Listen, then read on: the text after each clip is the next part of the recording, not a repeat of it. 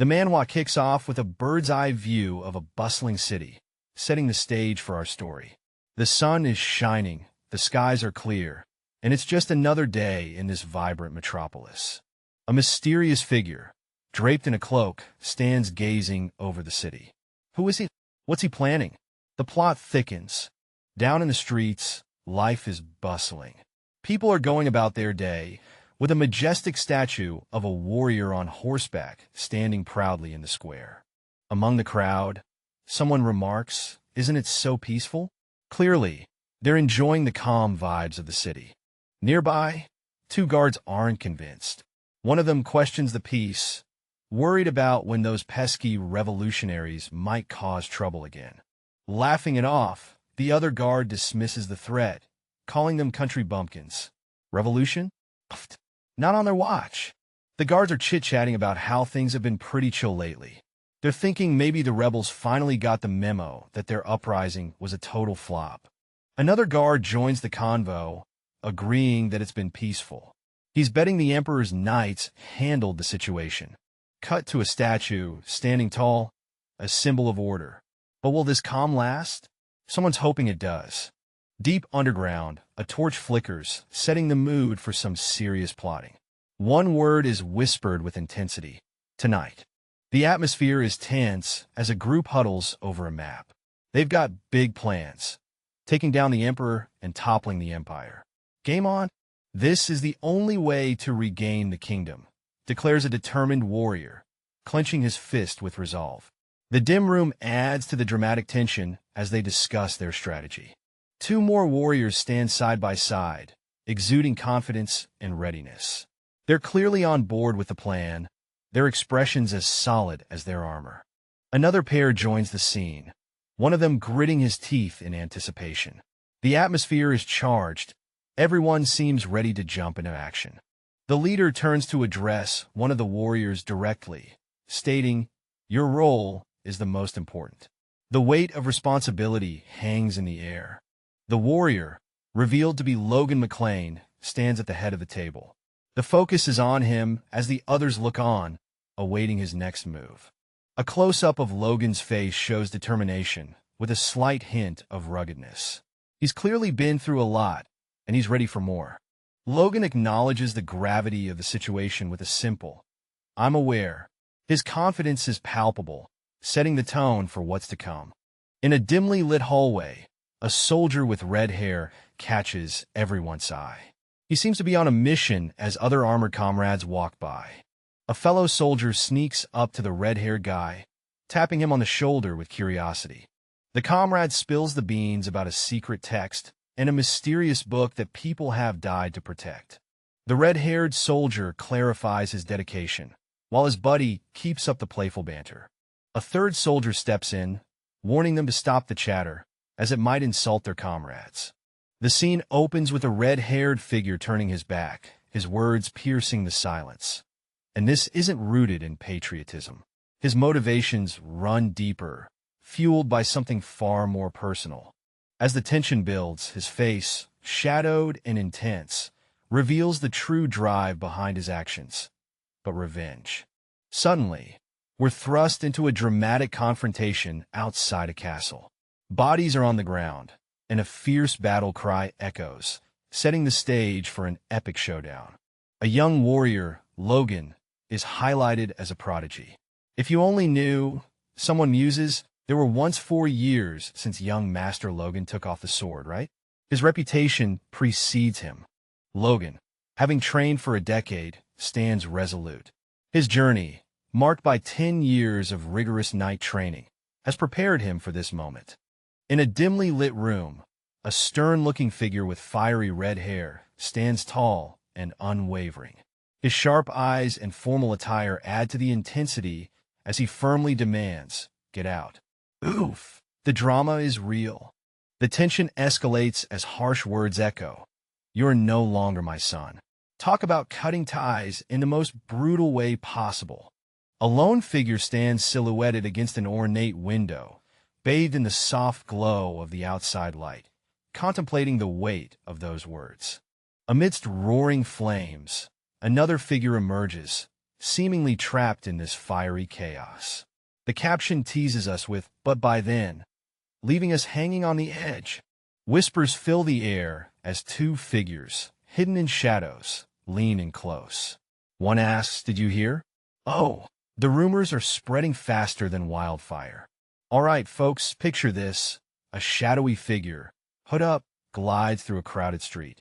Everyone's buzzing about a public hanging happening today. As the mystery person walks, the suspense kicks up a notch. People are dying to know the prisoner's name. Raindrops splash dramatically as the figure's boots hit the wet pavement. The tension is real, y'all. More footsteps, more rain. This hooded character is on a mission, and nothing's stopping them. Nearby, some folks are chatting. Seems like the royal guards are out, which means serious business is going down. Suddenly, a red-haired guy steps into the spotlight. He's got something important to say. What's his deal? With a dramatic flair, the red-haired dude turns his back, ready to drop some major info. What's his secret? The scene is drenched in a deep red hue, and we see an intense gaze from our protagonist. The air is thick with tension, and something serious is about to go down. With a dramatic flair, the narrative unfolds. "This is it," shouts our protagonist, standing defiantly as lightning splits the sky behind him. This is no ordinary showdown. He's ready to face his destiny. The crowd erupts in a unified cheer. Huzzah! Their voices fuel the fire in our protagonist's heart as he stands resolute, ready to take on whatever comes his way. Zooming in, we see our protagonist clenching his jaw, determination etched on his face. He's a man with a mission, and nothing's going to stop him. Underneath the dramatic lighting, a blurred figure appears. The words "for killing my family" hang heavy in the air, revealing the heart-wrenching motive driving our hero's actions. A castle looms under a spooky moon, setting the scene for some serious drama. A mysterious figure is spotted, and someone's freaking out, shouting, "It's him!" Our red-headed hero is on the move, and he's got the secret book. This guy's not slowing down. He's sprinting through the castle, clearly in a hurry with tension building. A soldier spots him, pointing and yelling, "Over there!" This chase is heating up. An armored enemy rushes in, weapon ready, shouting, "Die, rebel!" Things are getting intense.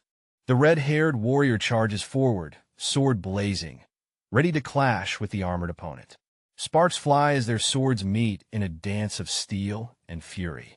With a fierce gaze, the red-haired fighter pushes back against the opponent, unleashing a powerful strike that echoes through the battlefield.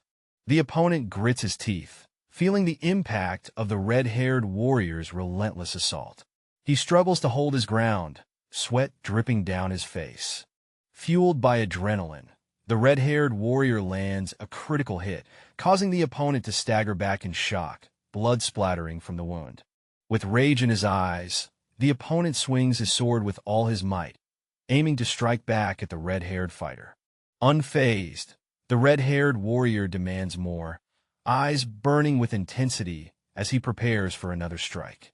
The opponent leaps into the air, sword raised high, trying to land a decisive blow, while the red-haired warrior remains ready, poised for the next move. Amidst a whirlwind of action, our fierce warrior is in the thick of battle, striking down his enemies with unyielding determination. He's yelling for more chaos, more destruction. It's clear he's on a mission, and nothing's going to stop him. Our red-haired fighter, eyes blazing with fury, is all about taking down the Empire's forces. He's not just swinging his sword. He's making a statement. No mercy for these Empire bastards. Amidst the chaos, enemies are closing in. Tension rises as he hears accusations of stealing the Empire's treasure. It's a full-on showdown, and our hero's right in the thick of it. For a moment, doubt creeps in. Is this the end for our brave fighter? With a contemplative look, he wonders if this is where his story ends. But knowing him, he's not one to give up easily. Facing a crowd of opponents, he stands his ground. With a determined stance, he declares that they leave him no choice. It's time for action, and he's ready to face whatever comes his way. In the heat of the moment, a mysterious figure grips a glowing orb tightly. the energy pulsating through his metallic hand. The tension in the air is palpable as power surges through him. With fiery determination, he declares, "Let's go." His aura flares up, surrounding him with an intense glow as he prepares to unleash his full potential. As the power builds, another character is caught off guard, exclaiming, "What?" The sheer force of the energy is overwhelming and unexpected. The intensity reaches a climax as a blinding light blasts through a window, shattering the tranquility of the room. The energy is unstoppable, breaking free into the outside world. The scene zooms out, revealing the massive castle engulfed in an explosive wave of energy, shaking its very foundations as the power reverberates through the air.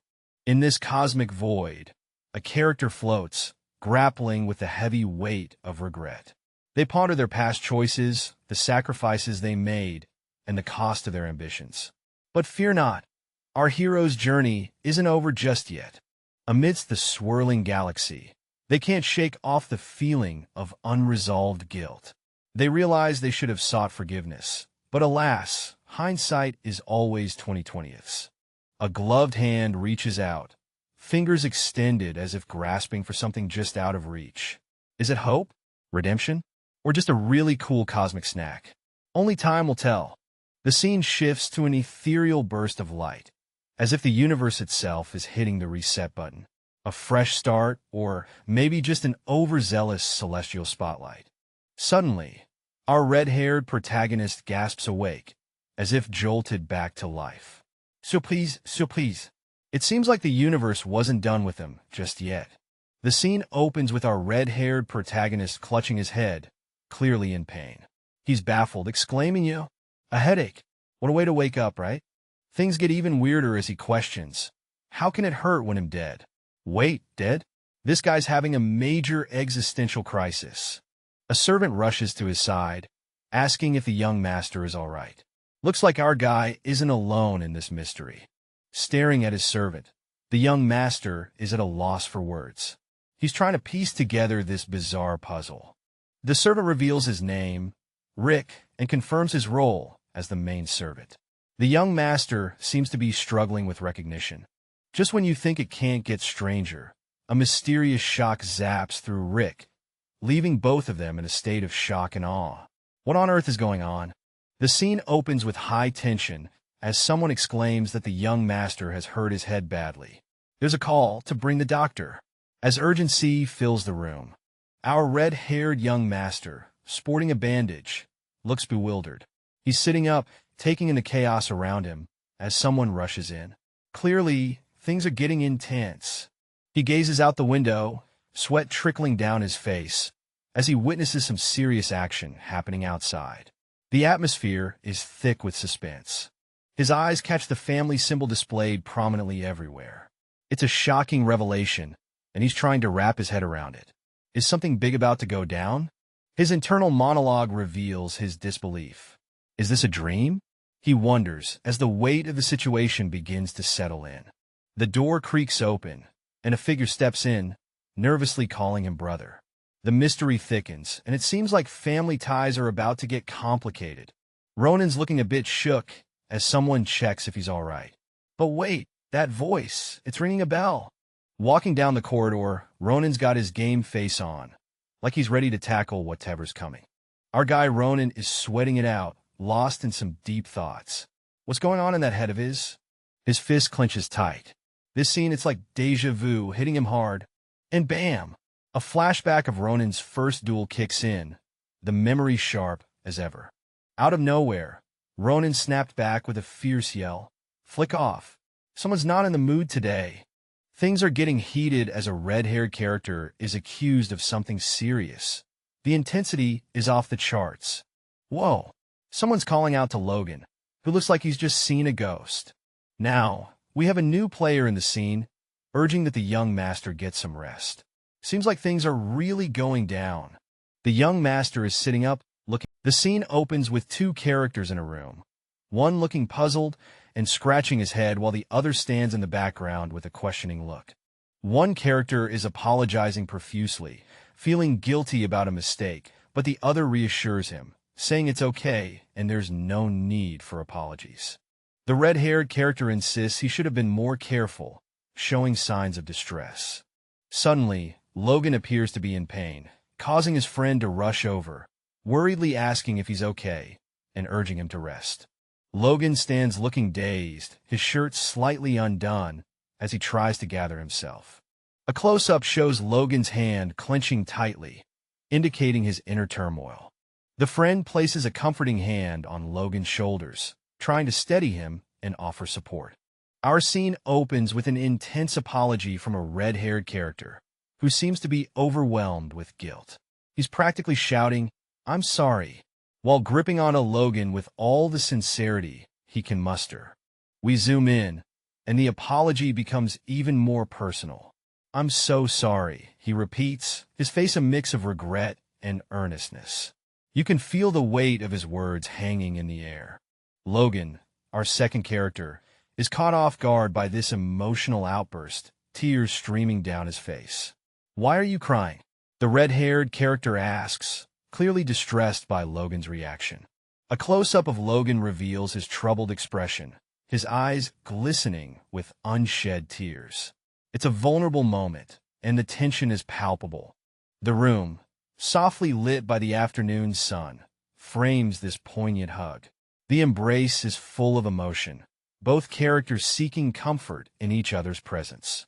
As the door stands slightly ajar, the red-haired character speaks again, then Logan, leaving us hanging with anticipation about what will follow next. Our red-haired buddy, all smiles, promises he'll be back for another visit. Someone's looking forward to his next stop. Meanwhile, a more serious-looking red-haired guy tells him to take it easy and get some rest. It's chill vibes all around. The serious dude is deep in thought, his expression unreadable. What's going on in that head of his?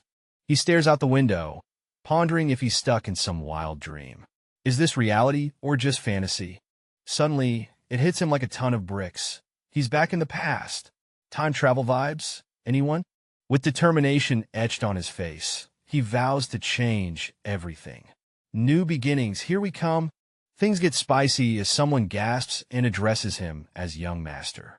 Whoa, plot twist. Caught off guard, he questions what's happening as the other character hurriedly apologizes. The drama unfolds. Our red-haired young master is looking bewildered, scratching his head in confusion, wondering what just happened. The scene shifts to a pair of anxious servants who realize they forgot to warn Mary about something, causing an unintended disruption. The young master, with a facepalm moment, recalls how he used to be harsh to the servants. Regret hits him like a truck. He reassures the servants that Mary did nothing wrong and asks for a pen and paper, leaving them puzzled. One servant, wide-eyed and jittery, wonders what he could possibly want with a pen and paper. The suspense is real. The pen and paper are delivered, neatly placed on the table, as the servant informs the young master. The young master thanks the servant and instructs them to keep everyone out of his room. The servant is left in shock. Did he just say thank you? In a tense setting, we see a red-haired character being questioned about their well-being. Are you sure you're all right? Does your head hurt, perhaps? It's clear something's off, and concern is in the air. The red-haired character is advised to please rest, but there's a vibe that they're not about to take it easy anytime soon. The scene switches up as someone assumes the red-haired character is fine because they yelled at them. Go back to work, they say, and our fiery friend responds with a reluctant okay. Reflecting on the chaos, the red-haired character thinks, let's be patient. These are all the consequences of my own actions. It's introspection time. Cut to a determined scene. Our red-haired hero is at a desk, surrounded by papers, clearly ready to tackle whatever comes next. The red-haired character has an intense look, deciding the most important thing right now is to record everything that will happen. It's about to get real. The scene kicks off with an intense battlefield vibe, flags fluttering in the wind, and the remnants of a brutal fight scattered everywhere. It's a sight that speaks volumes about a nation torn apart by war. Our focus shifts to a red-haired guy, looking all intellectual with his quill pen. He's got that I'm about to change the world look, but hold up, there's more. Just as he's about to make his move, he pauses. There's a but before that moment, like he's got something crucial on his mind. Flashback to some serious night action. Swords clashing amidst flames and chaos. It's like a medieval mosh pit out there, and our guy's got front row seats in his mind. Back to Mr. Red Hair. He's sitting there all pensive. He's thinking, I need to prevent that first. Whatever that is, it's big, and he's on it. In a grand room bathed in sunlight, a chessboard sits with pieces ready for a game, hinting at a strategic battle ahead. The silence is broken by a firm knock on the door, building suspense in the shadow-filled room. A figure stands by the window, draped in a regal cape, as a voice addresses him as Patriarch, adding to the mysterious vibe. The Patriarch, with a commanding presence and a red beard, turns with a question on his lips. Logan is? In the bustling mansion, we find two maids caught by surprise, one exclaiming, oh my, as if they've seen a ghost. What could possibly have startled them so? Meanwhile, a staff member, possibly a butler, is seen with a bandage on his head, letting out a coom as he tries to maintain his composure. Seems like the day isn't going easy on anyone. The action continues as a determined maid with flowing pink hair dashes through the hallway, clearly on a mission. But what's got her in such a hurry? Chaos reigns supreme as another maid finds herself in a comical predicament, arms full of what looks like a mountain of laundry, her face a picture of surprise. The young master steps onto the scene, and the maids are caught mid-scramble, probably wishing the floor would swallow them whole. Talk about bad timing. Our flustered maid is lost in her thoughts, despairing over her embarrassing tumble. I'm dead, she thinks, feeling the weight of her mishap. But wait! A glimmer of hope appears as a hand reaches out to help her up. Could this be a sign of kindness in the midst of chaos? Her eyes widen in shock as she processes the unexpected gesture. What could this mean for our embarrassed heroine? It's not a big deal. Or is it? Our mysterious character is caught in a moment of unexpected intensity, leading to a dramatic scream. Whatever's happening, it's got everyone on edge. Now, we see a red-haired man caught in a moment of desperation. He's on his knees, pleading for forgiveness. What's going on, bro? Why the sudden confession? Our guy in red, looking a bit more composed, reflects on the chaos. He admits, maybe I did stir things up a bit. A moment of self-awareness hits him hard.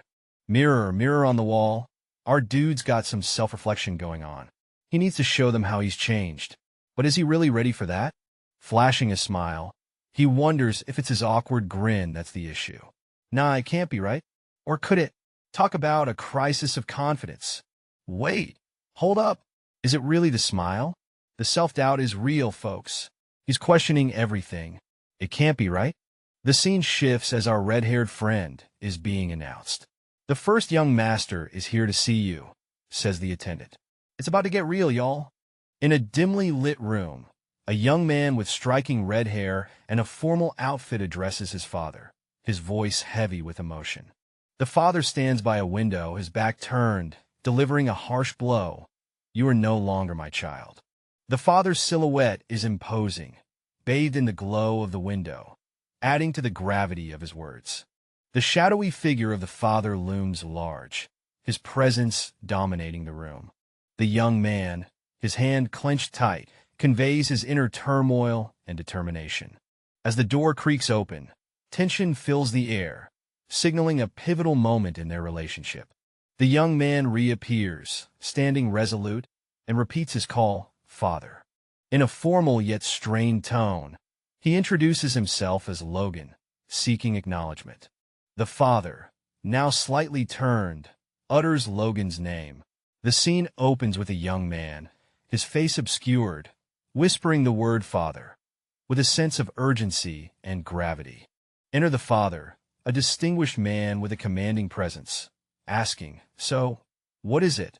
With a curious yet authoritative tone. The young man, gathering his resolve, admits, I expected this, but it's really cold. Well, it's been 4 years for me, but the same face every day. I'm here because, he continues, stating his intention, I would like to get your permission for going into isolated training on the family plot. The father echoes, intrigued, isolated training? An image of a knight in shining armor flashes, symbolizing the strengthening of troops and developing of weapons, hinting at the nature of the training. Meet our fiery-eyed protagonist, who's having a serious money crisis. He's all fired up, declaring, "I need money." Talk about being straight to the point. Shift your gaze to a bustling city scene. The place is wide open for business, promising golden opportunities for those daring enough to seize them. Our guy is eyeing this chance like a hawk. But there's a catch. A risky mission promises a big payout. The downside? It's a monthly event, and it could either fill his pockets or empty them in a blink. Our hero needs to up his game, boost his martial arts, and work on his charm. But oh boy, does he have some convincing to do with his skeptical brother. In this tense exchange, our protagonist is trying to sell his plan to his brother, who's not buying it easily. Trust issues? You bet. Reflecting on the situation, our guy realizes that winning trust isn't a walk in the park. He's got to earn it, and it's not happening overnight. Facing the mirror, our hero admits to himself that his past behavior hasn't exactly been stellar. Time for some serious self-reflection, buddy.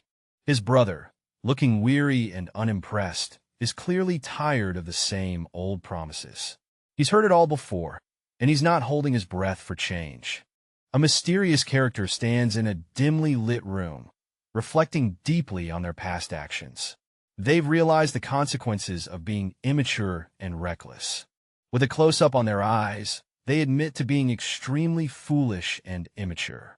It's a moment of raw honesty. We see the character placing a hand over their heart, a gesture of sincerity and determination. They plead with their father, asking for permission to rectify their past mistakes, showing a vulnerable side. Their father seems to consider the request seriously, noting that this time it doesn't sound like just another excuse. In a sunlit room, a conversation unfolds about the duration of their training. The character contemplates staying in training for about 3 months. The father questions if 3 months is sufficient to catch up to someone named Ronin, but the character clarifies that their goal isn't just about surpassing Ronin. In a heartfelt moment, a character with fiery red hair shares their determination to make the most of their limited time. The swirling energy around them hints at some powerful resolve. The scene shifts to another character, dressed in a classic vest and ruffled shirt. With a soft expression, they simply say, "I thank you." Turning away, this character, whose name seems to be Logan, looks contemplative as they face a grand door. A mysterious figure shrouded in darkness mentions the lingering chill of spring and the coldness of the family burial grounds. The focus returns to Logan, who is gently reminded to stay warm in the chilly weather. A soft, knowing smile plays on Logan's lips, suggesting a mix of emotions, perhaps gratitude or nostalgia. Finally, the scene transitions to a serene outdoor setting. Logan arrives at a secluded family burial site, underscoring the sense of solitude and reflection. Amidst the tranquil forest, our red-haired hero stumbles upon the perfect spot for some solo training. It's tough and hidden, just what he needs to keep his training techniques hush-hush. With a determined look, he makes sure no one's around to witness his secret training methods. Gotta keep those moves under wraps. With a swift motion, he finds what he's been looking for, a book that holds the key to his mysterious training. Eyes wide with excitement, he reveals the title, Divine Sword Secrets, the kind of book that promises epic adventures and untold powers. As he holds the book aloft, it glows with a mystical aura. This isn't just any book, it's a game-changer, folks. Our hero recalls the painstaking process of encoding the book's secrets in a special code. Only he can decipher its hidden wisdom. With a smug grin, he reflects on his cleverness, proud of his secretive work. This guy's got tricks up his sleeve. He ponders the truth within the Book of Secrets, setting the stage for a revelation that could change everything. After a moment of reflection, the character is contemplating their progress. With serious vibes, they're thinking, before I resurrect, I need to make sure I'm ready. Intense, right? Now, this is where it gets fiery. Our hero's hand ignites with a powerful glow, and they're like, I have a chance. You can almost feel the energy crackling. Then, the character focuses hard, channeling their power with all they've got. They're ready to push forward, no matter the odds. This ain't easy for the average Joe, and the past version of our hero would have crumbled by now. But this time? No way. As expected, after reassessing, it feels like their power has leveled up big time. They're definitely feeling it. With all this new strength, 3 days and nights of grinding might just be enough to make a difference. Boom! Close-up of their face, eyes wide, as realization hits. Something's definitely up. Hold up, what? The core is already forming. That's faster than anyone thought possible. All right, so we've got this guy, right? Red hair, looking all intense, surrounded by this crazy fireball of energy. He's like, whoa, this power. It's beyond anything I imagined. Flames are dancing around him, and he's feeling the heat, literally. Our fiery-haired hero is standing there with a grin as wide as the sky itself. He's all pumped up, under a rainbow, thinking, this is it. I'm a whole new level of awesome now. Now, we see a hand gripping a sword with determination. The thought bubble reads, if the contents of the secret book are correct, and you know something epic is about to go down. Boom! Foot slams into the ground with a force that shakes the earth. Our guy's making moves, and they're loud. Check this out. He's spinning like a tornado, sword in hand, with that intense look in his eyes. Energy swirling, and he's on a roll, unleashing some serious power. Here's our red-haired dude again, looking super pleased with himself. He's like super, and you can tell he's feeling on top of the world. Something about his competition and strategy has taken a complete turn. Confidence is sky-high. Standing amidst nature, our red-haired hero reflects on the mysterious speed at which the core of the force was formed. He's puzzled but intrigued. With a confident grin, he muses that in 3 months, his strength could skyrocket. He's all about that hustle. Fired up and ready to go, he cheers himself on, eager to push the limits of his training. Amidst the lush greenery, sounds of exertion echo as he goes all out, practicing with gusto. The sun peeks through the leaves, casting a warm glow as he continues his relentless training. Time passes, and the forest grows darker, but the training doesn't stop. This guy's a machine. Morning breaks with a crisp breeze rustling the treetops. Nature's alarm clock for our determined protagonist. Boots firmly planted on the ground, he stands poised, the end of his training journey in sight. Gazing up at the towering trees, he realizes it's the final day of his intense training. The anticipation builds. In the heart of a sun-dappled forest, our hero stands tall with his back to us. Rocking a red vest and brown boots, he's got that ready-for-action vibe. His sword gleams under the sunlight, hinting at the action that's about to go down.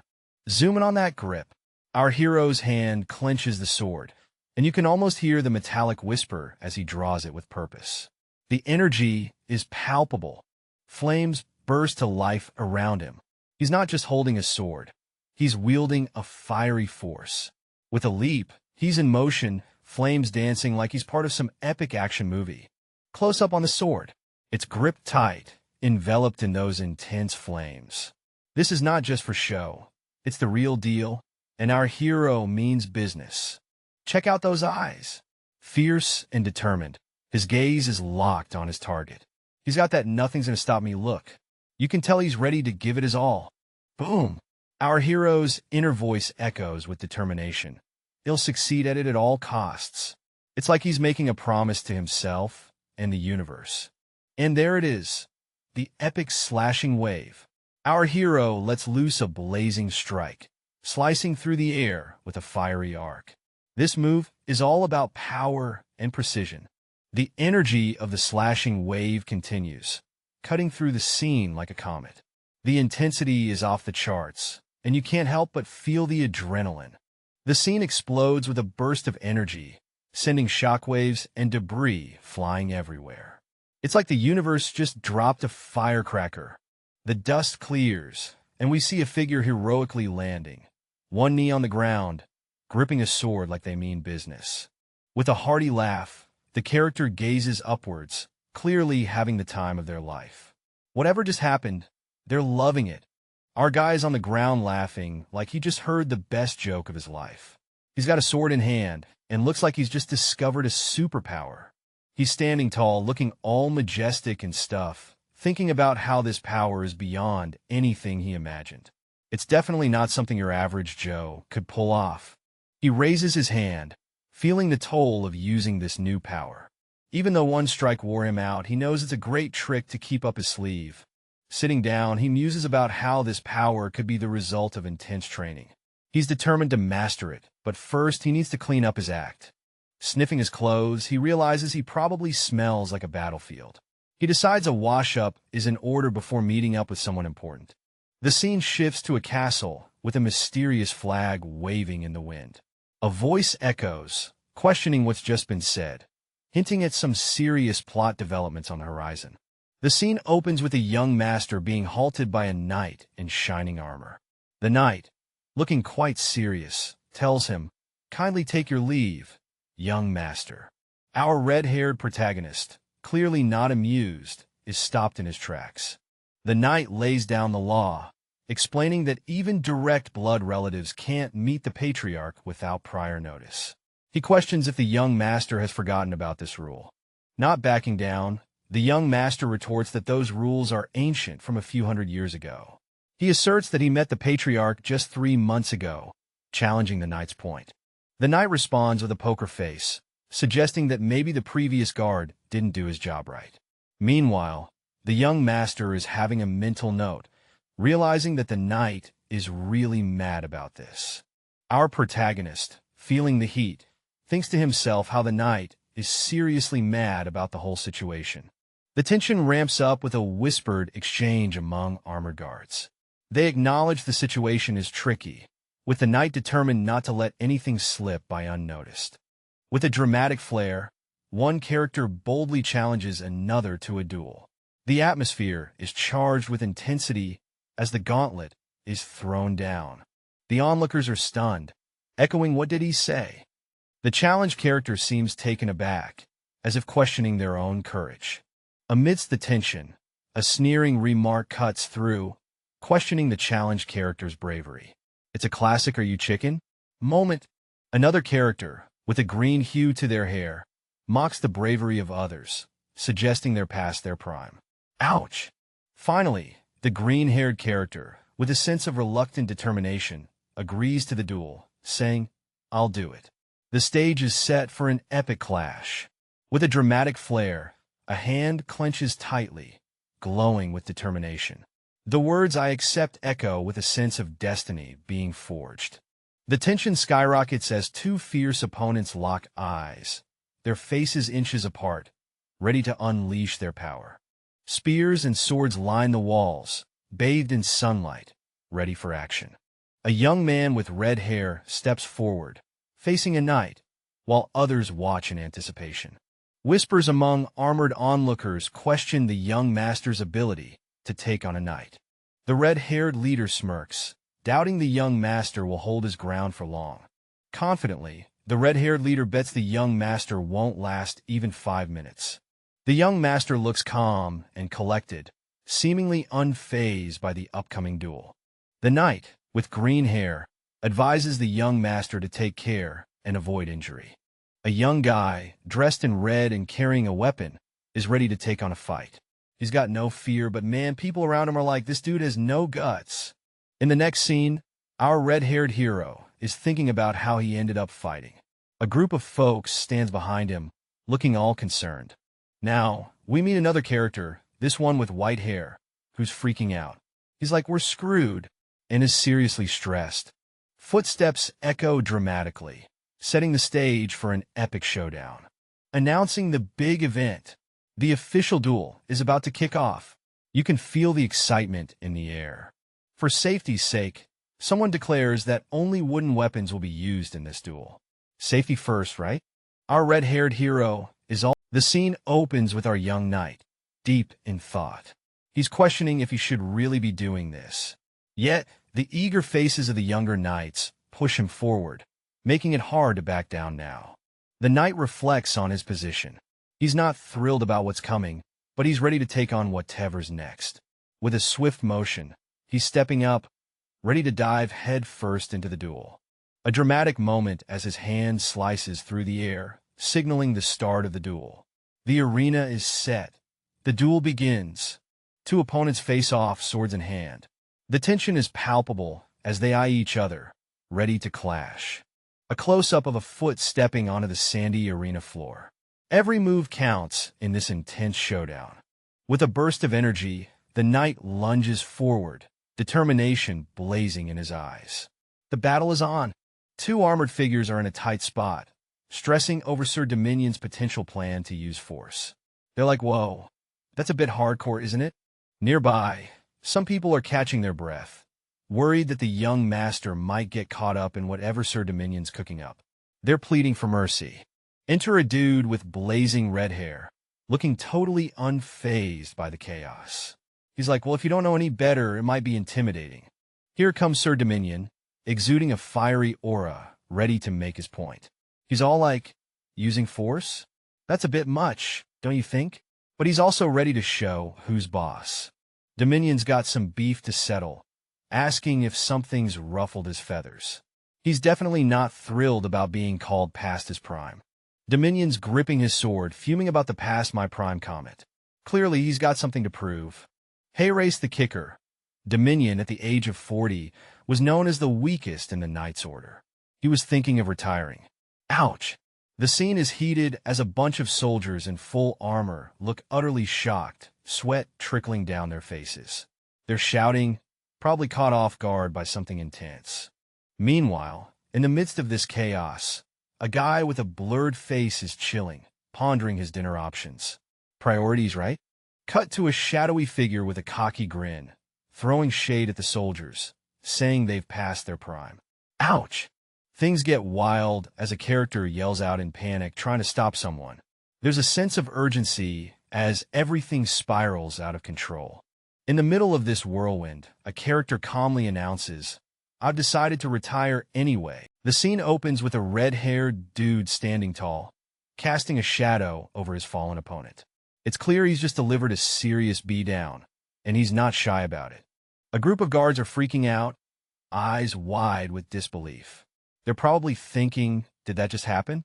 Among the onlookers, we spot a maid covering her face in shock, along with some other guys who just can't believe the sight. The red-haired guy stands victorious, the sound of his triumph echoing around him. It's clear he's the star of this show. One of the guards stammers, in no way. I couldn't even see anything. Seems like the red-haired guy was just too fast for them. Our red-haired hero is caught off guard, exclaiming, a force user? While gripping his sword like he's ready for action. The armored guy hesitates, responding with a shaky, why yes, as if he's just been called out in front of the whole class. With a confident smirk, Mr. Redhair casually says, I want to give Dominon another chance. What do you think? He's got that vibe of someone with a plan. Cut to our armored buddy, who's in the middle of a showdown with a green-haired dude. It's intense, and you can feel the tension. The green-haired fellow is in shock, wondering what chaos has erupted, while our red-haired hero stands cool, claiming, I'm scarier than that punk. Uh-oh, things are heating up as our armored guy's hand glows with an ominous energy. He's gripping his weapon tightly, stammering, as things get real. The scene kicks off with a dramatic exclamation. This can't be true, as disbelief washes over a character's face. Something big just got revealed, and it's not looking good. Our red-haired friend steps in, weapon in hand, dropping truth bombs like it is. The stakes just got real. With a fierce battle cry, the action ramps up. It's like a roller coaster of fists and fury as the truth hits home. A tense moment hangs in the air, blurred but heavy, as the confrontation reaches a critical point. The red-haired character stands tall, a force to be reckoned with. He's not backing down, and the tension is electric. With a hint of frustration, he says, I even gave him another chance. This dude's patience is wearing thin. Cut to our other guy, looking defeated on the ground. The red-haired character, all business, thinks it's time for someone to admit defeat. The scene kicks off with a tense moment as a character with blonde hair, looking flushed and frustrated, grits his teeth in a moment of realization or pain. A red-haired figure, exuding authority, stands tall as the kneeling opponent acknowledges him as young master. The air is thick with unspoken tension. Just as the blonde character is about to admit defeat, a menacing swing interrupts him, leaving no room for surrender. A fierce blow lands, and the blonde character is sent reeling, visibly shocked by the unexpected attack. A dramatic monologue reveals the red-haired character's perspective, claiming to have shown mercy to a vassal who dared to rebel. The young master channels a fiery energy, looking downright menacing as his power surges, leaving his opponent on edge. With a swift motion, the red-haired character prepares for another strike, the atmosphere charged with impending action. The blonde character is overwhelmed by a barrage of strikes, desperately pleading for the assault to stop, but mercy seems far from reach. Whoa! That's harsh.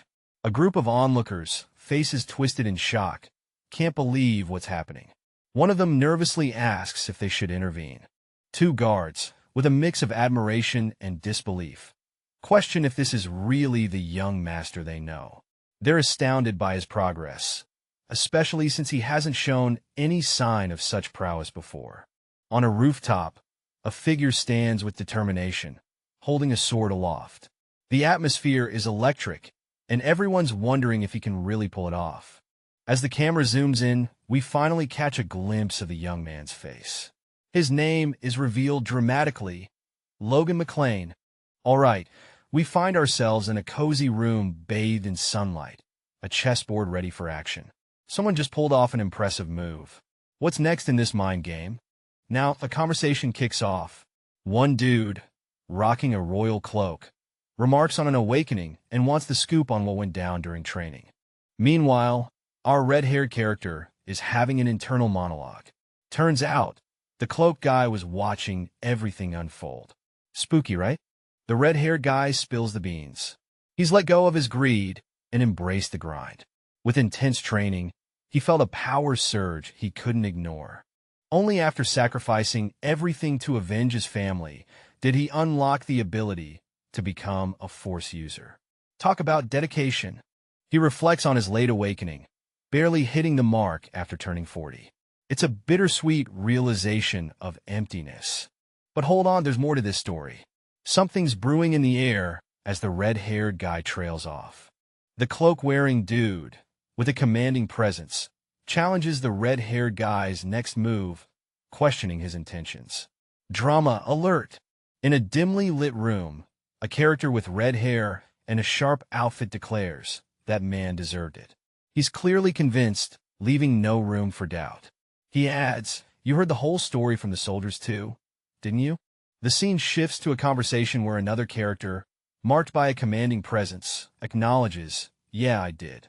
But he's probing. "Even so, I'm asking you if there really was a need to go so far?" Back to the red-haired character, who stands firm and resolute, responding, "Yes, there was."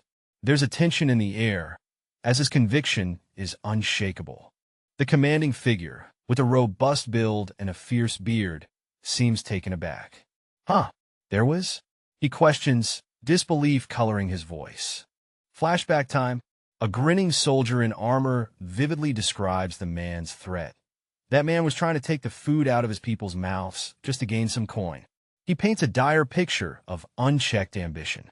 Suddenly, an illustration of wooden blocks stacked neatly in a pyramid appears, glowing with stability and balance. But then, chaos ensues. The blocks are now teetering precariously, with the once solid pyramid turned upside down, symbolizing imbalance and potential collapse. The scene is intense with someone lying on the ground, seemingly knocked out, while a group of armored guards stands ominously. Looks like trouble just went down. Now we've got a red-haired character stepping in, explaining that someone forgot their duty and tried to pull a fast one. Uh-oh, someone's in hot water. Things heat up as another character with a commanding presence talks about repaying for damage. The redhead is wondering why things are being forgiven so easily. The redhead is visibly nervous as they're asked if they want a punishment. They quickly backtrack, not wanting any of that smoke. The commanding figure makes it clear that what went down wasn't right, and warns not to repeat it without permission. Somebody means business here. Redhead nods along, agreeing to keep the warning in mind. Better to play it safe, right? A chessboard is revealed, and we're left with a cryptic line about something important to know. Feels like there's a deeper game afoot. All right, picture this. We got a red-haired dude, looking all sorts of confused, with a big OL question mark above his head. And he's like, "You're..." But we have no clue what comes next. Our guy's getting some serious news. His fiancée, Rena, is on her way, and he looks like he just saw a ghost. Talk about a plot twist. He's sweating bullets now, whispering to himself, she's finally coming. Sounds like he's in for quite the ride. Then we get this dramatic flashback of Rena, looking all majestic and mysterious. The suspense is real. Suddenly, the tone shifts, and we hear someone shout "cash cow," with an evil grin, like they just hit the jackpot. Finally, we see a glimpse of Rena from behind, and she's all like, "Here comes Princess Rena Wolves. This is going to be wild." The scene opens with a breathtaking view of a grand castle, its towering spires reaching into the sky. Our mysterious hero strides confidently towards the entrance, the crowd parting like the Red Sea, eyes wide with admiration and maybe a hint of fear. What's this person's deal? We're about to find out. All right, stepping onto the scene with style, a figure in a stunning gown makes a grand entrance. The fabric whispers luxury as it brushes the floor.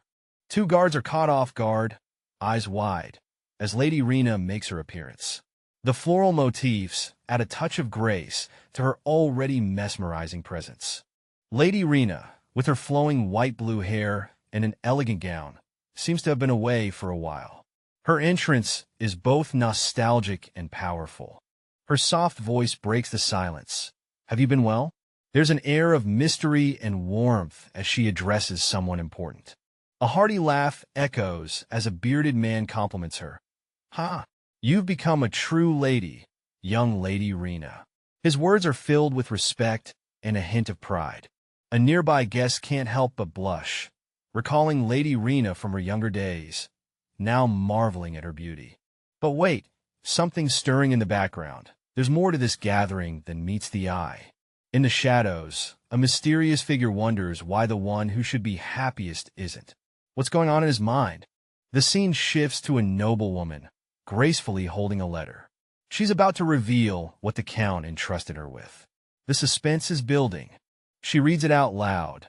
"To my dear friend, Baron Patrick McLean." Ooh, sounds serious.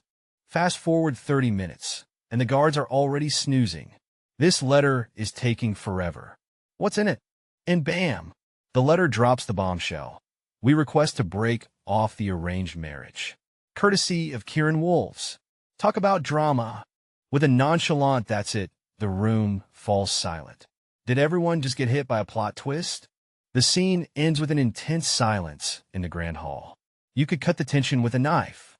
He beat around the bush, but our main guy isn't fooled. He's piecing together the real message hidden beneath all those words. This gentleman isn't holding back. He's roasting someone's son, calling him the worst. And with that, he's questioning the point of joining forces. With a wave and a goodbye, they decide it's best to go their separate ways. Our guy finally gets it. This is what the chatter was all about.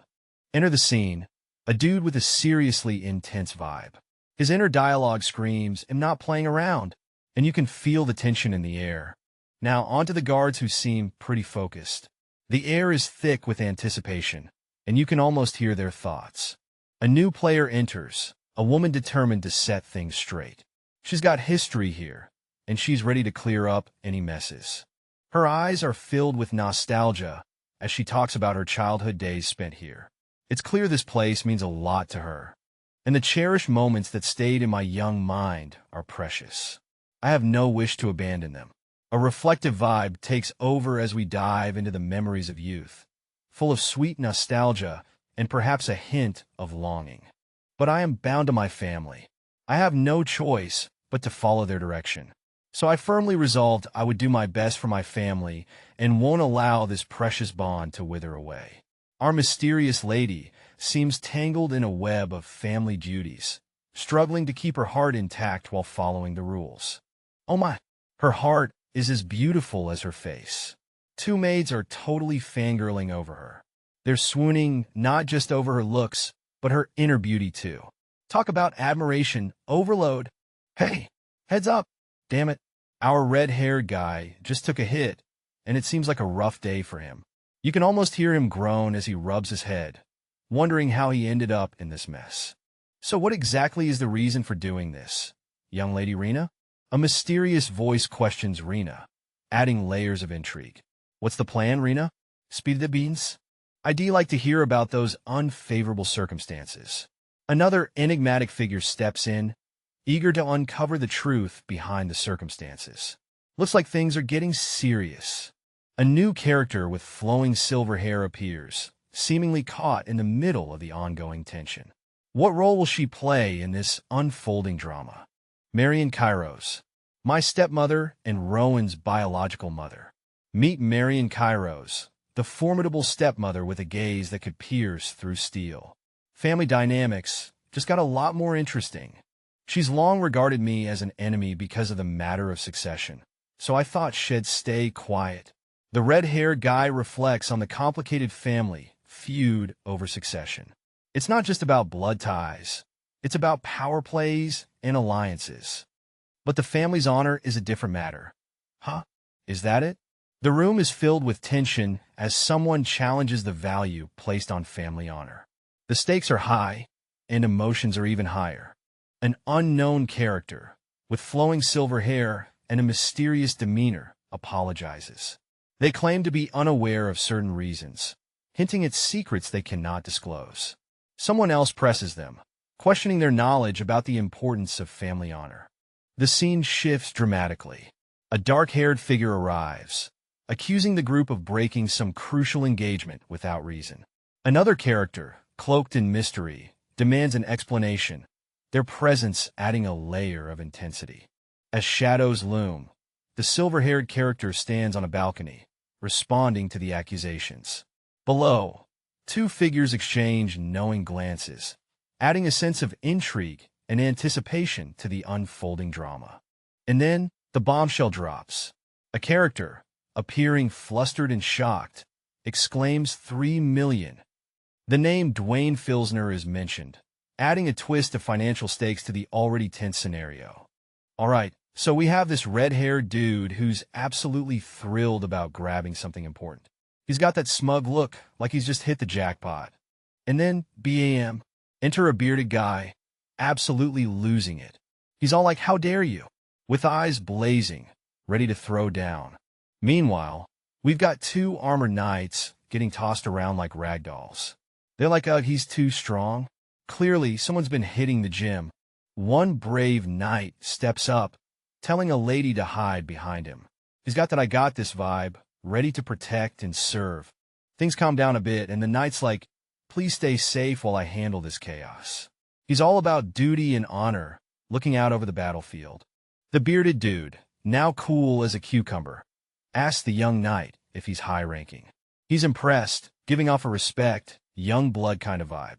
Our young knight stands firm, declaring his loyalty to the Empire. He's ready to risk it all to keep the peace. Talk about dedication. Dripping with sweat, this guy's face is all tense, like he's just been through a roller coaster of emotions, and he's not loving it. A hand clutches a table in frustration.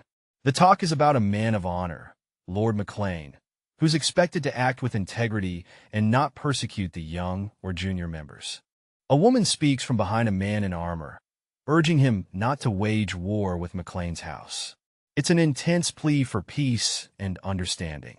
On a dramatic red stage, a bearded guy looks fierce, almost theatrical, as he thinks about McLean's honor and the challenges they face.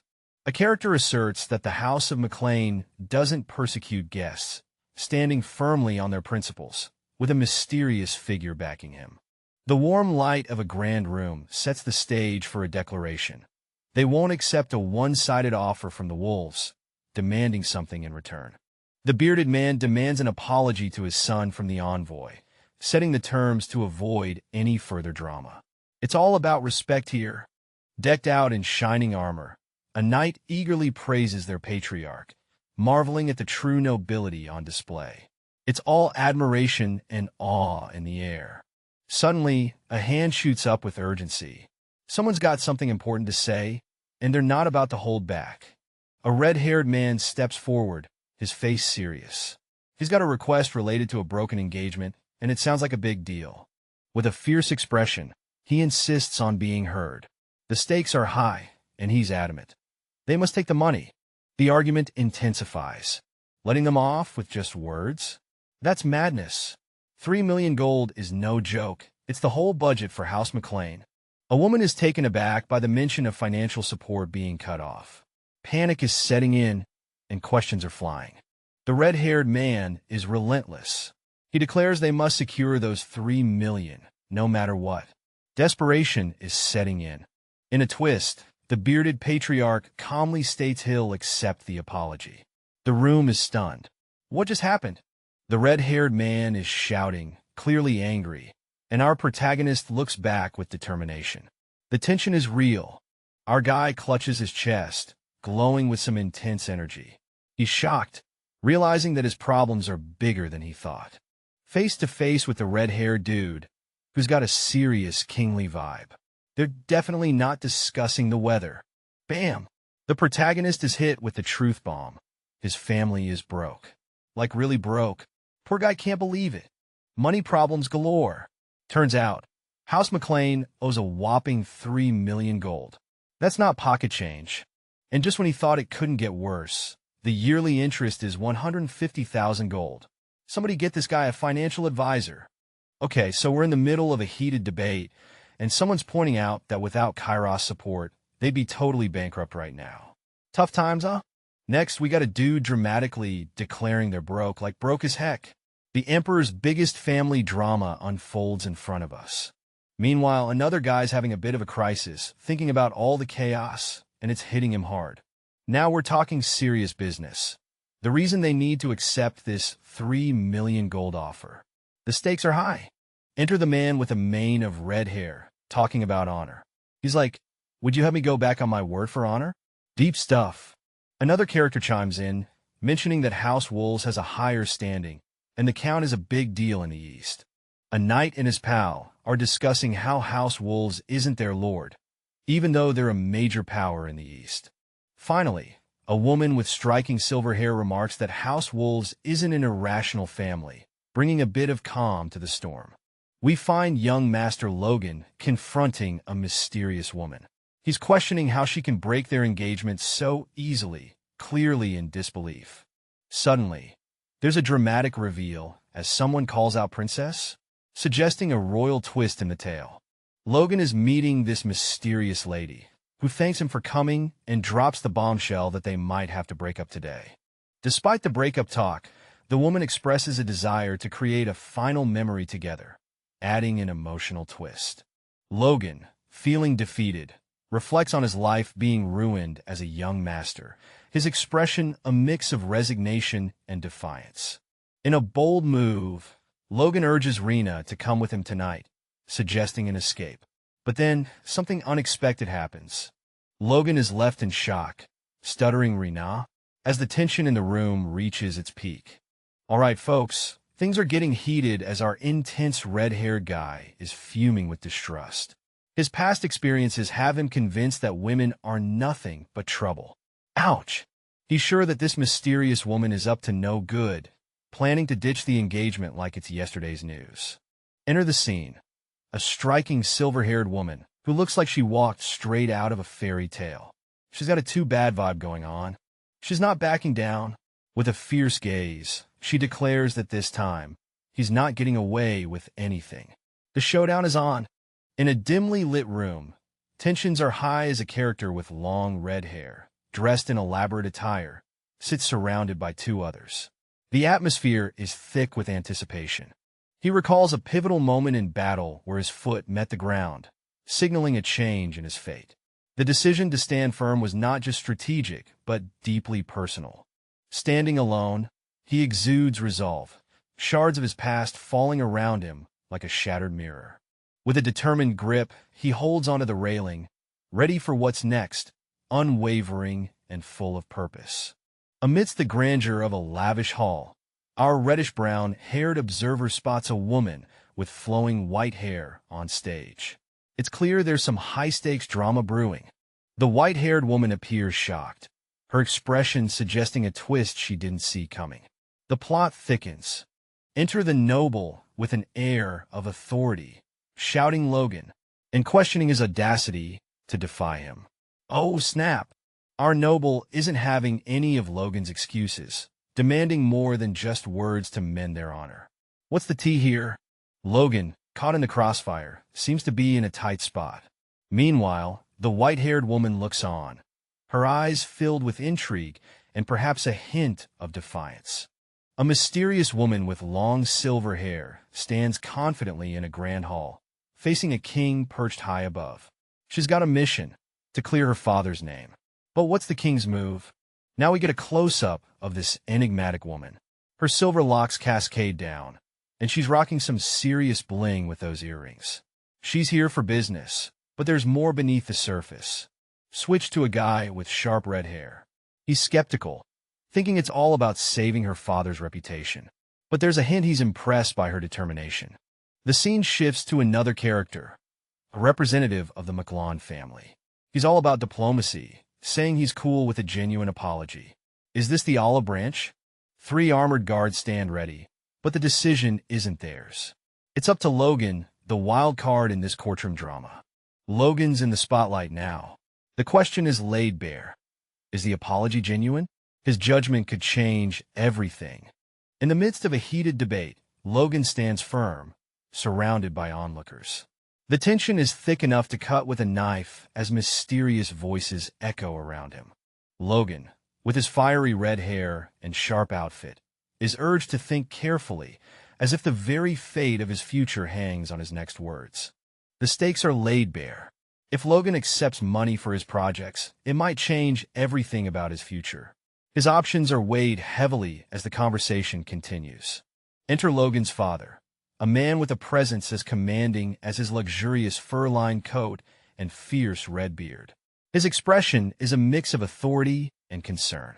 Logan, caught in the crossfire of expectation and conscience, apologizes to his father. The weight of his decision hangs like a shadow, tied to the mysterious breaking of some engagement. The scene opens with a mysterious figure standing on a grand balcony, possibly contemplating some weighty matters. Inside, a woman with an elaborate hairstyle seems taken aback as she exclaims "Ho!" upon seeing someone unexpected. A close-up reveals a striking character with flowing white hair and a dazzling turquoise pendant, adding an air of mystery. Amidst the intrigue, there's a conversation where someone observes, "I thought you had changed a little," hinting at some past expectations. The dialogue takes a turn as another character remarks, "But you've changed for the worse," adding a note of disappointment to the atmosphere. Finally, a character reflects somberly, "I suppose it's all my fault for not teaching you the true value of honor," suggesting a missed opportunity for guidance. The scene opens with a majestic flag waving proudly over a castle tower, setting the stage for a tale of wealth and intrigue. A mountain of gold coins glistens, and the words echo, "Finally, it's in my hands." Someone's hit the jackpot. Meet our mystery character, standing triumphantly over his treasure trove, exclaiming, 3 million gold. Talk about striking it rich. Amidst the excitement, he reminds himself to stay calm. "I need to put this money in the bank first," he muses, plotting his next move. Just as he's about to secure his fortune, a voice interrupts, asking if it's Rick. Intrigue and mystery fill the air. With a polite ahem, a visitor enters, addressing him as young master. Who could this be? Our red-haired protagonist turns to face the newcomer, curiosity piqued. "HM? Aren't you?" he begins, recognizing the guest. The visitor, a rotund figure with a formal demeanor, stands respectfully, ready to reveal his purpose. "The financial manager and my father's most trusted." In other words, that greeting with smiles isn't for me. What's he up to? "I, Dwayne Filsner, am facing the biggest challenge of my life right now." "Mr. Dwayne, the supplies are ready to be deployed." Ensure the escape plan is executed before then. As the financial manager of the boss operations, I knew the weight of the task to protect the president's base. But right now, and my opponent is the clueless, foolish kid. Alright, so this bearded dude is making quite an entrance, all smiles and compliments, leaving a great impression from yesterday's events. He's all about praising the young master for his gutsy stand, like he's the hero of the day or something. Gestures flying. This guy is literally throwing compliments like confetti, while the young master stands there, probably wondering how to handle this cheerleader vibe. And there it is, the bearded guy with a thumbs up, laying on the flattery thick, hoping it sticks. But our red-haired young master isn't feeling it. With a what kind of nonsense is that? He's clearly desperation fills the air as one man clings onto another, begging for help just one more time. The other guy is totally freaked out, like, what's wrong with you? Let go of me. Drama much? Another character is observing the scene, wondering why someone is crying. It's like a soap opera up in here. A bearded man looks utterly shocked. He's got that I can't believe what I'm seeing face. Something big just went down. Now the scene shifts to some heavy-duty financial talk. One dude is laying down some truth bombs about a debt of 3 million gold. Yikes. Another character mentions a specific amount, 150,000 gold. Eyes are widening, sparkles and all. Clearly, someone's got insider info. A new character steps in, surprised by the revelation. You knew about it? They ask like they've been caught off guard. Amidst this gold drama, one character points out it's harvest time. You should be able to pay off that interest right now, they suggest. Meanwhile, another is wondering how much this guy really knows. Secrets everywhere. The scene opens with a bearded guy in a suit, talking about how tight the budget is while running the business. He's got that worried vibe, hands gesturing as if trying to explain the chaos of finances. Switch to our red-haired dude, who's being asked to help out. But he's firm, like rock-solid firm, and says I'm sorry, but no. Looks like he's not about to budge on this one. Back to Mr. Beardy, who's all like, see, I knew I was right. He's got that smug look, thinking he's predicted the outcome, but hey, maybe he's just talking to himself. Our red-haired friend is standing in front of a mountain of coins, saying he's using the money for the fam priorities, right? But he's clear, it's not for the business.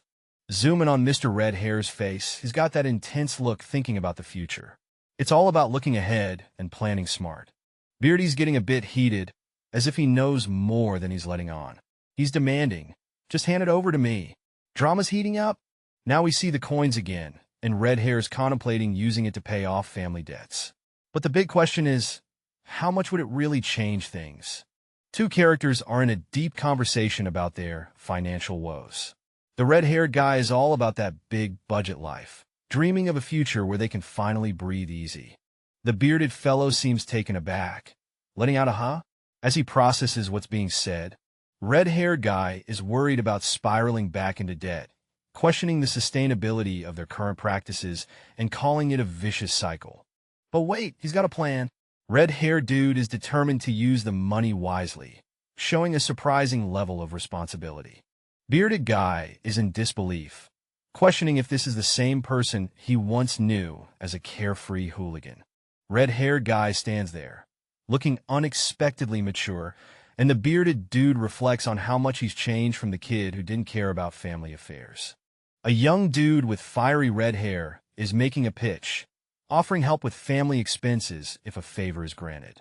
Enter the bearded guy, curious about what this mysterious favor could be. A packed bag sits ready. Someone's definitely about to bounce. The armored young man confirms he's leaving, sparking curiosity about where he's headed. His mission? To rake in some cash, despite already being loaded. He insists I need way more while finishing his packing. The scene is set in a castle with a tense vibe. A servant in a bow tie is talking about how the Lord won't permit something right now, adding to the tension in the air. Our red-haired hero is caught off guard, clearly not expecting this. He's in a state of disbelief, asking the servant to clarify, looking quite puzzled. The protagonist, with determination in his eyes, tells someone to shut up, as he's deep in thought about his inability to question things right now. The scene shifts as our hero looks out towards the light, contemplating creating forces on the outside. It's a moment of reflection and planning. He's comforted by his knowledge of what's happening outside during this particular time, which gives him a strategic advantage. Our armored protagonist recalls a key moment in his past, when his family was ousted, leading him to travel around the kingdom, gaining valuable experience. Our story dives into a heated exchange as our red-haired soldier, clad in armor, faces a jittery civilian. "What are you doing here?" the soldier asks, eyes sharp and questioning. The civilian, clearly on edge, stammers about a runaway in the area, fear creeping in his voice. The soldier, now with a more commanding presence, stands over the civilian who's sprawled dramatically on the ground, overwhelmed by the situation. "What am I supposed to do if you just run away?" echoes the civilian's desperate plea, eyes wide with panic. Next, things get a bit too close for comfort. The civilian, in a flurry of motion, is yanked towards the soldier. Wait. He blurts out, clearly not ready for whatever's coming next. The tension is thick enough to cut with a knife. As the soldier reassures him, "Don't worry, no one will blame you," the civilian sits up, still looking unconvinced. His eyes dart around, seeking some form of reassurance in the soldier's words, but finding none. A dramatic turn of the head from our soldier, his eyes fixed on something beyond. The air is thick with suspense as the soldier's hair catches the light, framing his determined expression. Finally, the civilian's face is a mix of confusion and realization, a soft, escaping his lips as he processes the soldier's words. What's running through his mind? Only time will tell. In a dimly lit room, a menacing figure with fiery hair and glowing eyes sits at a table, surrounded by a crimson aura. The atmosphere is tense, as the figure seems to be gearing up for a confrontation. The scene zooms in on the fiery-haired figure, who addresses someone as "Dear Father" with a chilling intensity. The stakes are high, and emotions are running wild. The narrative takes a twist as a letter is shown, with the words from Logan. This revelation triggers a shout of "Logan!" and the scene crackles with urgency and anger. The story pans to a castle setting, where a determined character, with slicked-back hair, demands, "Come back, you madman." The plot thickens as emotions boil over. In a land of serene beauty, an ominous figure reflects on the tranquility below, remembering how it was once disturbed by the notorious demon lord, Valtor. This dude was not just any villain. He was the ultimate chaos machine, causing mayhem wherever he went. But Valtor wasn't just about brute force. Nah, he had brains too. He cleverly manipulated different factions, getting everyone to do his dirty work. This guy was like the ultimate puppet master, pulling strings and causing chaos. The scene shifts to a gritty memory. Two shadowy figures, probably Valtor's henchmen, are seen dealing with Valtor's rise to power. They look like they've seen some stuff and are part of the reason why things went so south. Enter our hero, a battle-worn knight with a haunted look in his eyes. He's reflecting on those dark days when Valtor's reign was in full swing. Our knight barely made it out alive from those epic showdowns, but he's got the scars to prove it. The scene kicks off with our protagonist, sporting fiery red hair, contemplating the need for a ton of cash to break a never-ending cycle. And we're talking way more than just a measly 3 million. Our hero is wandering the streets, looking up at the towering buildings, deep in thought about his dire situation and the huge financial mountain he needs to climb. Strolling through a lively market, he's taken aback by the prices. Rings for 50 gold? This place is a whole mood. Southern fruits are on display, adding to the local flair. As he navigates the market, nostalgia hits him hard. The place reminds him of the distant and secluded McLean, stirring up memories as he observes the bustling scene. Determined, he reflects on his mission, piecing together clues about a person who grew up here. The locals spill the beans, saying this mysterious figure left something important behind. Meet the enigmatic Philip Claude, dubbed the Gold Bug. He's got that classic mysterious vibe, rocking a coat that screams power and style. In an aura of golden light, Philip speaks wisdom. No need to know it all or be a certain age. If you're driven, success is yours. Philip stands firm, his presence commanding. He's all about breaking the norms and making things happen, no matter the odds. Amidst the lively town backdrop, a figure with striking red hair and armor notices someone in the crowd, exclaiming, "That guy over there?" The scene shifts to a young man with gray hair, clearly distressed and muttering about being scared and wondering how he can move forward. An armored person watches over the troubled young man, commenting on his ruined face from being scammed, hinting that it's more than just a rumor.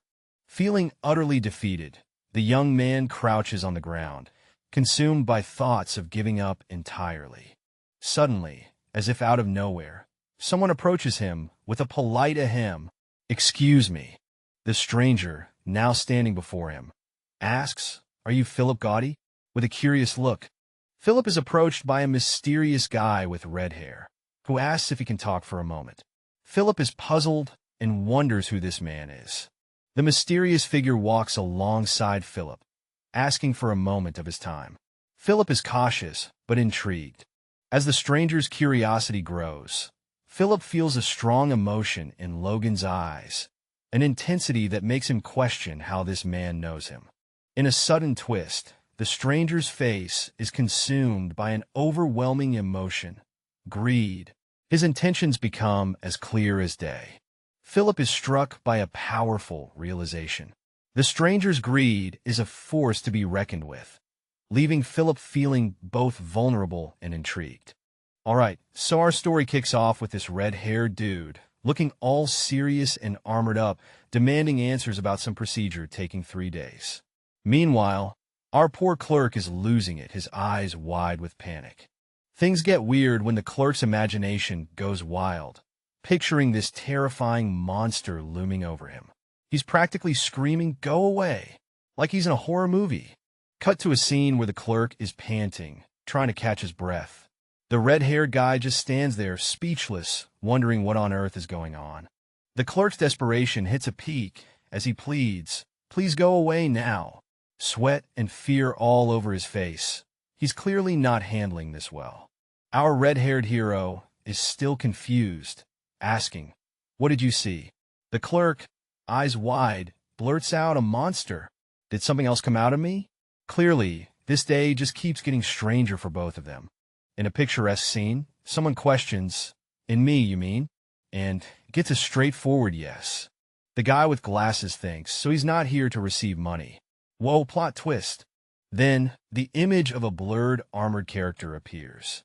Someone's thinking, he's just a crazy bastard. The glasses guy is skeptical, wondering if this guy's for real or just nuts. But hey, maybe he's onto something true. With suspicion in his eyes, the glasses guy asks, "How much are you planning on investing?" The armored dude confidently replies, "How much do you need?" Glasses guy is blown away as the armored dude promises, "He'll support you enough for you to repay your debts and make a comeback."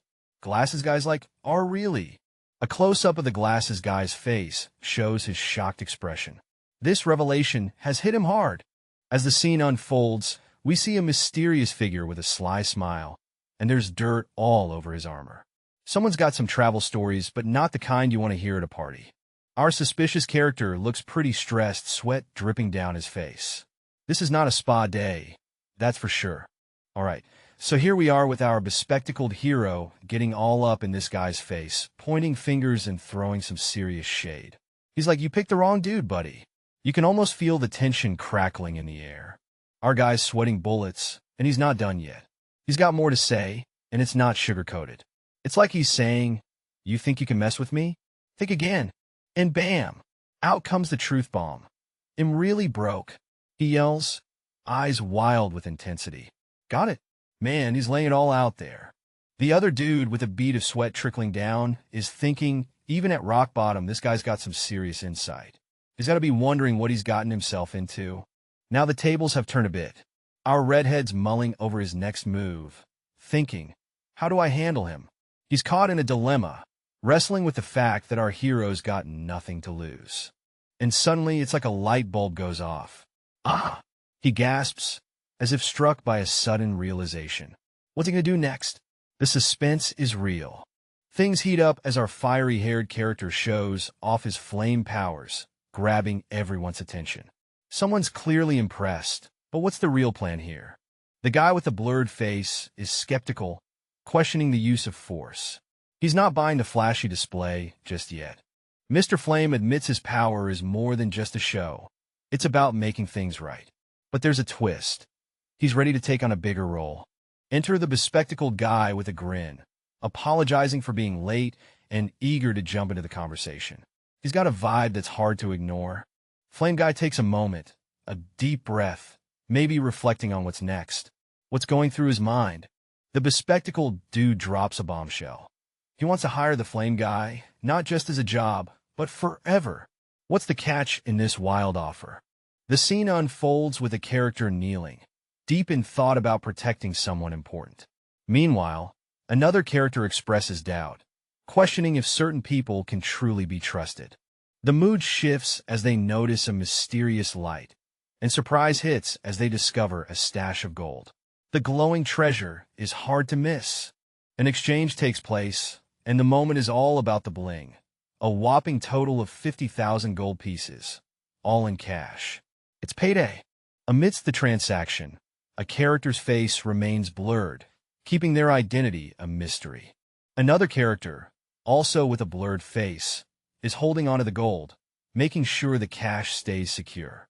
In the dim light, we see a mysterious document being signed, the pen dripping with an ominous red energy.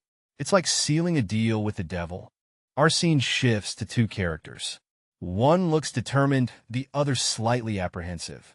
They seem to be exchanging something important under the vast, open sky. Inside a quirky magic shop, a witch with a mischievous grin is explaining to a young man how the book he just acquired will mess with its victims' minds. The young man looks dubious, scratching his head. The witch, still grinning, warns that if he isn't careful, the book's power could spiral out of control. The young man seems to weigh his options, his face a mix of confusion and concern. As they leave the shop, the witch waves them off with a cheerful, "All right then, come again."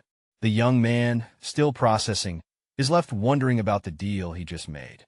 The young man pauses, a thought striking him hard. Did I just get messed over? He wonders, realizing the potential consequences of his new acquisition. Our mysterious protagonist is deep in thought, carrying a hefty backpack as they prepare for what's next. We meet an energetic character who's reminiscing about a wild decision they made, swapping one page for the price of 30. Talk about high stakes. Our two heroes exchange a playful banter. The second one, with glasses and a serious demeanor, seems to be the more cautious type. The bespectacled character is determined, reflecting on past choices and vowing to do better from now on. A handshake seals the deal. It's a pact to face whatever comes next with no regrets. No backing down from here. The scene opens with a mysterious figure sporting a stylish brown vest, striding forward with determination. Who is this enigmatic character, and what are they up to? Enter a bold, armored character with a striking emblem on their chest, confidently declaring, "First, buy some monster meat." Clearly, they mean business, but what kind of business involves monster meat? The first character, now visibly startled, responds with a mix of disbelief and sarcasm. "Wow, you're a real psycho. Pardon? Monster meat?" Their confusion is palpable as they question the sanity of this wild suggestion. The scene unfolds with the revelation of a groundbreaking discovery.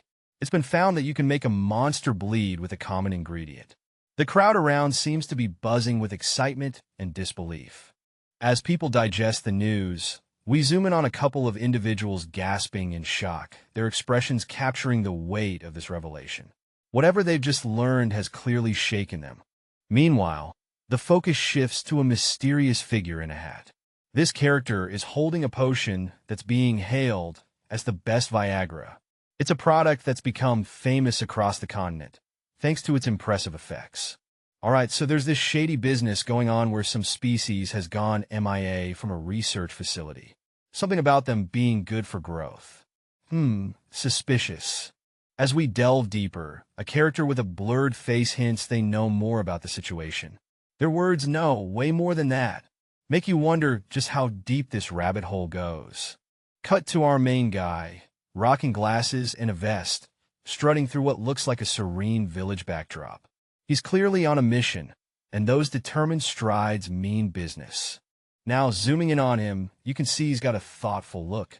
Maybe he's putting pieces of this puzzle together, or realizing he's in for quite the adventure. The scene opens with a young man boldly shouting 1 million, amidst a dramatic background, clearly making a high-stakes decision. Cut to a lively bar setting where patrons react with disbelief. One friend exclaims, "Did you lose your mind?" Who spends 1 million on monster's meat. The young man seems unbothered, sipping his drink. His friend continues to express doubt, stating he's against the loan. The young man, however, remains unfazed, responding with a determined yes. Inside a cozy tavern, a mysterious figure questions two armored patrons about the mystifying Northern Canyon. The atmosphere is thick with intrigue as tales of adventure and danger are exchanged over a mug of ale. The red-haired armored character, looking thoughtful, adds his take on the rumors, revealing that strange phenomena might be lurking in the canyon. He casually sips his drink, pondering the mysteries that await. All right, so we have this dude with glasses looking all serious, talking about someone's ambitious plan. He's like, "Yo, getting the unit price over 1 million bucks is a bit much, don't you think?" He's hinting at some drama with the Mercenaries Guild. Then, bam, we got this red-haired guy, sipping on his drink, totally unfazed. He's like, "Yes, is there a problem?" Clearly, he's got some swagger. Now, we zoom in on the table, and our red-haired friend clinks his mug down, saying, "You took the wrong turn." Oof. Sounds like things are getting dicey. Inside a cozy tavern, a guy with glasses is chatting about monster meat. He wonders if the monster's meat is as good as the rumors and suggests heading to the Merchants Guild to sell it for the best price. Smart move. Nearby, a knightly figure is sipping his drink, adding with a chuckle that mercenaries would eat anything for cash, even if it's trash. Classic mercenary humor. Back to the glasses guy. He's scheming that maybe they can snag all the Karok's meat from the entire kingdom. Now that's ambition. In a hushed tone, someone questions if the Karok's meat has lost its value. Seems like there's some juicy gossip or a major shift in the market. A confident voice emerges, praising the brilliance of someone's plan involving the emperor. Looks like someone's plotting something big. The scene opens up in a cozy tavern setting, with two characters sitting at a wooden table, each holding a mug of what's probably some good ale. The atmosphere is relaxed, but you can sense there's something brewing in the air, and it's not just the beer. As we zoom in on the red-haired character, he seems to have remembered something important. His eyes narrow slightly with a hint of urgency as he says, "Oh, one more thing." What's he up to? Enter the other character, wearing glasses and holding a metallic glove. He's got that smart, nerdy look going on. He asks, "Are you thinking of producing and selling this?" Clearly, he's intrigued and maybe a bit skeptical about this mysterious plan.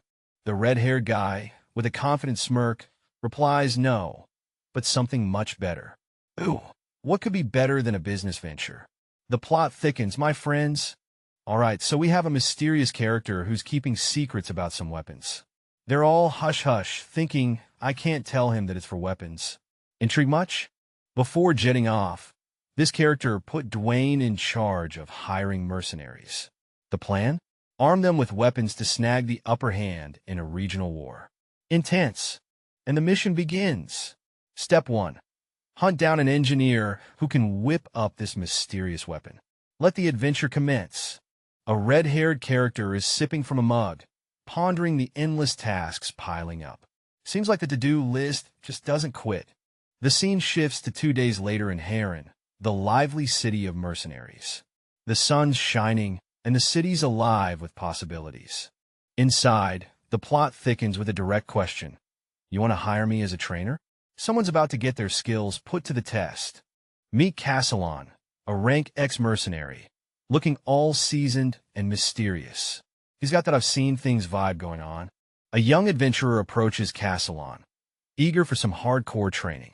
But Castellan isn't buying it easily. He's got his arms crossed, looking like he's heard this before. Castellan scratches his head, clearly not convinced. He's wondering where this kid got such an idea. Something tells me he's not signing up for this gig without a good reason. There's a serious discussion happening, and someone mentions that Kylon has great potential. They're hyped about his value and what he brings to the table.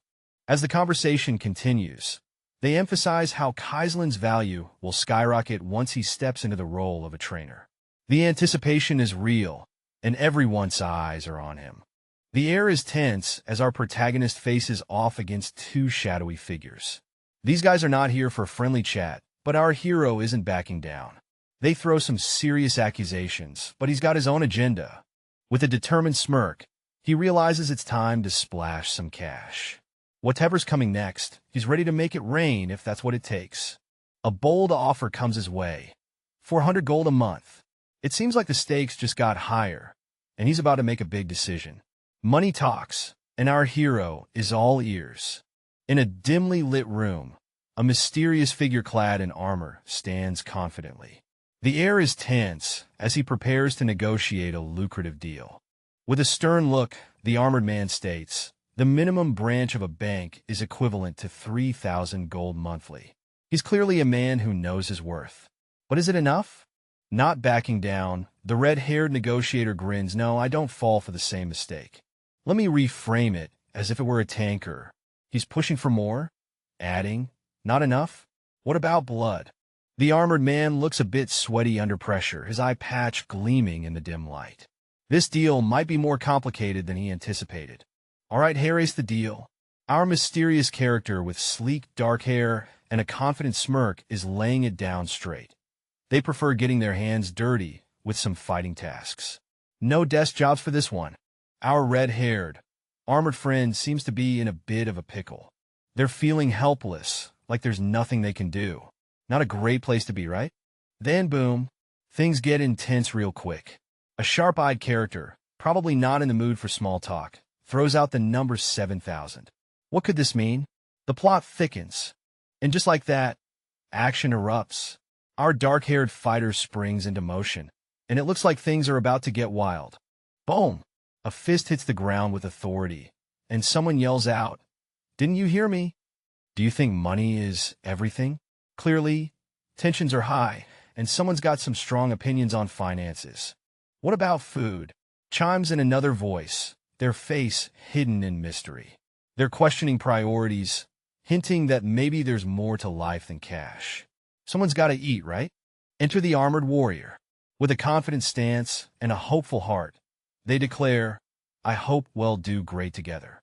Looks like they're gearing up for something big, and teamwork's the name of the game. Kylon has been recruited. Your master will be Baron McLean. Aren't you curious why I rented out mercenaries in McLean, even though it's a deserted place?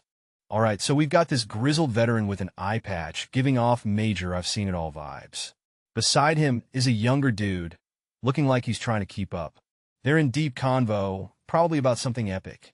A crowded street scene where someone is throwing out a classic, "It'll beat you up if you're late." Threat. People are darting around, clearly in a rush. It's like the start of a wild day. More hustle and bustle as shadows of people scurry about. The whole place is buzzing with energy, and you can feel the tension in the air. The scene opens with a tense vibe as we see someone being led, their feet shackled with a heavy ball and chain, while a mysterious figure clutches a book, hinting at secrets or orders. The chains clink ominously as they drag across the cobblestones, painting a grim picture of captivity and control. We shift to a pair of armored figures. One with striking red hair and a scarred face speaks gravely about the city of Wrath and its ruins, setting a somber tone. His companion adds that just ahead lies the slaves' market, hinting at the dark realities of this world and the dire circumstances they face. In the lively market scene, a confident figure stands out, exuding an air of authority as others mill around, possibly engaging in trade or discussions.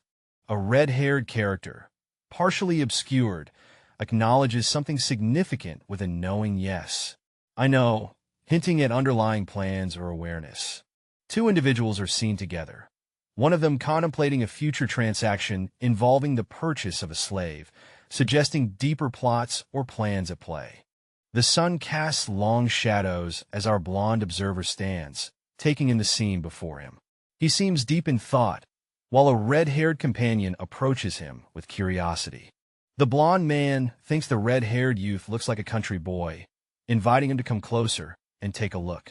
There's a sense of mentoring or guidance here. Enter the scarred man, who throws in his 2 cents about the local market. Apparently, the slaves here are a bargain, which seems to amuse or perhaps annoy our blonde friend. Then, out of nowhere, the scarred man's eyes widen in shock. Something unexpected has caught his attention, leaving everyone in suspense. Zhang, we got a serious scene here. One guy is kneeling, looking all distressed, and he's wondering why Kong Soul is missing. It's a big mystery, folks. Cut to this red-haired dude with a smug look on his face. He's all like, it was easy. Clearly, he's the mastermind behind whatever's going down. You gotta admire the confidence. As the scene opens, we see a determined foot step forward, a signal that something important is about to go down. A bustling marketplace comes into view, filled with people, as one character muses about the commotion and suggests they've arrived. A conversation kicks off with a question directed at a young man, asking what brings him here. His unexpected reply? He's here to buy a dwarf. Our scene opens with a group of guards leading someone through a lively area, hinting at some serious business ahead.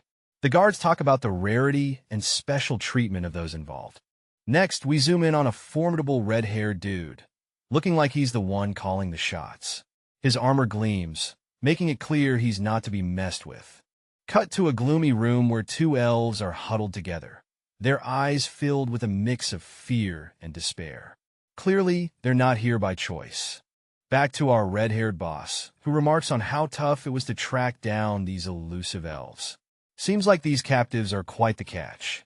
So, our scene kicks off with a mysterious figure, draped in a cloak with a bold emblem, asking the big question. Have you ever seen one of them? Intrigue levels rising, folks. The conversation takes a twist as another character chimes in. Speaking of which, I found him. Oh snap, things are getting spicy. Tension builds as a command is given. Take this one out of here. Looks like someone's in trouble, and it's all going down fast. We then zoom in on a character with a grand mustache and a top knot, looking all wise and startled. What's he up to? The plot thickens. Hey, someone's asking if you're on a dwarf hunt. Intrigued? You should be. The camera pans down, revealing a bare foot shackled to the ground. Someone's definitely not going anywhere fast. Now, we see hands resting on a wooden plank. Whoever this is, they've been here a while. Meet our mysterious prisoner, a dwarf with a flowing white beard, looking like he's seen better days. Amidst the golden glow of the sunset, we spot a character boasting vibrant red hair and some serious armor game. He's introduced as one of the few artisans from the dwarf race, hinting at some legendary skills. In a sudden shift, the focus turns to his value. Someone's asking, how much is he? Suggesting this artisan might be a hot commodity on the market. Are we about to witness a bidding war? The scene kicks off with a confident character, sporting striking red hair, telling someone, no need to worry. His expression is calm, but you can sense the tension in the air. A hand shoots up, flashing a peace sign, with the question, what do you think? It's like they're sealing a deal or making a point. Things take a dramatic turn as we zoom in on a character's intense expression. Eyes wide and filled with surprise. It's clear something big just happened. Under a tense red backdrop, a sharp-looking character asks, do I look this stupid? The atmosphere is thick with confrontation as another character, whose face we can't fully see, responds with a puzzled expression. The scene shifts to a close-up of intense eyes and a mysterious statement, so gold will be enough, leaving us wondering about the hidden motives at play. Alright, so we've got a scene buzzing with excitement as someone just made a cool 150,000 in a flash. The crowd is in awe, and it seems like things are heating up. The red-haired dude, looking all businesslike, gets a side comment from an elderly character who's clearly not impressed. You humans are really awful, says the older man, but our red-haired friend just smirks. Shoo, this is the basics of business. Now the older man, still puzzled, asks the million-dollar question. Where are you taking me? Clearly, there's more brewing beneath the surface. Standing tall and authoritative, a knightly figure orders the dwarf beside him to follow his commands. The backdrop reveals an ornate building, hinting at a place of importance or power. The dwarf, sporting a grand beard and a top knot, responds thoughtfully. He reflects on the nature of dwarves, renowned for their craftsmanship, not for being subjugated. The scene opens with an older man, his face weathered and wise, stating solemnly, 20 years. You can almost feel the weight of those decades in his voice. Then we've got this energetic younger guy, full of spirit, grinning as he says, if you do your best for the next 20 years. He's clearly trying to motivate, adding a spark of hope to the conversation. Our scene opens with a knight with fiery red hair, casually dropping a line about how 20 years is like a blink of an eye for his buddy's race. Clearly, he's got some age wisdom to share. Enter the wise elder, sporting an epic beard and those striking red eyes. He's got that timeless vibe going on, like he's seen a millennium or two. And back to our knight, who's chuckling and reminding his elder pal not to go back on his words. Looks like there's some friendly banter about promises and time, keeping the mood light. The tension ramps up as a chaotic chase unfolds. Our mysterious figure is on the run, and the guards are not having it. They're shouting, "Catch him!" as they scramble to nab the fugitive. As the escape continues, the stakes skyrocket. Someone yells, "The slave escaped," adding to the pandemonium. The runaway is sprinting, leaving nothing but dust and adrenaline behind. A red-haired character steps into the scene, watching everything unfold. His presence hints at authority, and he seems to have a vested interest in this wild chase. The scene opens with a close-up of a mysterious figure in shining armor, emblazoned with a bold symbol. Tension fills the air as if something big is about to go down. Out of nowhere, a determined figure with wild, flowing hair launches into the air, targeting a red-haired opponent. The intensity of the moment is electric. Zooming in on the attacker, we see his fierce expression and unique dual-colored eyes, filled with determination and a hint of desperation. This guy means business. Amidst the hustle and bustle of the street, our red-haired hero is in a tight spot. A gang of men is hot on his heels, and they're not here for a friendly chat. He bolts through the crowd, his face a mix of panic and determination. With adrenaline pumping, he darts through alleyways, his mind screaming, "This can't be happening." The leader's voice echoes behind him, "Catch him." This chase is just heating up. The scene opens with a young dude sporting some seriously wild blue hair. He's crouched down, looking all intense and ready to bolt. The atmosphere screams tension, like he's about to make a run for it. Boom! He's off, sprinting like his life depends on it, hair flying behind him as he speeds through the streets. There's a sense of urgency in the air, like he's got someone hot on his tail. He glances back, sweat dripping down his face, eyes wide with determination. A voice rings out, "He's over there." The chase is on, and our guy's not slowing down for anyone. In a burst of action, someone with striking blue hair is seen dodging a determined pursuer. The air is filled with tension as the chase intensifies. The scene shifts to a close-up where the pursuer, a strong-looking guy with short blonde hair and a serious expression, finally spots his target. He exclaims, "There he is!" with a sense of triumph. Nearby, a bald character wearing similar attire clutches his arm, clearly exasperated and muttering, "That scoundrel," as he watches the situation unfold. Amidst the chaos, a tense moment unfolds as one sibling is pinned down, urging the other to flee. With fear in their eyes, the younger sibling implores, "Be brother, run away," as the situation grows more dire. Unfazed, two imposing figures in armor coldly remark, "They're merely slaves. Let us continue our march." The scene opens with our red-haired character caught in a moment of understanding, or maybe not, as he blurts out what? Clearly, something's not adding up for him. Meanwhile, we switch to a dark-haired character, eyes wide with realization. He's remembering a girl with striking red and blue eyes. Something about her feels all too familiar. Meet Vector, our fiery-haired protagonist looking determined as someone calls his name with urgency. A mysterious individual catches up to Vector, asking for a moment of his time. The atmosphere is tense and charged. Vector is hit with a wave of recognition, recalling the legendary noble's lair from his past life. This encounter is unexpected and significant. Amidst the carnage, bodies of soldiers and mercenaries are strewn across the ground. It's clear that a brutal massacre just took place, leaving no one spared. A young figure, with striking blue hair and a blood-stained appearance, stands amidst the chaos. He holds a weapon, his expression calm, yet intense, suggesting he played a significant role in the massacre. He began slaying every single one of his master's family members who was enslaving him. The bloodshed was real, and our guy wasn't holding back. From then on, his community couldn't stop talking about the noble Sly. Like other Force users, he was given the infamous title. As we shift gears, a character with striking red hair recalls this incident, noting how it happened a year after becoming a mercenary. And guess what? That guy is still as youthful as ever. This mysterious figure thinks the youth has a bright future as a leader. But wait, things are about to get messy.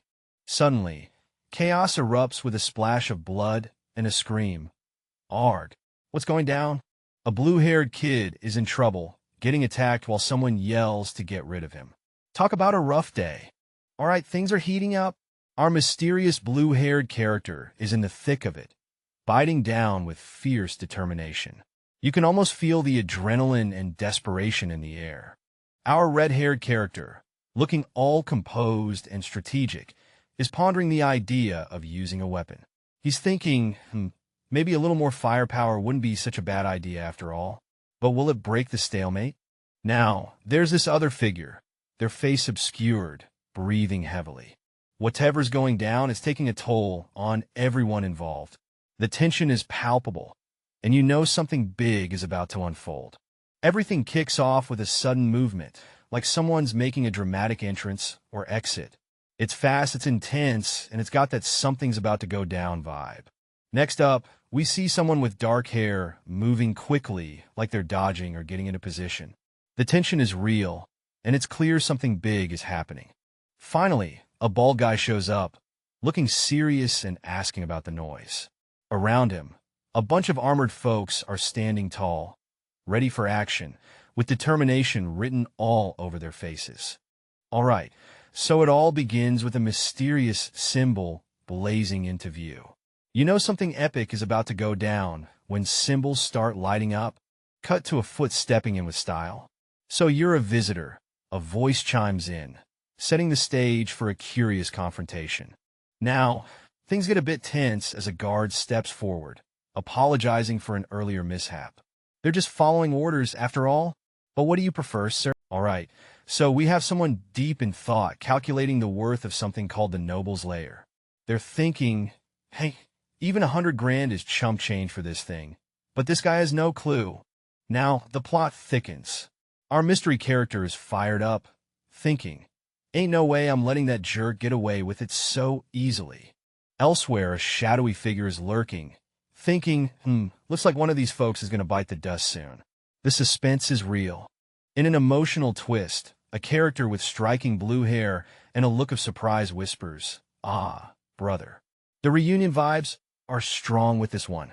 Meanwhile, in the bustling market, a merchant with an eager grin is deep in negotiation.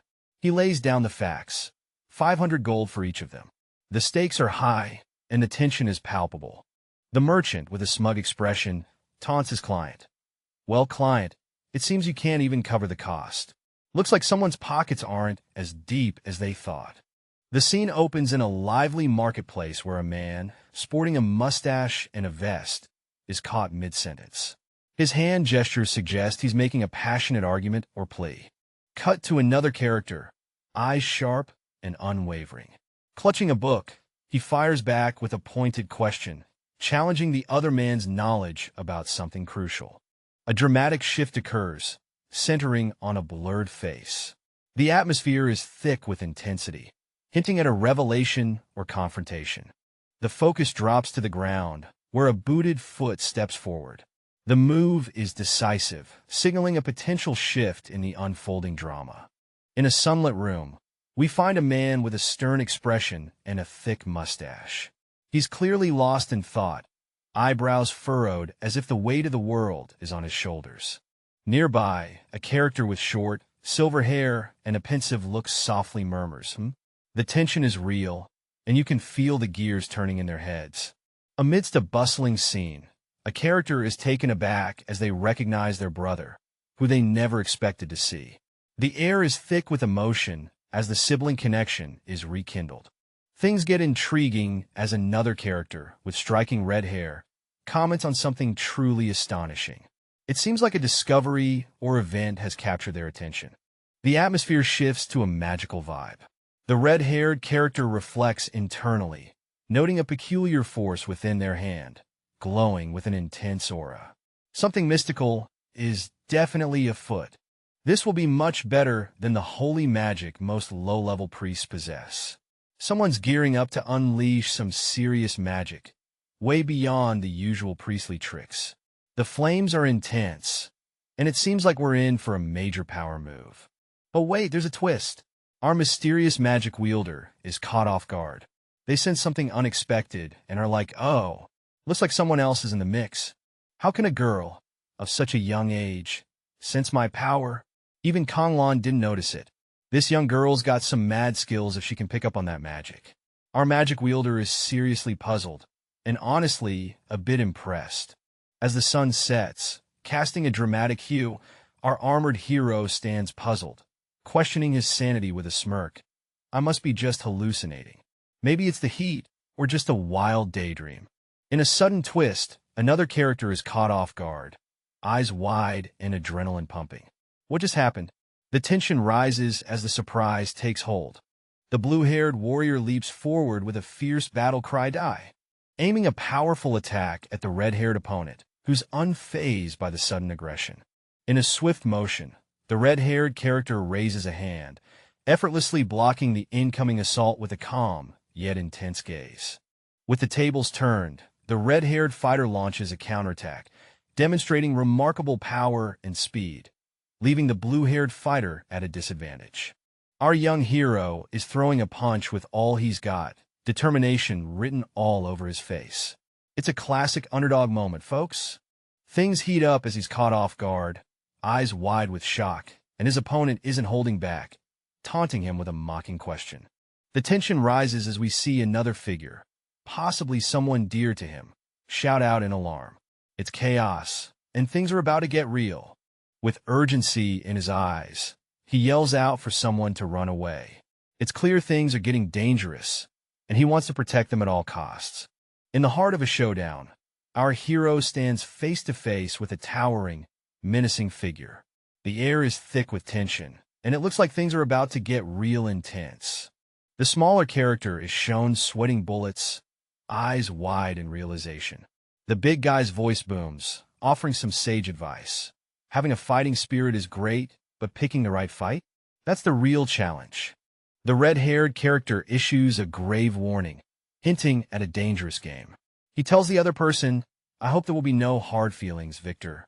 But if you follow my orders, it'll ensure the safety of both you and your sister. But if something like this happens again, a tense moment builds as the other character responds fiercely, I won't just get rid of you, but also your younger sister. The situation escalates quickly, leading to a physical confrontation. The character seems to be in distress, exclaiming loudly. The tension reaches its peak as one character falls, hands hitting the ground with a sharp impact. The scene is heated as the red-haired knight crouches, staring intensely at the blue-haired person on the ground. The air is thick with unspoken tension.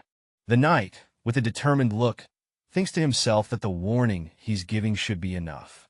His armor glints in the light, adding to the gravity of the situation.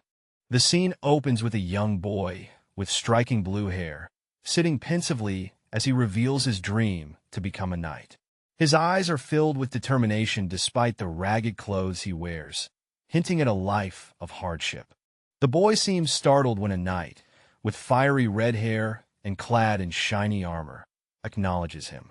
The boy hesitantly questions me, as the knight explains that a knight is a noble-like person. The red-haired knight continues, promising the boy that becoming a knight could be his ticket to freedom from slavery. Motivated by the knight's words, the boy is reminded that his dream isn't just for him. It's also for his younger sister, whom he hopes to save from their current life. The atmosphere is charged as two figures stand in the light, their intentions unclear but undeniably intense. A close-up reveals a clenched fist, the universal sign of determination and readiness for action. A powerful proclamation shatters the tension. I will do it. The resolve is clear, and there's no turning back now.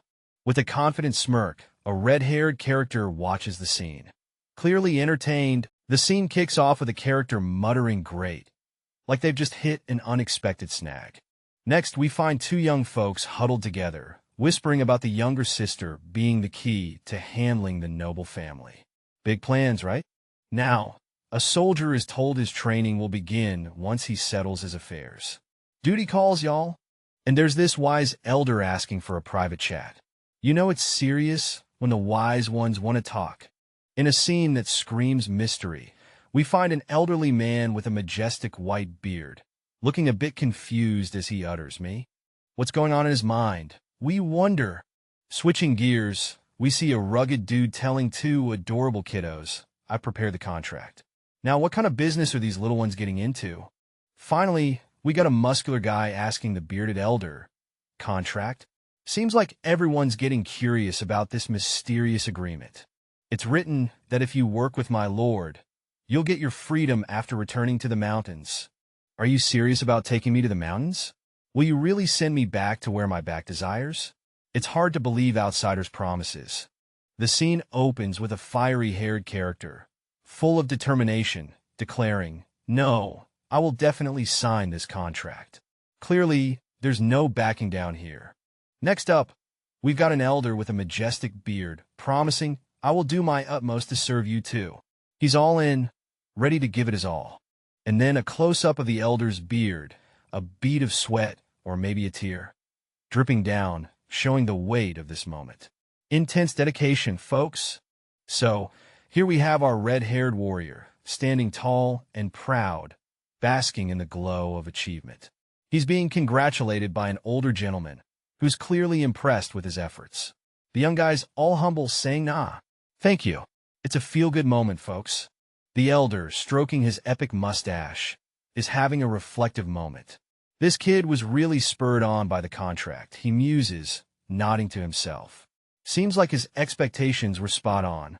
In a moment of introspection, our red-haired hero muses about surpassing all expectations on this epic journey. Not only did they meet their goals, but they also managed to shake up the entire player base along the way. Talk about overachieving. The sky's the limit, literally, as we pan to a bright, sunny scene.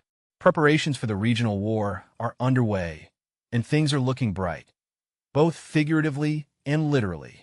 Whispers are flying around about Logan's bizarre antics, spreading like wildfire through McLean. His reputation?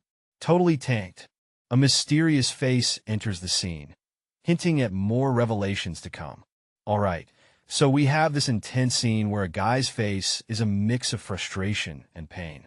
He's talking about Shun, who apparently went through a truckload of hardships to keep some brats safe from a place called Mo Clan. And he's fuming like, "Where the hell were you people back then?" The emotion's palpable. "It's refreshing to see you smile," says a mysterious figure with a grin that could rival a Cheshire cat's. The atmosphere is thick with mystery and a hint of mischief. Suddenly, our scene shifts to a confrontation. Someone with striking red hair is being questioned about their time outside. The tension in the room is palpable as the accuser grills them about town gossip. The rumors are wild. They're calling someone a monster meat enthusiast, spending a whopping 150,000 gold on monster's meat. Talk about having exotic tastes. A character stands before an audience, looking a bit like a deer caught in headlights. Their expression screams "oops" as they try to address the murmuring crowd. All right, so we've got a crew of folks assembled looking all kinds of serious. It's like something big's about to go down, and everyone wants a piece of the action. Suddenly, someone drops a bombshell. What? Purchasing monster's meat? The crowd's buzzing, and you can almost feel the shockwaves. Curiosity's peaking as someone questions the sanity of this mysterious buyer. Turns out it's Prince Logan McLean, the son of Baron Patrick McLean. Drama alert! Logan McLean's name is ringing bells. One guy even chimes in, "Oh, you mean Logan who broke off his arranged marriage lately?" This dude's making headlines for sure. The scene opens with an intense confrontation. One guy's finger is pointing aggressively as he accuses someone of conning money from his fiancée. Drama alert! Cut to a character with gray hair and glasses, pondering over someone else's bad reputation. He's thinking, "I thought he was just some regular loser, but this is gold." Zoom in on those determined eyes. Our gray-haired schemer is told not to miss this golden opportunity. Seems like 1 gold per kilo is the magic number in this shady deal.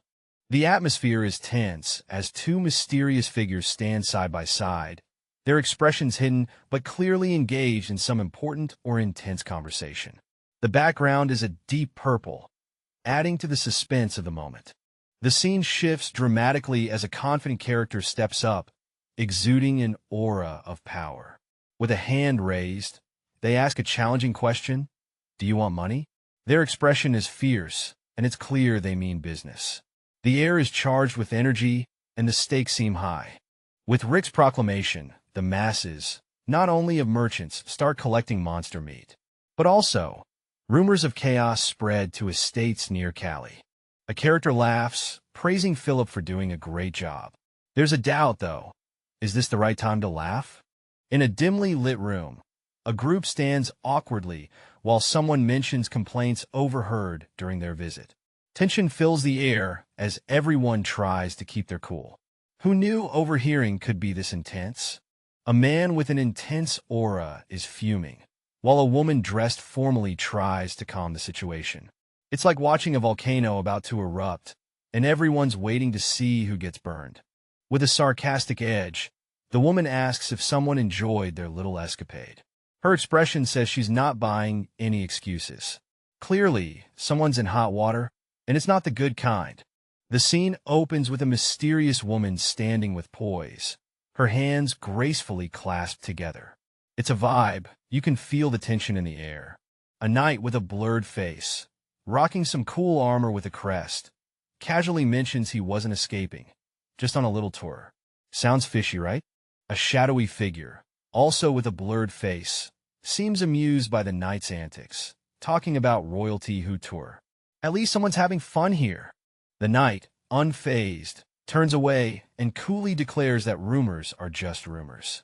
Is he hiding something, or just too cool for school?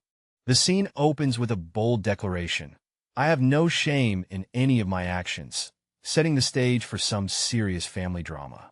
A woman, clearly taken aback, is left speechless by the audacity of the statement. Her expression says it all. Another character urgently addresses the family head, warning that the young master is clueless about his position and could bring disgrace to the family.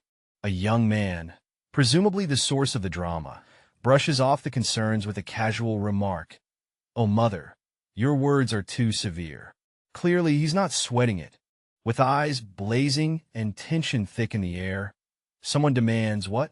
Clearly, something unexpected has thrown them off.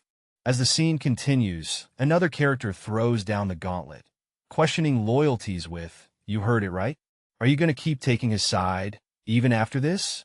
Meanwhile, a voice cuts through the tension: "Be quiet," urging calm amidst the storm. Things are getting heated on stage as someone demands silence, their voice echoing through the hall. A character, looking quite composed, asks for a private moment with Logan, urging someone to leave. The same red-haired character declares that they're the only one who will handle Logan. All right, we got a dude with a fiery beard and an intense stare. He's laying down the law, saying this will be the final warning. You can feel the tension in the air. Next up, there's someone decked out in armor with a bold emblem on their chest. We can't see their face, but they're definitely looking ready to make a move. Switching scenes, we're inside what looks like a fancy room. Someone's clearly not happy, demanding, "What the hell are you doing, Logan?" Seems like things are about to get spicy. The scene opens with a tense vibe as our armored character insists, "Let's talk openly," setting the stage for a serious conversation. The fiery redhead responds passionately, I cannot just ignore this. Even if I tell you, you won't understand, clearly frustrated and feeling misunderstood. His bearded counterpart counters with a knowing look. Don't you want to be understood? Do you know how people talk about you? This dialogue hints at deeper issues and social perceptions at play.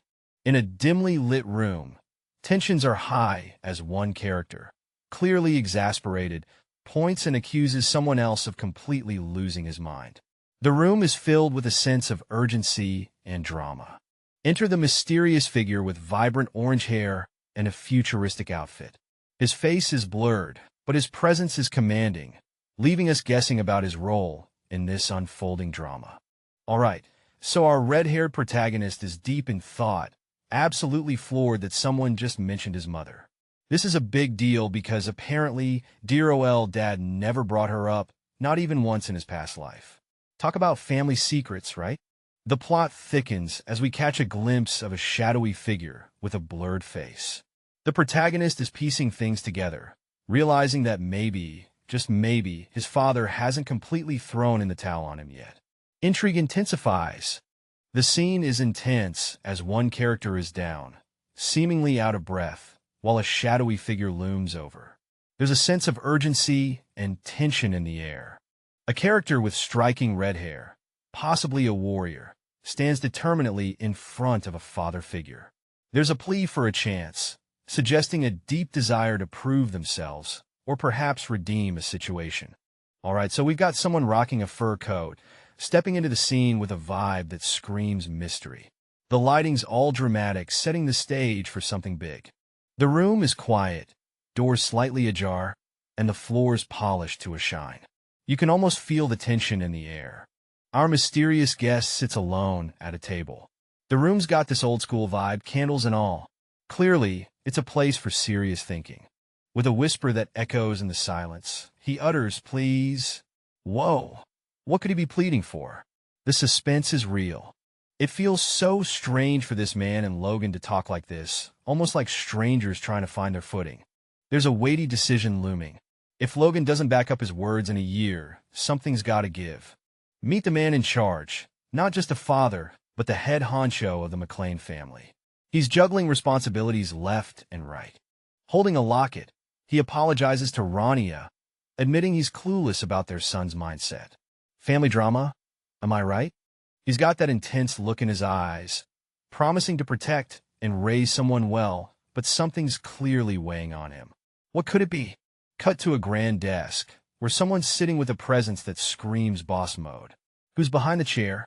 Suddenly, a voice breaks the silence, calling out to Ronian with some serious urgency. What's about to go down? The scene opens with a knight, visibly shocked, mouth agape, as if caught off guard by some unexpected news. His armor gleams, reflecting the intensity of the moment. A red-haired figure stands confidently, holding a glowing object that seems to pulse with power. Behind him are shadowy figures, adding to the air of mystery. With a sly grin, he taunts the knight, questioning if he's aware of the consequences of his actions. In a deep moment of reflection, a character recalls his past life, where he awakened his force during a regional war, much later than expected.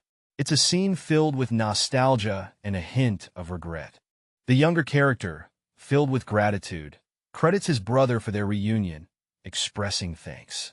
It's a touching moment where we see the depth of their bond. The older brother is caught off guard by this heartfelt gratitude, responding with a simple, surprised, "What?" Meanwhile, the knights are standing by, seemingly oblivious, and one of them pats the other, indicating a lack of understanding or perhaps a shared confusion about the emotional exchange happening in front of them. Someone's wondering if their force was awakened just for a visit. The suspense is real. Whoa! Passing through two nights right after awakening. That's some next-level stuff? A hearty laugh and praise for Ron. Seems like he's got a special vision coming his way once he's all stable. Look at Ron. All smiles and sunshine. That's the face of accomplishment, folks. He can become much stronger than in my past life. Our mysterious figure is dropping some serious hints about a powerhouse in the making. Who's this destined for greatness? Welcome to the Vacations Villa, south of McLean Barony. A cozy yet mysterious setting, perfect for some secret training or plotting. A mysterious figure, who we can't quite make out, calls out for Dwayne. Is this a mentor summoning a student or something more? Two armored guys, looking sharp and ready for action, greet their master. Seems like the gang's all here, and something big is about to go down. All right, picture this. A room full of rugged, no-nonsense characters all gathered together. Their leader stands tall, announcing that everyone's here, setting the stage for something big. The tension is almost tangible. As the scene unfolds, whispers of doubt ripple through the crowd. Is he trying to scam us? One man growls, clearly not buying into whatever scheme is being pitched. Suspicion hangs in the air like a thick fog. So, there's this guy, right? Someone's whispering about him, saying he might be off his rocker. Plus, his reputation? Not exactly shining. Now we see a red-haired dude, looking all serious. He's wondering if someone is trying to pull a power move or something. Apparently, only those with a death wish go around picking fights. Then, bam, our red-haired guy steps up to some folks, throwing a casual "Hey you." Looks like things are about to get interesting. A man in the crowd turns around, finger raised, wondering aloud, Are you talking to me? The scene shifts to a bald man, visibly startled, stammering, What are you talking about? And pondering how he was heard. A red-haired figure steps in, nonchalantly suggesting that perception is possible if you have the right skills. The bald man, now on edge, challenges him, curious, what kind of skill does a C-rank mercenary have to talk this way about others? In a room filled with tension, the red-haired character challenges someone, questioning if they're bothered and noting an unexpected change in attitude. He invites them to step forward with a confident air. The scene shifts to a blonde character announcing a duel. He declares the stakes are high, with witnesses all around, adding a dramatic flair to the showdown. As the door swings open, a confident figure strides in, greeted with a sharp grate. Say no more. The tension in the room is palpable. Footsteps clatter on the floor, echoing the anticipation that fills the air. Something big is about to go down. A towering figure steps into view, casting an intimidating shadow over our red-haired protagonist. The air crackles with intensity. Onlookers can't help but marvel. Look at his size. Isn't that guy B rank? Clearly, this isn't just any ordinary encounter. In the middle of a tense gathering, a skeptical dude throws shade, questioning if the newcomer is even B rank material. If he was a B rank, he wouldn't be here, he scoffs. Ouch! Someone's not impressed. Meanwhile, we've got Mr. Confident over here, checking out the scene with those piercing eyes, thinking to himself, doesn't he seem so confident? He's got that I've got this look going on. Enter the bald guy with a beard, exuding authority and calmness. He's ready to throw down, offering he'll give you the first move. Whoa, someone's feeling generous today. Our red-haired hero steps up, not backing down. Me first? You'll regret it. Believe me. He fires back, eyes locked, ready for action. It's about to get real. All right, buckle up. Our mysterious hero is about to go full supernova, unleashing a massive burst of energy that's brighter than my future. The air crackles as power surges, ready to change the game. Whoa, something's happening fast. We see a blur of motion, like someone just delivered a knockout punch or a super speed move. The tension is real, and it's just the beginning. Our onlookers are stunned. Their faces scream, "Did you just see that?" Clearly, whatever just went down was a game changer.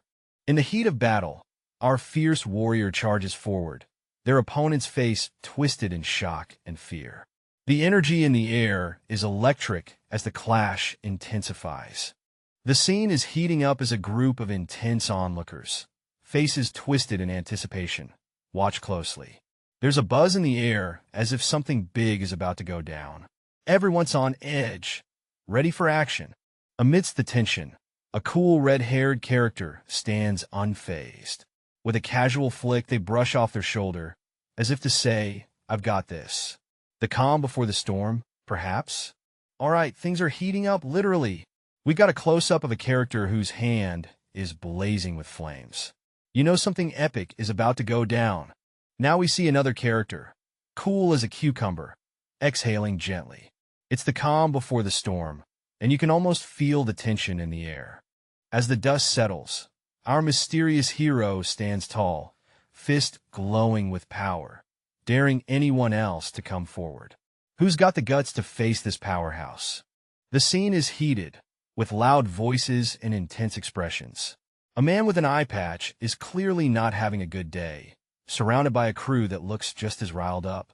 Whatever's going down, it's serious business. Suddenly, we're on a rooftop where the action escalates. Our eye patch guy is in full battle mode, facing off against his enemies with fierce determination. It's a wild showdown. Enter the red-haired hero. With a swift move, he brushes off an attack, flames dancing at his fingertips.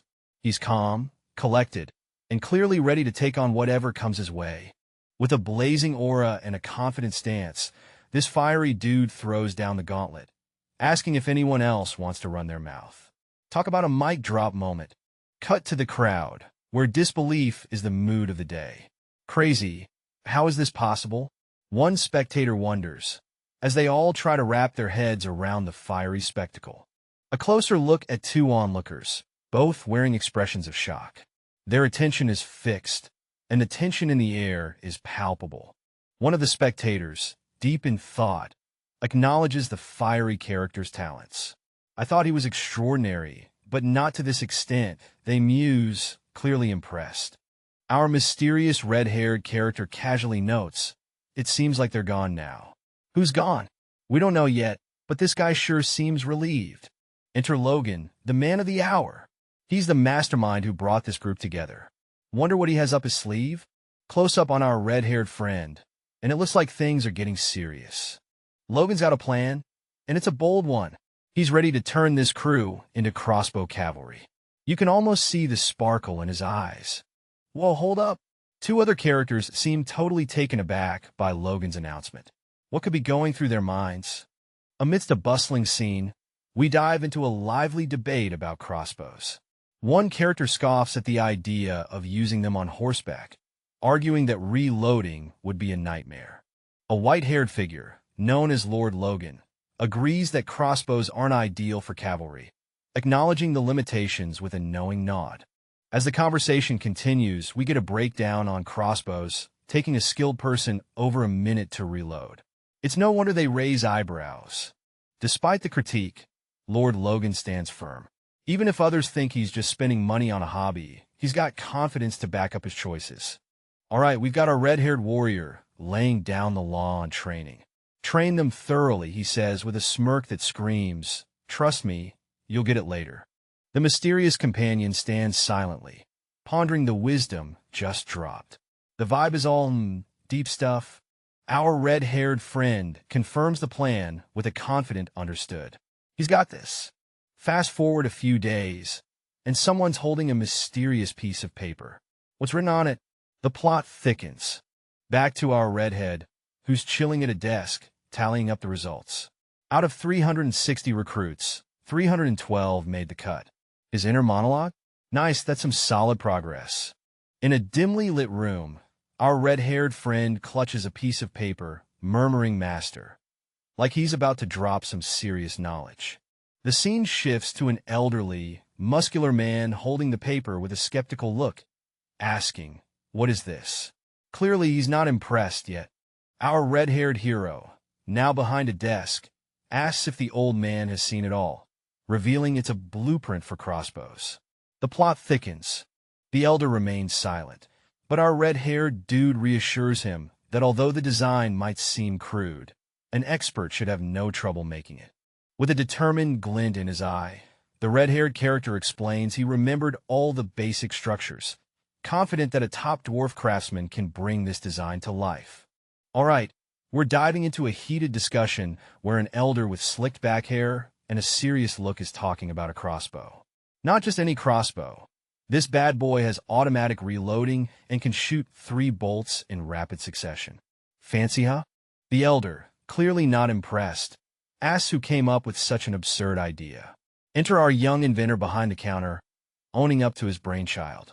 The elder's face is a mix of disbelief and, dare I say, a little respect. There's a moment of silence as both lock eyes, with the elder pondering over the concept, seemingly deep in thought. Suddenly, the elder has a change of heart. On second thought, he finds the idea quite ingenious. Maybe this young inventor is onto something after all. But hold up, the elder isn't done yet. He raises a technical challenge. Adding such a mechanism might cause the crossbow to break. Plus, a wooden box on the back could be inconvenient. He's curious about how these hurdles will be tackled. All right, so we've got our fiery redhead throwing some sass and saying, "How should I know?" Classic. It's like, "That's your problem, buddy." Boom. We're hit with an explosive action shot. Things are heating up, literally. Then someone tries to cool things down. Just kidding. Don't get mad, listen. Trying to smooth over the chaos? Our red-haired strategist is back, talking about resizing some cartridge for a one-time gig. Sounds like a plan is brewing. Enter the wise old sage with a killer beard, suggesting to call it a magazine. Keeping it practical, I see. The wise one is now in shock. That's impossible. Shooting 2 bolts a minute? That's some next-level archery madness. A sharp-looking dude with red hair is talking about a weapon from the future. Yeah, you heard it right, future tech. The ingredients? Just a cartridge, a spring, some glue, and a dash of bowstring magic. Easy peasy, right? Enter the old craftsman with a grand mustache, inspecting the plans. He's all in, ready to give this futuristic gizmo a shot. Redhead wonders how long this build is going to take. Time is ticking, folks. It's a human invention, all right. But wait, the craftsman is curious. Who made this thing? The mystery deepens. You don't need to know. If you think it's impossible, give up. Well then, all right, I accept. 1 month. It'll create something far superior within that time. Just watch what happens when you challenge a dwarf's pride. A serene scene outside, setting the stage for action. Swift feet pound the ground, racing towards an unknown destination. The young man is huffing and puffing, clearly in the middle of an intense run. He's pushing his limits, trying to catch his breath. The mentor figure, with a blurred face, yells out some encouragement. Your legs are slowing down again. You can do more. Keep running. It's like a boot camp out here. Despite the fatigue, the young man keeps running, determination written all over his face. He's not giving up anytime soon. In the background, the mentor stands with arms crossed, observing the young man's progress while another character watches quietly. The mentor reflects, though we've been feeding and resting him since his arrival. Seems like they're nurturing some serious potential here. The observer is amazed to think he's changed this much just from eating well.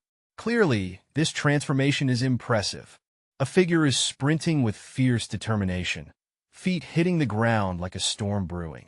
A voice cuts through the tension, shouting rest, as a young boy with striking blue hair halts in his tracks. A girl dashes towards the boy, her voice filled with worry as she calls out, "Brother." A red-haired man watches, his thoughts racing about the boy's impressive talents and resilience. His inner monologue reveals admiration for the boy's persistence and endurance, rendering his previous concerns moot. The brother and sister share a tender moment, sitting together as she offers him comfort and care. The protagonist is deep in thought, reflecting on the mysterious young slave. Could his past life be the key to unraveling this enigma? A scene unfolds with 2 blue-haired individuals, their conversation shrouded in mystery as they share a moment. A red-haired figure steps onto the scene, exuding authority and perhaps ready to impart some wisdom or orders. Training time. A no-nonsense instructor tells the young student to get up. It's time for the next round. Time to learn the Guardian Roar's swordsmanship. The instructor emphasizes its importance for every knight in the land. All right, listen up. Our instructor here, rocking a snazzy red vest and an aura of authority, is all about showing us how it's done. Sword in hand, they're ready to demonstrate some serious skills. Watch and follow my demonstration, they say. No pressure, right? Zooming in on their grip, you can practically feel the intensity. This isn't just a practice session. It's a masterclass in sword handling. With a swift motion, the sword cuts through the air. Our instructor means business, showcasing their flawless technique. You can almost hear the swoosh and feel the breeze. Enter our second character, looking all sorts of worn out. The training's taking its toll, and they're just trying to keep up. They hold their own sword, but look like they'd rather be napping. Exhaustion is written all over their face. I'm so tired, they think, battling the urge to snooze right there. It's a struggle, but they're hanging in there. But wait, there's a silver lining. The thought of a hearty meal and a comfy bed keeps them going. As long as there's food and rest at the end of this tunnel, they're not backing down. Our hero, sporting one blue and one red eye, is fired up and ready to throw down. The intensity in his gaze could light up a room or burn it down. Swinging into action, our hero channels his inner warrior, gripping a weapon with fierce determination. He's not holding back. With a powerful swing, he's putting his all into this strike. The motion is fluid, and the energy is off the charts. Enter the mysterious red-haired figure, who seems to have caught everyone's attention.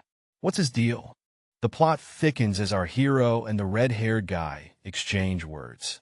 It seems like they've met before, but something's off. What secrets are hiding in plain sight?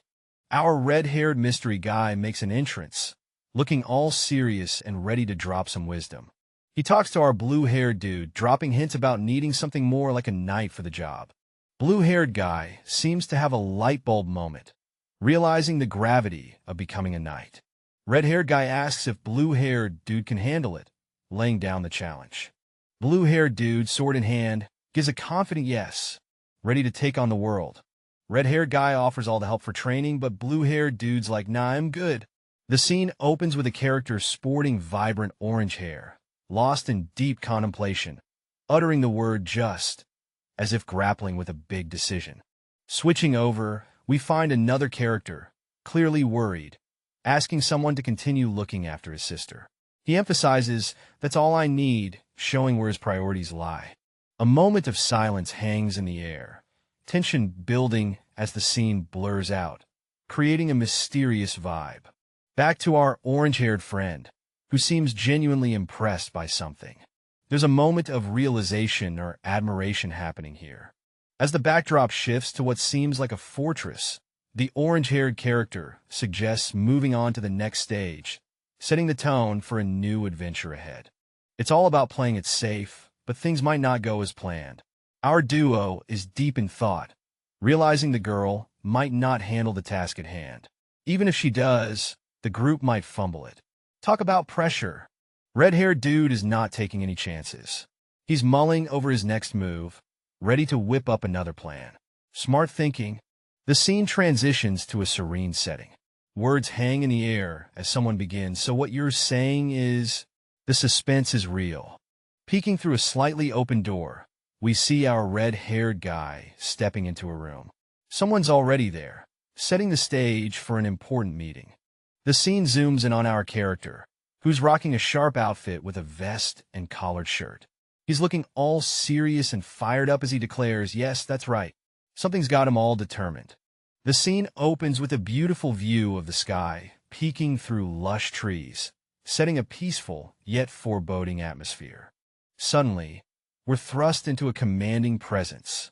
Michael Naklan, the head honcho of the Macklon Knights, demands everyone's attention. He boldly announces a new phase of intense training for the Knights, catching them off guard. Among the Knights, whispers spread like wildfire. They're baffled. Did defeating Domin make the commander think this was all a walk in the park? We catch a glimpse of a mysterious figure with fiery orange hair, suggesting there's more brewing beneath the surface. The tension is high as someone questions the decision to have the young master train with the Knights. The idea seems bold, maybe even a little risky. Henkel, the man in charge, is worried about causing chaos among the Knights. But the other guy? He's cool as a cucumber, saying he's not looking for any special favors. A fiery dude with a beard is skeptical. He's like, seriously? Train with us? Puffed. But the young master's all, if I mess up, will bounce. With a confident nod, the young master tells his buddy not to worry. He's got this. Determined, the young master promises to step back if the training doesn't go as planned. No pressure, right? The scene opens with a hero in striking armor, complete with a bold red cape and a distinctive white streak in his hair. He's looking forward, exuding confidence. A conversation unfolds between two characters in a forest setting. The one with the red cape, possibly a mentor or a leader, says, "All right," affirming a plan. With intense determination, the hero vows that for the next week, the intensity of training will be tripled. The fiery background suggests the seriousness of his commitment. A foot firmly lands on the ground, symbolizing the start of the rigorous training ahead. The atmosphere is charged with anticipation and readiness. All right, picture this. A bunch of knights, fully armored up, sweating it out, and one of them's like, "Are we seriously doing this?" They're not having it, folks. Their leader, cool as a cucumber, tells them to stop whining. "Hey, you're knights, right? Get with the program and think about your horses." One of the knights, clearly not impressed, is like, "What in the world is this guy talking about? This is madness." Turns out, the whole gang is just trying to wrap their heads around why they're clanking around in full gear for what's supposed to be training. And it's all thanks to their fearless and a bit reckless leader. But at this rate, he won't last long. Maybe he'll endure for 3 days. He won't last even a day. Amidst chaos, a determined figure charges forward, leaving others in shock. With disbelief, the crowd watches as he pulls ahead, defying all odds. That's impossible.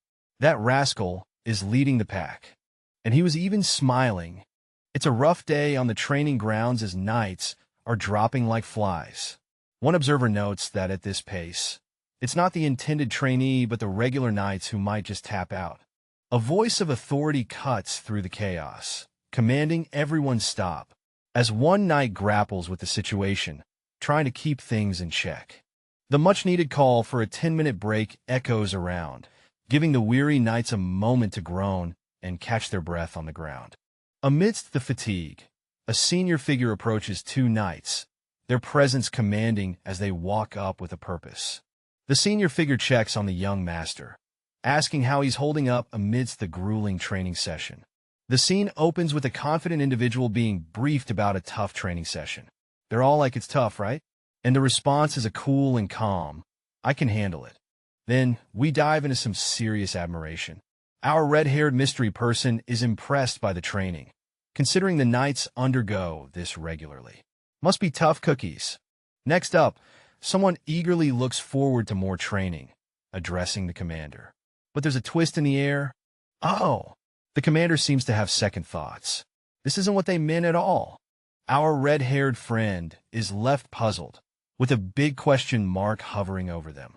What's going on? The scene opens with a majestic full moon lighting up the night sky, casting an ethereal glow over the landscape.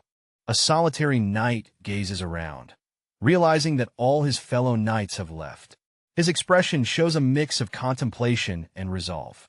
The knight reflects on the significance of the Knight Order training, considering it crucial to all his future plans. He muses that if everything goes as expected, the Knight Order would be in for quite the ride. As he stands there, a fiery energy surrounds him, symbolizing his determination and the helpfulness of the Knight Order training. The fiery aura hints at his readiness for the challenges ahead. It's definitely effective. Our hero is pumped, testing out his new power with a confident grin. With flames dancing around his hand, he marvels at his force core's growth, feeling hardly any fatigue. Standing tall in the forest, his fiery grip on the sword signals that he's ready for action. Eyes closed, concentrating, he lets the power flow through him, a swirling force of energy. Despite being just a one-star force core, the power it packs is no joke. Significant indeed. Meet our hopeful hero, staring into flames with determination in his eyes. He dreams big, thinking that if he reaches 2 stars, he could match his dad's legendary strength. But hold up, what's this burning desire really leading to? Suddenly, he's jolted awake, sweating bullets.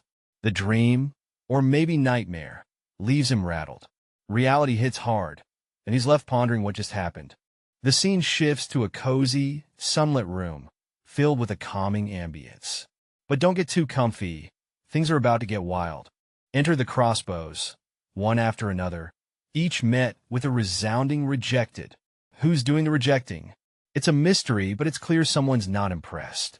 Another crossbow bites the dust with a firm this too, rejected. Whoever's handing out these rejections isn't pulling any punches. And yet another one. Is this the best you can do? Rejected. Our hero's got a long way to go before winning any approvals around here. Check it out. Our red-haired friend is throwing shade at this weapon, claiming it's only good for one shot. He's definitely not impressed and questions the supposed cutting-edge design. The elder craftsman, with his epic beard game, seems to be having a moment of realization or maybe regret. What's this intriguing twist? Oops. The red-haired character quickly backtracks, realizing they might have been a bit too harsh. A hasty apology is in order. The elder craftsman jumps in with a solid point.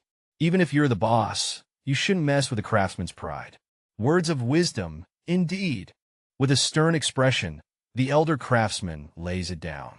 If this is the best effort, he's got nothing more to say. It's a mic drop moment. The young man clutches his head in frustration, realizing he fell short of expectations. I never imagined that after several weeks, this would be all you could produce, he laments, blaming himself. The older man, with a fierce glare and a white beard, declares his misjudgment. I misjudged you. I got it wrong, he exclaims, regretting the money spent on what he sees as a failure. The young man, determined to redeem himself, asserts 1 month. He'll remake it and come back within a month. But the older man sits, silent and imposing, as if contemplating the weight of his disappointment. With a dramatic gesture, the older man breaks the object of failure in his hands, adding a finality to the scene. The tension crackles like the splintering wood. So, we've got this red-haired dude watching an older guy going all out, starting from scratch. He's like, wow, this guy's so mad, he's rebooting the whole thing. Our red-haired friend is getting a bit schemy, thinking if the old guy gets pushed more, something epic might happen. Boom! A month flies by, and we're left staring at some mysterious footsteps. What's cooking? And bam!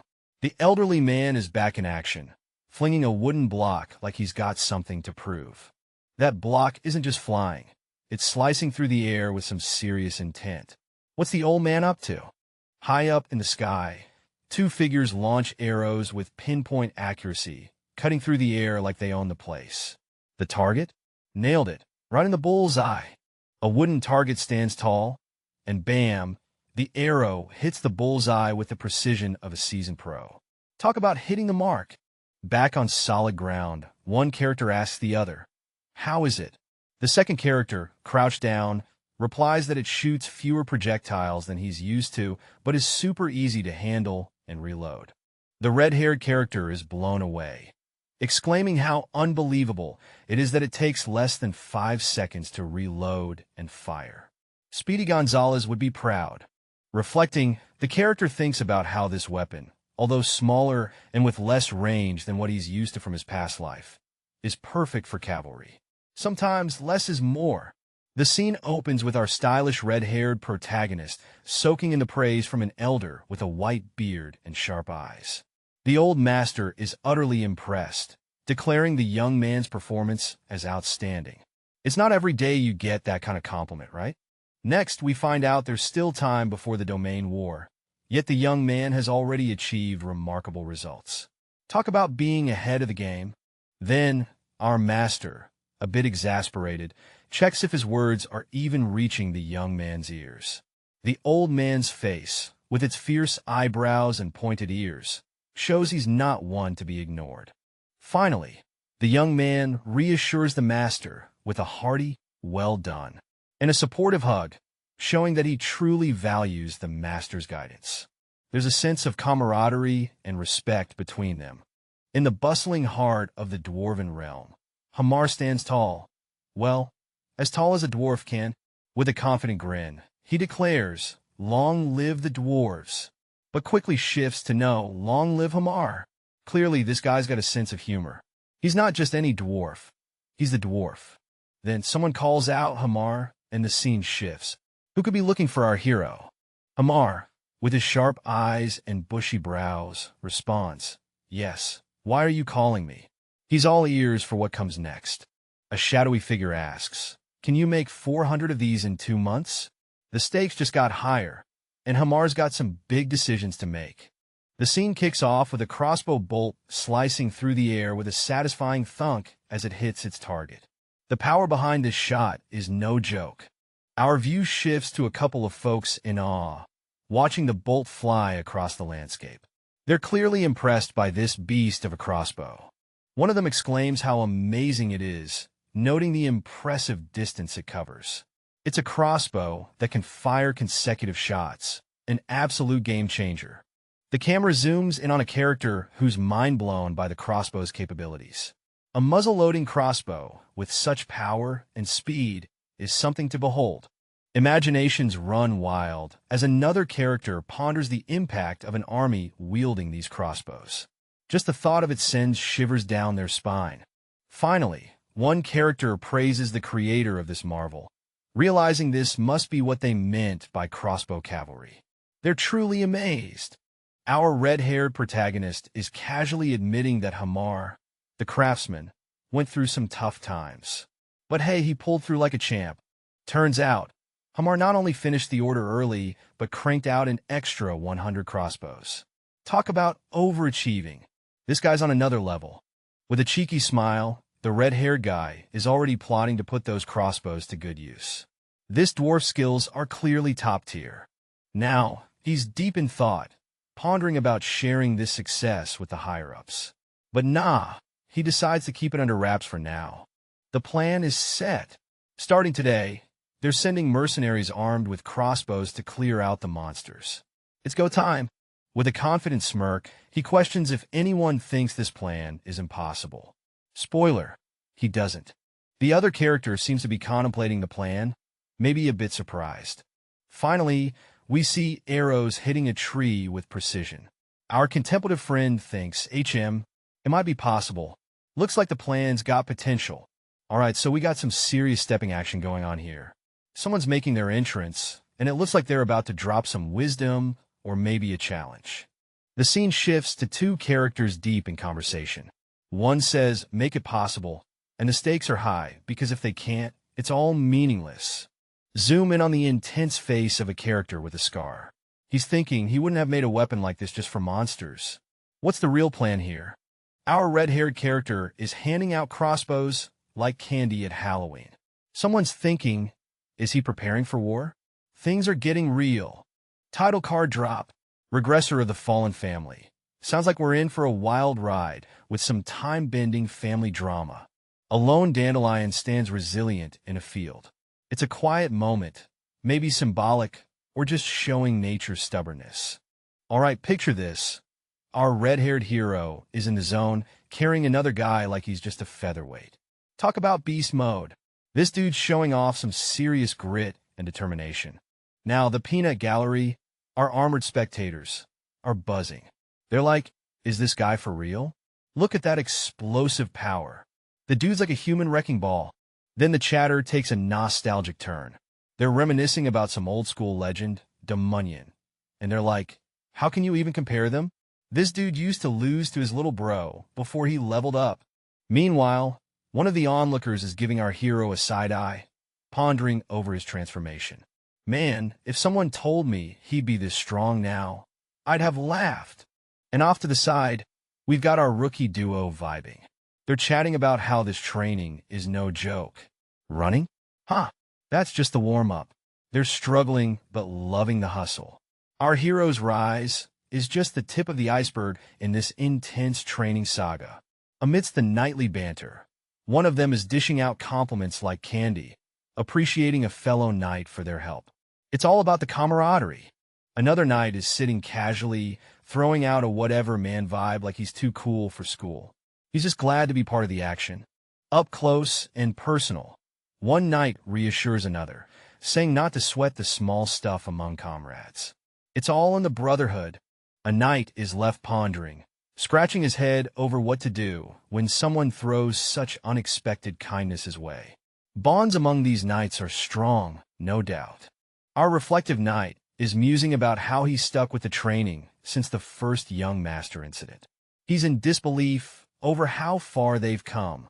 A red-haired guy is having a bit of a revelation moment, staring in shock at someone approaching. The intensity is real. The red-haired knight is thinking about how his lucky charm just strolled in casually, as if on cue. Talk about perfect timing. The night is lit by a bright full moon, casting an eerie glow over everything. It's like the universe is holding its breath, waiting for something big to happen. Inside a dimly lit room, our protagonist sits in deep meditation. He's got that intense look of someone who's just realized their potential. He feels a shift in the force, like the universe is giving him a cosmic nudge. His thoughts swirl. Lately, I've been seeing signs of a shift in the force. It's like he's tapped into some ancient Jedi wisdom. He's determined, thinking if I can improve my martial powers as per my expectations. This guy's got big plans, and he's not stopping until he's a martial arts legend. A vision appears, powerful warriors, epic battles, and a blazing light. Awakening, ascension. If I can achieve this, he's about to level up in the most epic way possible. He lets out a breath, feeling the weight of his ambitions and the promise of power. It's a calm before the storm. A burst of fiery energy lights up, signaling the awakening of his true powers. Things are about to get lit. Our mysterious hero is standing there, and bam! A burst of golden light erupts from their chest, like a supernova in the making. The intensity cranks up as the light wraps around their hand, swirling with an otherworldly energy. Close up on the fiery red hair. It's like the universe is giving them a new hairstyle with cosmic wind. A blazing orb of light forms, glowing like a mini sun, ready to unleash untold power. In the midst of this magical chaos, our hero looks cool and composed, holding onto the glowing orb. With newfound confidence, they realize they've unlocked the basics to learn the next secret technique of the sword secrets. Level up achieved. Our protagonist is in the thick of training, caught in a fierce battle with energy swirling around. They're on a mission to master a powerful technique, feeling the weight of past mistakes and the pressure to succeed. Staring at their reflection, they think, if I can just master that technique before the war. The urgency is palpable as they prepare for the inevitable clash. Gazing out of a window, they reflect on the high-ranking knight who didn't survive, their determination hardening. Elsewhere, a pair of mysterious figures with menacing appearances are on the move, emitting an eerie vibe that hints at trouble. The ground shakes under the heavy steps of an unknown being, the tension building with each footfall. The mysterious figures communicate in an indecipherable language, their intentions unclear but ominous. What are they planning? The scene opens with chaos as a massive horde of terrifying creatures charges forward, their eyes locked on their target. A lone figure stands firm, raising a fist in a powerful gesture of defiance and leadership. This is not just a fight, it's a stand against the chaos. From above, we see rows upon rows of disciplined soldiers ready for battle, their formations tight and unwavering. The command to lift rings out, and with precision, the archers raise their bows, ready to rain down a storm of arrows. Shoot! Echoes the battlefield, unleashing a torrent of arrows that darken the sky and promise to wreak havoc on the advancing foes. Amidst the chaos, one of the creatures looks up in terror as the arrows descend upon them, signaling the start of an epic showdown. Charging in like a wrecking ball, our hero is smashing through enemies, leaving a trail of chaos behind. This dude is not having a good day. He's screaming his lungs out as the battle rages on. It's pandemonium with arrows flying and enemies falling. The battlefield is a wild scene. Riding in like a knight in shining armor, a mysterious figure on horseback joins the fray. Whoa! A couple of soldiers on horses are taking it all in, surprised by the effectiveness of their weapons. One soldier is amazed by the lack of recoil, impressed by how their arrows punch through multiple foes. Galloping through the chaos, these soldiers reflect on the superiority of their new weapons. Contemplating the battle, a soldier notes the edge their weapons give them as they charge into the fray. It was worth the effort to come for the hunt so far into the territory. The vibe here? Totally intense. One of them asks, "Are you satisfied?" The reply is a casual somewhat, but there's a hint of expectation for more action. The older character stays silent, pondering something deep. Maybe he's got a lot on his mind, or he's just not chatty. Curiosity peaks as the older one asks, just out of curiosity, why are you doing this? There's definitely more to this story. The younger one is impressed. I've never heard of a mercenary army with this much firepower. He's wondering if there's a bigger plan. A sudden realization hits. That's young master. Looks like someone important just showed up. The young master and his crew spot a newcomer. He's got that, who are you? Expression nailed. The newcomer shouts, what's wrong? Turns out he's here on behalf of someone named Rick. Who's Rick? The plot thickens. The scene opens with a knight, surprise etched on his face, as he hears someone mention the name Rick. It's as if he's seen a ghost, and the tension is palpable. Suddenly, the atmosphere gets even more intense. A voice calls out Viscount Tesron, and we see a pair of riders on horseback, their presence suggesting an urgent mission. The bombshell drops. Viscount Tesron has declared war against them. The knight looks alarmed and determined, ready to face whatever challenges lie ahead. With fierce determination, someone vows revenge for their ancestors' wrongful demise. The air is thick with tension and a thirst for justice. The scene shifts to a fiery declaration against the House of Moran. It's clear this grudge runs deep, and someone's ready to settle the score. Amidst a tense gathering, a family seeks guidance from their patriarch. A whispered darling hints at the weight of the decision at hand. Strategic concerns bubble up as someone points out the formidable numbers of Viscount Torson's knights. Even the presence of a powerful ally doesn't guarantee victory. In a dimly lit room, plans are laid out. The odds seem daunting, yet there's a sense of resolve. The stakes are high, and the question remains, what will the patriarch decide? In the heart of a tense meeting, a powerful figure slams his fist down, demanding silence from everyone around. His fiery temper sets the stage for what's coming next. Amidst the silence, the discussion turns to strategy. The room is filled with influential figures debating their next move, some urging diplomacy, while others lean towards more aggressive tactics. It's clear that the stakes are high. A red-haired individual, clearly not one for patience, questions the logic of making peace. His intense demeanor suggests he's more about action than words. His voice booms through the room, demanding that they come up with a plan for victory. He's not about to tolerate any indecision, pushing everyone to think fast. Two young men stand by, observing the heated debate. Their expressions are hard to read, but they're clearly caught in the thick of whatever political storm is brewing. But will the young masters go to war too? The tension is thick as they deliberate the fate of these young warriors. One character leans in, deep in thought, considering the consequences of the looming conflict. My sons will go to war as well. This declaration is bold, filled with determination and a hint of pride. Ronian's force has awakened now, and Logan is of age as well, so he should do his part. The stakes are high, and the expectations even higher. Speaking of which, I heard the first young master trains with the knights.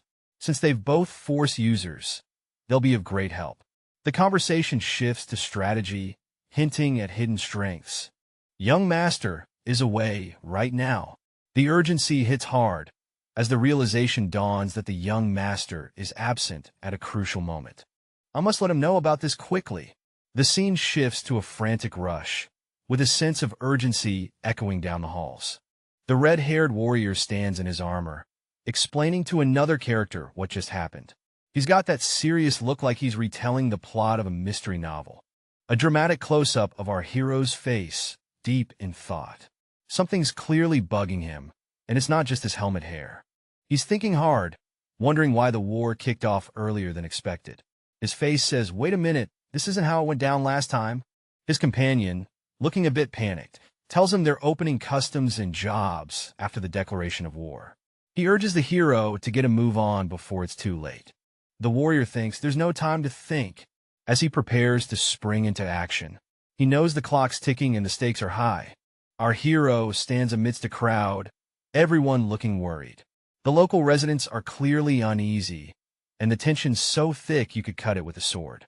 A final shot of the red-haired hero, looking determined and ready to face whatever comes his way. He's got that bring-it-on vibe, ready to tackle the next big challenge. Kai, you don't seem too surprised that war has broken out. For us, if there's no war, we want to start one. We got our hands on a great weapon, so isn't it obvious we'd want to use it? These guys, they're way too confident. But it's valid. They're overloading ammunition. And what does it matter when the war breaks out? All we gotta do is win. The House of McLean is thrown into turmoil by an unexpected attack. Our protagonist, with striking red hair and a determined look, is ready to face the challenge. A sense of urgency fills the air. The dramatic title, Regressor of the Fallen Family, sets the stage for an epic tale of struggle and redemption.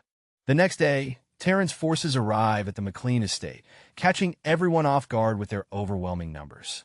The atmosphere is tense. A quiet room inside the estate basks in sunlight, a calm before the storm, hinting at the brewing conflict. Inside, chaos ensues as the news of Terran's declaration of war spreads. Shocked faces and raised voices fill the room, underscoring the gravity of the situation. Under the dimming light, a lone figure stands deep in thought, contemplating the battle and the curious case of missing reinforcements. What's going on with the House of Kairos, and why are they backing out now? Boom! Enter the intense gaze of a bearded warrior, his eyes burning with frustration. Clearly, this is not the news he wanted to hear.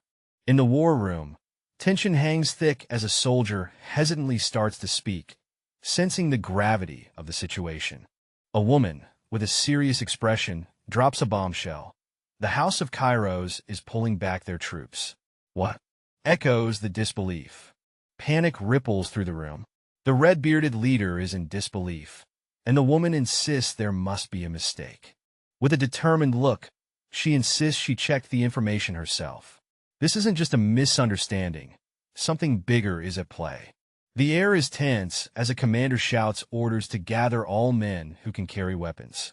He's determined, ready to respond with full force. Yes, sir, echoes back, signaling the start of a massive mobilization. In the shadows, McLawn, a strategist with a sharp mind and a mane of red hair, gears up for battle. He's pulling together every available man to fight against a looming threat. With swift movements, the scene shifts to feet pounding the ground, a visual metaphor for the urgent gathering of forces. The knights, 53 strong, assemble with a clatter of armor, ready to charge into the fray. Not far behind, 552 regular troops march in unison, their presence adding weight to the growing army. And finally, the conscripts, 4,418 of them, armed and ready to defend their land. In total, a formidable force of 5,023 stands ready to face whatever comes their way. The scene opens with a dramatic lineup of soldiers, all poised for action. Their numbers stretch into the horizon, creating an impressive and intimidating sight. As the camera shifts, we see more soldiers facing the same direction, their posture suggesting a readiness for battle. The tension in the air is palpable. Zooming in, we get a closer look at a soldier with a striking red beard and a bandaged eye. He seems to be in pain, gritting his teeth as if fighting through it. Amongst the soldiers, a conversation sparks. One asks about the first young master, and another responds with concern, mentioning he went out long ago and hasn't returned. The mystery deepens. The scene opens with our red-haired young warrior riding valiantly on horseback, looking utterly perplexed. What are you talking about? He demands, clearly caught off guard by some bold claim. Determined, he insists there's no way he would do that. His loyalty and disbelief are written all over his face. Suddenly, we flash back to a sepia-toned memory. A younger version of him, standing resolute, whispers, "Hyungnam." It's a moment filled with nostalgia and deep bonds. Back in the past, a figure with a blurred face is revealed to have expected the looming war. "I'll teach you this secret technique soon," he promises, hinting at a shared mission. The memory echoes with hope. Let's save our family together. It's a promise that fuels our hero's determination. Returning to the present, The young warrior's mind races. "There's no way he'd run away," he shouts, refusing to believe the whispers. His eyes widen in shock. "First young master ran away?" He questions, his disbelief turning into a growing concern. The rumor gains traction among the troops. "The son of the fief's lord ran away?" One soldier murmurs, uncertainty spreading like wildfire.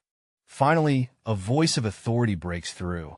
"Ronin, you must play your brother's role on his behalf," instructs an elder, leaving Ronin with a heavy responsibility.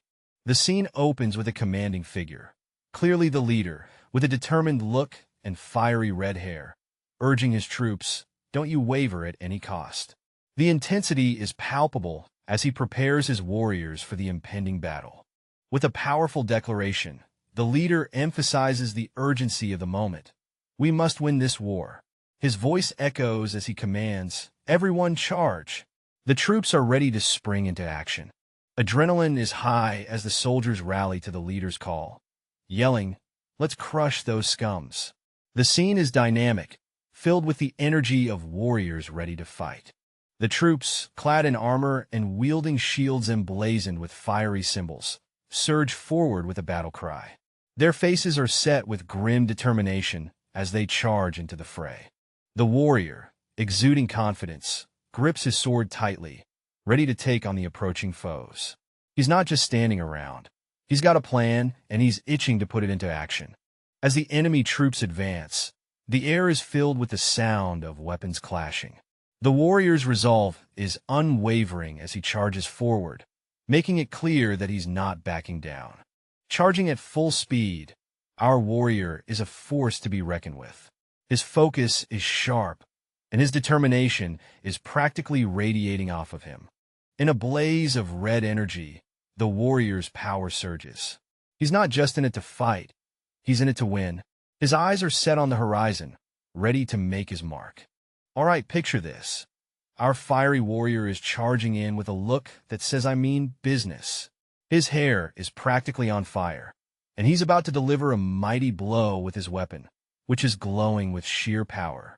Meanwhile, his opponent, decked out in some seriously intimidating armor, braces for impact. The clash is explosive, with sparks flying everywhere. This is not a drill, folks. As the dust settles, the armored foe smirks with a sinister confidence, like he's got a trick or two up his metallic sleeve. Our fiery hero looks on, ready to face whatever comes next. Who's got the upper hand? Only time will tell. The scene opens with a young man, visibly exhausted, clutching a weapon tightly. His heavy breathing, marked by huff sounds, fills the tense air. The focus shifts to his intense, sweat-drenched face, capturing the strain and pressure he's under. Nearby, chaos reigns as another fighter screams in agony, clutching their injured arm. The young man's mind races with a single thought. No. Back to the young man, his eyes sharp and focused, yet drenched in sweat, showing determination amidst the turmoil. The desperation heightens with cries for help. The young man, internally chanting "no, no, no," is trapped in the escalating chaos. Realization hits hard. This is bad. We're losing. The young man's inner turmoil reflects the battle's dire state.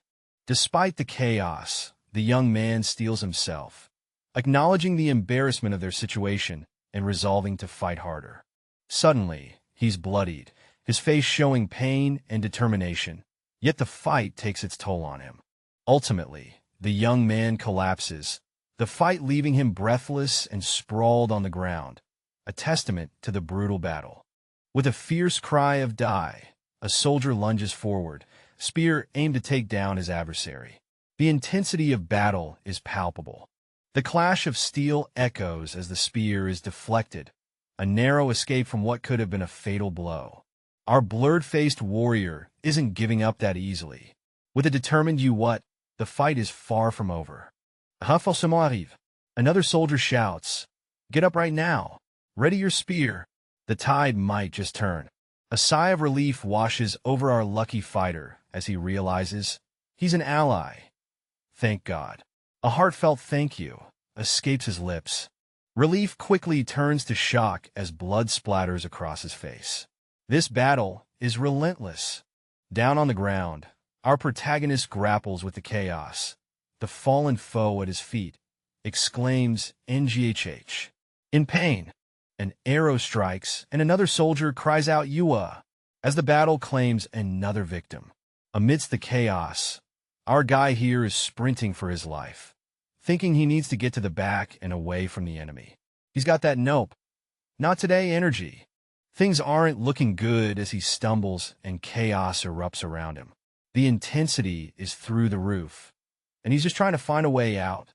Close up on his face, he's battered and bruised, sweat dripping down, and you can just see the panic in his eyes.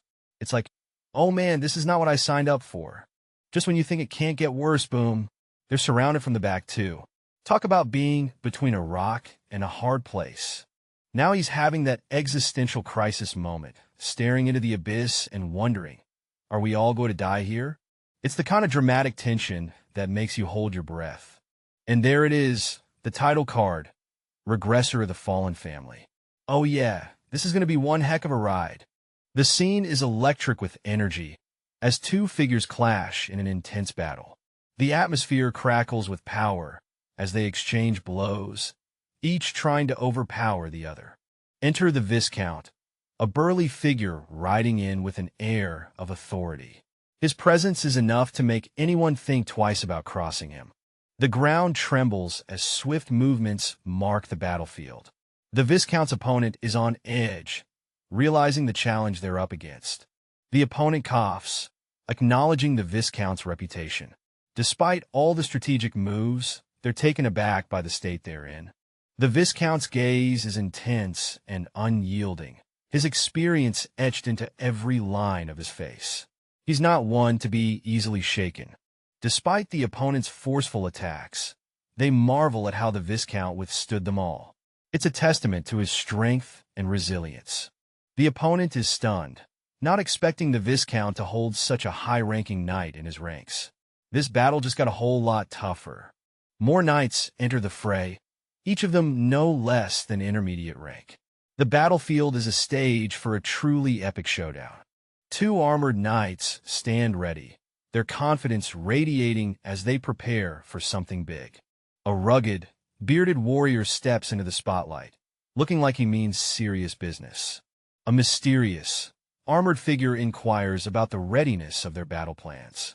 The bearded warrior charges forward on horseback, heading straight into the fray, surrounded by enemies. As he rides, the warrior considers the potential consequences if things go awry. The scene opens with a fierce determination as a warrior blocks an incoming strike with his weapon. The tension in the air is palpable. With a defiant shout, "I won't let that happen," the warrior stands his ground against the armored opponent, ready to unleash his power. Energy crackles as the warrior delivers a powerful blow, the impact creating a whirlwind of force, pushing his adversary to the limits. The armored opponent grunts, feeling the weight of the attack, but his stance remains firm, sword at the ready for another round. With an intense gaze, the warrior charges forward, his weapon glowing with power, ready to clash once more with the unyielding foe. The scene is intense as our red-haired warrior locks eyes with his opponent. The atmosphere is charged, and you can almost hear the clash of swords before it even begins. The knight makes the first move, landing a powerful blow. Our red-haired hero reels from the impact, but determination blazes in his eyes. With a fierce expression, the warrior demands if the knights have no pride as fighters. His voice is full of defiance despite the odds. Meanwhile, two knights stand back, watching the struggle unfold. One asks what the warrior is on about, while the other casually remarks about it being his last struggle before dying. A senior knight, observing the scene, reminds the others not to underestimate the warrior. Despite their mockery, he warns them of the red-haired man's skills. The scene opens with a masked warrior locked in combat. The background is a chaotic mix of motion and energy as the warrior prepares for a fierce strike. The battle intensifies as the masked warrior lunges forward, delivering a powerful blow. The opponent grimaces in pain, a testament to the force behind the attack. The warrior's face is a mix of concentration and determination, eyes focused on the enemy. The fight is brutal, with each combatant giving their all. Blood drips from the masked fighter's weapon, a chilling sign of their ruthless efficiency in battle. The fight is taking a toll on both parties. A sinister smile creeps onto the masked fighter's face, indicating their confidence and pleasure in the fight. They seem to be enjoying the upper hand. The scene concludes with the masked warrior standing over their defeated foe, bloodied and victorious. The intensity of the battle leaves a lingering tension in the air. In the dim light, a shadowy figure gasps, caught off guard by something looming in the dark. Our warrior, cloaked in red, stands firm, recognizing the trap laid before him. He knows escape isn't an option. With a fierce battle cry, he charges forward, sword gleaming and ready to strike.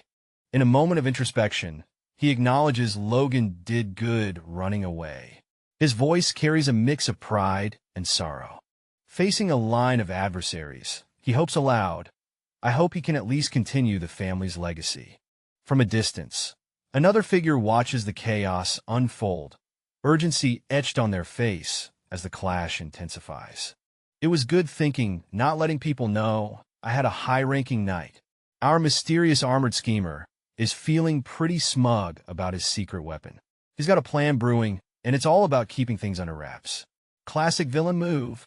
Now I just have to crush Patrick and take over the McLean castle. Our knight in not-so-shiny armor is plotting his next power move. Patrick better watch his back, because someone's gunning for his castle. And as long as I get my hands on that, our sneaky knight is eyeing something valuable. Whatever it is, it's crucial to his master plan. You can almost see the gears turning in his head. Suddenly, there's a ruckus. Our plotting knight is caught off guard. What's all that noise? Looks like things aren't going as smoothly as he thought. The sound of cavalry troops? Oh, our knight's plan is hitting a bump. The cavalry is arriving, and it's not part of his agenda. A rider dashes in, shouting, "Lord!" The cavalry's here, and they've got news. Looks like there's a twist in the tale, folks. We spotted a unit of cavalry troops in the rear. There's around 300 of them. The knight's informant delivers the shocking news. That's quite the cavalry party, and it seems like trouble's brewing. Cavalrymen? Did McLean have more elite troops? Our knight's puzzled. Just how many troops does McLean have? This castle takeover is getting complicated. A close-up reveals a confident smirk, the commander relishing the challenge ahead. There's a certain gleam in his eye, like he's seen this all before. The troops are bustling, preparing for the fight. The commander stands firm, issuing orders with precision. His presence is commanding, and the soldiers rally around him. Suddenly, the sound of drawing weapons fills the air. The commander readies his crossbow, the scene crackling with energy as everyone braces for the upcoming battle. On horseback, the commander surveys the scene, his armor shining. He's ready, the battle in his eyes, and nothing is going to stop this force from charging forward. The scene opens with our hero, a fierce-looking warrior, standing tall against a massive, terrifying beast. The air crackles with tension, and his aura blazes with fiery determination. Zooming in, we see the warrior's intense gaze. His red hair and sharp eyes reflect his unyielding spirit. He's clearly ready to face whatever comes his way. Suddenly, chaos erupts. A mysterious figure leaps into action, catching our hero off guard. The battle reaches a fever pitch as the enemy closes in. With a swift strike, the enemy lands a blow, and the warrior struggles to regain his footing. Blood splatters, and the stakes have never been higher. In the heat of the moment, a commanding figure shouts, "Fire!" His determined expression fuels the urgency of the situation. Arrows whiz through a narrow wooden corridor, their tips glowing with a fierce light, creating an intense and dangerous atmosphere. The deadly projectiles continue their path, highlighting the narrow confines and the imminent threat they pose to anyone in their way. In a narrow alley, the air is thick with anticipation as troops gather, their armor glinting in the dim light. The walls close in, making the space feel even more suffocating. The soldiers are readying themselves, and you can almost hear the distant clashing of swords echoing in the background. A lone figure stands at the forefront, their silhouette illuminated against the wall. They peer into the distance, their expression hidden, but their resolve evident. The atmosphere is charged, every breath seeming to draw the promise of conflict closer. Suddenly, focus shifts to a group of armored warriors, clad in distinctive gear. The McLeans, one of them thinks, identifying the formidable force they are about to face. These aren't just any troops. They're elite, and the tension ratchets up a notch. The surprise is evident as a soldier's thoughts burst out.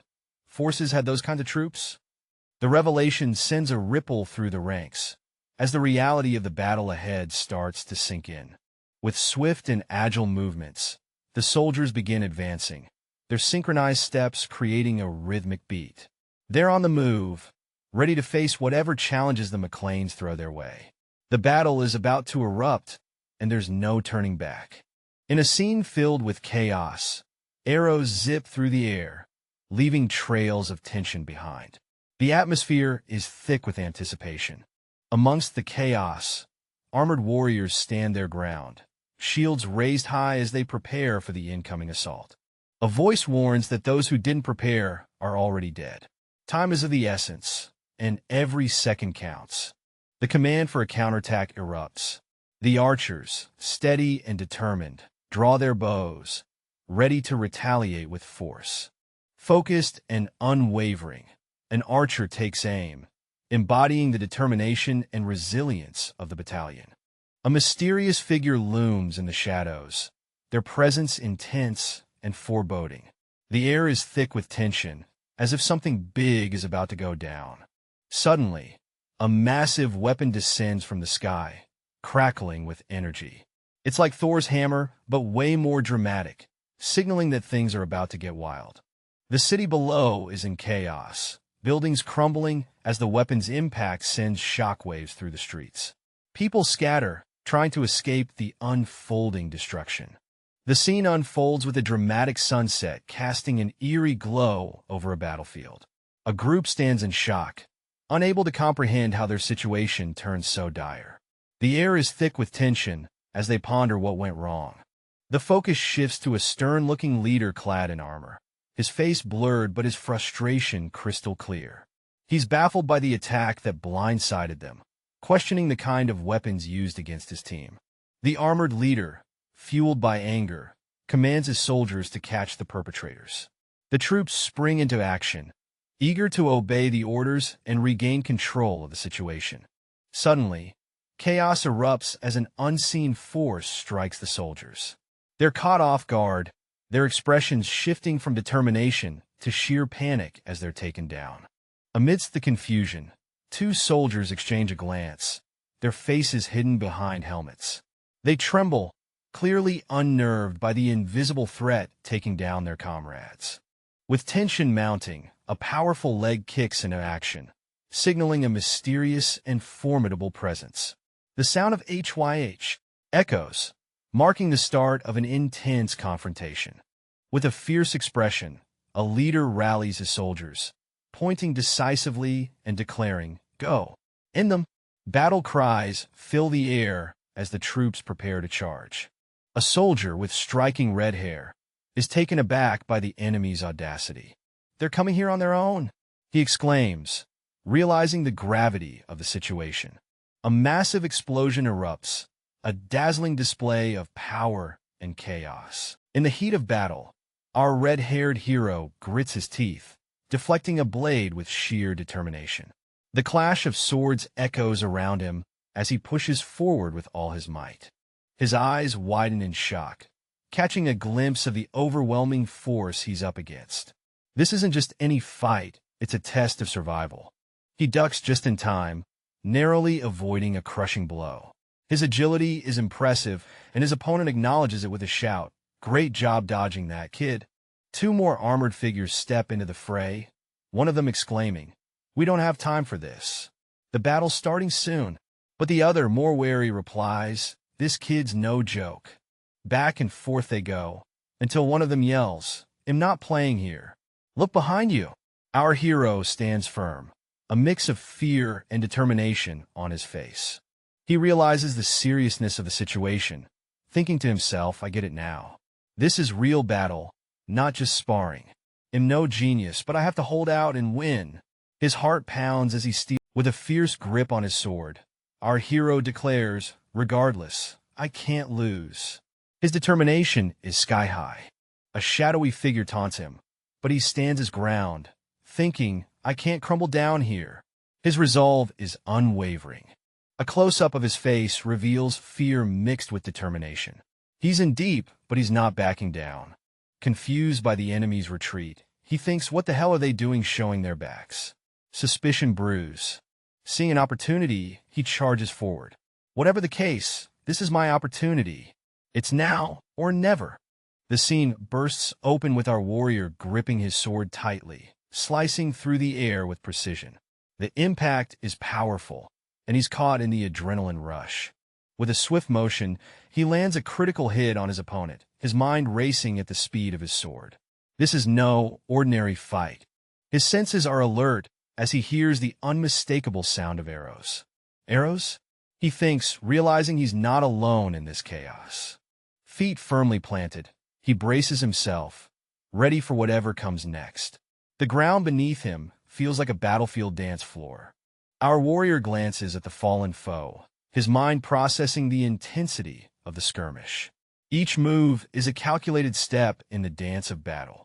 His expression shifts to one of realization. The intensity of the confrontation is setting in, and he's more aware than ever. In the midst of a fiery backdrop, a squad of soldiers makes a striking appearance. The tension is palpable as the focus shifts to a man on horseback, commanding the scene. The spotlight turns to a character named Logan, whose presence seems to resonate with a mix of recognition and surprise. Who is this mysterious figure, and why does he matter so much? With urgency in the air, our protagonist charges forward, weaving through the chaos with determination. Something big is about to go down.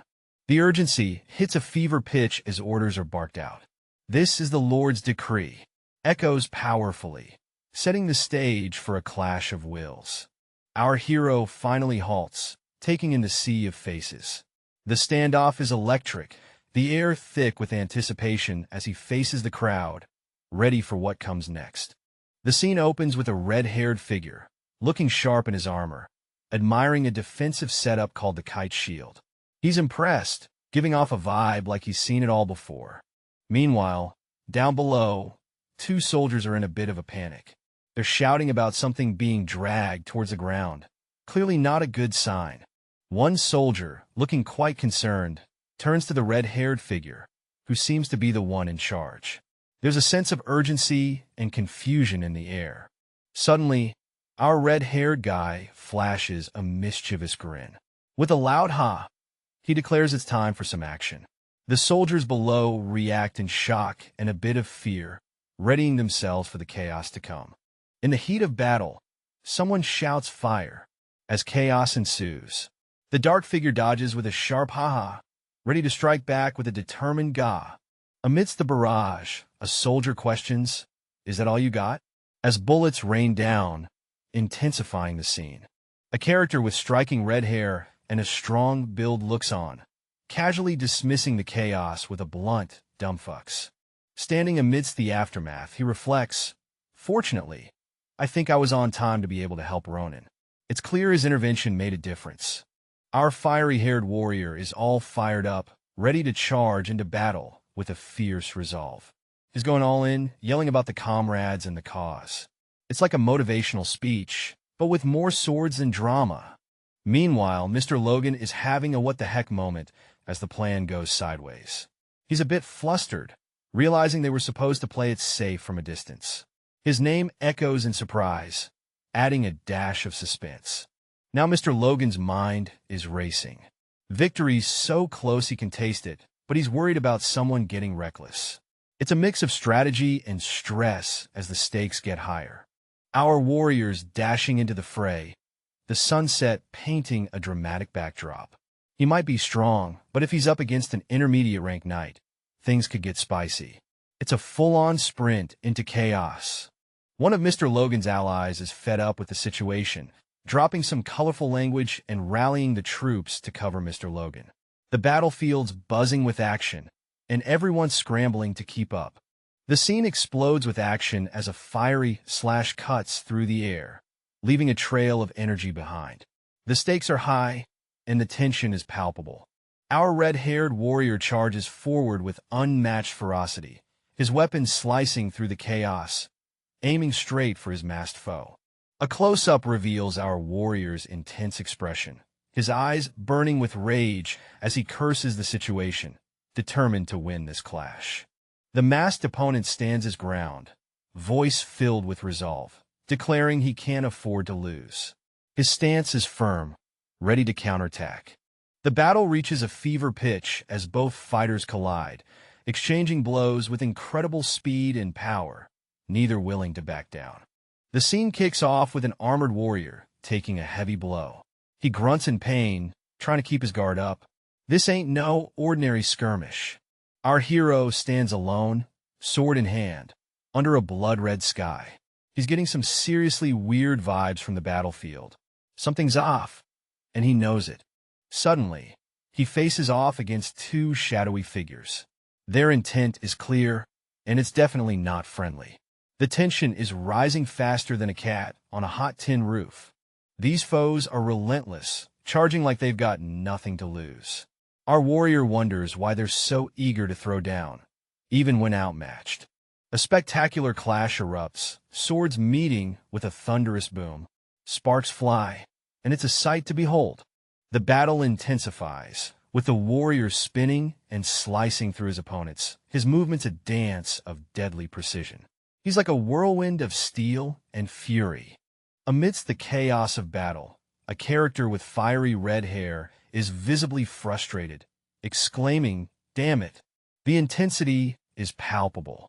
Explosive action unfolds as a powerful attack is unleashed, sending shockwaves through the battlefield. The stakes are high, and it's all or nothing. The fiery warrior, engulfed in flames, charges forward with relentless energy. This fight is far from over as the tension escalates. The action continues with a dynamic leap, showcasing the character's agility and determination. The scene is filled with adrenaline-pumping excitement. Amidst a storm of chaos and flames, our red-haired warrior is caught off guard, clearly puzzled by the explosive turn of events. His armor glints under the fiery light as he exclaims, "What on earth happened?" Turning, he spots a figure emerging from the inferno. The tension is palpable as he simply utters "You." The mysterious figure reveals a subtle, knowing smile, shrouded in the glow of the fire. Meanwhile, the warrior, now on the ground, coughs and remarks, "I barely made it on time." The urgency in his voice is unmistakable. With flames still roaring around him, he stands firm, shouting a name with a mix of desperation and hope, "Logan." Amidst a dramatic sunset, two knights stand tall in their gleaming armor. The tension is palpable as they prepare for an unseen challenge. The bearded knight shares his observation. He saw the mercenary corps sneaking around the enemy's rear. But there's a catch. They're quite a distance away. The bearded knight, clearly baffled, wonders aloud about the mercenary's sudden move. His eyes widen in surprise as he processes this unexpected development. The scene opens with a mysterious figure in a red cloak overlooking a battlefield littered with fallen warriors. The ominous question hangs in the air. Are they all down? Our view shifts to a tense standoff between two warriors. One, clearly surprised, asks, "When did you get so strong?" The other dismisses the question, saying it's not important right now. As the sun sets behind them, the mystery deepens. The bearded knight, exuding confidence, declares that their current situation is favorable because of the red-haired companion's presence. The red-haired character, face blurred but clearly supportive, replies with a reassuring "of course." Amidst a dramatic background, the red-haired character acknowledges the bearded knight's efforts with a "You did great." The title Regressor of the Fallen Family sets the stage for an epic tale of redemption and power struggles. Amidst a tense atmosphere, someone just witnessed a shocking feat, pushing off 2 intermediate-rank knights at once. Turns out, the person responsible is a mere 20-year-old with striking orange hair. Who knew a young country bumpkin could pull off such a stunt? I was toiling to death at that age to become a knight. The scene shows a gloved hand gripping a sword tightly, hinting at the intense struggle and ambition of our mysterious character. You can feel the weight of the past as they reflect on the sacrifices made. The character is deep in thought, surrounded by a dark, intense aura. They recall making a solemn promise to never forget their journey, standing resolute and armored, ready to face whatever comes next. Suddenly, another voice cuts through the reflection. "Rich Trombell, what are you doing? Hurry up and get into position," commands a fellow knight. The urgency breaks the introspection, pulling Rix back to the present moment as he gears up for action. The action kicks off with a dramatic UGH as someone takes a hit, clearly feeling the impact of a fierce attack. 2 armored figures stand side by side, one with striking red hair and a determined look. They're talking strategy, realizing the previous attack was a test of strength. The red-haired warrior acknowledges the strength of their opponent, noting that he's strong enough to handle most intermediate-ranking knights. The plan comes together as the red-haired warrior considers taking on the high-ranking knight, while the other handles the intermediate ones. The scene opens with a fiery redhead warrior boldly declaring, "I'll face him." His eyes are set with determination, ready to tackle whatever challenge lies ahead. A bearded mentor figure steps in, cautioning him, "No, he's too much for you." He acknowledges the young warrior's growth, but reminds him of the opponent's high rank. As the tension builds, we see a close-up of the warrior's fist clenching tightly, signaling his unwavering resolve. Finally, his face is a canvas of fierce determination, eyes burning with intensity as he lets out a frustrated growl, ready to confront the looming threat. In the twilight glow, a confident young man with fiery red hair and a determined aura stands tall, proclaiming, "Even I could win against you, father. Trust me and leave him to me. He's got that I can handle this vibe," ready to take on whatever comes his way. Close up on our young hero's back, his vibrant red hair catching the light. He's wearing a snazzy armor with orange accents. You can almost feel his resolve from this angle. Now we shift to the father. With a grizzled beard and intense eyes, he seems deep in thought. This isn't just any father-son moment. There's wisdom and a hint of worry in his expression. The scene moves to their feet as the father finally relents with a simple, "Fine." His boots firmly planted, it's a small yet powerful gesture of trust. As the sun dips below the horizon, the father's voice carries a gentle warning in the air. "But be careful, son." It's that classic parental concern, wrapped in a moment of mutual respect. Amidst the chaos of battle, our red-haired knight stands firm, gripping his sword with resolve. The tension in the air is palpable as he prepares for what's to come. Zooming in on his face, our knight's sly smile speaks volumes. He's confident, perhaps even enjoying the thrill of the fight, with his red hair catching the light. With a determined shout, he calls out to his father, rallying him to end the conflict swiftly. Their teamwork is evident as they charge together, cutting through the battlefield with precision. Out of nowhere, someone is dropping down with serious intent, and it looks like things are about to get intense. Our armored knight is on high alert, gripping his sword tightly. He knows that the incoming force is targeting him, not the knight beside him. The knight's face shows a mix of resolve and tension. He's got his game face on, ready to meet the challenge head-on. And bam! The swords clash with a dramatic spark, a powerful meeting of strength and will. It's a showdown of epic proportions. Our mysterious hero, cloaked in an intense red aura, stands defiant, shouting, "How dare you defy me?" The ground trembles beneath him, showing just how much power he's packing. Without missing a beat, he launches himself forward with a burst of energy, leaving a fiery trail in his wake. This dude is on a mission, and nothing's going to slow him down. The scene bursts into action as our red-haired hero dashes forward, his determination burning as hot as the flames trailing behind him. His arms blaze with fiery power, adding an extra layer of intensity to his already fierce momentum. With each step, the ground smolders beneath his feet, leaving a trail of fire in his wake. In a blazing leap, he launches himself into the air, ready to deliver a powerful strike on his unsuspecting foe below. Things heat up as two warriors are locked in a fierce clash, exchanging powerful blows like it's nobody's business. The dude in the helmet is gritting his teeth, surrounded by a fiery aura, clearly feeling the heat of the battle. Enter the red-haired warrior, charging forward with serious determination, though his face is a bit of a mystery. The battlefield is ablaze, and the intensity cranks up as the conflict reaches new heights.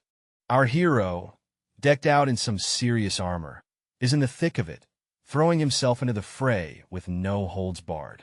Sparks fly as his attack lands, but what's he up against? The scene shifts to a concerned onlooker, a mysterious figure with striking features, who seems worried about our hero's stubborn determination. The hero, sword in hand, looks like he's got everything to prove. There's a thought lingering, almost like an echo. He's pushing himself way too hard. The tension is palpable, and you can almost feel the weight of expectations pressing down. The tension is palpable as a mysterious armored figure looms, surrounded by a sinister red glow.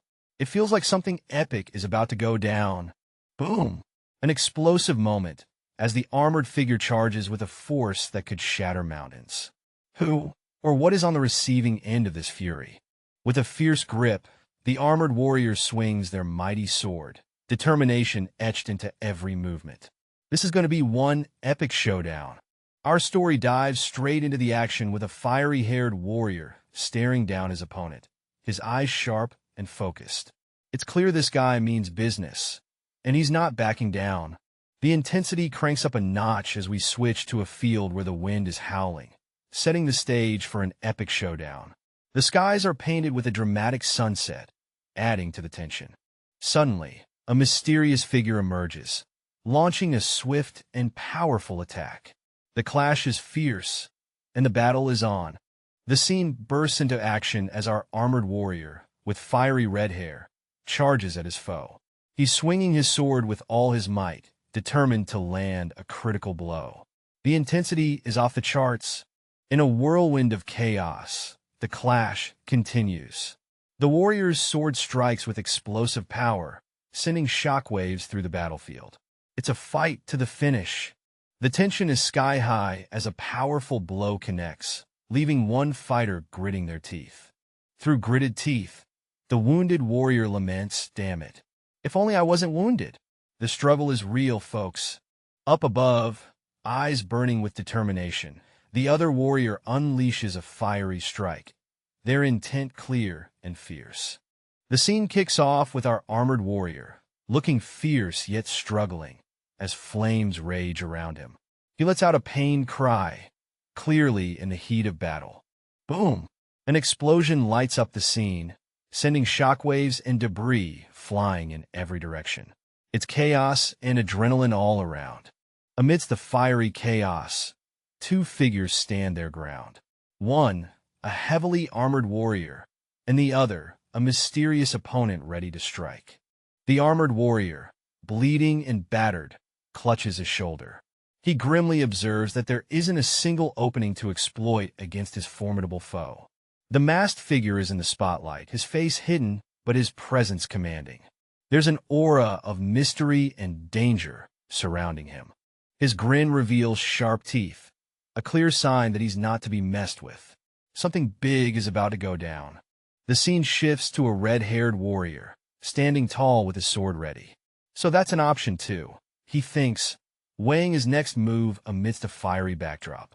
The determination in his eyes is unmistakable, ready to face whatever challenge lies ahead, flames roaring around him. The scene is ablaze with intensity as the protagonist's sword channels an otherworldly force, igniting flames. He's taken aback, pondering the power within his blade. With fiery determination, our red-haired hero, eyes sharp and focused, processes the gravity of the situation, ready for whatever comes next. The tension escalates as his sword absorbs the mysterious force, glowing with fierce energy. The protagonist stands resolute, prepared to unleash this newfound power. The scene unfolds with a mysterious armored figure, surrounded by a blazing aura.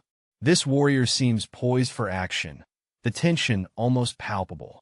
As the fiery background intensifies, the figure's feet spring into motion, signaling the start of something epic.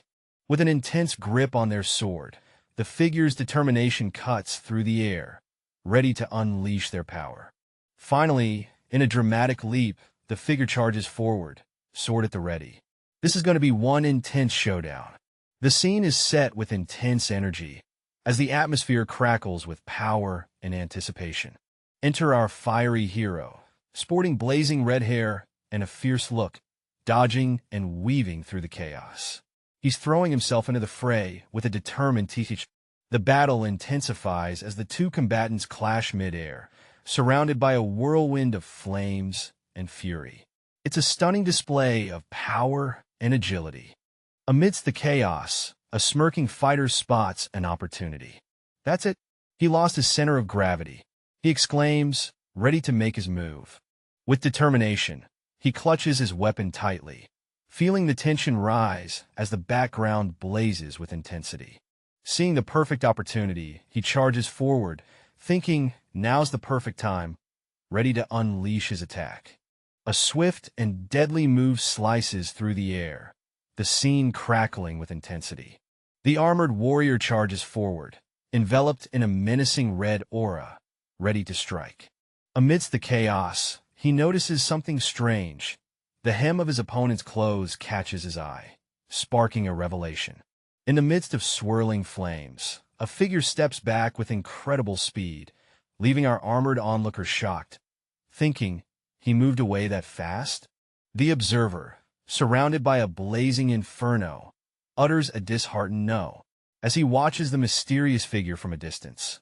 With determination etched on his face, the armored character questions himself. Am I too slow? Clearly frustrated by the rapid movements of his opponent. In the heat of the moment, a mysterious figure unleashes a blazing attack, shouting dance into ashes. The flames roar with intensity, setting the stage for an epic showdown. The armored opponent, feeling the heat quite literally, exclaims, "Damn it, I need to get away quick." Clearly, sticking around isn't on his agenda anymore. Amidst the fiery backdrop, a red-haired warrior stands firm, eyes filled with resolve. The tension is palpable as the flames continue to crackle around them. Boom! The battleground erupts in a fiery explosion, sending shockwaves everywhere. It's chaos, and the intensity is through the roof. Cut to a helmeted warrior, eyes wide with disbelief, shouting, "I am possible," as the reality of the situation sinks in. Someone's having a rough day. Amidst the roaring flames, a figure crouches, bracing against the onslaught. The tension is palpable as they struggle to hold their ground. The battlefield is ablaze. Flames roar around as if the very ground is angry. Right in the heart of this fiery storm, a figure stands unfazed, channeling some serious power vibes. A warrior with a fierce beard and intense gaze raises his sword high. He's like, "Come at me, bro." Amidst the glowing inferno, ready to face whatever comes his way. The scene erupts with a dazzling explosion of light and energy, sending shockwaves through the air. It's like the universe just sneezed out a supernova. A mysterious figure stands amidst the chaos, unfazed. With a smirk, he casually spits, like he's saying no biggie to the cosmic fireworks show happening around him.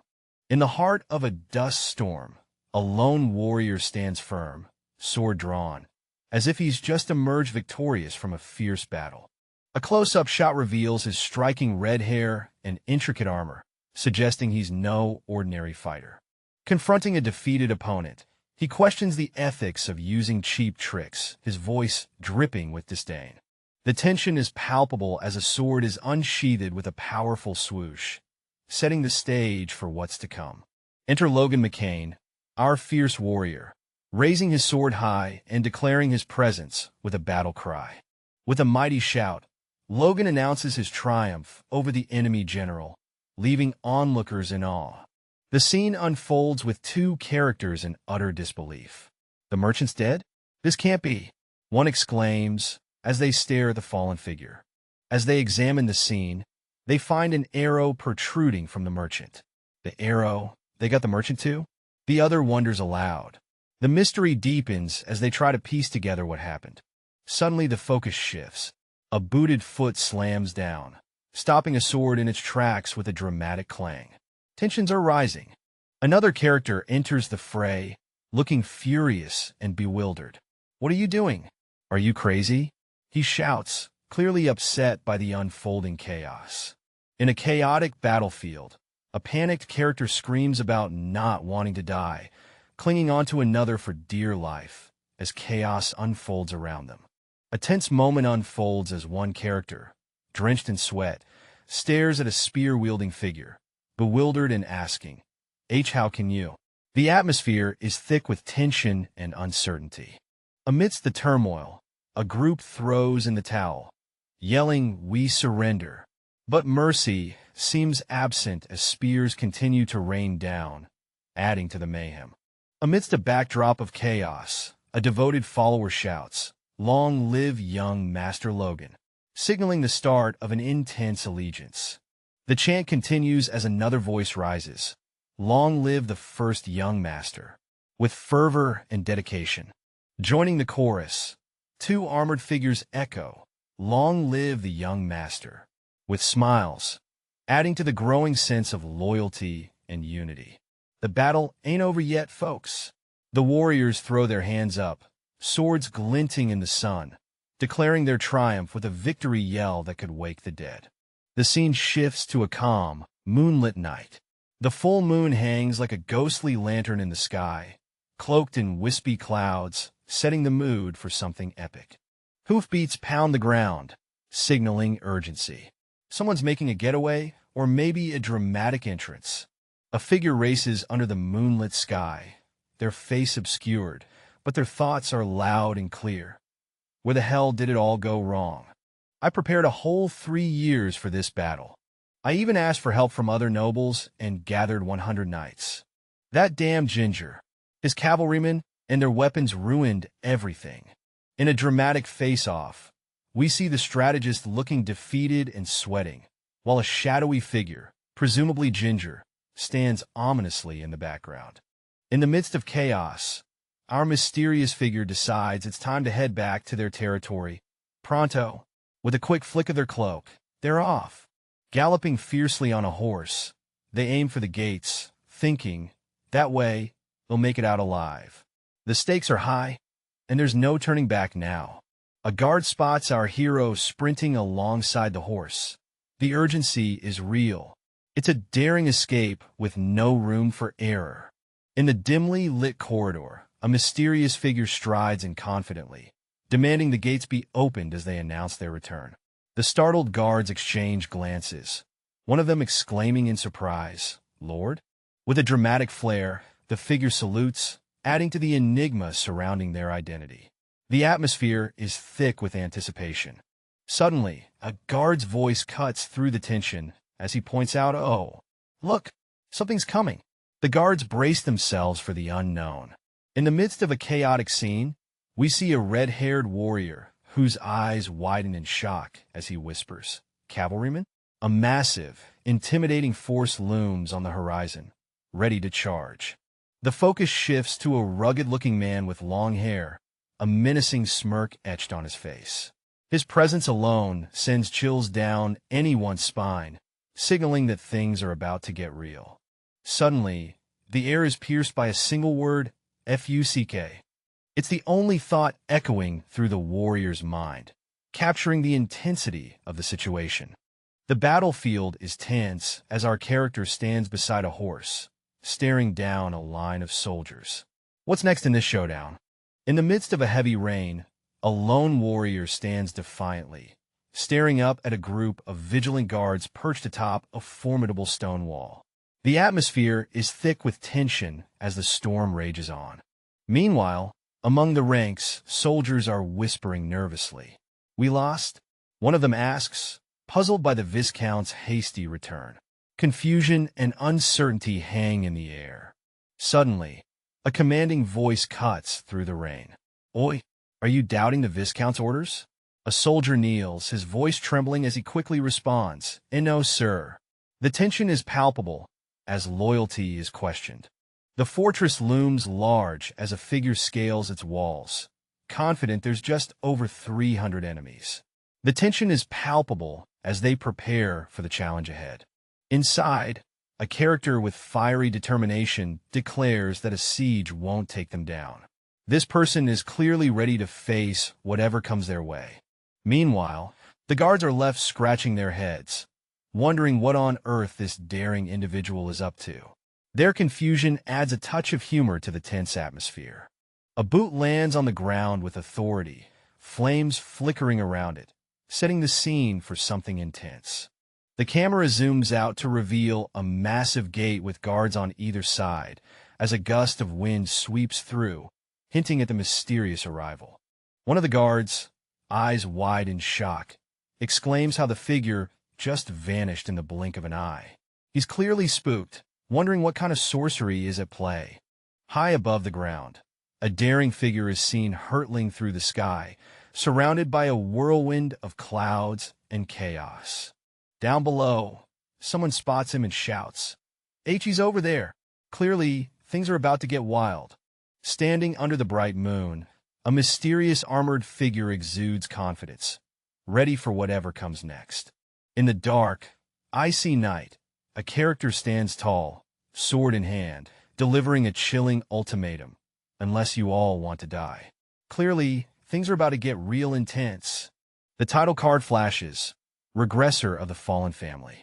This story promises some epic twists and turns. The scene shifts to a grand, mysterious doorway bathed in ethereal light, hinting at secrets waiting to be uncovered. In a room filled with shadows and intrigue, a figure stands by a desk, bathed in an eerie glow. The atmosphere is thick with mystery and anticipation. The scene shifts dramatically as we see someone kneeling, their focus on something crucial. The vibe is tense, like they're on the brink of a big move. A moment of contemplation as the character thinks, I should at least take some gold coins with me. Clearly, they're weighing their options in a high-stakes situation. Boom! The tension snaps as another character emerges, sweat dripping, eyes locked in determination. I finally got you, they declare, setting the stage for an intense confrontation. Boom! An intruder crashes into the room, catching everyone off guard. Someone yells out, How did you get in here? The intruder, oozing confidence, smirks and says, Your servants just gave it away before I even had the chance to put my blade to work. With a mocking tone, the intruder adds, That's telling of your reputation as a lord of this place. In the first image, we see a character with a distinct uniform, their face partially obscured. The setting seems tense, with an air of authority looming over. As we move to the second image, the scene shifts to an opulent room. A character in a sharp suit walks with purpose, the atmosphere thick with anticipation. The third image shows the same character from behind, striding away with determination as if heading towards a confrontation. Finally, we have a close-up of an angry character, fuming with rage. How dare they sell me out? He exclaims, his eyes blazing with fury. A guy's on the ground, clearly outmatched, throwing his hands up like, Double weight, I surrender. You know it's serious when the snowy ground's involved. The desperate guy's throwing everything on the table now, promising reparations and a slice of the pie, just to keep breathing and protect his loved ones. Then the red-haired dude steps into the frame, cool as ice, questioning, per the conventions you say, This is getting interesting. All right, so our sharp-eyed protagonist is calling out someone big time. They're frustrated about this sudden war declaration like, Yo, where did that come from? And now you want to talk about conventions? The hypocrisy is real, folks. Next up, we see this soldier looking kind of defeated on the ground. His face is blurred, but you can feel the tension. Something went down, and not in a good way. Our fiery-eyed hero isn't done yet. They're staring down the blurred figure, questioning their conscience. Haven't you got a shred of decency? This is getting intense. All right, so we've got this intense scene in a dimly lit dungeon. Our hero, clad in armor, stands tall and defiant in front of a guard. The guard is all like, hey, you can't defy the noble's orders. But our hero isn't having any of it. He's like, dude, prisoners are being mistreated here. This isn't cool. Then, the guard, with a face you can't really see, starts to justify the harsh treatment, saying it's all about respecting the noble's orders. But he's got a sly smile, hinting he might not be as loyal as he pretends. He challenges our hero, questioning his life choices like they're on some talk show. And oh, the drama builds. In the midst of a cold, icy setting, a guy is trying to express his gratitude, but it's more like he's echoing what his dad would say. Classic family pressure, right? The red-haired dude, probably not impressed, shoots back with a comment about the old man's honor, hinting that the son's not quite living up to the legacy. Ouch, that's gotta sting. Now, the red-haired guy is deep in thought, maybe realizing something big. His face says it all. This is one of those serious epiphany moments. Amidst a dimly lit room, a treasure chest is unveiled, glistening under the light. It's filled with sparkling jewels and an exquisite knife that catches the eye. A character is seen admiring the knife, clearly impressed as they exclaim, "What a pretty knife." The atmosphere gets tense as another character, seemingly anxious, urges, take it." The best craftsman of the kingdom crafted it himself. With a calm demeanor, the red-haired character examines the knife and simply replies, "No thanks." The scene is tense as a character insists, "You'd better take it with you," leaving the other character puzzled with a W. What? Hanging in the air, a red-haired character whips around sharply, sensing something brewing in the atmosphere. The tension explodes into action as the two characters clash, fists meeting with a thunderous impact. With a face twisted in agony, one character lets out a piercing cry, "Cook!" As the battle reaches its peak. Under the dim light, a face-off unfolds. One character pleads, "Why, you said you'd spare my life." But the response is icy. "I said if I was my father, I'd spare your life." Ouch, that's a burn. A mechanical hand grips tightly, adding a layer of tension to the scene. You can practically hear the crackling intensity. The scene shifts to another character, smirking with a sly confidence. "Coup, the honor of the nobles," he scoffs, "huh? Honor of nobles?" Clearly, someone's not buying the fancy titles. A heated confrontation erupts as a character demands answers, questioning how many lives were lost due to someone's insatiable greed. With an intense glare and a shadowy vibe, the accuser vows to put an end to the villainous life of the other. The tension escalates as close-up shots reveal the intense emotions and fear in the eyes of the accused. Tears mix with sweat and blood as the accused faces the full brunt of the accusation, realizing the seriousness of the threat. In the dim light, a warrior with striking red hair sits solemnly, his armor gleaming as he seems to ponder a heavy decision. A mysterious figure, shrouded in darkness, expresses a chilling satisfaction over a simple death, hinting at a deeper, perhaps darker story. The red-haired warrior, still kneeling, holds a helmet close, his expression hidden but charged with emotion. The scene kicks off with a bang as a bloodied fist clenches in victory. You can feel the intensity radiating from that punch, like it's the final round in a championship fight. Next up, we see a character stepping out of the shadows, looking relieved. Finally, we're past the crisis, they say, with a backdrop that screams of a hard-won battle. Now, we got a quick glimpse of our characters' feet as they realize it's time to wrap things up. There's no time to rest just yet. The focus shifts to our mystery character, who's taking a moment to compose themselves. The tension in the air is palpable, but there's a sense of calm determination as they prepare for the next move.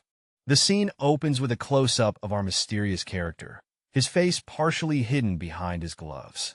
The air is tense, and it feels like he's about to spill some major tea. As if on cue, a dramatic announcement hits like a thunderbolt.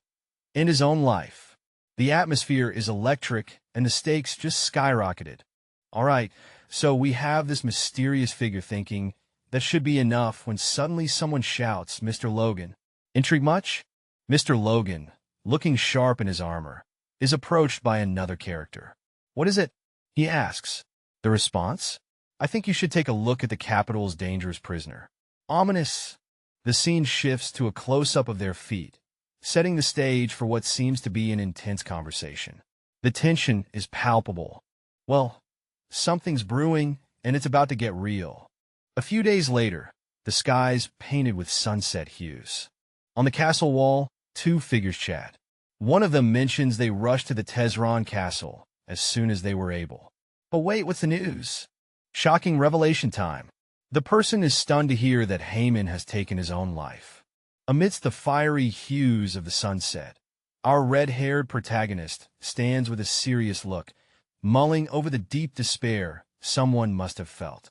The tension in the air is thicker than a bowl of oatmeal left out overnight.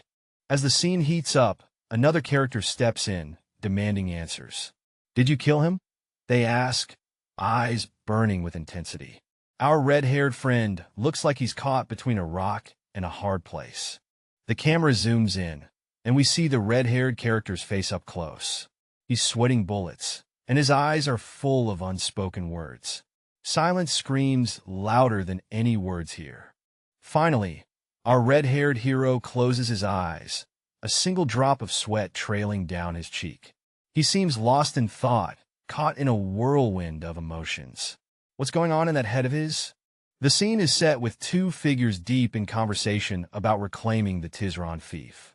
The stakes are high, and they're not about to let things slide. One of them declares, "We must bring the Tizron fief back into our hands." The other nods in agreement, not wanting any loose ends that might spell trouble down the road. Next, we get a close-up of one of the strategists. With a bandage wrapped around his head, long red hair, and a matching beard, he looks like he's been through a battle or two. His eyes are sharp, filled with determination. The red-haired strategist seems to relent a bit. "Fine, you're an adult now," he says, acknowledging the decision. "You must have had your reasons," he adds, a hint of a smile breaking through his serious demeanor. Under a dramatic sky, a young man with striking red hair muses to himself about how his father has changed. There's a hint of nostalgia and perhaps a bit of confusion in his eyes. A hand reaches out as a voice, gentle yet firm, calls Logan's name. It's a moment of connection, and you can feel the weight of what's unsaid. A bearded figure, towering and confident, stands beside Logan. With warmth in his voice, he assures Logan that his efforts in the recent battle were not just important, but crucial. No matter what anyone else might say, Logan's role was key. As the sun sets, painting the sky with hues of orange and pink, a character with red hair and a headband softly whispers, "Thank you." The gratitude in their voice is palpable, hinting at a deep bond or a significant favor. The scene shifts to another character, dressed in a white outfit with a bold emblem on the chest. Their hair, also a striking shade of red, catches the sunlight. Though their face is obscured, their posture suggests a moment of understanding or acknowledgement. Back to our first character, who lets out a soft sigh, a hue. It's as if a weight has been lifted from their shoulders, the calm after a storm. Finally, the focus drops to their feet as one of them steps forward. They begin to say, "Anyhow, so," leaving us hanging on the edge of anticipation, wondering what comes next in this unfolding story. The scene opens with a man standing confidently, declaring, "They'll have you stand as the official heir to the House of Milan." The air is thick with anticipation and a sense of duty. The young man, facing his father, responds with a simple yet loaded word, "Father." His red hair catches the light, adding to the intensity of the moment. The older man, with his rugged appearance and a headband, seems taken aback, as if the weight of the revelation is settling in. The sky behind them paints a dramatic backdrop, reflecting the gravity of their conversation. The scene opens with a red-haired knight, standing tall by the castle walls, as the sun casts its golden glow. He gives a subtle nod, indicating a silent understanding or agreement. As the story unfolds, the knight, with determination in his eyes, declares, "I'm sorry, but he'll have to refuse." His firm stance suggests a pivotal decision has been made. All right, folks, our story kicks off with a fiery red-bearded man, looking all intense, questioning someone about rejecting his offer to be a successor. Drama alert. Now, we zoom out to see two figures deep in conversation. The younger one seems worried about reputation, but that's not the real issue here. Boom! The young knight drops a bombshell. He thinks Ronin from a knight's family would be more suitable for the position. Talk about dodging responsibility. The bearded guy is on screen again, looking down at a third character, who seems to think Ronin is faster and a better choice. The plot thickens. Our knight hero exclaims there's no rule that says the successor must be a knight. It's more about the decision of age. Who knew? And finally, the bearded man looks pensive, silently processing all this info. What will he decide? Stay tuned for more. Logan's facing off with a dude, and he's getting grilled about his martial skills. Even if you're strong, it doesn't make you the boss, the guy says. Ouch, burn. Logan's got that smirk like he knows something we don't. Maybe that's what everyone thinks today. He shoots back, all mysterious-like. He's thinking to himself, looking all intense with some purple vibes going on. But I'm about to flip the script on what it means to be the Lord, he muses. Logan's deep in thought. It's not just about being strong, he figures. And I ain't got time to waste on the next big brawl. As the sun sets, Logan's all about giving his little bro a shot. In the big bro, so let's give him a chance, he declares. Logan's hoping the decision can chill until his younger brother, Ronin, is old enough to step up. Wait till Ronin's ready before you pick the next leader, he pleads. The scene opens with a bearded man, sporting a headband and a deep red beard, who seems surprised by someone's concern for Ronin. He didn't think they'd be so mindful. Then, we see a mysterious figure, face blurred, accepting a proposal. They agree to delay the heir selection for 8 years, waiting for Ronin to grow up. A simple thank you seals the deal. Cut to the bearded man again, upping the ante with a juicy offer of more rewards. He's ready to count the war booty, expecting a hefty haul of a few 100,000 gold coins. The blurred figure, now with a confident stance, asks if they can choose something they desire. Sounds like they're ready to make a bold move. Finally, the title Regressor of the Fallen Family flashes across the screen, hinting at epic tales of legacy and time travel. The gates swing open as the Knights of Round Table make their grand entrance. The atmosphere is electric with anticipation and respect. A crowd watches in awe, acknowledging the knights' prowess and the swift conclusion of the recent war. Cheers of approval ripple through the onlookers.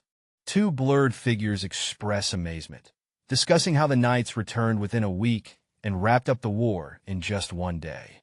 That's some next-level efficiency. One of them points out, thanks to the first young master, Logan. Clearly, this guy's the MVP of the day, earning some serious props. Logan stands tall, his armor gleaming, and he's got that mission-accomplished vibe. The dude looks ready to take on anything. They're all gathered around, whispering about how the first young master seemed to have everything under control, moving like he knew exactly what would happen. One person questions if the first young master was really that great, thinking he was just wandering around aimlessly. Another suggests that maybe he bought all that monster meat for a reason, implying he had a future plan in mind.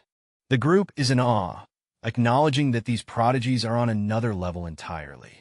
A subtle sound catches someone's attention, hinting that something unexpected might be on the horizon. Our red-haired hero is blushing with embarrassment as he hears compliments coming his way. He's definitely not used to this kind of attention. A buddy of his asks how it feels to be the talk of the town, with everyone singing his praises. But our hero's trying to play it cool, saying it's all a bit too much.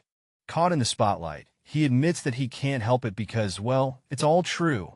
The crowd just loves seeing his smile. Confused, he questions the idea of him smiling. Can he really pull off a grin that captivates everyone? The crowd is beaming with excitement, their eyes sparkling as they look at him like he's a superstar. Our hero turns slightly, letting out a cough, trying to regain his composure amidst all the fanfare. Facing the crowd, he sees them all eagerly watching him. their admiration almost overwhelming.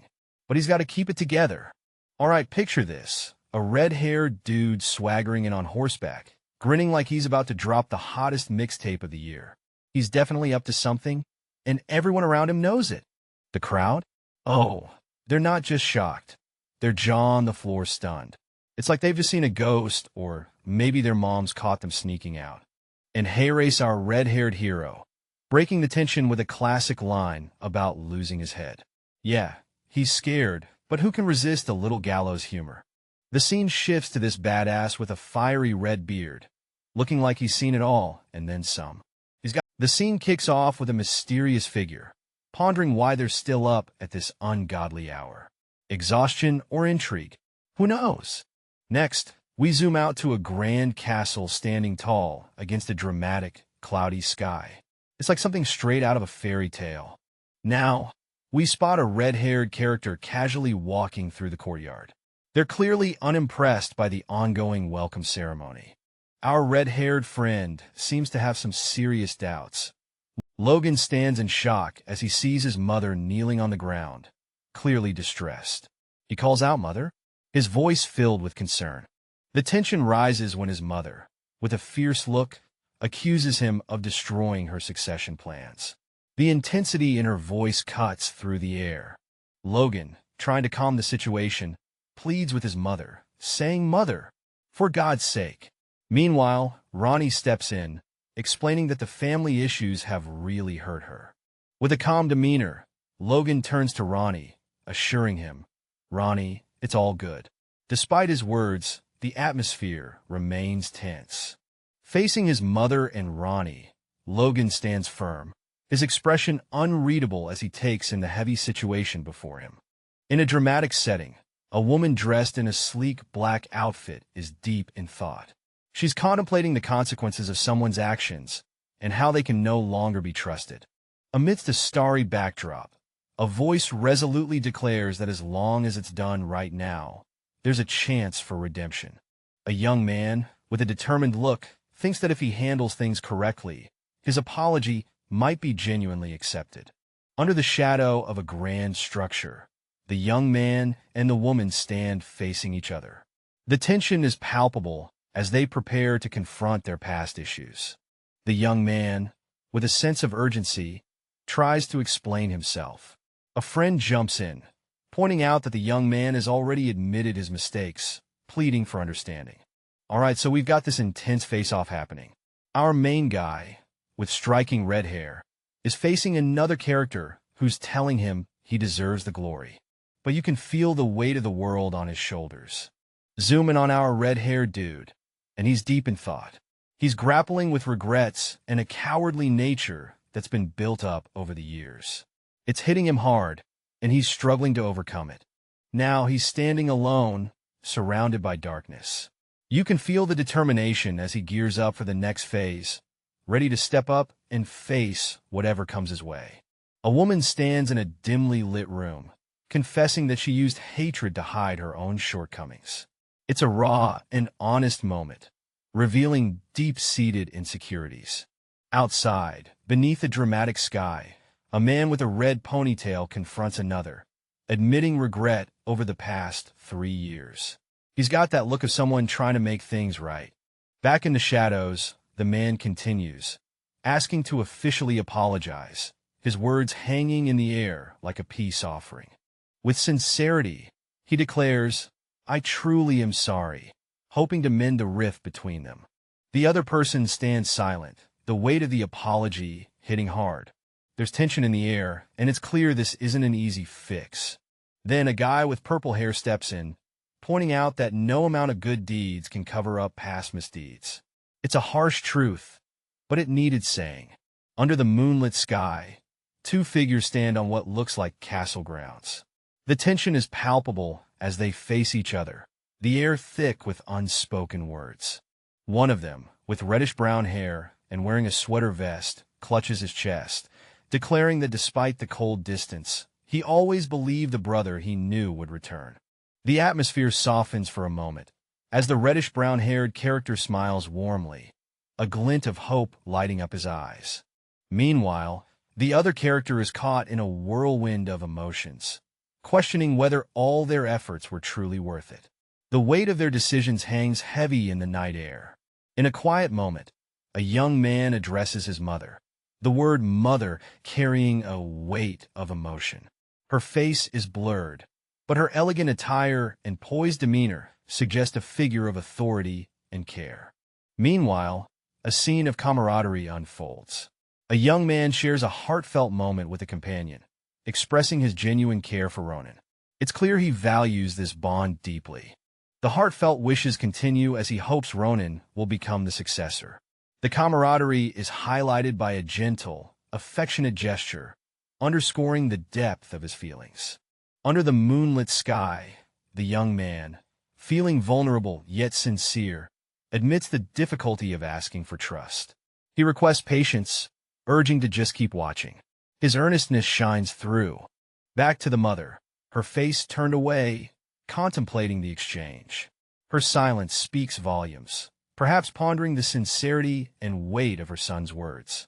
The scene opens with a mysterious person with vibrant red hair, standing under the night sky, their face obscured, creating an air of intrigue. Cut to a full moon, casting its glow over the scene. A voice echoes, "For now, this shall suffice," suggesting a decision or plan is in place. The red-haired figure looks up into the night, the sky filled with clouds, adding a sense of foreboding to the atmosphere. As dawn breaks, the sky shifts to a bright blue, hinting at a new beginning or the calm before a storm. The scene transitions to a lush forest, the sunlight filtering through the leaves, creating a serene yet mysterious setting. We see two figures, the red-haired individual and a companion, walking through the forest, their expressions hidden, but their pace suggests urgency. The red-haired person questions their master about their destination, hinting at a journey or mission. The master, with a wise demeanor, insists it's time to get back to work. The master, now revealed with a stern expression and a long braided beard, admits to feeling anxious, adding tension to the narrative. All right, here we go. Our red-haired smooth talker is laying on the charm, telling someone not to worry because they're definitely going to like this task. Intriguing, right? Our old-timer, with the impressive beard, isn't buying it. He's all like, as if he knows what I like. Clearly, he's not sold on this mysterious task. Focus zooms in on a pair of boots stepping onto the grass. Someone's about to make a move. And there they are, our duo standing in a lush forest. The red-haired guy is looking up, talking about as of this moment, leaving us all in suspense. Both of them gaze into the forest depths. What could possibly be awaiting them in those woods? As the sun sets with dramatic flair, our red-haired negotiator throws a curveball. You want a mountain as a reward to develop it? Sounds like someone's got big plans. The conversation heats up as they clarify which mountain we're talking about. Turns out, it's the one chilling near the border with Telson. Confirmed. Now hey race the kicker. Despite its grand title, this so-called mountain is nothing more than a barren wasteland. Talk about a fixer-upper. A knight in shining armor, looking all serious, wonders out loud, why that place of all places? Clearly, something's bugging him about this mysterious spot. Then, another character with fiery red hair jumps in with a hint of mischief. Who knows if there might be gold buried in that wasteland? Oh, the allure of treasure. The scene shifts to a breathtaking view of a rugged landscape under a dramatic sky. The text hints, the reason the team finally found sparked a territorial dispute. Ooh, things are heating up? In a twist of fate, our protagonist reveals they were reborn a year after the territorial dispute ended. Talk about a fresh start, right? Tezlon, not one to miss an opportunity, starts hauling gold from the conquered Molan territory. Cha-ching. With all that shiny gold, Tezlon becomes more powerful than your average Count's family. Not too shabby. The scene opens with a grim image of the McLean family, their expressions frozen in terror as chaos unfolds around them. They were burning with revenge, but fate had other plans. As the dust settles, a lone figure stands amidst the carnage, sword gleaming ominously. His eyes reflect a storm of emotions, possibly the last of the McLean lineage or their avenger. The scene opens with two pairs of feet striding purposefully down a shadowy path. The atmosphere is tense, and you can almost hear the echo of their footsteps. Who are these mysterious figures, and where are they headed? As the camera pans up, we find ourselves beneath Teslo Castle. The air is thick with mystery as one character explains that this is a place where unusual people gather. Folks you might not want to cross paths with. Intrigued yet? Amidst the eerie glow of the prison, two figures huddle together behind bars.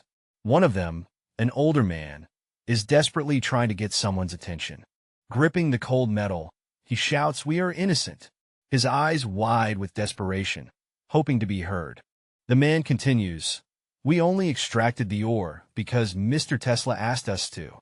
But that brutal man locked us up here." His voice echoes in the dimly lit cell, a tale of betrayal unfolding. In a dimly lit room, our red-haired hero clutches his face in frustration, mumbling sob, "Heyman Teslan," as if the name itself is a curse. Peering through prison bars, he's confronted with the injustice of 5 mine engineers being locked up. A bystander asks if he's angry for them, hinting at a deeper connection. Amidst the chaos, a glimmer of opportunity lights up in his eyes. This is an unexpected gain, he thinks, plotting his next move. In the dim light, a shadowy figure covers his face with a gloved hand, shrouded in mystery and drama. What could he be hiding? The scene shifts to another character, puzzled and intrigued, asking what?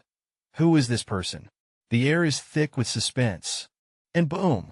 The grand title drop, setting the tone for an epic tale. The vibe is intense, and we're on the edge of our seats. In the heart of a vicious storm, a lone ship fights desperately against the towering waves.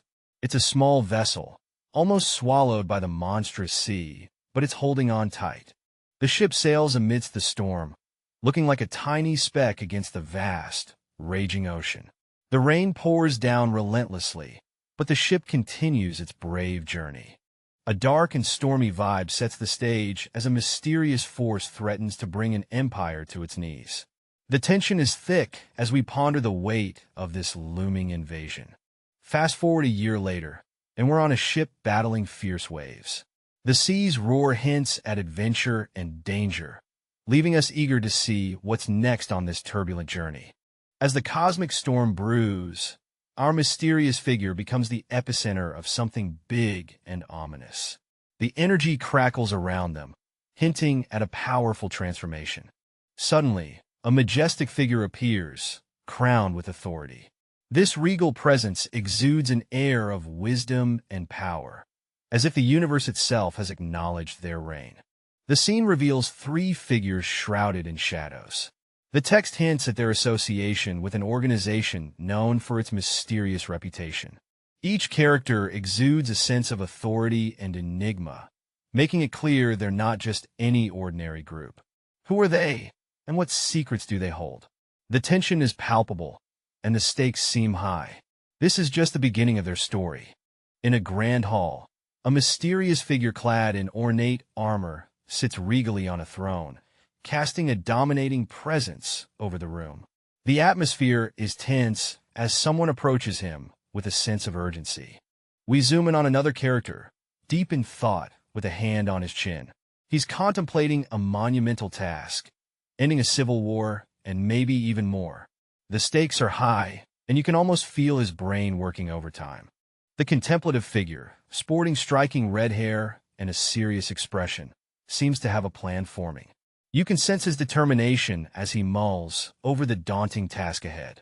The scene unfolds with a red-haired individual inquisitively asking another character about their plans and thoughts on gathering people. The air is tense, and curiosity is piqued.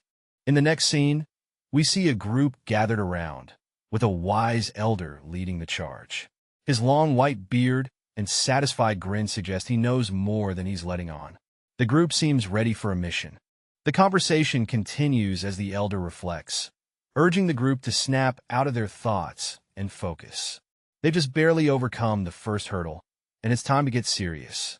Someone's deep in thought about the future, stressing over boosting their power. But they're keeping it on the down low for now, not wanting people to think they've lost it. Now we see a fiery-haired character, determined to take matters into their own hands, even if it means dipping into their own pockets. With a confident gaze, they're eyeing a mountain, plotting to turn it into their personal cash cow. Check it out. There's a mountain with a vein of gold waiting to be tapped. The big idea? Turn it into a gold mine, baby. Now enter the serious business talk. One dude, looking all boss-like, asks the million-dollar question. How much do you think it will cost? And he's got a squad of tough-looking guys backing him up. An elder with a striking white beard and a top knot stands in the shadows, musing about yet another absurd request. His expression says he's seen enough of these to last a lifetime. A man with slick back hair and a sharp suit is deep in conversation.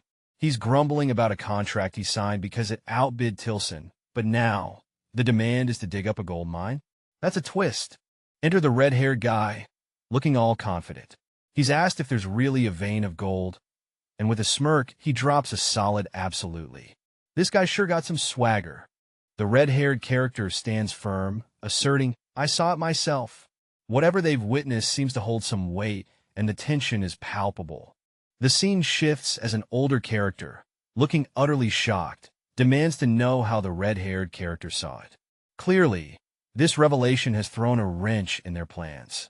Now we're in the woods, where the red-haired character is addressing a group.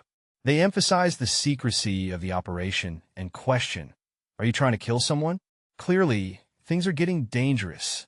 The scene kicks off with an old man looking completely flabbergasted, shouting about the absurdity of drilling with just 6 people. That's impossible, he yells, his hair practically standing on end. As he walks outside, the old man continues his rant, saying that even if they had dwarves on their team, it still wouldn't make sense. He seems utterly baffled by the whole situation.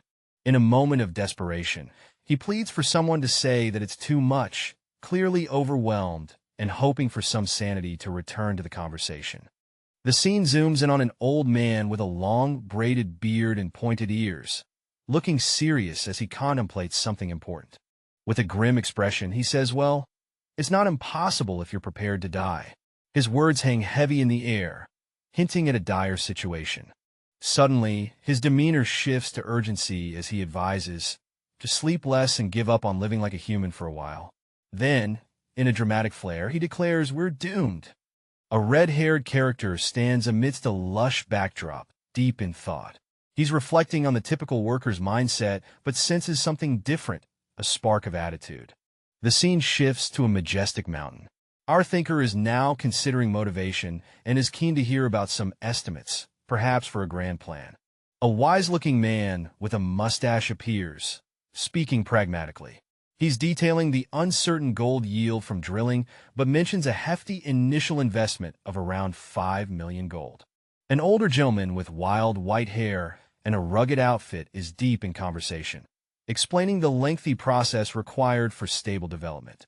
He mentions it will take quite some time, with a year dedicated to preparation and an additional 6 months for actual mining. Our red-haired protagonist is lost in thought, gazing upwards with a dreamy look. He's wishing he could sell monster meat right now, frustrated that its benefits aren't widely recognized yet. Deep in thought, our character is walking through the forest, pondering over their financial woes. If only I could sell the meat, I could pour money into the mine development, they muse, eyes fixed on the path ahead. As they continue, a light bulb moment strikes. Wait, do I need to wait? They realize monster meat might not be just a financial dead end. Monster meat can be used as medicine if the toxicity is removed. The memories flood back. I've used antidotes countless times during my mercenary days. I could make them myself. They reflect determination sparking in their eyes. A plan begins to form. In a burst of inspiration, someone is thinking, if I make it myself and sell it, oh, the possibilities. Our mystery redhead, looking sharp in a shirt and tie, clenches his fist with determination. You can almost hear the gears turning in his head. Fast forward a week, and we're chilling at Mudun Southern Villa. The sun is shining, and someone's got something to announce. It's complete. Whatever it is, it sounds like a big deal. As instructed, Our redhead genius has concocted a suspicious medicine. The secret ingredients? Moonlight grass, plot herb, and Ricky grass.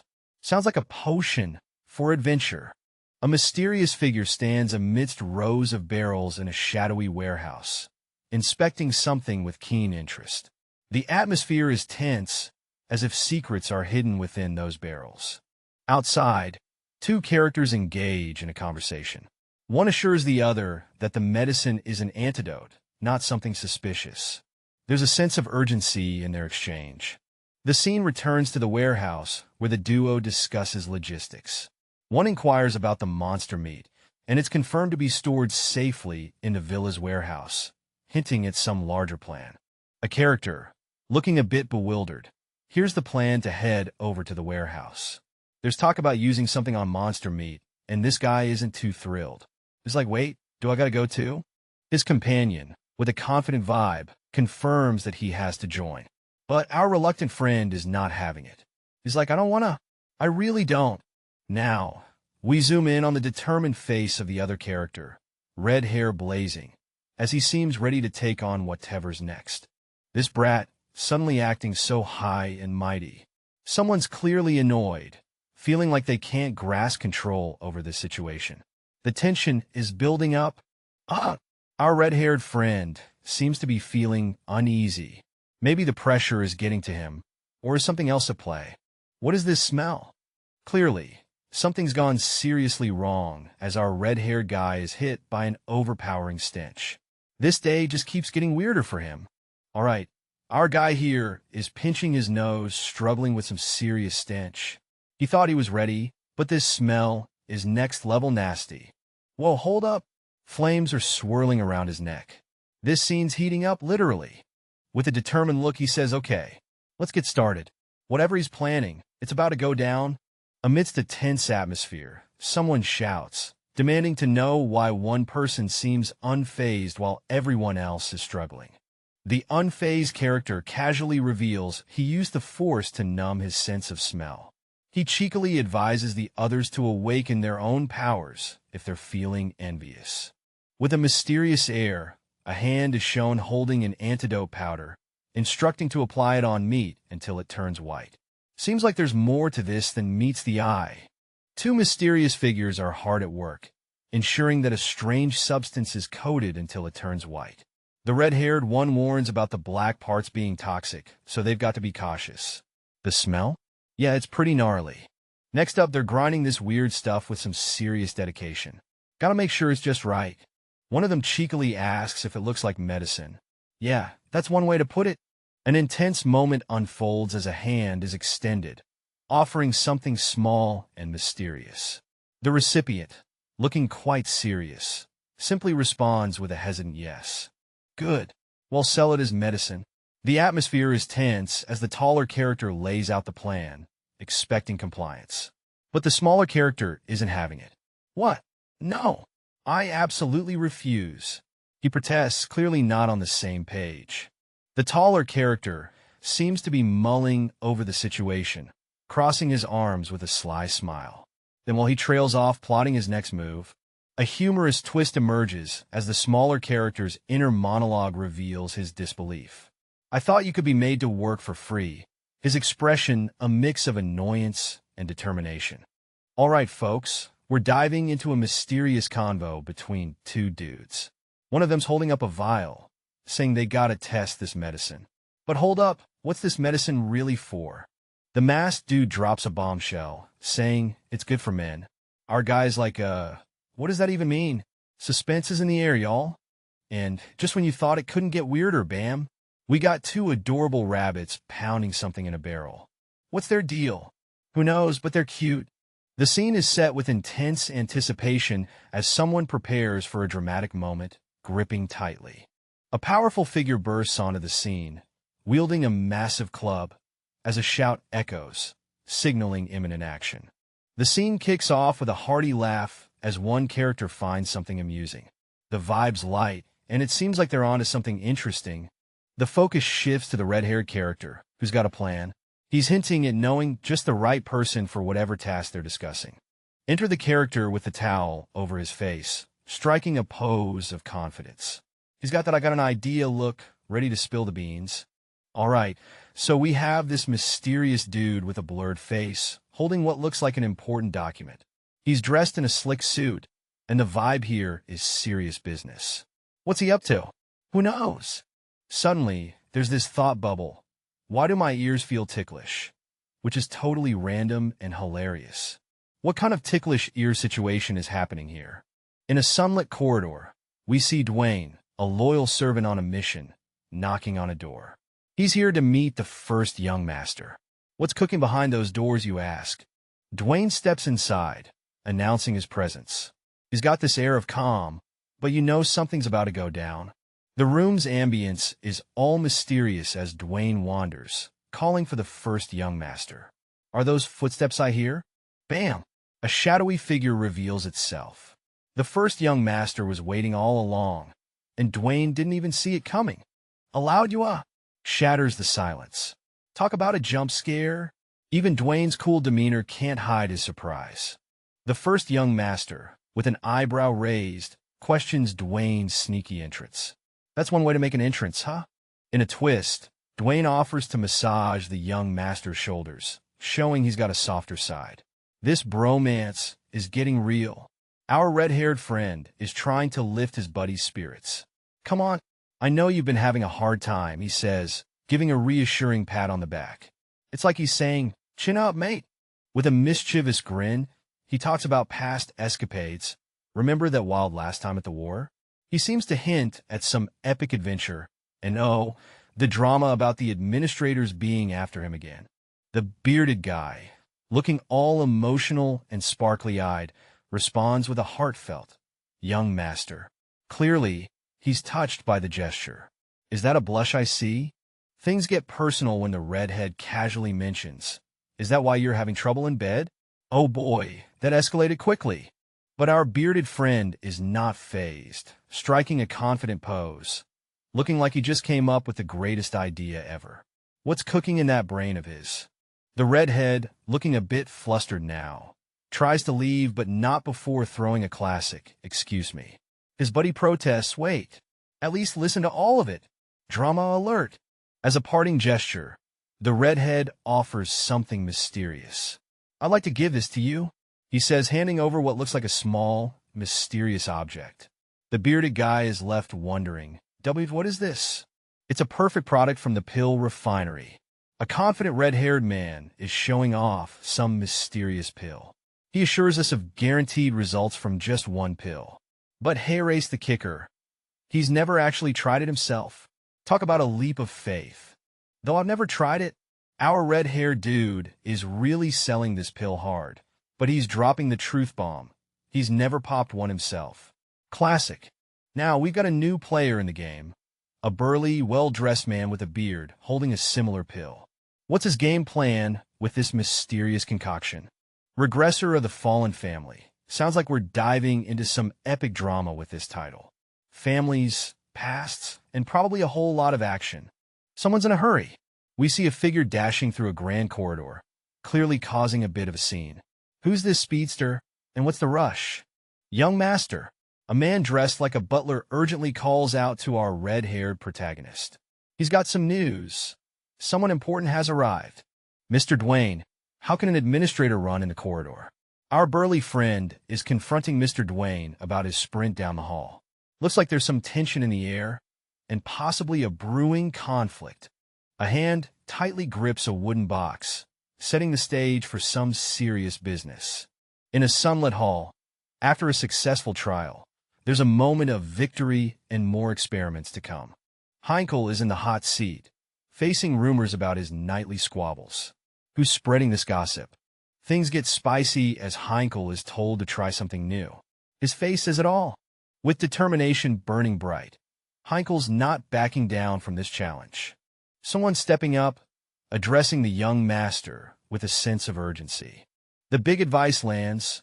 Heinkel, "All right, we've got this red-haired dude rocking a confident smirk and dropping a thank you, like he's just sealed the deal of the century."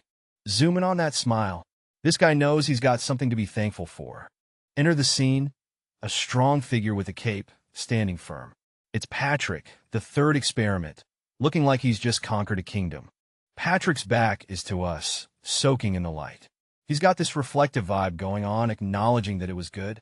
Then we get a breather, just a shot of a building, almost like the calm before the storm.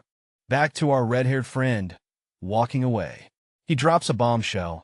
I'm sorry, Ronnie, and leaving us hanging with a mix of The air is filled with surprise as someone drops the bombshell, but we might be getting another little brother. Whoa! Talk about family expansion. A guy with fiery red hair looks taken aback, while someone else is like, W8. Clearly, this news has hit them like a ton of bricks. The younger guy, not one to stay silent, demands, why haven't you asked me to try it? He's got that dramatic flair down pat. The older guy, cool as a cucumber, just stands there not giving much away. It's like he's mastered the art of the poker face. The room is silent, and you can almost hear the tension crackle in the air. What's going through their minds? Red-haired dude is puzzled, thinking, what is that gaze supposed to mean? Clearly, he's not getting the answers he wants.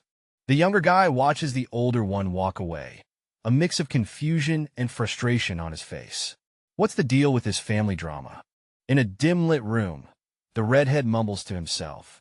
It's not like you have anywhere to use it. Talk about a mystery. Under the golden glow of a grand window, someone's getting a real blunt treatment. Don't follow me. You smell. Ouch, that's got a sting. A mysterious medicine glows with promise. Someone's eyeing it, thinking if this stuff really works, it's going to fly off the shelves. Our red-haired friend, ever the salesman, casually drops 100 gold for one pill, 1,000 for 10. Talk about premium pricing. A shadowy figure questions the merchant's nerve, wondering if he's underestimating the nobles. Sounds like a risky game. The merchant, with a confident smirk, assures, nah, I'm just sure of my product. Apparently, he sold it before at a much higher price. Enter a mysterious hat-wearing figure, suggesting, keep it scarce, jack up the price. And just like that, the buyer's nodding along. But which noble would advertise that his impotency got better after taking it? There's so many ears listening in on the nobles. Even if a secret rumor spreads, they'd still come flocking like bees to flowers. In that case, how about going to the party in the capital? Are you seriously telling me to go to a party? The only party I've been to is the mercenaries party when we won. Do I even have the money to hold a party? Parties are best for making connections, though it's not like you can sell it by yourself. Alright, so we've got this dude sitting in a dimly lit room, all mysterious-like. He's got red hair and is chilling in a chair, looking at something with a serious vibe. Next thing we know, there's a magical orb floating in front of him. It's like his own personal FaceTime call, but way cooler. The orb spills some tea about an informant in the capital Grand. Our guy's like, what? An informant? Clearly, this isn't what he signed up for today. Now, he's all determined, saying he'll head to Grand soon. It looks like he's got some serious business to handle there. He's ready, but you can tell he's not thrilled about it. Then, we see this other character rocking some glasses and a vest.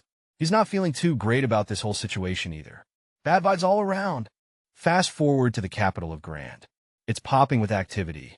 Our red-haired friend is there, blending in, but you can tell he's on a mission. Finally, our glasses-wearing buddy is curious about how his friend managed to get the green light from his family for this trip. I mean, it's not every day a noble's kid is off to the capital for some secretive gig. All right, so our mystery man is spilling the beans on how he spun a different tale. He's got that cheeky grin, knowing he's pulling the strings. Next up, we see a wagon loaded with boxes. Yeah, about 3,000 of them. And he's doing it all solo. No big deal, right? Our red-haired dude is pondering why his dad let him go so easily. Maybe all those heroic deeds during the war paid off. A buddy pops up, pointing out the lack of servants. Like, seriously, a noble son with no entourage? Scandalous. Turns out having a servant could be a drag, and our guy's got bigger fish to fry. He's tasked Rick with a heavy-duty job. Just when things are cruising along, someone shouts young master, and we're left hanging with a surprise. Alright, so our story kicks off with a young lad, probably a servant, who's just trying to clock out for the day. But oh no, his master's got other plans. He's like, you want me on my day off too? Classic boss move, right? Now, our guy's got another problem, apparently. He's been told he's not smelling like roses these days. He's worried the maids are keeping their distance. Oof, tough crowd. He's genuinely concerned now, asking himself if he'll ever be able to get hitched. Poor dude just wants some reassurance about his future prospects. But wait, there's more. He's questioning if maybe his master's nose is on the fritz. Like seriously questioning if a few marbles are missing. Meanwhile, the master seems to be in a celebratory mood, planning a big feast for the people. But our guy here is just like, I saw something just now, probably hinting at something hilarious.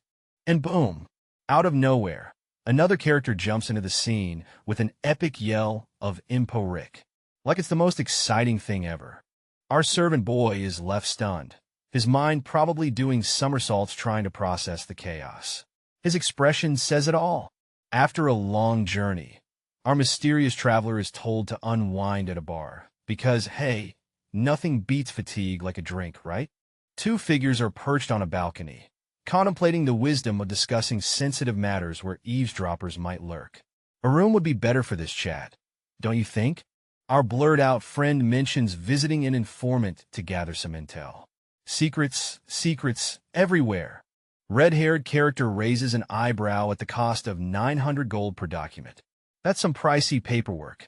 He acknowledges the informant's hefty fee, but praises his skill. You get what you pay for, I guess. The other character assures that he followed the instructions to the letter, word by word. Perfect info incoming. All right, picture this. 2 names, 2 choices, and the stakes are high. Our red-haired strategist is deep in thought, pondering which names will bring victory or chaos. Now, the brainstorming session gets a little intense. Our bespectacled friend is throwing out ideas, hoping to land on the perfect noble ally. Red hair is all ears, ready to pounce on the right opportunity. But just when you think it's all fun and games, a twist. The crisis hits like a plot twist in a soap opera, and our guy is feeling the heat. He's reminiscing about the fateful news that changed everything. As if things couldn't get more stressful, the thought of dealing with a mountain of monster meat is making our hero lose his appetite. Who on earth would buy monster meat? He wonders, clearly baffled. A classic slapstick moment unfolds as our bespectacled buddy gets a faceful of paper. Ouch! Why does paper hurt so much? He groans, adding a dash of comedy to their tense discussion. And finally, the million-dollar question. Who's the lucky noble to be their first customer? Our red-haired strategist is on a mission, and this decision could make or break their plan. The scene kicks off with a close-up of a character lost in thought, their expression a mix of contemplation and concern. We then meet a red-haired character, sitting with a bit of hesitation, breaking the silence with an awkward A finger points to a mysterious document, posing the question, how about him? Intrigue levels rising. Tension seemed to build as the two characters engage, possibly discussing something crucial. The red-haired guy is in focus, his expression focused and intense, ready for whatever's coming next. The title Regressor of the Fallen Family flashes, promising a tale of mystery and adventure. A grand chandelier lights up the room, setting a luxurious and perhaps foreboding atmosphere. In the midst of a lavish ballroom, guests are engaged in lively conversations, their glasses filled with bubbly. The fashion is on point, with dresses and suits radiating elegance. A jovial scene unfolds as a group of women is captivated by a charismatic man in red. His presence seems to light up the room, filling it with laughter. The gentleman in red is the center of attention, clearly enjoying his moment in the spotlight. But then, a keen-eyed man senses a shift, a bead of sweat trickling down his face as he mutters, "HM?" Enter the messenger, bursting in with urgency. "Excuse me, Count," he announces with flair, drawing everyone's attention. The room buzzes with curiosity as the gentleman in red acknowledges the new arrival. The atmosphere is charged with anticipation. Our mysterious protagonist stands, looking sharp in his spiky outfit, clearly not here for small talk. He's got bigger fish to fry and no time to waste on pointless chit-chat. He's thinking to himself, why bother with these useless connections? This party's just not my scene. He's got his eyes set on one target only, Count Davis. The room fades away as his focus intensifies. Count Davis, an important figure in the treasury, has a reputation that precedes him. Married young, yet childless, his personal life seems as tangled as his public one. Our protagonist recalls being surprised when Philip pointed Davis out. The Count's fame, or rather infamy, has caught his attention. The dramatic reveal hits. Count Davis is the one who took his own life because of his wife. Quite the scandal in these circles. A haunting image of a man slumped over, bathed in shadows, reinforces the tragic end of the Count's story. In a lavish setting, a character demands, "Are you done talking?" as tensions rise due to some past incident between them. The atmosphere heats up as another character is called an impotent bastard. At a party, hinting at a scandalous event. The situation escalates as the insulted character is pushed to the brink, his life hanging by a thread due to actions taken by his own hands. Meanwhile, another character ponders the importance of his reputation and how others perceive him, reflecting on its significance. In a desert-like landscape, a red-haired character discusses business, emphasizing his role as a supplier and addressing concerns directly. Facing the red-haired character, another figure, dressed in an extravagant outfit, questions the necessity of business in Grand Albedo, a city that seemingly has it all. But I guess, since you're from the outskirts, there must be fascinating goods there that are not available in the capital. They'll hear you. Of course, I'm sure that good isn't available here, which is why I'm selling it. A medicine specialized for men, a sexual enhancer. The son of a... Amidst a lively gathering, two finely dressed individuals are left reeling from an awkward remark, their expressions a mix of confusion and embarrassment. A nearby character, exuding smugness, seems to be thoroughly enjoying their discomfort, his face screaming, "I told you so." Enter the scene, a flamboyant figure with fiery orange hair, observing the situation with a smirk, thinking how obvious the whole scenario is. With a flourish, the orange-haired character approaches, offering a present to the influential people of the capital, leaving everyone intrigued. Revealing the mysterious imporic, he announces its price, 100 gold each, stirring curiosity and surprise among the crowd. The recipient hesitantly accepts the gift, intrigued by its claimed benefits, yet wary of its mysterious allure. Zooming in on the recipient, a bead of sweat trickles down as they ponder the true nature of this unexpected gift. Days pass, and we're at a mysterious door. Someone's knocking. What's behind it? A sharp-looking dude inside is all about buying some crucial medicine. His lord's orders, you know. Meanwhile, we got another guy going bullseye. Clearly, things are going their way. As the customer exits, a polite "thank you. Visit again" seals the deal. Hospitality level, 100. Inside, they're counting gold. 10,000 from just 10 boxes. Not too shabby for their first sale. Yet reality bites. Rent for their tiny shop is 15,000 gold. Hustle mode, activated. The scene opens with two characters deep in conversation. They're talking about the need for a strategic shop, knowing that gatherings have a far more significant impact. One character mentions that another, named Asura, goes to a party almost every day since coming of age, sometimes even twice daily. This character definitely knows how to live it up. Our red-haired friend isn't satisfied with just having Count Davis as their first customer. They need more traction. He resolves to promote their offering to as many people as possible at the next party. Gotta hustle.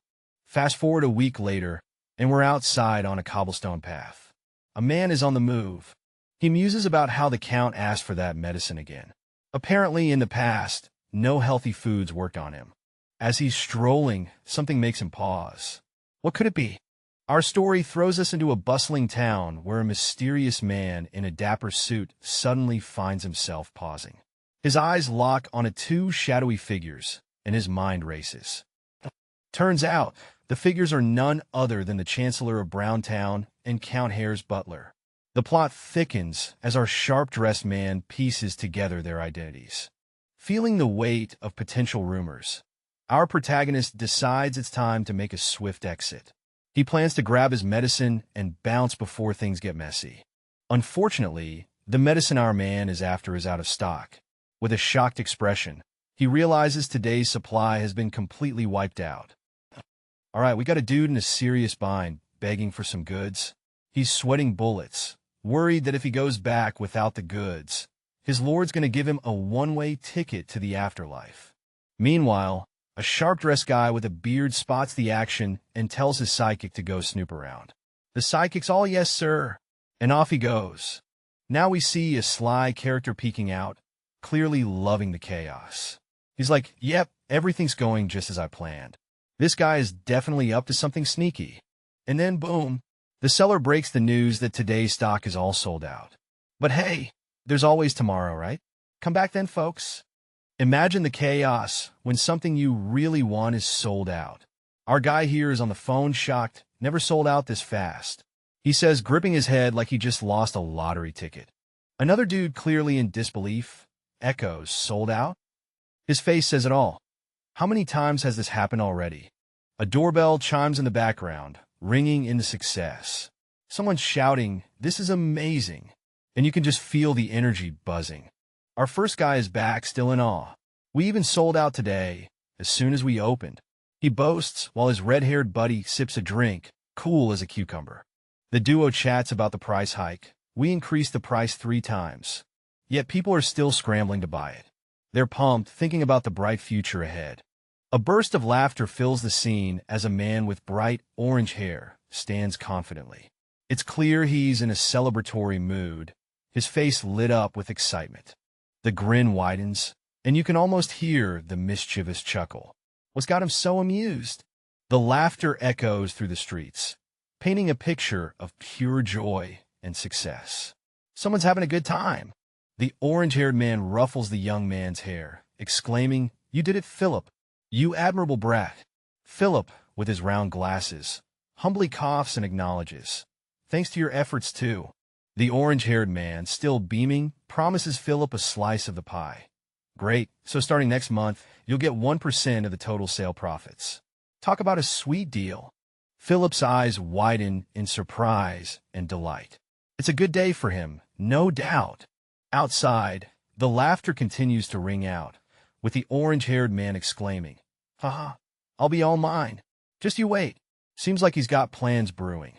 All right, so we got this mysterious cloaked dude dropping a bombshell. 10 tons of gold every year. Our red-haired friend is blown away by the news, holding his breath in disbelief. Our red-haired guy, now standing in his boxers, can't believe this is for real.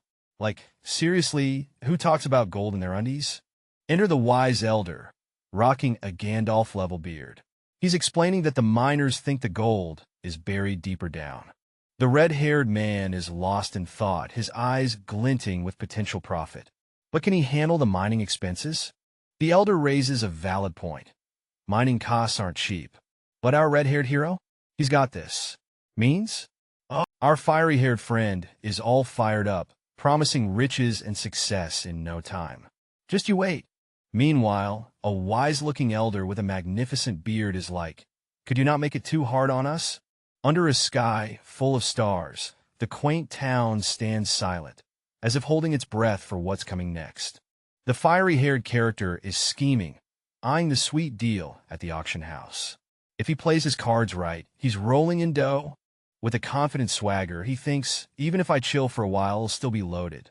Money, money, money. Counting his stacks, he's got 200 blocks of cash left. But wait, what's that over there? Something's caught his eye.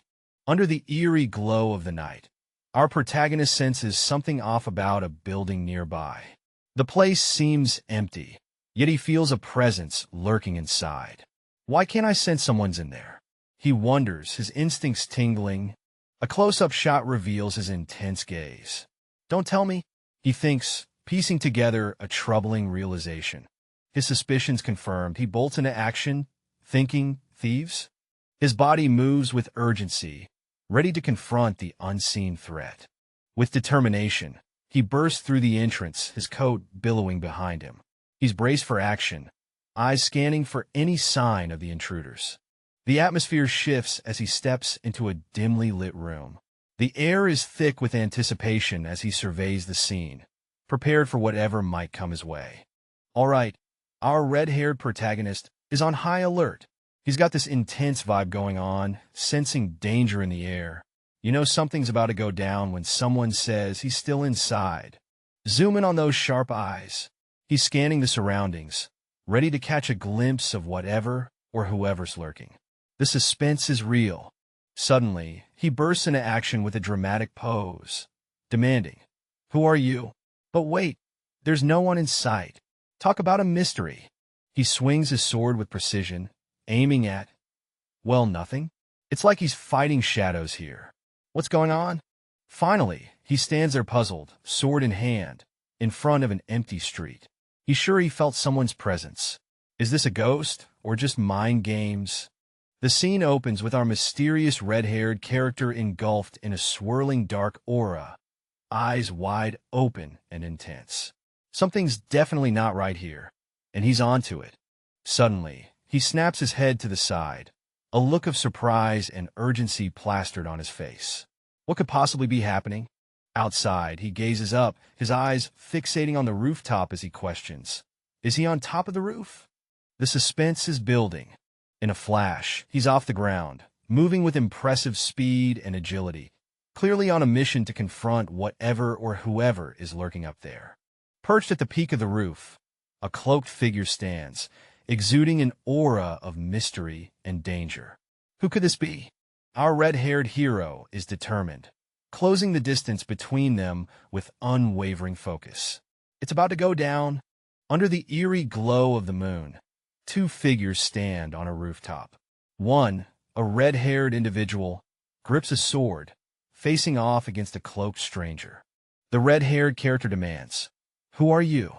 trying to unveil the mystery surrounding the silent figure. The hooded stranger offers no words, his expression shrouded in mystery, deepening the tension.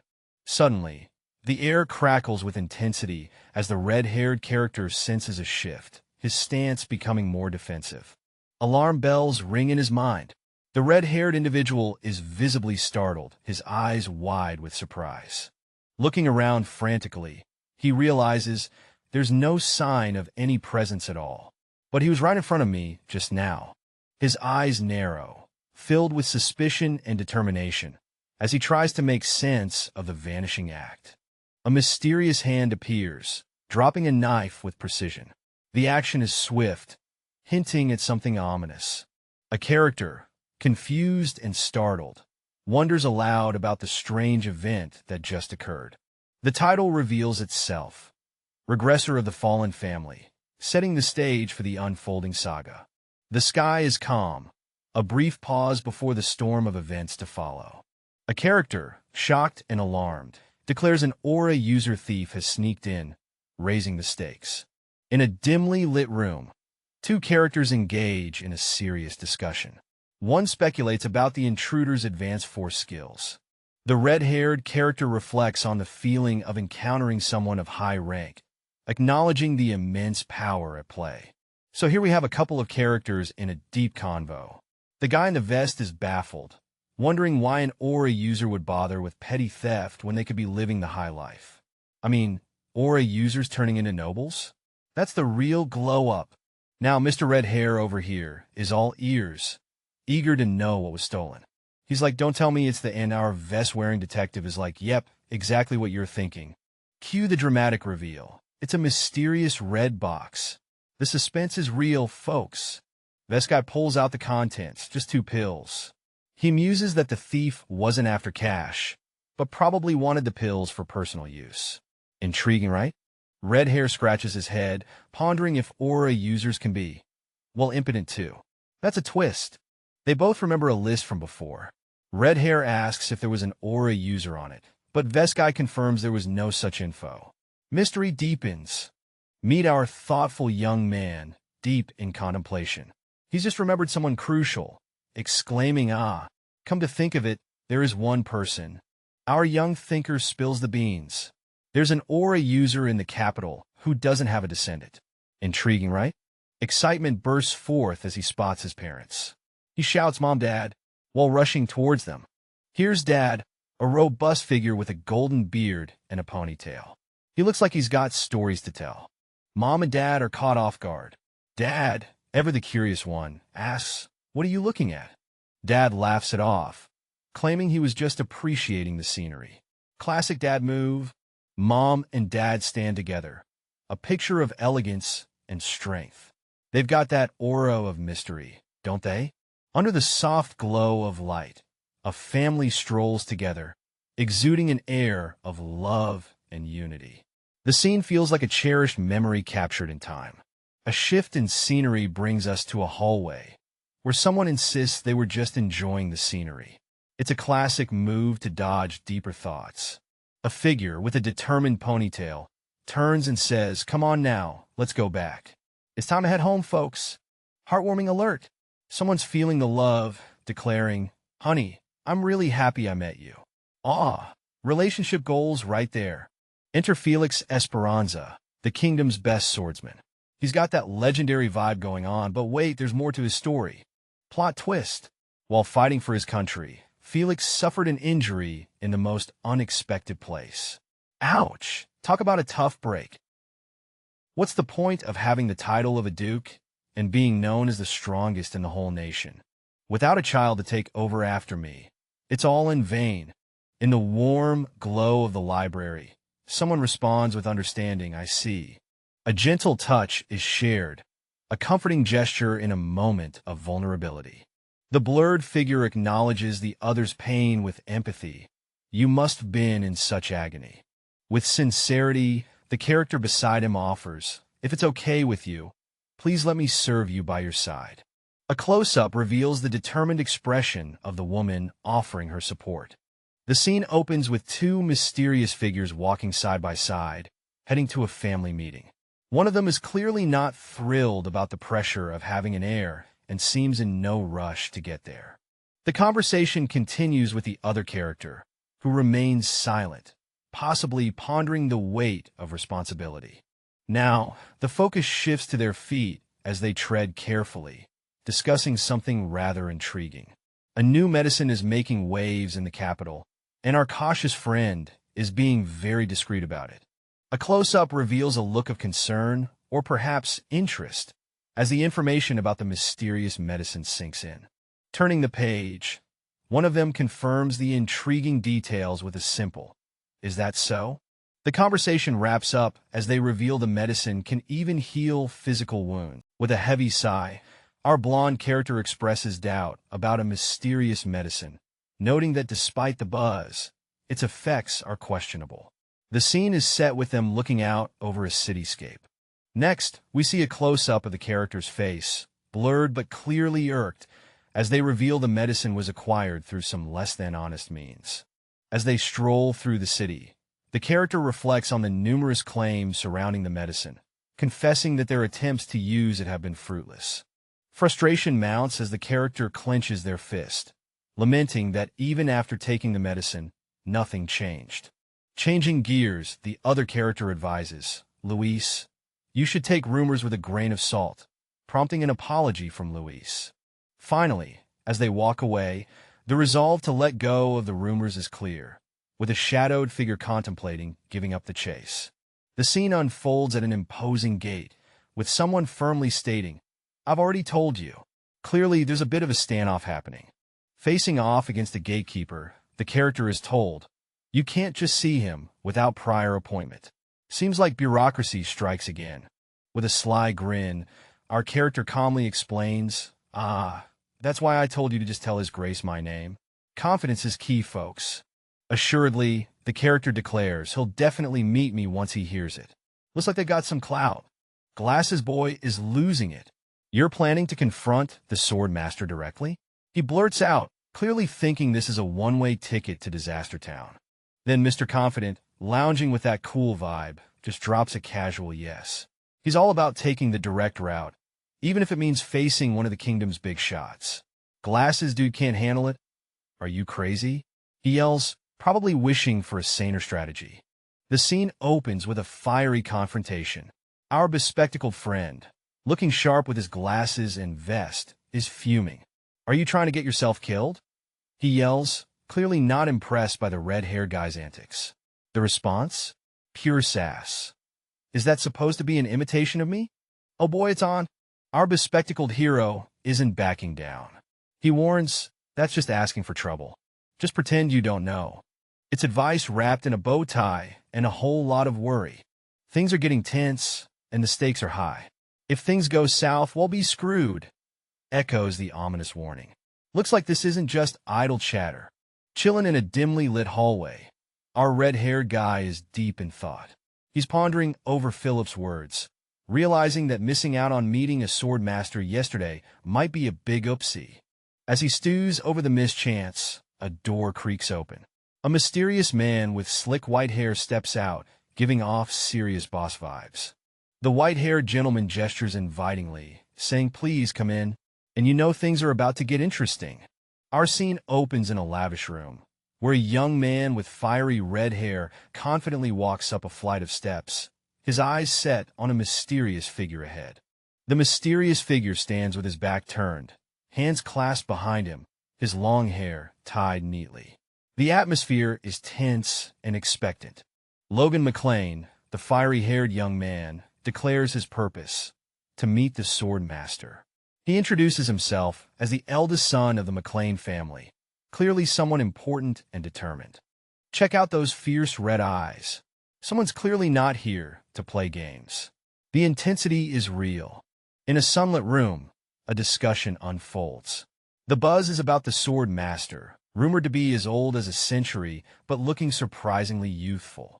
How's he pulling off that trick? Curiosity peaks as one character mentions McLean. Yup, that's the Southern Territory. And guess who's in town? The eldest son of the McLean family. What's he up to? In a cozy, warmly lit room, we find a man with bright red hair and a snazzy outfit. He's talking about starting a new business in the capital and has brought a special gift to mark the occasion. A close-up reveals the gift, a sleek box containing what he describes as a superb medicine for men, endorsed by none other than the elite nobles themselves. The recipient, a towering figure with a strong presence, simply responds with a calm, "Is that so?" as he sizes up the mysterious offering. All right, so our mysterious red-haired character is deep in thought, wondering why there was no reaction from the swordmaster. It seems yesterday's encounter didn't quite go as planned. But hey, there's always a next step, right? Now let's talk about His Excellency, who apparently doesn't need the usual stuff because, well, he's superhuman. I mean, when you're that cool, why bother with the ordinary? Enter the mysterious wooden box. It's sitting there, looking all enigmatic. What secrets does it hold? The suspense is real. The plot thickens as our character unveils that they've prepared something extra special. But what could it be? Boom! Just like that, there's a reaction. Whatever's in that box must be quite something. Meet our slick character, grinning with confidence. Imporic couldn't faze him. And the sword master's indifference? Well, there's a juicy reason for that. Zoom in on these mysterious orbs, looking all ominous and stuff. They're not just for decoration. They got a role to play. So hair-ace the deal. This poison doesn't mess with superhumans, but if you concentrate it, now we're talking. It's like turning a whisper into a shout. So, we're looking at this mysterious orb nestled in an ornate box, like it's the crown jewel of something big. It's glowing with an aura of secrets just waiting to be unraveled. A character with a blurred face seems to be deep in thought, uttering a hesitant well, like they're about to drop some major revelation or decision. The scene opens with our mysterious character, looking quite intense, talking about a powerful force. They're like, "Trust me, I've felt this firsthand." It's like a roller coaster of pain that messes you up inside. For regular folks, it's like super draining. Then, the focus shifts to a crucial point. But for an aura user, cue dramatic pause. What could this mean for those with special abilities? Our mysterious character, now with a cloak of intrigue, offers a deal. They're like, "Give it a try, and if you're happy with it, let me know. I can hook you up with more." Bold move, right? The scene kicks off with a mysterious figure, face blurred, ensuring strict confidentiality. This person means business, holding something that looks like it could be crucial to the plot. Secrets and suspense? Anyone? Next up, we're introduced to the title of our epic saga, Regressor of the Fallen Family. Sounds intense, right? Buckle up for a wild ride. Fast forward to the next day, and we're looking at a grand building under a clear blue sky. What's happening inside those walls? Only time will tell. In the shadows, a mysterious figure stands, asking, "What do you desire? If it's within my power, I'll grant it." This dude means business. Meanwhile, a red-haired character exclaims, "Success," but quickly turns puzzled, wondering, what do you mean by that? The man's eyes widen with amazement as he exclaims, "The effect is real." His expression is a mix of wonder and satisfaction. Continuing his train of thought, he muses, "It's not just a one-time thing. If the effects accumulate, it could rival a dragon in about 30 doses." He clutches his chest, revealing that this discovery solves a long-standing regret and deep-seated sorrow of his. The scene opens with a dramatic confrontation. Our red-haired character is gripping the collar of a blonde, cloaked individual. The tension is high, and it feels like something big is about to go down. The red-haired character has a moment of introspection, realizing that the other's approach shows deep thought and consideration. It's not just about pointing out mistakes, but acknowledging the effort and the gift. There's a reflection about the incredible swordsmanship witnessed earlier. This young talent has skills far beyond his years, leaving a lasting impression. Finally, the blonde character, whose face remains a mystery, acknowledges the young swordsman's potential. He thinks this prodigy is worthy of receiving a miraculous remedy, hinting at something powerful and life-changing. Alright, so we've got this dude laughing it off, admitting he was way too anxious about something. You can almost hear the nervous chuckle. Then the scene shifts a bit. Our anxious guy is now face-to-face with another character. Apparently, there was a gift involved, something about finding a lord? Anyway, he's super grateful and wants to repay the favor. Talk about a turn of events. As the anticipation builds, we get a close-up of our main guy's face. He's about to say something important, and you can feel the tension rising. What's the big ask going to be? Alright, picture this. Our red-haired hero, all dressed up and looking sharp, wants a worthless swordsmanship book. What's that about, right? Now, the scene changes, and we find ourselves in this epic library. Our guy is chatting with a librarian, probably trying to uncover some hidden secrets. A hand reaches out, pulling a mysterious book from the dusty shelf. What secrets could it hold? A red-haired character, looking all suave, hands over the book with a simple "take it." What's the catch? He warns, training with this again will only harm your body. But hey, it's got some unique points for reference. The recipients all smile, saying thank you. Ever the opportunist, the recipient asks, "Could you also write a certificate saying you personally gave this to me?" Always good to have proof, right? The scene unfolds with a suave, confident character assuring his companion, "Of course. That's easy enough." There's an air of certainty and a hint of mischief in his words. The other character, whose face remains blurred, seems satisfied, responding with a pleased "good. That's what I want." Clearly, a plan is in motion. Now, we dive into the reflective thoughts of the second character as he ponders over the ethics of their mission. He thinks it feels a bit disappointing to reach one's destination like this. But my real goal lies elsewhere anyway. This just doesn't seem right, no matter how I think about it. The scene opens with a character in a snazzy coat, looking all serious and saying, I will personally. What's this about? Intrigue is in the air. Then, the spotlight shifts to someone with fiery red hair, promising, "Teach you a swordsmanship technique." Looks like things are heating up. Someone's clearly surprised, exclaiming, "You're going to teach me swordsmanship?" Yeah, it's a big deal. The scene escalates with a jaw-dropper. The kingdom's strongest swordsman? Whoa, things just got real. This dude's getting an offer that's blowing his mind, first time ever, past or present. What could it be? Even if it's wrapped in the mystery of the divine sword. Who says no when the kingdom's strongest is offering? No brainer. He's all like, "Thank you," and thinking he just hit the jackpot. Luck's on his side today. Check out this epic grand setting. Something big is definitely going down here. In a stately hall, two warriors face off. The older one muses about the joys of assessing young talent, a smirk hinting at the duel's intensity. With a stern gaze, the mentor commands focus, cautioning that mercy isn't part of his teaching style. This is going to be one intense session. The young swordsman stands firm, his eyes full of resolve. Sword at the ready. He's all set to prove his worth in this epic showdown. In this heated moment, a mysterious figure with a piercing gaze commands, "Now, draw your sword." The challenge is clear, and the tension in the air is palpable. The opponent feels the weight of an intimidating aura, pushing down on his very being. It's a battle of wills, and the pressure is on. The scene opens with our hero in a bind, their hand trembling as they reach for a sword. They're frustrated, unable to hold it properly.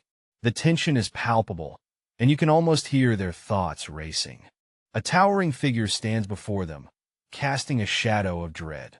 The hero questions the overwhelming power they're facing, wondering if it's the sheer force of aura that's intimidating them. The red-haired character is deep in thought, bubbles floating around as he questions the nature of aura users. Is their ability to bind the whole body with sheer presence akin to magic?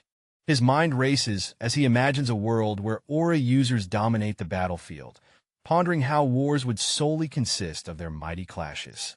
Finally, he muses that maybe it's not just about presence, hinting at a deeper mystery. The scene opens with an intense aura as our protagonist channels a fiery energy, declaring, "This in itself is a special technique."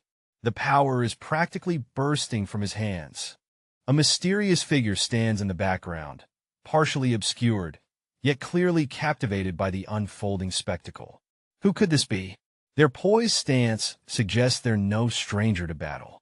A close-up reveals our protagonist's steely determination.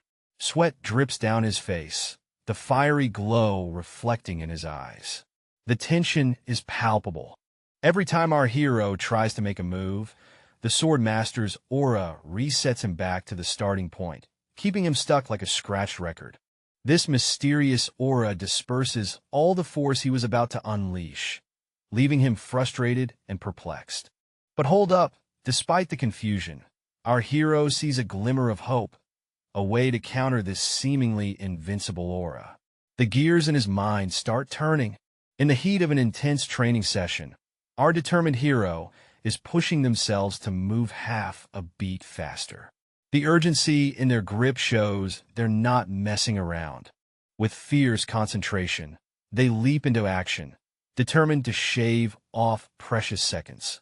Meanwhile, a mysterious observer with slick blonde hair watches with a knowing smile, clearly impressed by the effort.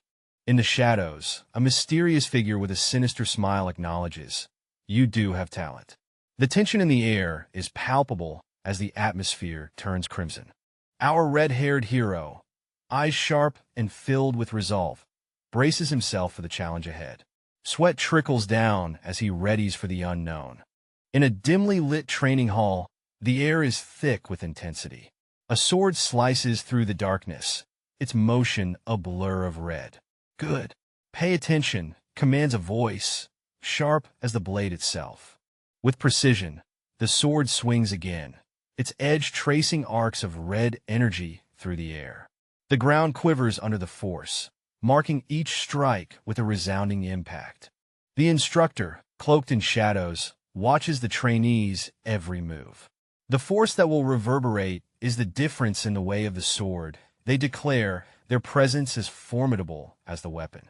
Our main dude with the fiery red hair is caught in a moment of surprise. He's staring at his sword like it's suddenly sprouted wings. Or a blade? He wonders, clearly not expecting his weapon to go all mystical on him. Just when you think he's got it figured out, he's like, "No, this is..." And you can tell he's hit with the realization that this is no ordinary blade trick. The suspense is real, folks. Enter the mysterious mentor, or maybe a challenger. This guy's all like, "Try to withstand this." Oh boy, our hero's in for a wild ride, as this shadowy figure seems to be testing him, or maybe even threatening him. As the scene unfolds, a shadowy figure descends from above, leaving us all in suspense. The air is thick with tension as we catch a glimpse of what's to come. Boom! The reveal hits like a ton of bricks. In the figure's grasp is the heavy pressure sword, radiating a fierce, red energy. Things are about to get intense. Our red-haired protagonist is in the thick of it, his intense gaze locked on an impending challenge. You can almost hear his mind racing as he gears up for whatever's coming. He's piecing it all together, the moment of realization hitting hard. His expression says it all. This isn't just any fight. Something's brewing, and he's got to be ready. The stakes are high as he senses the force. It's a battle of wits and power, and he's calculating his next move, aware of the gravity of the situation. The scene shifts to a dramatic face-off. He knows the attack is unavoidable, but there's a glimmer of confidence. Can he turn this around? With sweat trickling down, he stands firm as a fiery aura surrounds him. This is a showdown of epic proportions. Enter the adversary, a blonde figure with a beard, calmly acknowledging the challenge. He's impressed by our hero's ability to withstand the gravity sword's force. This battle's just getting started. A hand grips a blazing sword, ready for action. The air is thick with tension, and you can almost feel the power emanating from that grip. The mysterious warrior charges forward, sword glowing ominously. He's not here to play games. This is serious business. With a swift motion, he closes in, his face a mask of fierce determination. This guy means business. Meanwhile, our red-haired hero stands firm, surrounded by a fiery aura. It's like he's about to unleash something epic. Close up on our fiery friend, his expression is intense, brows furrowed. Whatever's coming, he's ready for it. The mysterious figure leaps into the air, sword poised to strike. The clash of titans is about to begin. A character is sent flying, gasping in shock as the action ramps up. A cool-looking dude with a fancy beard steps in, looking all sorts of confident. We zoom out to see a face-off. One character's on their knees, grappling with the realization of an aura blade's might. The bearded guy drops some wisdom, saying aura blades aren't just something you can copy. But the fiery redhead isn't backing down, claiming they've seen. Without realizing, our mysterious warrior used his hands seriously at the last moment, marking an intense showdown. Meanwhile, another figure, clad in armor, acknowledges the skill needed to stand against such power, clearly impressed. A fiery-haired observer notes that it'll be quite the spectacle to watch this unfold, hinting at more excitement ahead. The title card Regressor of the Fallen Family sets the stage for a tale of legacy and perhaps redemption. In a quieter scene, an elderly gentleman asks if someone is leaving already, adding a touch of intrigue to the narrative. The scene opens with a red-haired gentleman and an older man in conversation. The older man mentions the Duke's protective charm, reassuring the young man that he'll be fine. The red-haired gentleman acknowledges this and says he understands. The older man offers to escort him to the main gate. The gates open to reveal a beautiful sunset, adding a serene touch to the scene. As they reach the gate, the older man wishes the red-haired gentleman well on his journey back. The young man expresses his gratitude for being seen off. Suddenly, the red-haired gentleman speeds off dramatically, leaving the older man in the dust. The older man looks on in surprise, clearly not expecting the young man's swift departure. In a dimly lit alley, our red-haired hero is clutching his side, muttering, "Ugh, I'm going to die."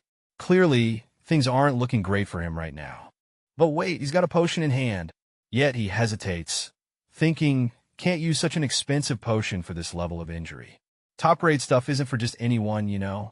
Thanks to his evolving force, he can heal himself, at least a little. But those sword strikes? Yeah, they're a bit tougher to fix up.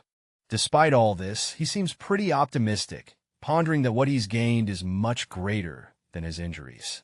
Then, he pulls out a note with coordinates. Here's the coordinates to my mansion's communication officer. If you're stuck with mastering the gravity sword, feel free to contact me. With a confident grin, he clutches the note and potion, ready for whatever comes next. I didn't expect you to treat me this well. This is practically like being treated as a true disciple. This connection will surely be a great help in the future.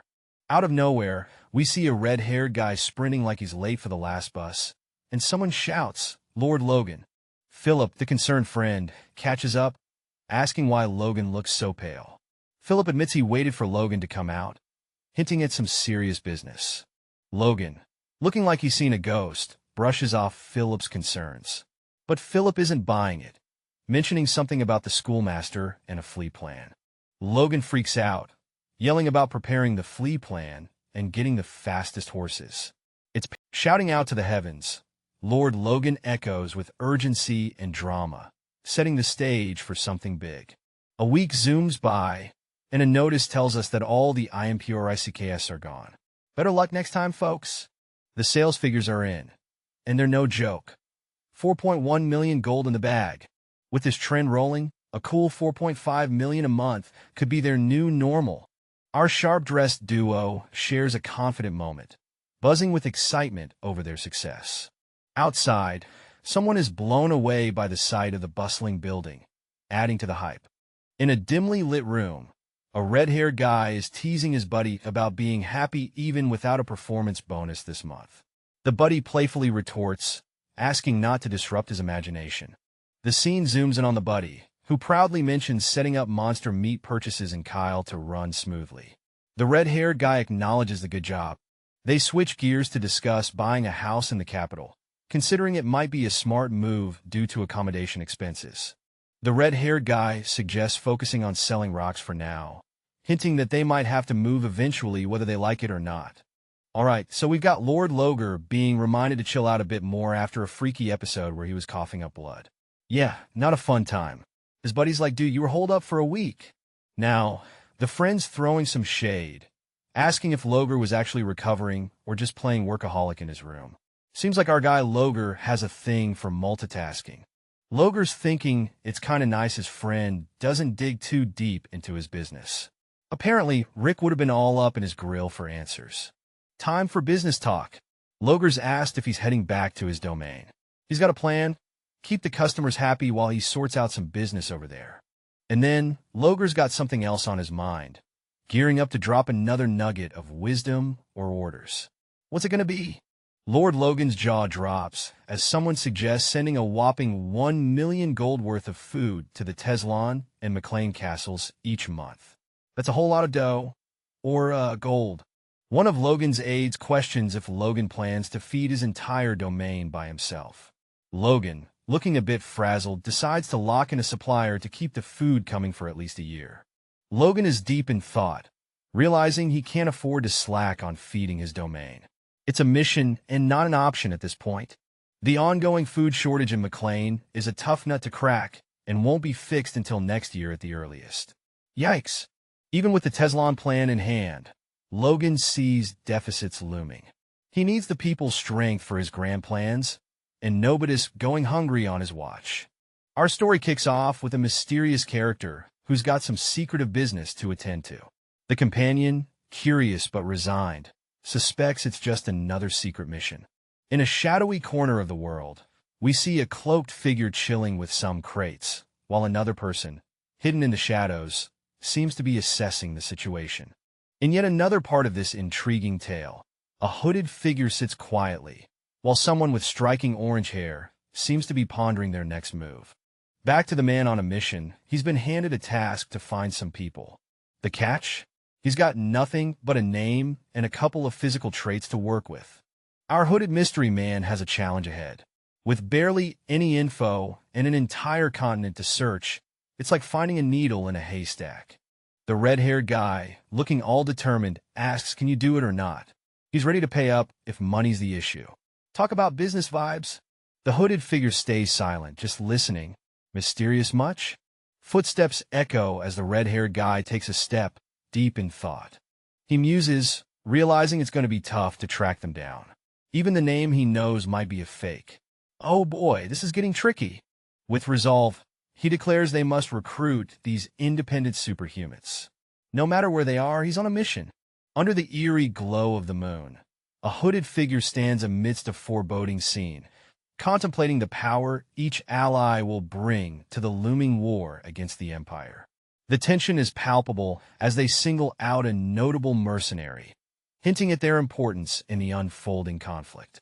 Thoughts drift to a mercenary who's got a reputation for working with the Empire. This character seems to be a pivotal piece in the upcoming chaos, suggesting a twist in allegiances or a significant role in the strategy. A footstep echoes on the cobblestone street, cutting through the night. The tension rises as someone makes a sudden stop, caught in their own whirlwind of thoughts. A character with red hair pauses in a dimly lit alley, questioning their own urgency. Despite the calm in the capital, there's an underlying anxiety gnawing at them. With a moment of reflection, they remind themselves to take it easy. The sky above is clear, and they decide there's no need to rush. The future is uncertain, but there's no point in burning out. A hand slaps against the wall with determination. There's still time. They reassure themselves, grounding their racing thoughts. The resolve is clear.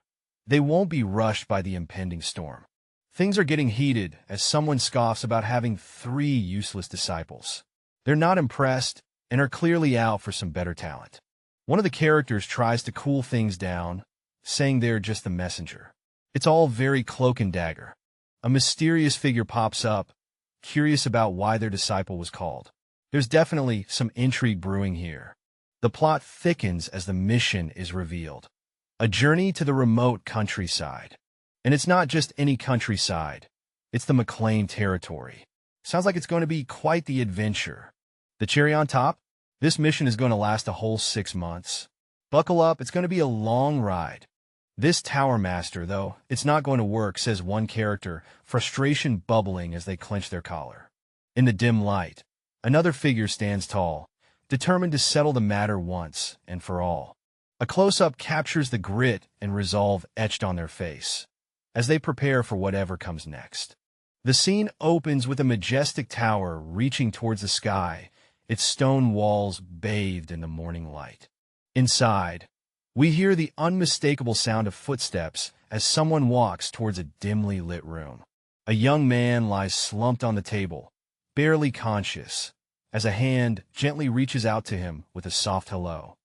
As he starts to wake, confusion fills his eyes, and he lets out a surprised gasp, trying to make sense of his surroundings. A cloaked figure enthusiastically welcomes him to the Gradkia Kingdom's Earth Tower, leaving the young man bewildered.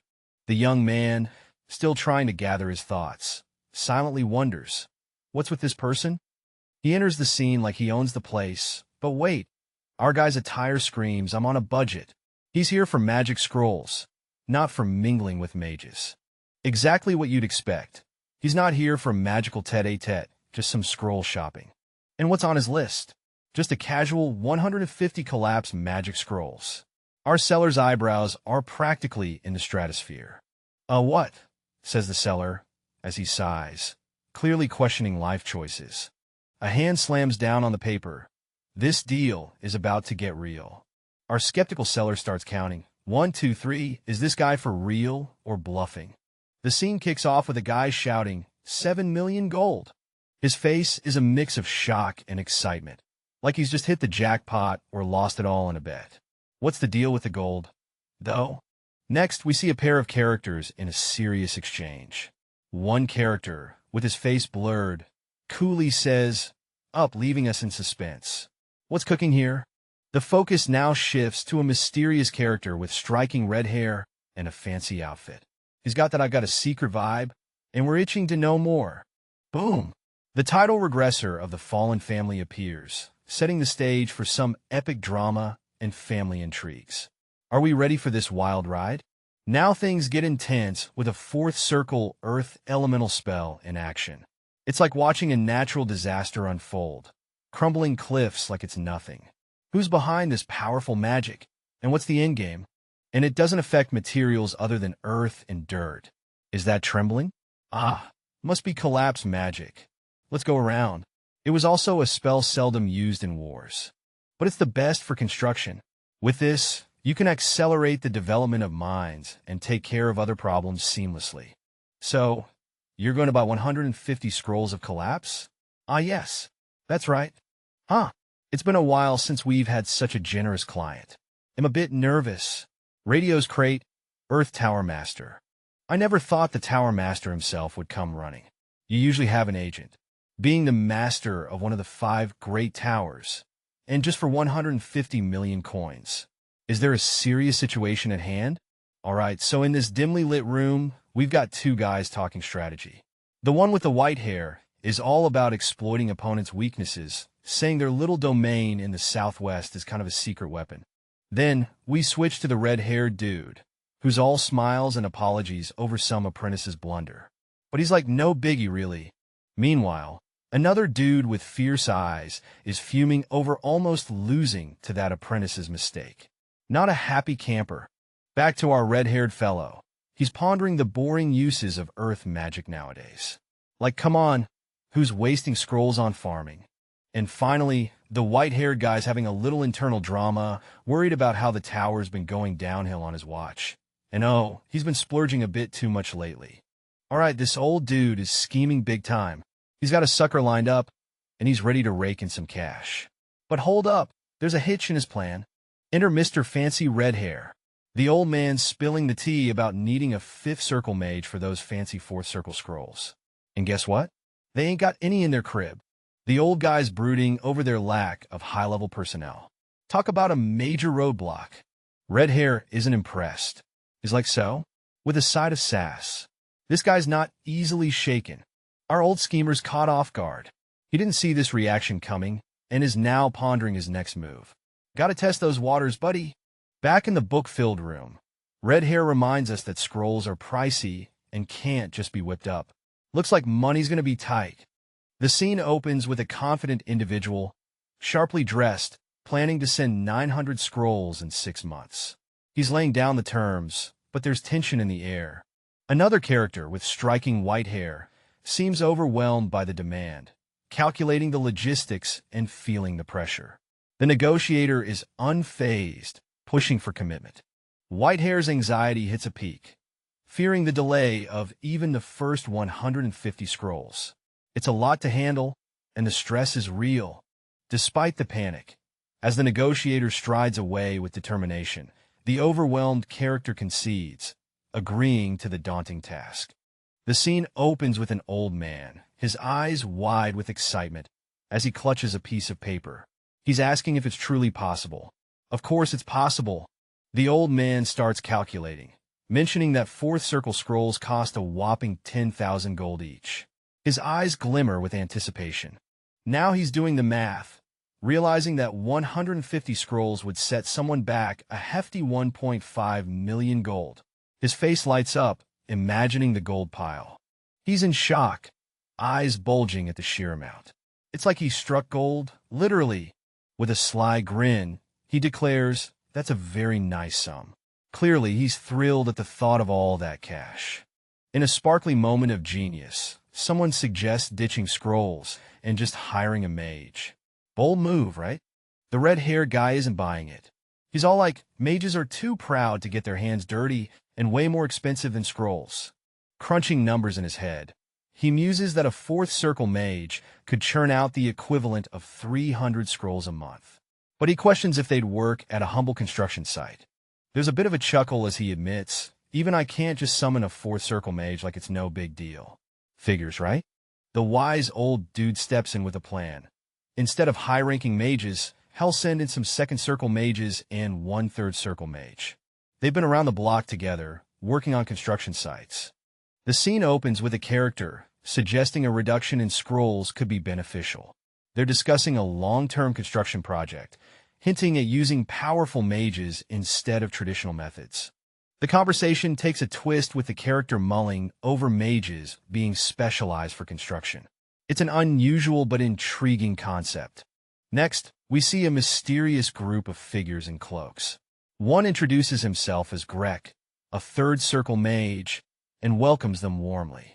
Amidst the introductions, Logan McLean is named. Another character, with a mischievous grin, signals for everyone to step out as the formalities conclude.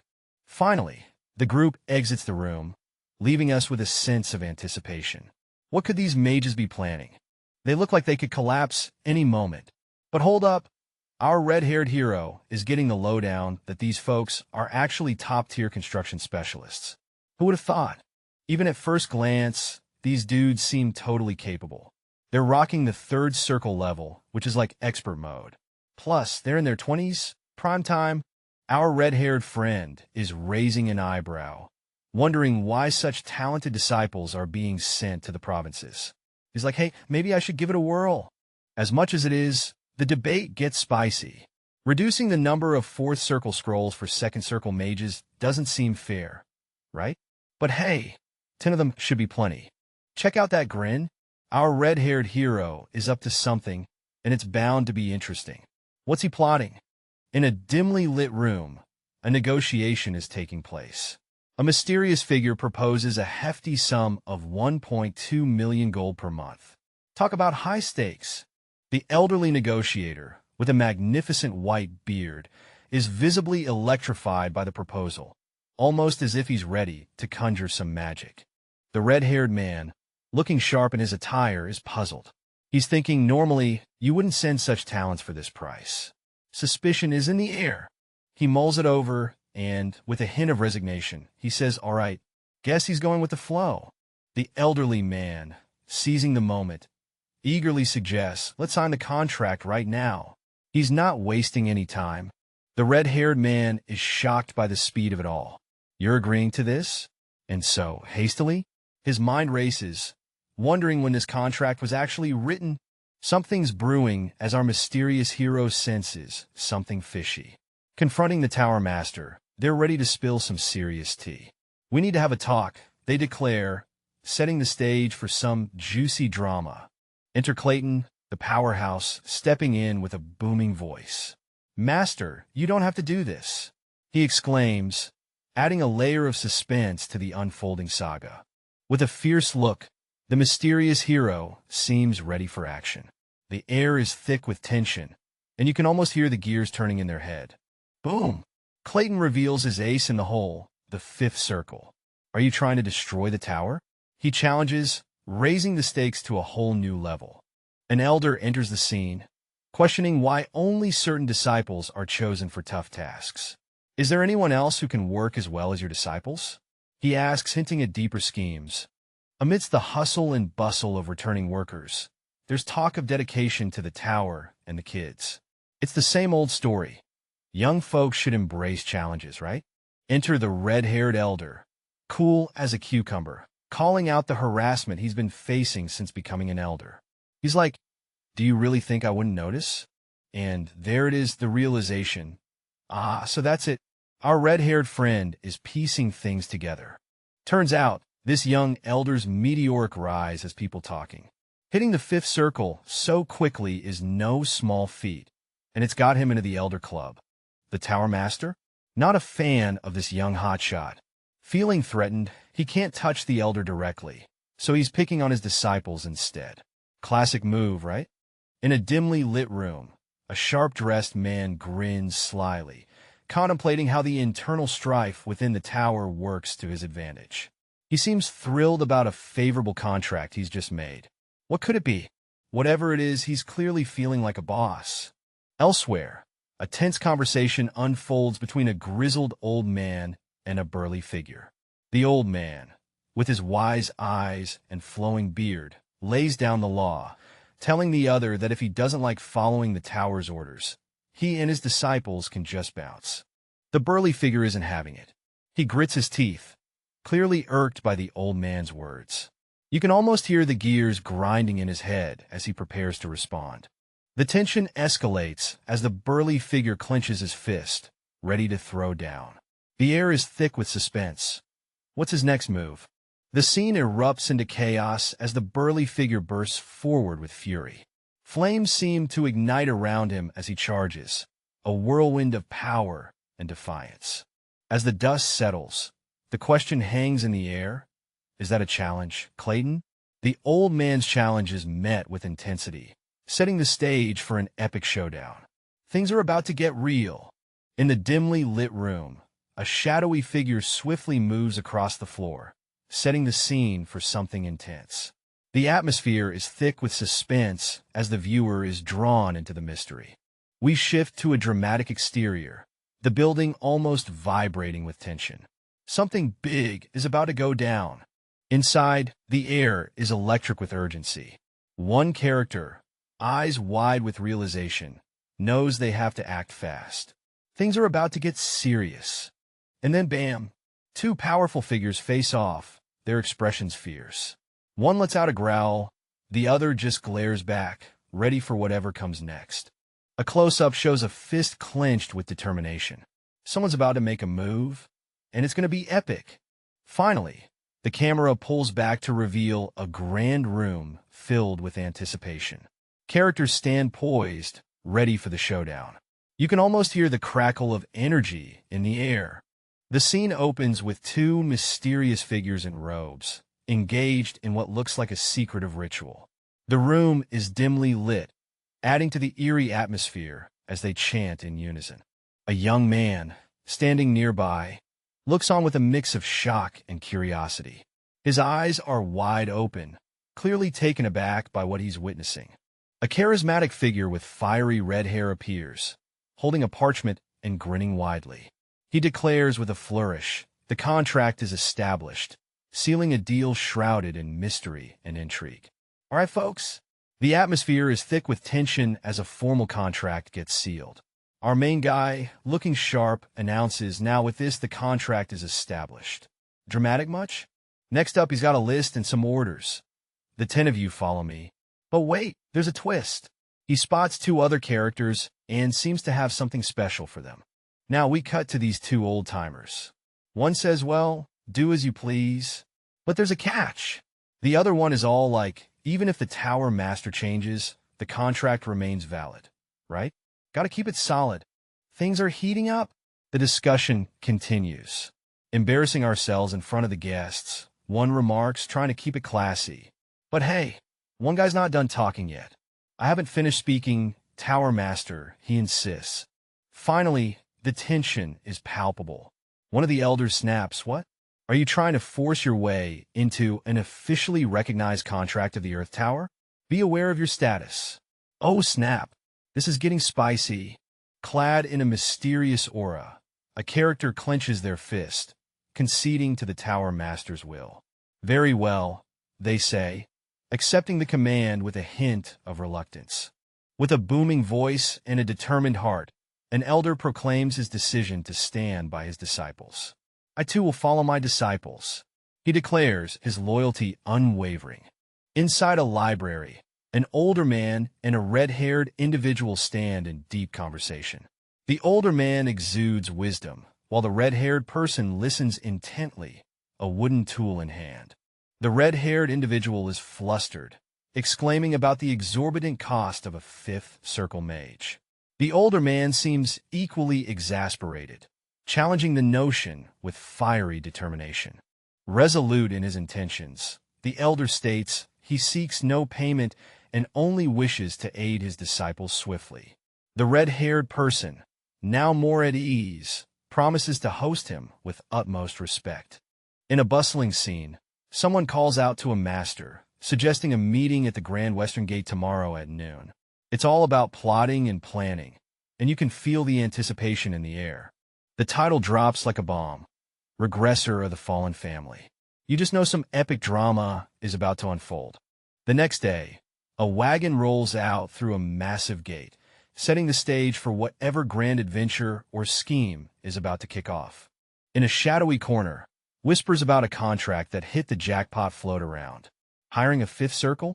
That's a big deal, and everyone knows it would usually cost a fortune.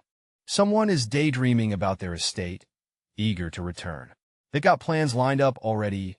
First order of business is sending someone to the store. Priorities, right? A sudden recognition hits. Oh, isn't that Lord Logan? It's like spotting a celebrity in the crowd.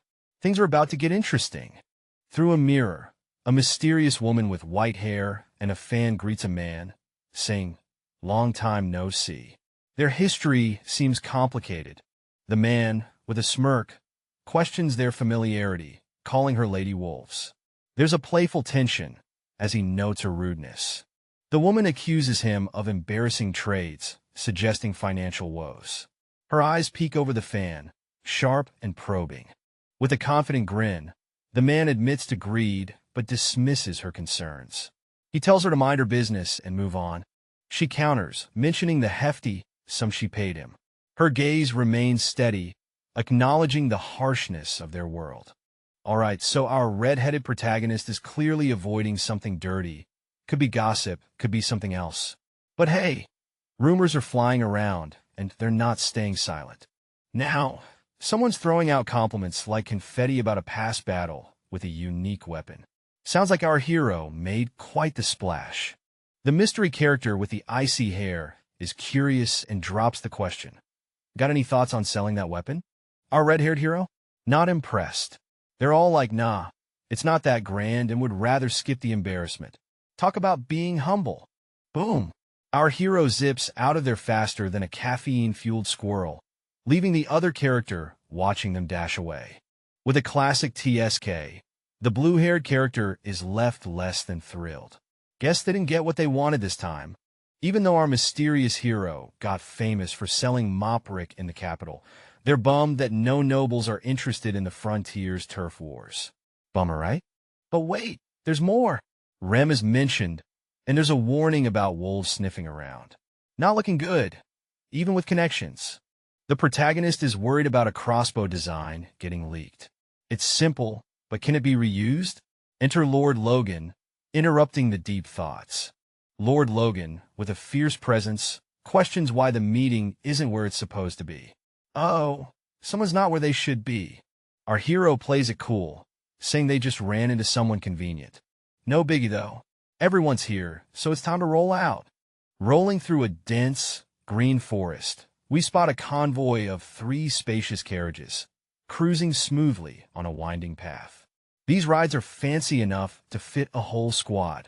Inside one of the carriages, we find a cozy setup with 3 folks chilling. The vibe is quiet, but there's a sense of anticipation in the air. Zooming in on the bearded guy, he's giving off vibes of a seasoned traveler. He's checking out the ride, noting the spaciousness and the skill of the coachman. This dude knows his stuff. A younger fellow pipes up, addressing the older man as master. He seems a bit stressed about the money spent on this lavish setup. Is it really necessary? The red-haired guy, sitting silently, has this intense look on his face. He's soaking it all in, probably thinking about something deep or just pretending to be mysterious. Our bearded master strokes his chin, musing about the pride of mages. Seems like he's seen it all before and isn't too surprised by the extravagance. All right, here we have our red-haired friend diving deep into the art of persuasion. He's all about recruiting this 5th circle mage for free. And hey, why worry about a little thing like formalities, right? After all, hosting esteemed mages is just the bare minimum. Our old mage buddy is just chilling, wrapped in his thoughts, or maybe his robe, soaking up the ambience. He's got that wise, old sage vibe, complete with silence and possibly some secret plans brewing. The moon is shining bright, and it's time for a pit stop.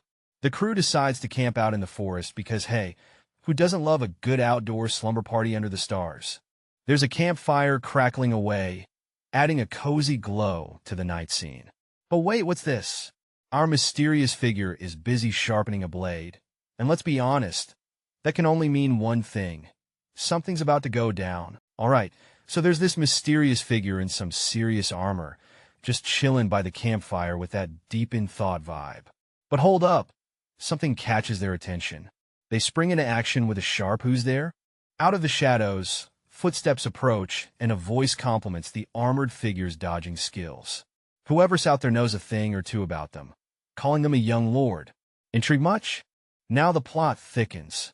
Someone's heard all about our armored friend in the capital. They're dropping hints about some shady business, strange potions, and, oh boy, making a fortune. Tension in the air reaches a peak. A thief, perhaps? The voice suggests. The scene zooms out, revealing a circle of cloaked figures surrounding our hero. Drama alert!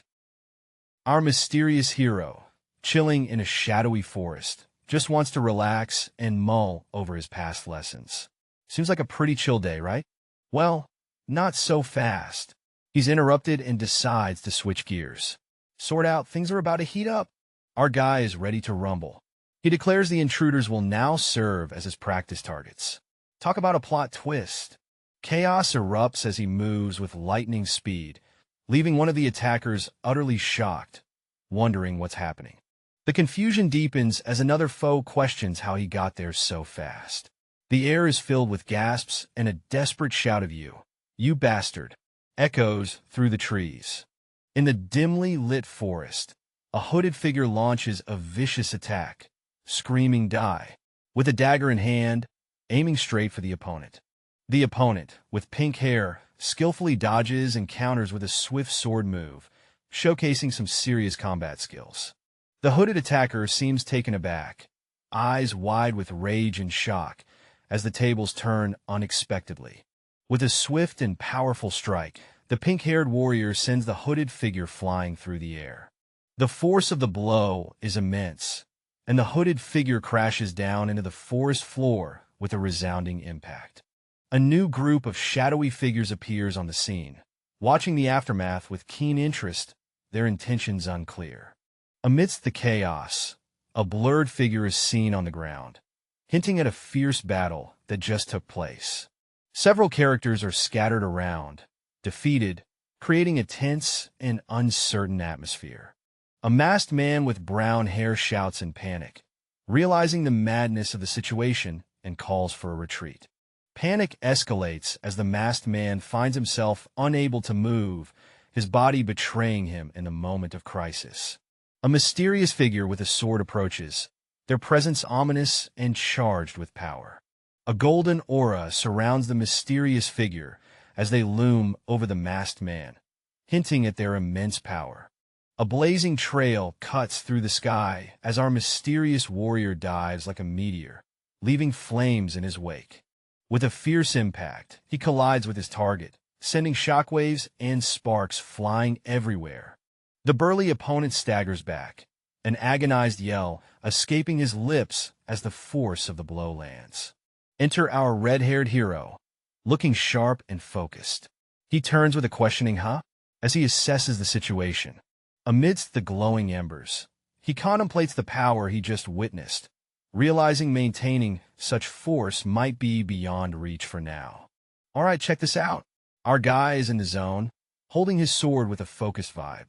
You can almost feel the intensity in the air. Boom! He's done it. The dude is pumped, shouting out in triumph. It's a moment of victory in the midst of the forest. Here comes the cool part. He's wielding a new power, an aura. His hand grips the sword, and you just know something epic is brewing. Flashback time. That sword technique, the Force Blade, was a game changer. He never thought he could pull it off, but look at him now. And there he is again, looking all determined and ready to take on whatever comes his way. That sword is his best friend right now. With a deep breath, he seems to be thinking, well then, what's next, buddy?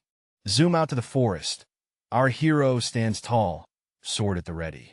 The journey's just begun for this warrior. Ducking under a cloak of darkness, our character mutters, damn. Picked the wrong fight, realizing they might be in over their head. A sharp, swift attack slices through the air, forcing our character to grunt in pain. It's clear they're on the back foot. With calculated precision, the swordsman uses the sword's momentum to manipulate and disperse the opponent's energy.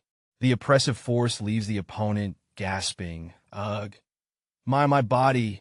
Under the ominous glow of a crimson sky, a figure raises a sword, poised to strike with lethal intent. It's a moment filled with ominous tension. The realization hits hard as a fearful face emerges, eyes wide, mouth agape, screaming in sheer terror. The situation has taken a dire turn. The spotlight's on a pair of stylish boots with a sword poised for action.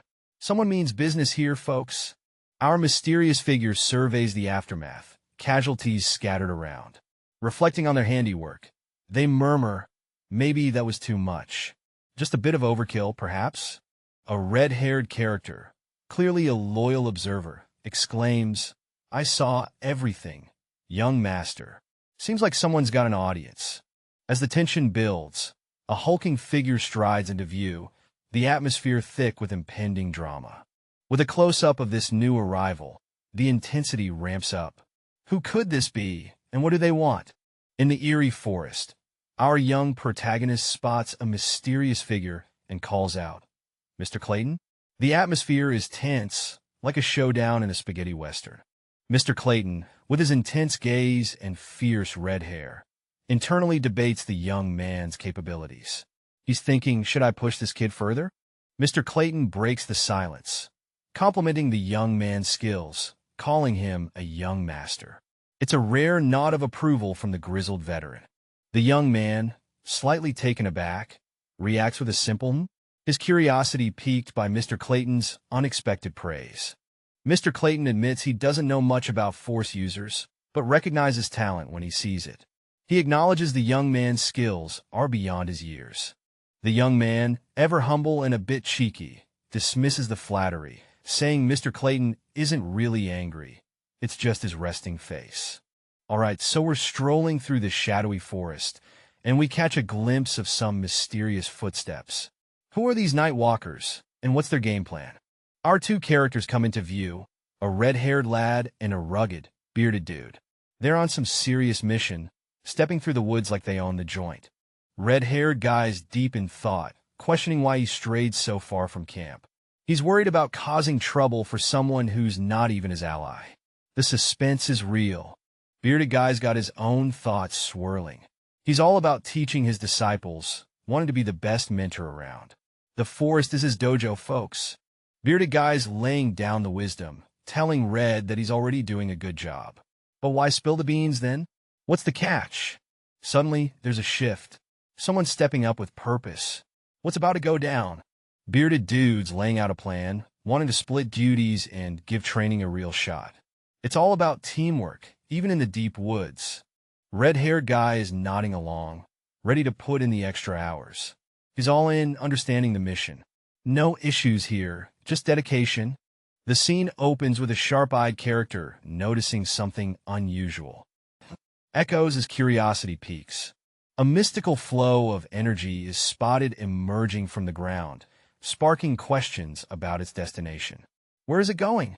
The focus shifts to a solitary tent amidst the trees, hinting at something significant inside. Inside the tent, mages are resting, adding weight to the mysterious energy outside. A bearded mentor, exuding wisdom, questions the extent of someone's actions. Young master? He inquires. The blurred face of a character comments on the mentor's deep care for his disciples. With a modest chuckle, the mentor acknowledges his duty. I'm a so-called teacher. I gotta at least do the minimum. Our story kicks off with a striking emblem on a flag, fluttering against a bright blue sky. It's giving off major powerful family vibes. And boom! There's a majestic castle, all regal and grand. Definitely a place where some epic tales are about to unfold. Inside the castle, a conversation is brewing. A knightly figure stands by a desk, being questioned about his time in the capital.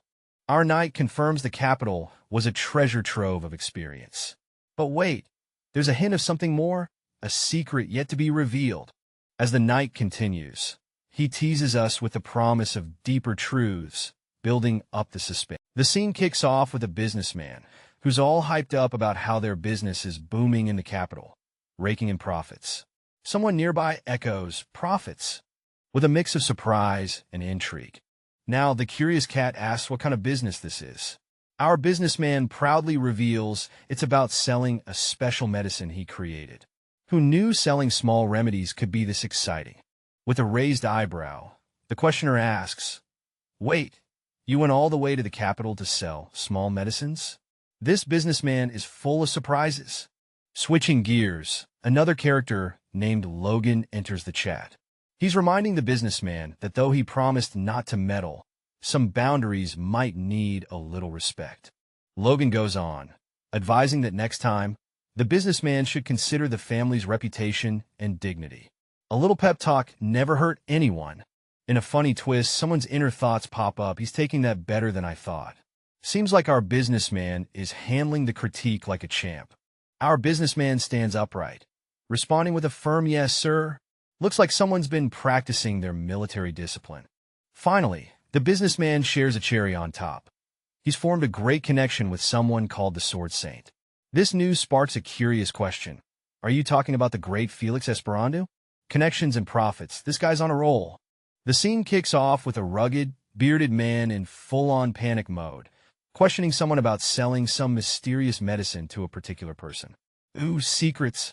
The tension cranks up as a red-haired character confidently confirms. That's right. Oh boy, things are heating up. Now, The bearded man, clearly worried, warns about the family's reputation taking a nosedive if things go south. He's not playing around. Enter the Iron Blood Sword Book, an intermediate sword skill endorsed by none other than the Sword Duke. Fancy stuff, right? But wait, the red-haired character drops a bombshell, calling it all a lie. Turns out, he penned that book during his time at the Sword Duke's mansion. Plot twist. Flashback time. A merchant from the Empire unearths the Iron Blood Sword Book from some ancient ruins. It's like finding buried treasure. Initially, the merchant copies the book and sells it to a pawn. But soon, the book becomes a hot commodity, spreading across the continent like wildfire. Now, even the average Joe can swing a sword like a pro. Alright, so we've got this red-haired dude talking about some epic skill that's going to matter in like 10 years. He's planning to beef up his knights with it. Patience, right? Now, there's a flashback scene with some intense sword action. Our guy is thinking about how this technique could totally wreck your insides during training. Not cool, man. Zoom in on those fierce red eyes. No way his father would let him mess with something so risky. Gotta keep those internal organs intact. Enter stage left, the bearded elder, flipping through a book. This sword dance ain't your average two-step. It's a game changer. He's thinking, whoa, this is way beyond our family's scribbles. This is top-tier stuff. Clutching the book like it's a treasure chest, he muses about its worth, having held on to it for over 10 years. Talk about a long-term investment. Alright, so here we got a pair discussing the Knight Order's power boost. The goal? To raise their game by at least 50%. But the big question is, how do they win over the Sword Duke's kindness? Our red-haired friend, looking sharp with that scarf, is all ears and ready with a proposal. What's cooking in his mind? Now he's deep in thought, determined to master something crucial to repay a debt. What's this skill he's got to nail? Whoa, hold on. There's no time for distractions. Our hero seems a bit caught off guard by the urgency of the situation. Priorities, man. Mastering this skill takes the top spot. He's leaving things in someone else's hands for a while. But what on earth is he talking about? Boom! Plot twist. He hands over the family seal. This ain't just any trinket. It's a big deal, and the other guy is floored. Alright, so our red-headed protagonist is having a major aha moment. He's holding this mysterious seal, and it hits him. If he's got it, he might not need his father's permission to do something big. He's pumped and ready to make some moves before the old man finishes training. But hold up! Just as he's about to make his grand plans, someone barges in with news of his epic deeds in the capital. Our guy's got some reputation. Huh? Enter Mr. Bearded Guy, looking all desperate. He's practically begging, please help out the fam with some cash. But wait, didn't they get funds from a battle or something? Turns out, that cash was just peanuts compared to what they need to maintain a fortress. Plus, some guy named Brian Bird cut off all aid. Ouch! So Beardy is back, hands clasped, eyes wide, and he's like, I heard you made a fortune, so how about sharing the love? And our red-haired dude? He just shrugs and drops the bomb, sorry, I spent it all. A bearded man confronts our red-haired protagonist, asking where he blew a couple of $1,000,000 so quickly. The tension is real, folks. Our mysterious red-haired dude keeps his cool, staying silent and enigmatic. The bearded guy isn't buying it, insisting that the situation isn't a joke. He's almost pleading for answers.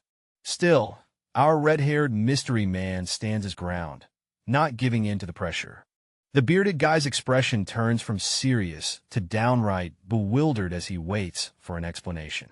Finally, our red-haired hero casually nods, confirming something to the still kneeling bearded man. The bearded man, still upside down in confusion, asks where on earth all the money went. Our hero spills the beans. Magic scrolls, construction stuff, and food. Bearded dude's brain is doing somersaults, trying to wrap around the idea of spending so much on scrolls and materials, plus food on top of it. A red-haired figure steps into the light, announcing a jaw-dropping plan. Giving away 1,000,000 gold. What's the catch? Oh, just trying to feed the people. No biggie. The room is filled with disbelief. What? Echoes as our generous hero stands tall, ready to spread wealth and food worth 1,000,000 every month for a year. Can you believe it? Somebody's jaw hits the floor, figuratively, of course. Young master, did you say something huge? Yep, the big plan is real, and reactions are just as expected. With a confident grin, our hero confirms the plan is indeed to feed the people. But wait, what's this about constructing a dam? Yep, you heard it right. We're building a dam. This isn't just about food. It's about infrastructure, baby. A notice goes out, calling everyone eligible for statutory labor to head to the fortresses. Looks like there's work to be done. Over at Tezron Fortress, whispers of discontent grow louder. It has finally come to this, they murmur, feeling the nobles' exploitation in full force. At Clan Fortress, the air is thick with tension as our blurred protagonist ponders the grim reality of battle. He barely managed to escape, only to face a new dilemma. The stakes? Life or death? No pressure, right? The scene zooms in on a character, gritting their teeth, as they grapple with a choice. Are they really being asked to decide between running away or standing their ground? Talk about being caught between a rock and a hard place. Another voice chimes in, equally skeptical. Whether they go down fighting or not, the end seems the same. What's the play here? They exchange intense glances, waiting for someone to drop some wisdom. In a moment of resolve, a hand grips a weapon tightly. This isn't just about survival anymore. It's about taking action. The atmosphere is electric as the decision is made. The resolve deepens. Forget about letting others decide their fate. They'll take matters into their own hands. It's time to get proactive, folks.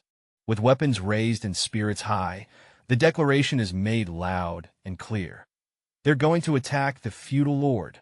It's go time, and there's no turning back now. A bunch of folks are huddled up in front of this massive gate. Someone's doing a roll call, making sure everyone's on deck.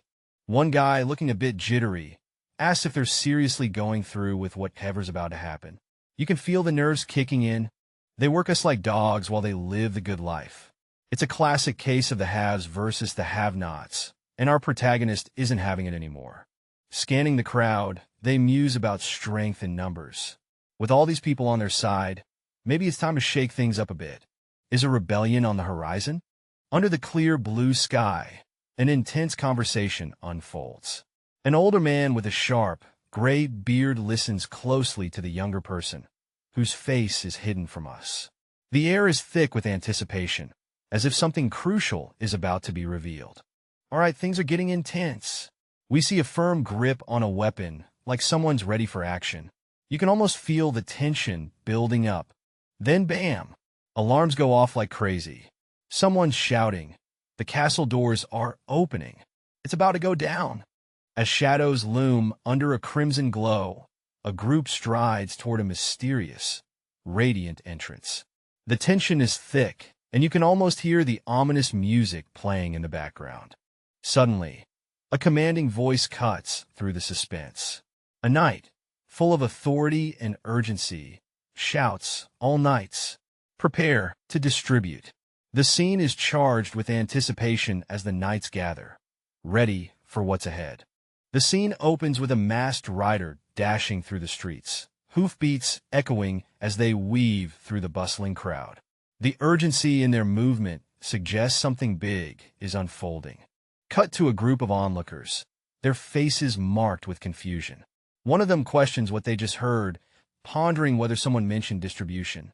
The air is thick with curiosity and a hint of suspicion. The scene kicks off with some serious drama as one character shouts, "That's nonsense." Clearly, they're not buying whatever the other person is selling. There's talk of knowing more about people than meets the eye. Things get physical real quick. One dude grabs the other's shirt, looking like he's about to throw down. Tensions are off the charts. Amidst all this chaos, a guard-looking character chimes in, talking about orders from a young master. Seems like some folks have been assigned to labor duty, adding another layer to the situation. Amidst the bustling scene, a character with a commanding presence tells everyone to form a line and stay in order. The crowd is curious, wondering who the person really is. As the distribution begins, the crowd erupts with gratitude. Cheers of relief fill the air as people express their thanks. Feeling grateful, they no longer have to suffer from hunger. The scene opens with a close-up of an elder's chin, his blue-gray beard swaying ever so slightly, hinting at the intensity of the moment. With a commanding presence, the elder's voice booms, "All hail Logan McLean," signaling a moment of allegiance and reverence. In a grand courtyard, the crowd erupts with a unified cheer. All hail the first young master. The excitement is palpable as everyone's attention is fixated on a lone figure standing confidently. Two figures in the foreground exchange knowing glances, their faces blurred, yet their postures suggest a deep respect or anticipation of something significant. From a bird's-eye view, the scene unfolds. A multitude of supporters chant, "Long live Logan McCain." Their voices echo, filling the space with a fervor that speaks volumes of the young master's influence. In a dimly lit room, one character questions the need for a compulsory order to gather people. Why force them when you could just ask? He suggests, eyebrow raised. The reply comes swiftly, "If I hadn't, they wouldn't have come." "They don't trust the nobles," says another character, sporting a sharp red jacket. The scene shifts to a group of people, fists raised defiantly. The text looms over, "Nobles consider their people as their property," underscoring the tension in the air. In this intense scene, a hand clutches a mysterious, crumbling black object. The air is thick with tension as the text ominously reads, "Who takes away more from them?" What could this mean? Who's losing out here? The intrigue deepens, and the stakes are sky-high. Up on the wall, two figures stand side by side, locked in a deep conversation. One of them voices a concern. Apparently, their father is more into knights than the regular folks. Why? Because he sees knights as the backbone of the nation. Two guys are chilling at a bar, and the one with the red hair is like, "Why are you staring at me like that?" Clearly, something's up. The bearded dude chuckles, saying he's just surprised. Apparently, Mr. Red Hair has been full of surprises lately. The scene opens with a red-haired character contemplating a construction project. He's feeling confident, thinking the other person is just being silly. With trust established, he's ready to move forward with the construction plans. Suddenly, the mood shifts as another character jumps in, clearly worried. Not that damn," he exclaims, questioning the logic behind spending 2 hours on such a construction. The tension between ambition and practicality is palpable. Two characters are looking quite surprised and a bit skeptical. One of them exclaims, "You're going to drill a hole in the mountain?" Clearly, there's some wild plan brewing, and these guys aren't sure if it's genius or madness. At a grand dinner table, two characters are deep in conversation.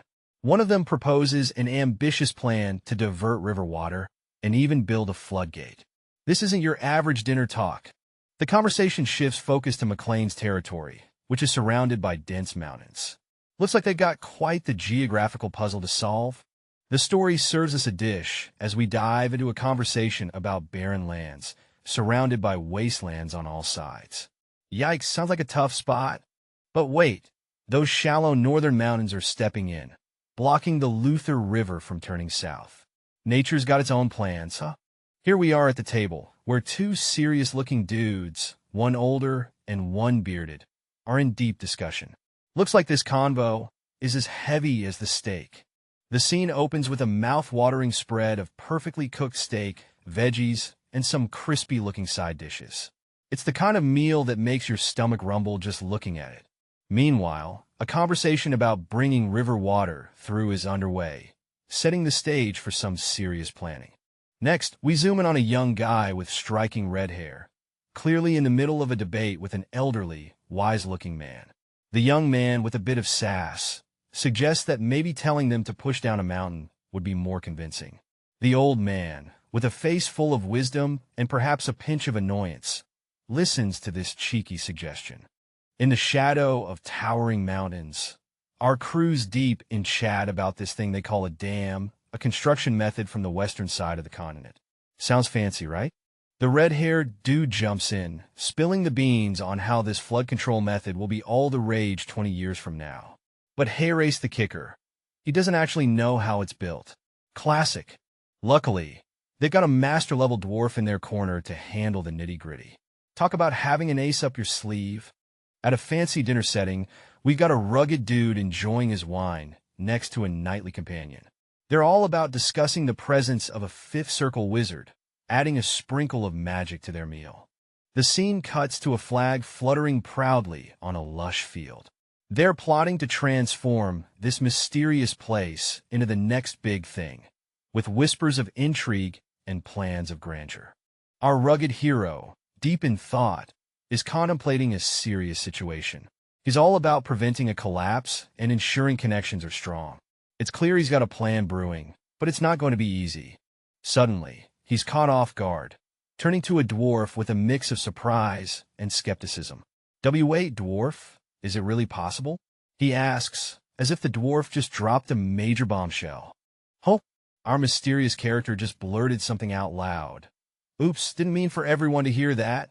In the dimly lit room, another figure leans in with curiosity, asking if something is indeed possible. The suspense is real. An elf-like character with braided white hair mentions being swamped with other work, but offers some magical scrolls and mages to help out. Seems like they're ready for some epic magic action. All right, we got our red-haired guy here, looking all suspicious. He's like, Jeebs, I knew something was fishy when you suddenly decided to treat me to something delicious. What's the catch, huh? Now, we zoom in on Jeebs, the bearded dude. He's scratching his beard, deep in thought, thinking, is this really okay? Something's definitely up. And there it is, a close-up of that magnificent beard. Jeebs is still deep in contemplation. What are you hiding, Jeebs? A mysterious figure strides through the forest, cloak billowing like a scene straight out of a fantasy movie. Nature seems to be holding its breath. Two onlookers, caught in awe and a bit of fear, murmur to each other now. Is that magic? One of them wonders if they're about to get into some trouble. The tension eases a bit as they remember the first young master is here too, so it should be fine. Looks like they got some backup. Standing in a lush forest, a stern figure with his arms crossed exudes authority. Beside him, an old elf with a long white beard looks ready for action. The atmosphere is tense yet calm, like the quiet before a storm. The elf, full of energy, calls out, "Hey mage, if you're ready, let's start right away." His words echo through the forest, setting the stage for an impending event. A mysterious figure with a mane of dark hair and a sly smile appears. There's a sense of familiarity and confidence in his expression, suggesting he's no stranger to what's coming next. The scene shifts to a cracked, barren landscape. A lone figure stands amidst the chaos, their back turned, while a spectator watches in awe. The anticipation for what's to come is palpable. The scene unfolds with a mysterious figure, cloaked in shadows, stepping forward with an air of confidence. Their hooded cloak flutters as they reach out, hand poised to touch the surface of a nearby tree. With a gentle touch, the hand makes contact with the rough bark, hinting at an otherworldly connection. The moment is charged with anticipation, as if the tree itself holds secrets waiting to be unleashed. Suddenly, the air crackles with energy. An explosive force bursts forth, ripping through the air and sending debris flying. The sheer power on display is both awe-inspiring and terrifying, leaving an indelible mark on the landscape. Suddenly, the peaceful forest scene is interrupted by shouts of "Watch out!" as rocks start plummeting from above. The urgency in their voices is palpable as they scramble for cover. The camera shifts, revealing a lone figure standing confidently amidst the chaos, seemingly unfazed by the falling debris. Who is this mysterious person, and why are they so calm? The scene opens with a young man sporting a confident stance and fiery red hair, getting an earful from a grumpy elder. "I told you to take it easy. Why are you showing off your strength here?" The elder's frustration is palpable, as if dealing with a rebellious teenager who's just discovered a new gadget. As the conversation shifts, an intense focus on supernatural abilities takes the spotlight. Other than force, the other supernatural power humans can wield, says a mysterious voice, setting the stage for something epic. Enter the dramatic figure with a mane of wild hair and a powerful aura. Mana, he declares, a magical circle spinning in his hand like it's the latest fidget spinner. It's profound like a deep ocean of magic power, but only a few can master it. Clearly, this guy means business. The Earth's power is channeling through a magical circle, drawing out these complex patterns like it's painting the air. It's stimulating the rock wall like something epic is about to happen. Our hero is in awe, witnessing the force core evolve beyond imagination. It's a moment of pure wonder, something he never thought he'd get to see.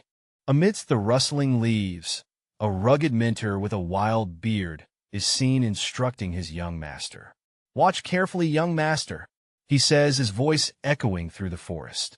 The atmosphere is tense, like something big is about to go down. In the next scene, a confident figure with fiery red hair and a cool demeanor stands with arms crossed, a sly grin on his face. "Because I'm not done yet," he declares, leaving everyone wondering what's next. The scene shifts, and we find the rugged mentor standing alone in a rocky clearing. His eyes catch something peculiar as he mutters to himself. "Huh, is that?" His curiosity piqued, the mentor wonders aloud. Some other magic? The air is thick with mystery and anticipation. Our mysterious hero stands, exuding an intense aura, reaching out with a commanding hand. You can almost feel the power radiating from him. With a dramatic flair, he clenches his fist tightly. You just know something epic is about to go down. And boom! The ground trembles, debris flying everywhere as his power shakes the very earth. This dude is not messing around. Alright, so we've got this mysterious red-haired character standing dramatically, surveying a scene that looks like it's straight out of a disaster movie. The debris from the collapsed cliff is gathering like it's got a mind of its own. Things are getting intense, folks. Check it out. The rocks are stacking up high, forming a massive pile. It's like nature's playing a game of Tetris, and it's not messing around. The scene opens with a lone figure standing amidst a vast landscape, looking up and exclaiming, "It's..." As the perspective shifts, we see the enormous form of a golem emerging from the rock, its sheer size imposing and awe-inspiring. With a tone of disbelief, the figure marvels at the ability to create such a large golem without any tools, hinting at the immense power involved. If we could make a few more of those, not only would the construction finish much faster than planned. The scene is intense, with a shadowy figure looming ominously. What are they plotting with such a powerful aura? A drop of sweat trickles down as the tension builds. The anticipation is palpable, keeping everyone on the edge of their seats. "Mr. Clayton," an unexpected meeting takes place, with our red-haired character calling out to Mr. Clayton. What could this encounter mean for their plans? The bearded guy is all fired up, clapping his hands with a fierce expression. You can almost hear the dramatic music playing in the background. Now he's in a heated discussion, asking someone how many golems they can whip up. The tension is palpable. Under a clear sky, a rocky figure looms as someone throws a challenge. How many golems can you make? It's a magic showdown, folks. Two figures stand amidst the dust and shadows, discussing the art of golem creation. Yes, they can also create golems, one confirms with a nod. They're from the solar school of the Earth Magic Tower. After all, a red-haired character, whose face is blurred, reacts with surprise. Really? But the bearded companion has a twist to add. There's a catch. The older, wiser man explains the spell's complexity. Creating a golem core is no child's play. Only a fifth circle mage can pull it off. And even then, they need mana stones. Without them, you're stuck with a puny golem. The red-haired character's eyes widen in realization, pondering the hefty price of magic as a shimmering mana stone floats into view. It's a rare gem in the world of sorcery. Thoughts race through the red-haired character's mind. The mana stone, essential yet elusive, is mainly used for magical assistance and artifact creation. But its price tag? Oof! It's a wallet buster. The scene opens with a robust guy explaining the perks of using mana stones. Our red-haired hero looks intrigued, asking if they can boost his solar magic. The big dude nods, suggesting it would indeed make his spells more powerful and last longer. As the conversation continues, we're treated to a fun visual of the big guy and others in dynamic poses. The red-haired guy is clearly impressed and lets out anew as he imagines the power boost. Our red-haired hero, looking all serious, admits he'd need the highest grade mana stone for his special magic. His inner monologue hints at a technique called broken ending. The burly guy reassures him, saying even a low-grade mana stone would work for a second circle golem spell. It can last about 10 hours and recover some lost strength. Our hero is skeptical, pointing out that a low-grade mana stone costs as much as gold. He seems to think the cost-to-benefit ratio isn't worth it. Then, boom, the scene shifts to a dramatic display of the mana stone's power, showcasing its ability to cause a serious ruckus. The two characters stand facing each other in a picturesque setting.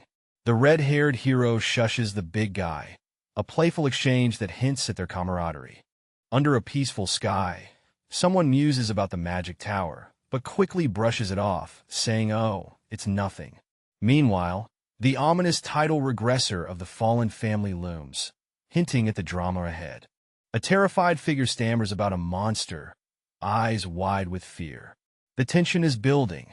Huge creatures are on the move, causing chaos. Someone yells about the creature's true intentions. It's digging a tunnel. Amidst the commotion, one person decides to inform the patriarch about the unexpected developments. While urgency fills the air, another stands by with a laid-back "geez," clearly unfazed. Hamar, the man with a plan, is rallying the troops for the water channel gig. No time to chill. The tunnel construction is taking a back seat for now. Old man Hamar's on a roll, calling out a worker slacking off. "Get your tools and hustle over here." The countdown's on with 3 major construction projects underway. First up, we've got the tunnel and dam. It's a waterworks extravaganza. Next, the water channel's in the spotlight, ready to hydrate the wastelands and make them bloom like never before.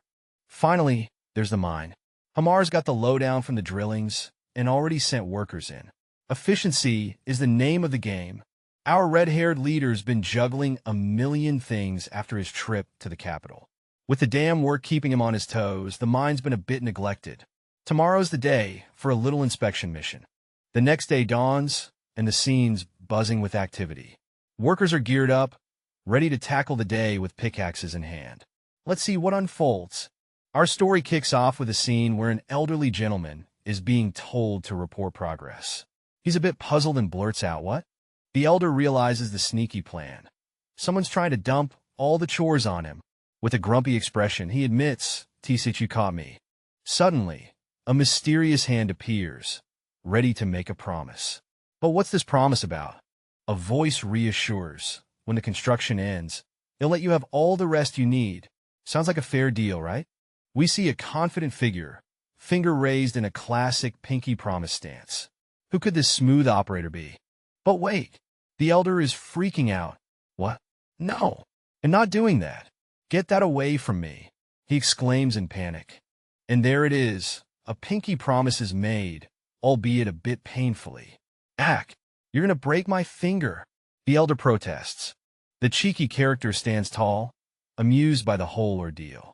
Trying to act all cheeky, he muses, clearly entertained. With a final scene, the red-haired character reflects on progress. Now, the mine will be developed faster than in my previous life. He's not so sure about the dam, though. All right, here we have our red-haired character, looking all determined and whispering to themselves, "No, it will work out." You can almost feel the intensity in the air. Now, cut to our red-haired friend sitting cross-legged, staring at a glowing orb.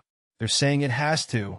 Looks like they're banking on some serious magic or strategy here.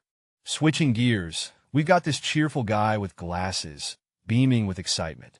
He's talking about building a mine and transforming the land. He's so pumped, he's like, "I should go there sometime too."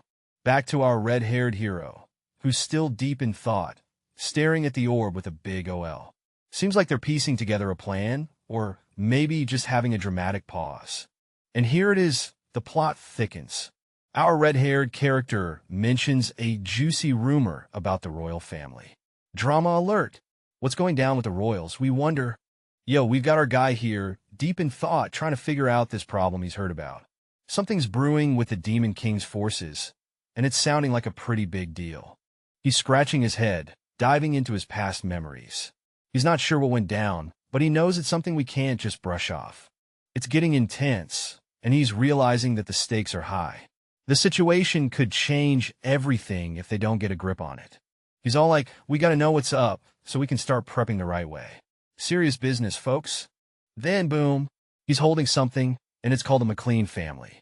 Whatever that means, it's gotta be important. Enter another character who's looking all serious, saying, this is no small matter. You can bet things are about to get real. But 1,500 men? Our red-haired strategist raises an eyebrow, questioning the sheer number. He's baffled, thinking the place had fewer than 300 knights. But hold up. This plan ain't for the knights. It's for the soldiers.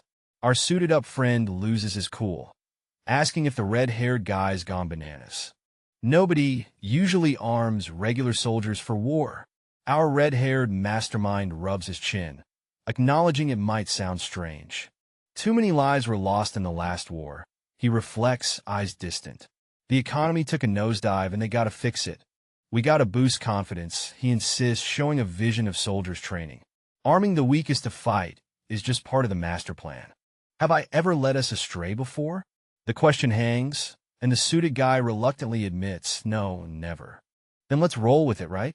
Our red-haired guy grins, confident as ever, ready to shake things up. Our mysterious character, looking all sharp in a suit, promises to dig deeper into some juicy rumors. Got to keep things on the down low. Boom! The scene shifts to some intense plotting. Funds are being shuffled, and there's talk about weapons. Someone's got big plans. A stack of documents enters the scene, and it looks like the groundwork for something major. The wheels are definitely in motion. In a dimly lit room, an authoritative figure hands over some documents for signing. It's all business here, but the plot thickens.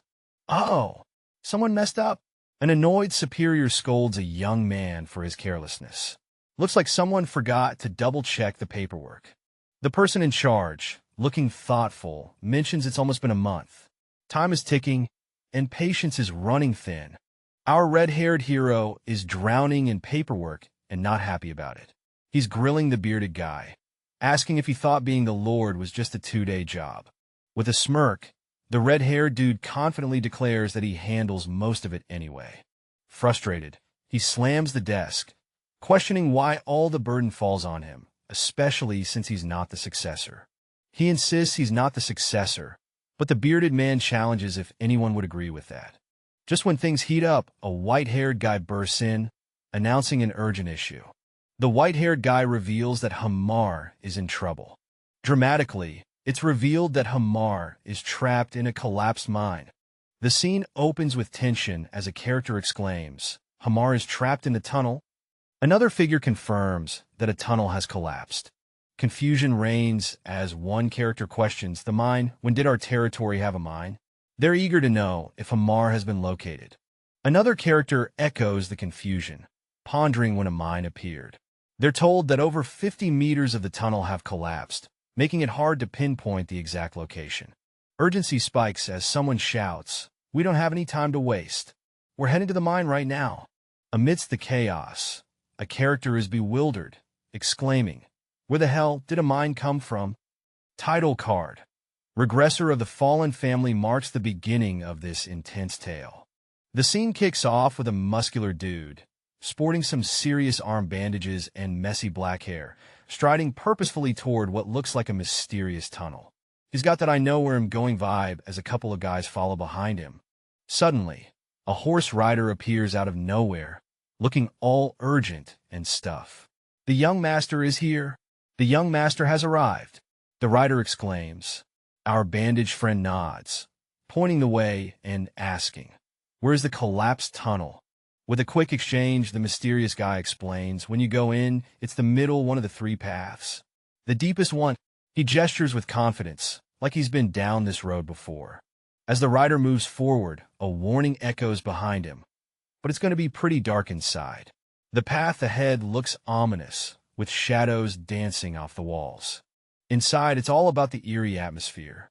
The echoes of footsteps bounce off the cavernous walls, and you just know something's up.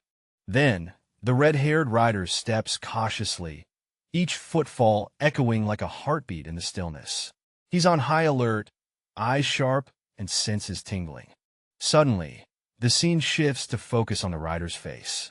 His expression shifts, something's caught his attention, and it's not a friendly vibe.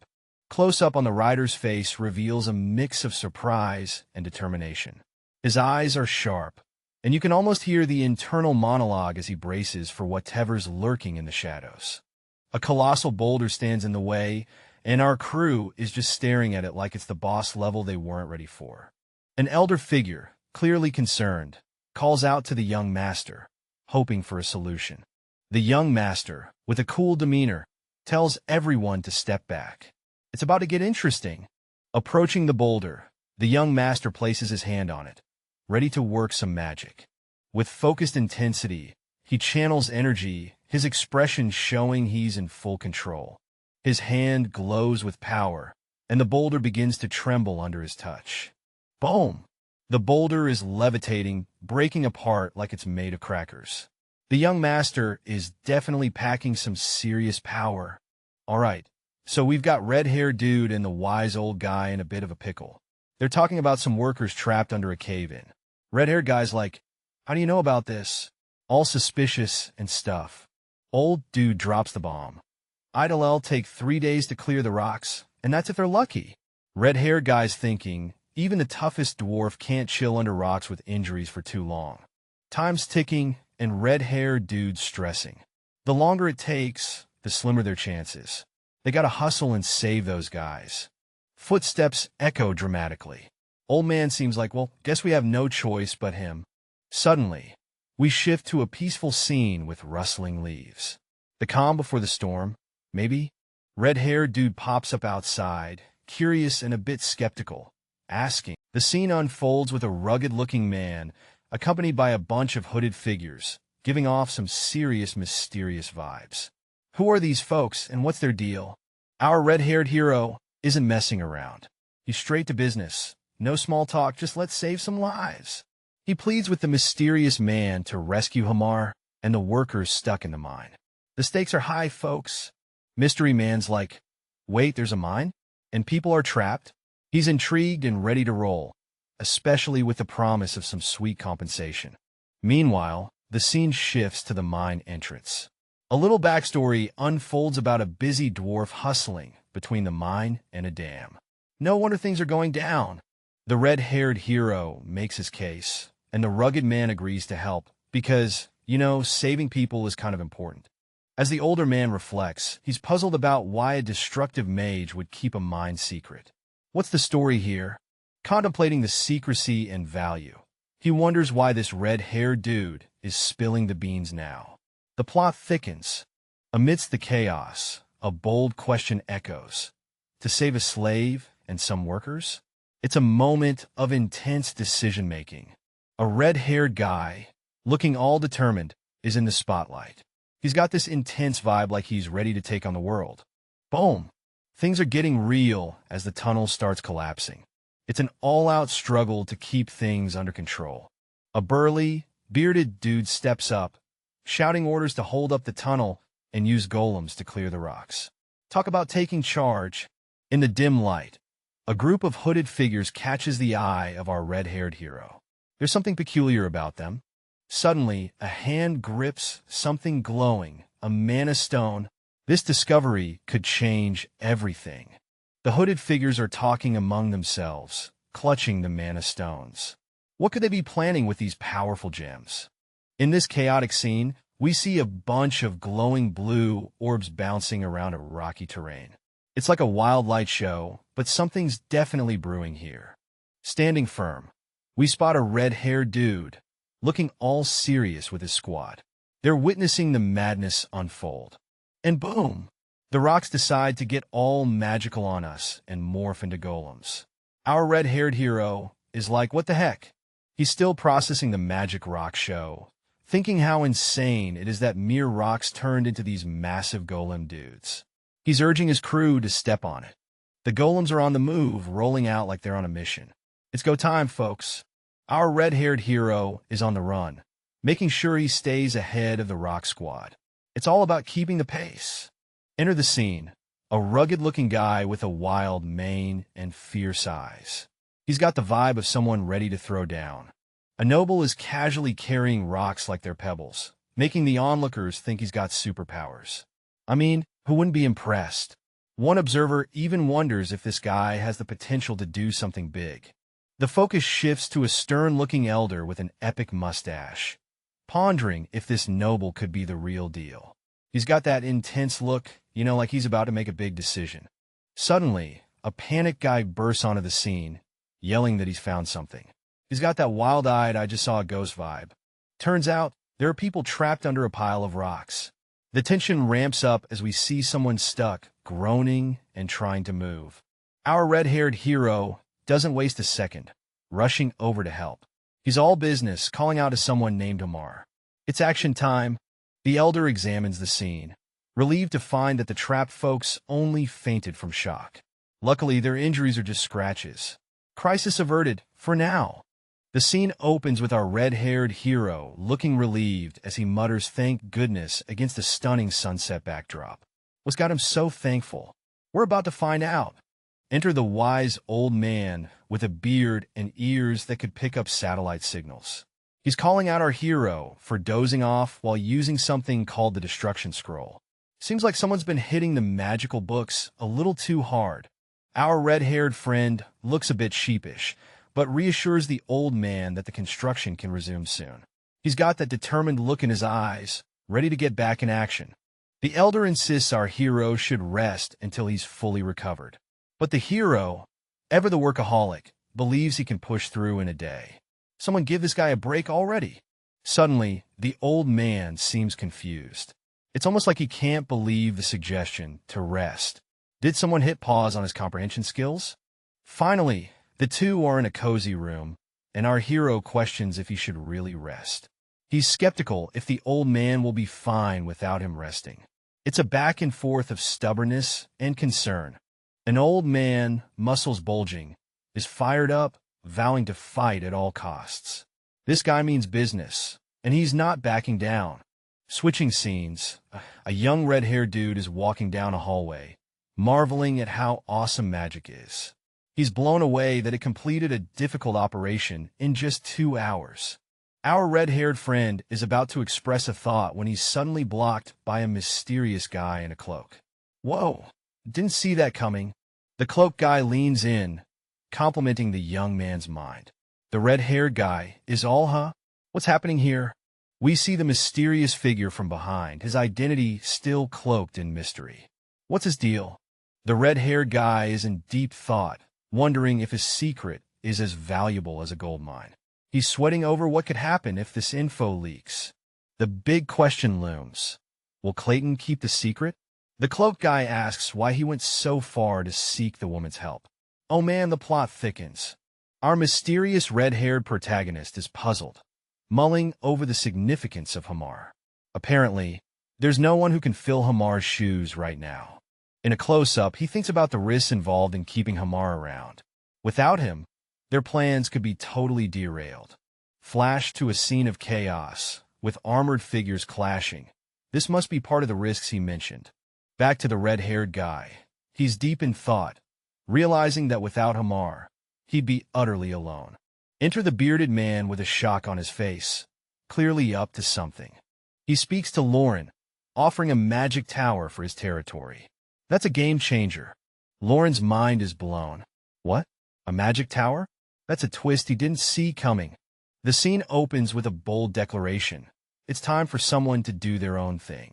They're eyeing a territory ripe for a small magic tower. Big dreams, huh? Our red-haired friend turns to his companion and asks, "What do you think?" But the companion's face says it all. This dude is dead serious. Thought bubble time. Our territory with a magic tower? Now that's got some epic vibes. The excitement is contagious. The idea of a magic tower has got someone all fired up. That would be fantastic, they exclaim. Curiosity peaks as the question arises. Will disciples be joining this magic tower venture? And oh, what about the support needed? Our bearded friend smiles warmly, trusting the character and ability of someone named Logan. Just provide what's necessary, he says with a twinkle in his eye. Under the glow of a full moon, a mysterious character in a hooded cloak quizzes another. Did you hit your head too, mage? The air is tense, and the castle in the background seems to hold secrets of its own, standing tall and silent in the night. 1 week has flown by, and our old man with the grand mustache is back in action. He's all healed up and ready to dive back into construction work. The red-haired guy is all in, promising to make up for lost time. The old man gives him a nod and a good luck. The red-haired character catches a glimpse of something intriguing beyond a door. What could it be? The suspense builds as the scene quiets down. The red-haired character remains curious. Things get dramatic as a shadowy figure decides it's time to talk about a mysterious mine. With a serious vibe, he steps into the room. Turns out there's been some secret mine shenanigans going on. The red-haired character is caught off guard, and the mysterious figure admits it just slipped his mind. In a cozy setting, our red-haired hero casually mentions his gold mine, much to the shock of his bearded friend. The friend is in disbelief, questioning the truth of such a claim. The friend is still skeptical, urging the red-haired guy to stop joking around. But our hero stands firm, defending his statement with a hint of mischief. With a serious tone, the red-haired hero asks if he seems like someone who would lie about a gold mine, leaving no room for doubt. The bearded friend, now visibly shaken, starts to realize that his buddy might just be telling the truth. A dramatic pause fills the room as the red-haired hero leans against the desk, arms crossed, while the bearded friend stands speechless, absorbing the revelation. Concerned, the red-haired guy calls out to his friend, Dwayne, who seems overwhelmed by the news. In a humorous twist, Dwayne is seen collapsing from the shock, and our hero panics, urging him not to kick the bucket just yet. The drama of newfound riches. The stage is set with an intriguing title, Regressor of the Fallen Family, hinting at a tale of time travel and redemption. Deep in the forest, things are moving faster than expected. A group is puzzled by the quick completion of some mysterious dark construction. What's the rush, folks? A group of concerned individuals is questioning the timeline. Are you sure? They ask as an older man confirms the construction is definitely complete, way ahead of schedule. The red-haired young master strides in, hearing that this meeting is for a final check. All the administrators have assembled. What's cooking? A burly man, clad in a sharp suit, assures everyone that they're all here. He acknowledges the rush, but insists they see it through to the end. Amidst all the hustle, a character with flowing silver hair scoffs at the extravagance of the project. Geez, they remark, unimpressed with the grandiose digging.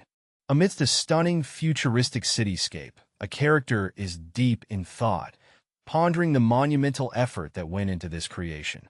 The city is a marvel, with its intricate structures and shimmering lights. Dwayne, sporting a distinguished look with a neatly trimmed beard and formal attire, stands contemplative, the question hanging in the air. In a setting that screams important, we see a red-haired individual dressed in an elaborate outfit, looking ready to make an impression. A white-haired character, seemingly in charge, exchanges greetings as everyone involved in the construction gathers around. Even the big shots, the administrators, are here, adding to the weight of the moment. Two men stand overlooking a massive structure. One is addressed as Mr. Clayton, and there's a call to action. Let's begin, shall we?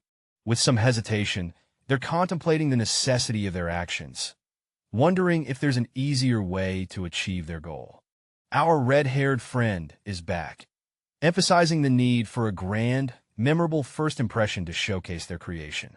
A glimpse of the structure they've built with their own hands, a testament to their hard work and dedication.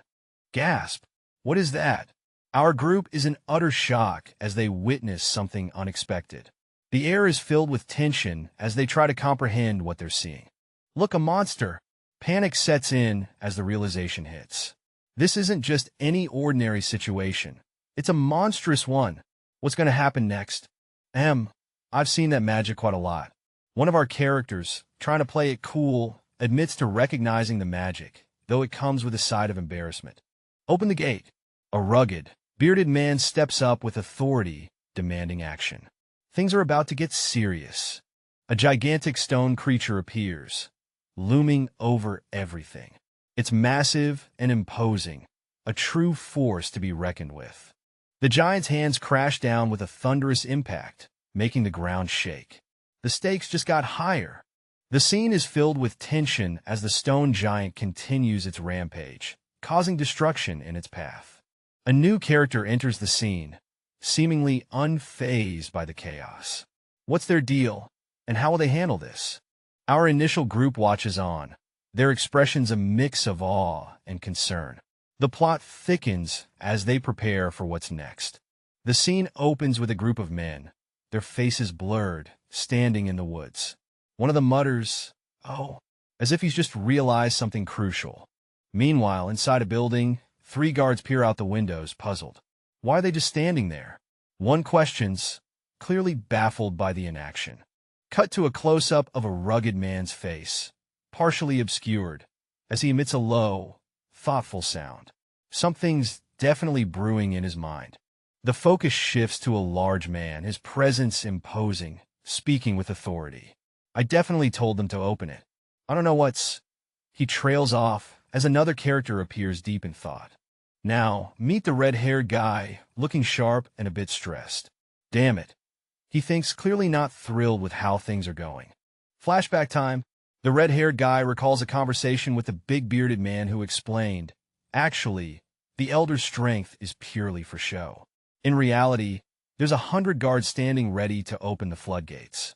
The red-haired guy returns to the present, his eyes intense. But this wasn't part of the plan. He muses, what do I do? He's clearly in a pickle, trying to figure out his next move. All right, folks, things are heating up. Mr. Clayton is chatting with a couple of rugged-looking guys. They're discussing how even their massive golem can't lift this colossal gate. Mr. Clayton, being the genius he is, suggests breaking it down. Bold move, Clayton, bold move.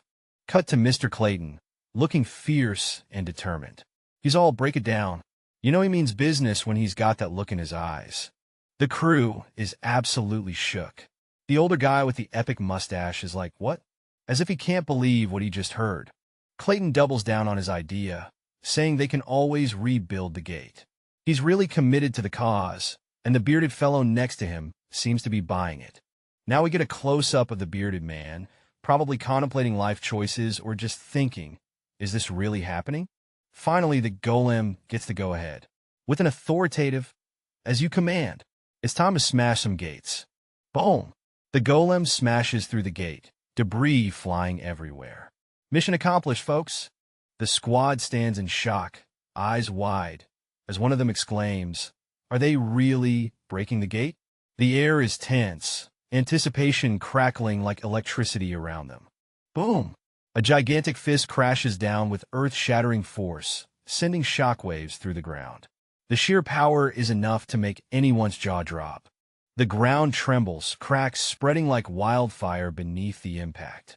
It's a display of raw strength, leaving destruction in its wake. Up above, figures soar through the sky, their forms cutting through the air with precision and intensity. It's a high-stakes showdown, the kind that gets your heart racing. The sky becomes a canvas of action, as the characters dive with determination, ready to face whatever challenges await below. It's go time. Our scene opens with a mystery man sporting fiery red hair, turning dramatically. The air is tense, but what's the deal? Bam! The villagers are losing it, shouting that it's a victory. They've made it happen. Teamwork makes the dream work, right? Check it out, folks. They've carved a mighty river through the land with their own hands. Talk about DIY on a massive scale. The red-haired leader is deep in thought. This river? It's going to solve the food problems during the Civil War. No more starving. Plus, they can start planting next spring. Efficiency, baby. Whoops. Our hero takes a surprise hit. Not cool, man. His reaction? A classica? Turns out, it's a big OL bear hug from a burly guy who's all teary-eyed and calling him young master. Apologies are flying, but the red-haired dude is chill. He's all like, why's a big guy like you crying so much? Heartwarming vibes all around. Our red-haired character is caught off guard, his eyes wide as he says, something's definitely up. We've got two wise old dudes deep in conversation. One's wondering how long ITLL take to rebuild the floodgate. But no worries, the other one's ready to jump in and help out again. Standing with the wise ones, another character talks about finishing the mine construction. The older guy seems skeptical, but hey, the younger one's got it covered. With confidence, the character assures, of course. Why? Because they're about to get super busy again. We're zooming out to the landscape. It looks like new fertile lands are on the horizon, ready to bring in the farmers. And just like that, the plan unfolds. So we'll build a totally new village. Sounds ambitious, right? Our mysterious character with red hair is determined, saying, for them to live in. Looks like big changes are coming. Hamar is getting some props for his construction skills, but our red-haired friend isn't quite sure how to ask for help. He's fumbling with his words and trying to figure out the best way to approach Hamar. Nope, that's not the way to ask Hamar. A bit of self-doubt is creeping in as the red-haired character reconsiders his approach. Hamar, with his impressive build and wise demeanor, is ready for the question. He's all ears and waiting for what's coming next. Red-haired guy is stumbling through his words again, admitting construction is tough even for someone like Hamar. It's a bit of a backhanded compliment, isn't it? Mr. Red Hair is puzzled, noting how he's never heard of dwarves being great at construction. Hamar's talents are catching him off guard. Hamar isn't having it. He's fired up, passionately declaring that construction is a dwarf specialty. Gotcha indeed. Another character chimes in, hyping up Hamar's skills. Apparently, dwarves are the construction MVPs. There's a bit of a friendly competition vibe in the air. Back to the red-haired guy, who's trying to play it cool, but inside, he's a bit embarrassed. Hamar seems to be getting a kick out of this little exchange. In a shadowy room, a sinister-looking guy with a sly grin stands behind an older dude with a white beard. There's an ominous vibe as the guy chuckles, clearly up to something. Then we get hit with a dramatic promise. Once they're done, the exciting adventure of building houses lies ahead. Who knew construction could sound so intense?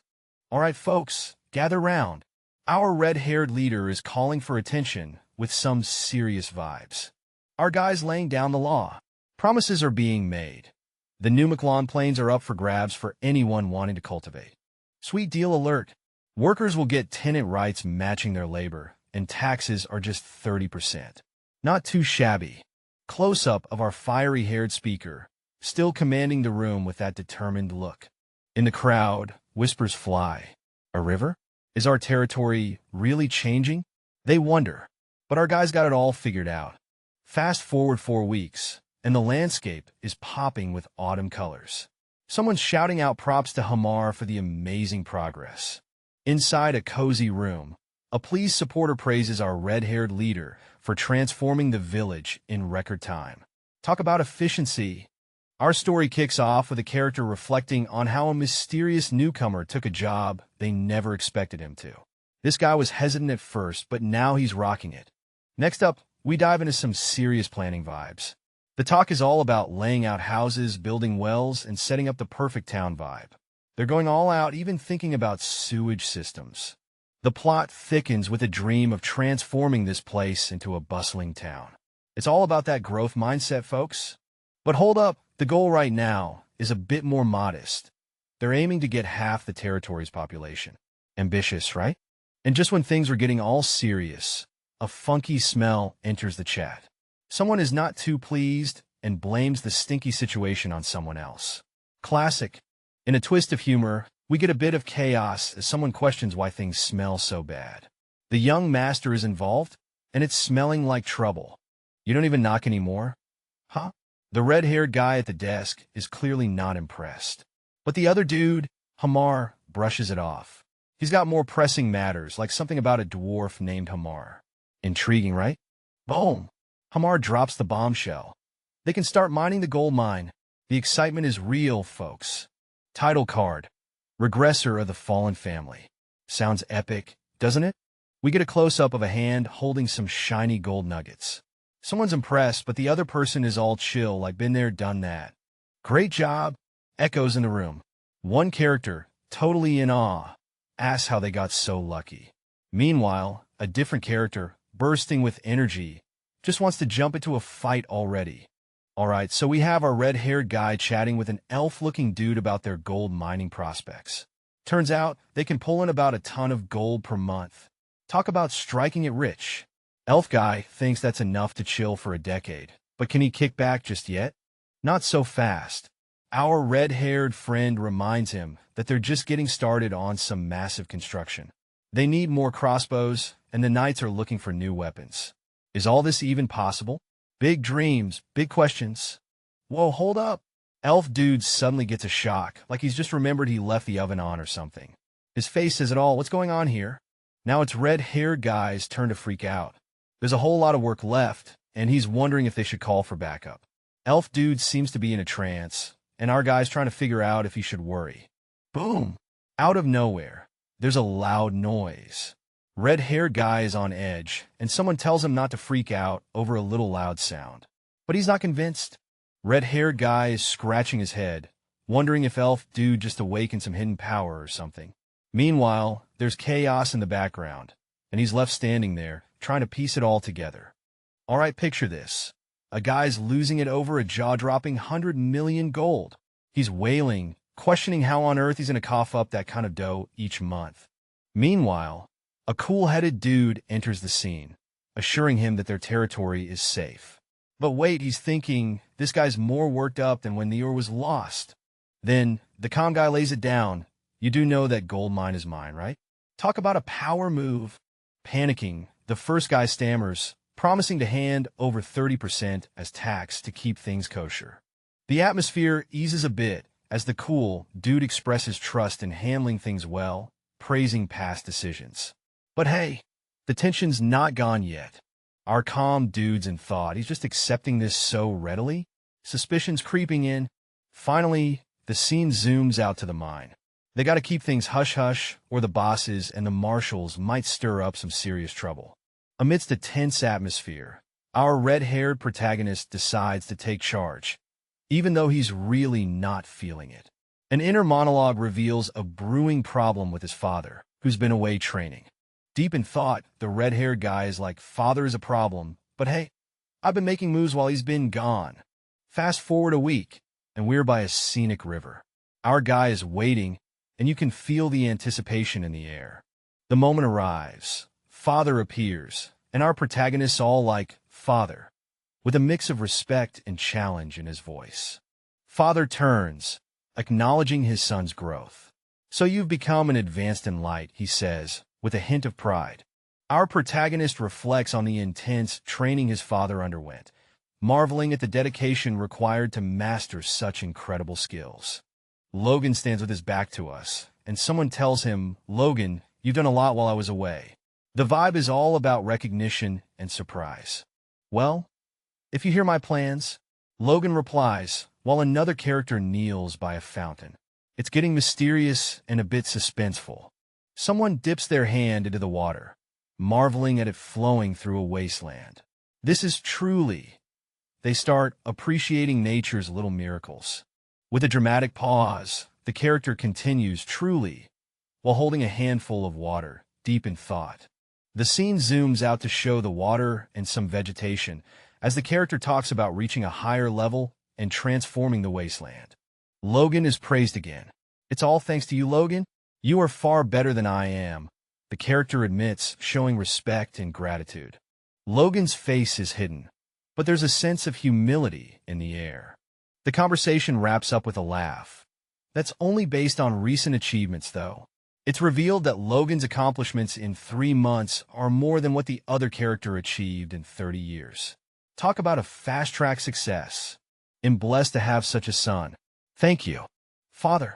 I suppose I can now entrust all the Lord's duties to you. I will focus on training the Knight Order now. A what? I have no plans of becoming the Lord. Do you know what I realized during my training? That I've grown old.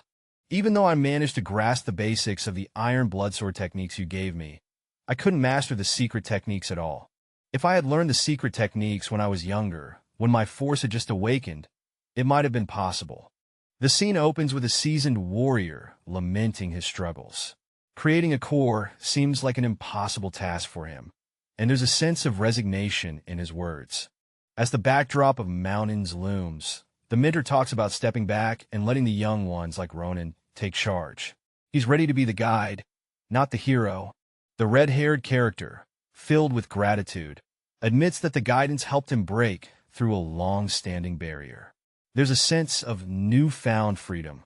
The mentor expresses his desire to step back and let the younger generation carve their path. He wants to become the guide that clears the way. Focused on the red-haired character, his expression is serious, contemplating the weight of the responsibility handed to him.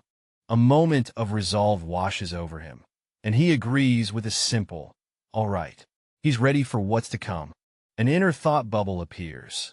If the mentor insists, there's no choice but to accept. The decision is made. Facing each other, the mentor tells the younger one that he should know the weight of the task at hand, leaving no room for doubt. The mentor walks away, casting a final instruction to help Logan fulfill his role. The journey is now in their hands. The scene opens with a mysterious figure standing under a parasol, the sky painted in hues of pink and orange. There's a sense of anticipation as they gaze ahead, seemingly lost in thought. Meanwhile, in a burst of humor, a character gently nudges another, telling them to go on. It's a light-hearted moment, breaking the tension as they share a camaraderie. As the sun sets, the mysterious figure and another character stand facing each other. It's an epic showdown of emotions against a backdrop of swirling clouds and fading light. The conversation begins to unfold. "I now only wish for Ronin's success," says the figure with the parasol, hinting at past conflicts and the desire for resolution. The red-haired character responds earnestly, "I'm sorry." But the mysterious figure reassures them, "There's no reason for you to apologize. If anything, I should apologize. You apologized to me before." The figure continues, acknowledging the red-haired character's sincerity. "It was my narrow-mindedness." There's a vibe of mutual understanding and acceptance. The red-haired character stands bathed in the golden glow of the sunset, their expression unreadable but thoughtful, as if pondering the weight of the words exchanged. The scene shifts, a sword glinting in the sunlight. "I hear you've been teaching Ronin swordsmanship lately?" A new topic arises, suggesting a shift from past tensions to future possibilities. All right, so we got a scene where this guy is chatting, all pumped about Ronin being a prodigy. Apparently, Ronin's been mastering some epic form in just a week. Now, there's a lady with an umbrella, feeling all nostalgic. It's been ages since Ronin's been this happy, and she's just soaking it in. Back to our main guy, he's asking someone to keep an eye on Ronin. There's a vibe of trust and care, like Ronin's the next big thing. And there he goes, deciding it's time to bounce. But not before giving one last look, like he's pondering something deep. Zooming on a mouth, catching a breath. Seems like something's about to go down, or maybe just a dramatic pause. Shift the angle, and we see an umbrella lady. She's thinking about how parents should vibe with their kids, keeping it real. Back to our red-haired dude, he's all about that open chat. Wants things to be like the good old days when he was a kid. Finally, the umbrella lady drops a bomb with a heartfelt mother. Looks like there's some family drama brewing. The scene opens with a mysterious woman shedding a tear, her face partly hidden by her flowing hair. The air is thick with emotion, as if she's carrying a weight on her shoulders. A figure with an umbrella stands nearby, casting a long shadow under the setting sun. The atmosphere is tense yet calm, like a silent conversation between old souls. The focus shifts to a man with striking red hair. Even with part of his face blurred, his presence is commanding, suggesting he's someone important in this unfolding drama. Another character, a man with a sharp look, watches the scene unfold. The sky behind him is painted with the colors of dusk, adding a dramatic backdrop to his contemplative stance. The full picture emerges as we see the man trailing behind the woman with the umbrella and the cloaked figure. They're moving towards a castle, hinting at a journey or perhaps a looming confrontation. All right, so the town is buzzing with plans to clear the weeds and reclaim land for some serious farming action next year. It's all about that future harvest, baby. Two characters are deep in conversation, hoping for a greater yield to make up for what was lost. But there's a bit of skepticism about whether the residents will really move their homes. Gotta keep those expectations in check. One of the characters assures that they will prioritize housing for those moving into town. New houses are promised to be better than the current ones, sparking a bit of hope and excitement among the residents. Now, there's a twist. A recruitment notice for soldiers is brought up. If they become regular soldiers, could they take charge of their training? The potential candidates are looking promising. Logan gets a pat on the back for doing a great job. But wait, there's a catch. Something's brewing under the surface. Suddenly, tension spikes as a hand slams down with a dramatic flare. Something's about to go down. You can feel it. Oh, things just took a dark turn. A fierce figure stands surrounded by soldiers, declaring them hopeless. Looks like someone's not happy with the performance. The Macame Knights and those who defected from them after losing the war between fiefs. They've been part of the same Knight Order for an age, yet now they all face each other on opposite sides. I understand that it's hard to get close to someone you once fought to the death with, but I thought you'd find your way, realizing what the duty of a knight is. It's because you have no desire, no hunger at all. I'm training to death to become stronger, and my son is risking around tirelessly for our territory. The so-called danger that makes you take risks like that is because of me. I've been far too negligent of you all. My strength is merely an illusion of peace. And no, sir. Captain, please do continue about this. Patriarch, things are heating up as someone is in much better spirits. But wait, there's a whoosh of action coming in hot. Then BM. Swords are clashing, and it's time to learn some serious swordsmanship. But not everyone seems ready for this unexpected lesson. Out of nowhere, a face screams in shock, caught completely off guard by the swift moves. Amidst the chaos, a fierce figure promises to whip things into shape, ensuring a proper knight order is in the making, destined for someone named Logan. And there it is. The title Regressor of the Fallen Family sets the stage for a tale of legacy and redemption.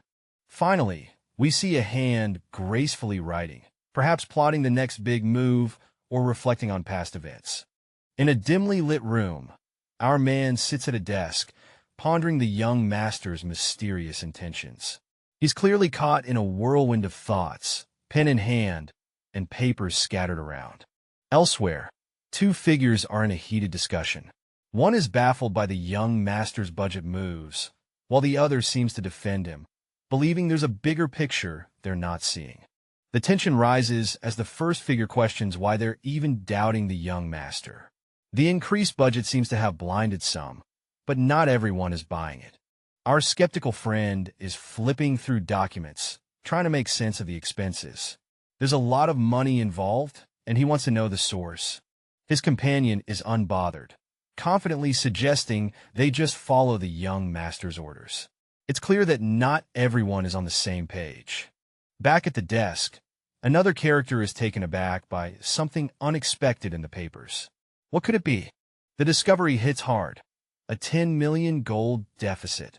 Panic sets in as they realize the gravity of the situation. What on earth is the young master planning with all that gold? Our red-haired protagonist drops a bombshell. He's planning to buy 100 kilograms of mithril. You can almost hear jaws hitting the floor. Meanwhile, a frantic scene unfolds with someone literally getting the squeeze. Tension escalates as they plead, "I can't." Enter another character, looking sharp in a vest, who's flabbergasted at the mithril for war equipment idea, calling it impossible. The red-haired guy is caught in a dramatic moment, lightning crackling around him as he processes the shock. He leans forward, demanding answers. Why can't he buy mithril if he has the cash? His determination is palpable. The sharp-dressed character explains that mithril is a metal containing mana, 10 times stronger than steel, and rare as the silver of the gods. Our protagonist is told that money can't buy everything, not even mithril. Even the wealthiest folks are out of luck. All right, picture this. Our mysterious redhead is talking about a massive deal, 100 kilograms of something serious. And to pull it off, you need more than just cash. You got to have some serious clout too.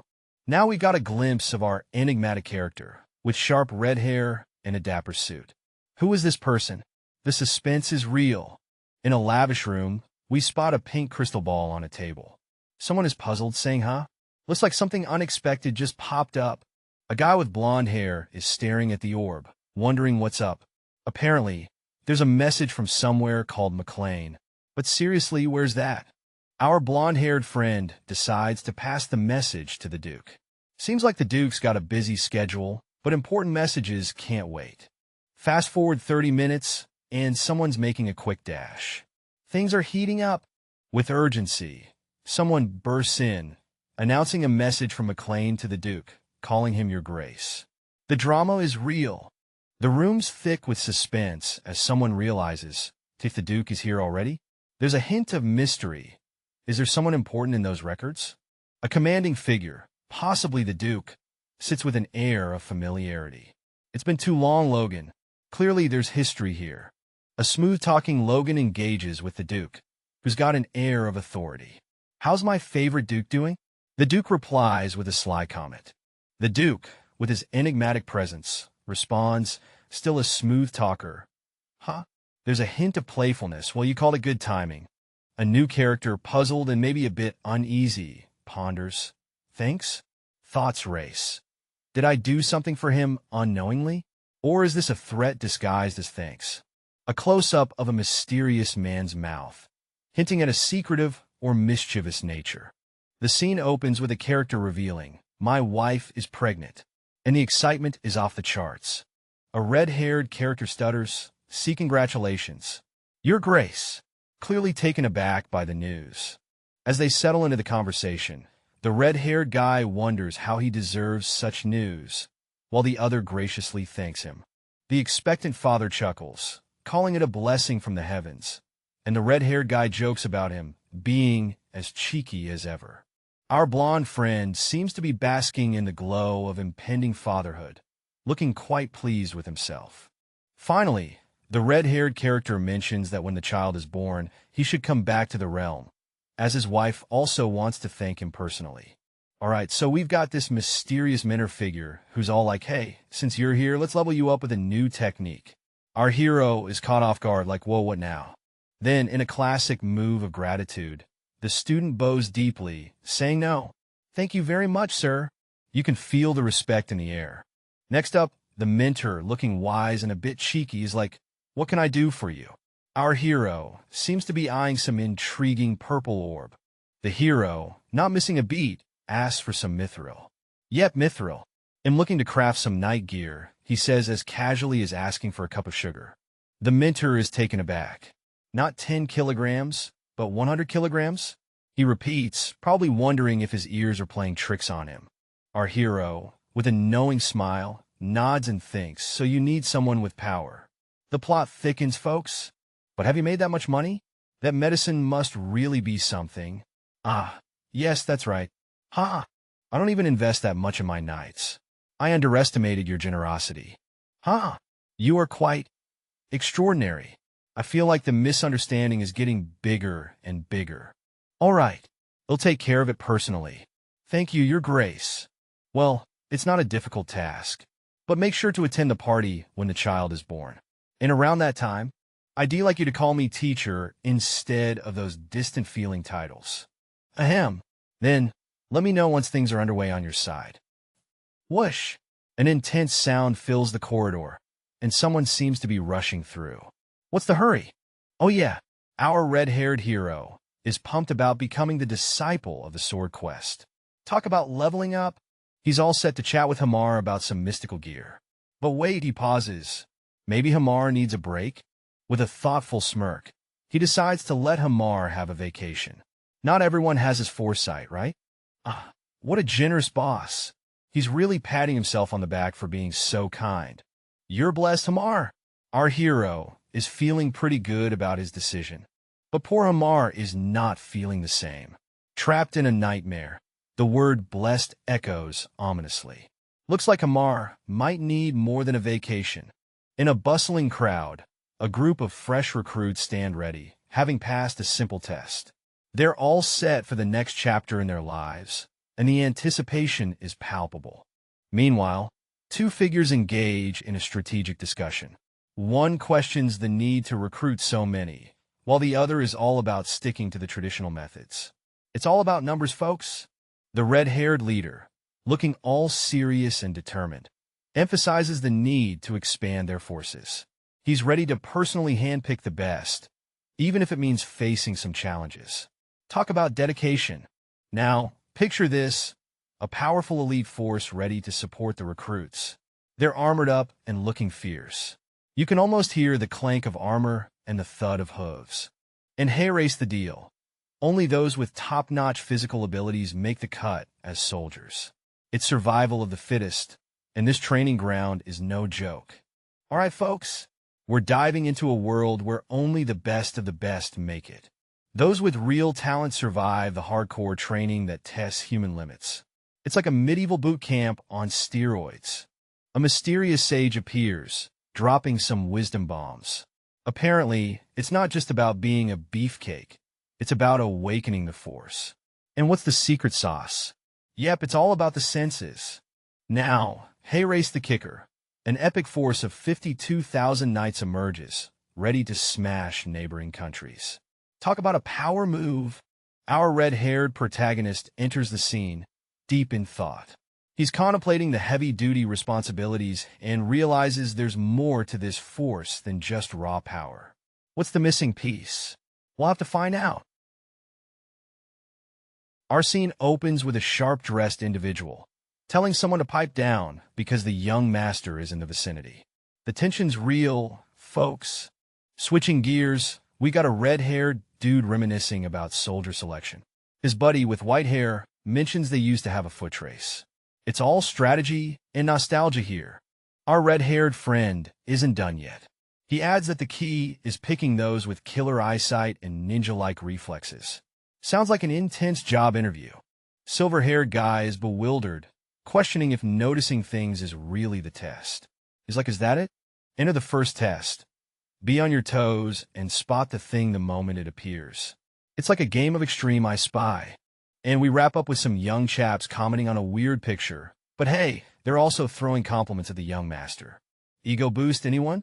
All right, so we're in this art contest, right? The judges are having a laugh at a kid's drawing of a chicken. One judge says, "Get rid of that kid," in a not-so-subtle way. Our young artist is left saying, "I made a solid drawing, though. Poor guy." As the kid leaves, another character waves goodbye, seemingly unfazed by the critique. This goodbye wave is more like, "See ya, wouldn't want to be ya." Then, the perceptive kid steps up, noting the chicken's comb, saying it looks like a rooster. This kid's got some eagle eyes. The judges are stunned, whispering, "He saw the comb from that distance?" Clearly, they weren't expecting that level of sharpness. Next, we're on to the second test. The judges tell the participants to walk until they hear a specific word. It's like a bizarre hearing exam, and they look pretty determined. Our participants are struggling, shouting, "I can't hear a thing," and your voice's volume keeps changing. Clearly, this test is more confusing than a mystery novel. Finally, someone blurts out, "The answer is sparrow, by the way." Well, that's one way to test. What a wild ride. All right, so we've got this mysterious dude with his face all covered up, pondering the craziness of the day. He's like, is this chaos part of the grand scheme, or what? Meanwhile, his red-haired buddy is shook like, how did he hear my inner monologue? The masked guy is all serious, telling the redhead to select him and warning him about needing a beating. Whoa, intense vibes. Next up, we see some ancient-looking script. It's all dramatic, with the wind flipping the pages like it's a scene from a movie. Our red-haired friend is caught in a moment of reflection, thinking about the passage of time and how history shapes heroes and villains. He's like, man, I can't believe how fast time flies. He imagines people rising like stars, but then they fall and become forgotten. It's deep, man. Really makes you think about the cycle of fame. As he snaps back to reality, He remembers he should check on someone named Victor. Better make sure Victor's not causing any trouble. Finally, we get the title card, Regressor of the Fallen Family. Looks like we're in for a wild ride. High above, our hero executes a powerful sword move, the air crackling with energy as his blade slices through. Meet Victor, a determined young warrior, eyes focused and intense as he practices his sword skills with fierce dedication. A couple of onlookers can't help but comment on Victor's diligence, though they find his swordsmanship a tad aggressive. Victor, catching his breath, reflects on his need to become a knight as soon as possible, driven by a sense of urgency. His hand grips the sword tightly, determination oozing from every pore as he vows to become a knight quickly. Victor's thoughts wander to someone special, wondering how long they'll wait for him, a hint of longing in his eyes. Victor spots someone familiar, turning to face them with curiosity and a hint of expectation. A mysterious figure, known as Mr. Logan, appears and signals for quiet, adding a hint of mystery to the encounter. All right, so we got a red-haired dude checking out this young talent, a blue-haired kid who's just oozing potential. He's super impressed. This kid, who's been swinging swords for just a year, is holding his stance like a pro. You can see the dedication. Red-haired guy is thinking, wow, this kid's skill level is higher than most with standard techniques. He's definitely onto something. But wait, there's a dilemma. The kid needs a training buddy to bring out his full potential. Solo practice just ain't gonna cut it. Victor, the blue-haired prodigy, gets a surprise shout from Mr. Logan, the red-haired mentor. Mr. Logan drops the bomb. He's heading out to train soldiers and wants Victor to tag along. Big opportunity, right? And with a straightforward, "Come with me," Mr. Logan makes his offer. Adventure awaits Victor. The scene opens with our protagonist, a young guy with dark hair, staring off into the distance, clearly deep in thought. He turns to someone and asks, "Can I take Rhea with me?" Suggesting a deep bond and concern for Rhea, who stands beside him with hopeful eyes. A red-haired commander raises an eyebrow, questioning the idea of bringing a girl to a soldier training camp full of men. "Is that really a good idea for your sister?" he asks. But our protagonist isn't backing down. "I want to take her with me," he declares with fiery determination, standing his ground. Finally, the commander relents. "All right, she'll go with us," he says, as our protagonist breathes a sigh of relief and thanks him sincerely. The commander, however, isn't letting him off that easily. With a stern look, he warns, "Know that if any problem arises, you're fully responsible." With a salute and a confident smile, our protagonist promises, "Yes, sir. He'll take good care of her," sealing his commitment to protect Rhea. The red-haired guy is digging deep, asking if the other dude's sister is really that precious to him. The response? "She's his only family, man." But there's more to it. He's holding on to some serious guilt. Zoom in on the mysterious guy's face. You can feel the weight of what he's about to drop. This isn't just a chat, it's a confession. And bam! He drops the bombshell. He believes their parents died because of him. That's some heavy baggage right there. Now we see the reason for his resolve. Rhea, his sister, is parentless because of him, or so he thinks. He's determined to protect her, the last piece of his family puzzle. The red-haired dude is speechless. What do you even say to that? Sometimes silence speaks louder than words. A reassuring hand lands on the mysterious guy's shoulder. It's a silent, "I got your back" moment. Maybe things will be all right after all. A few days later, we're at Tesron Castle.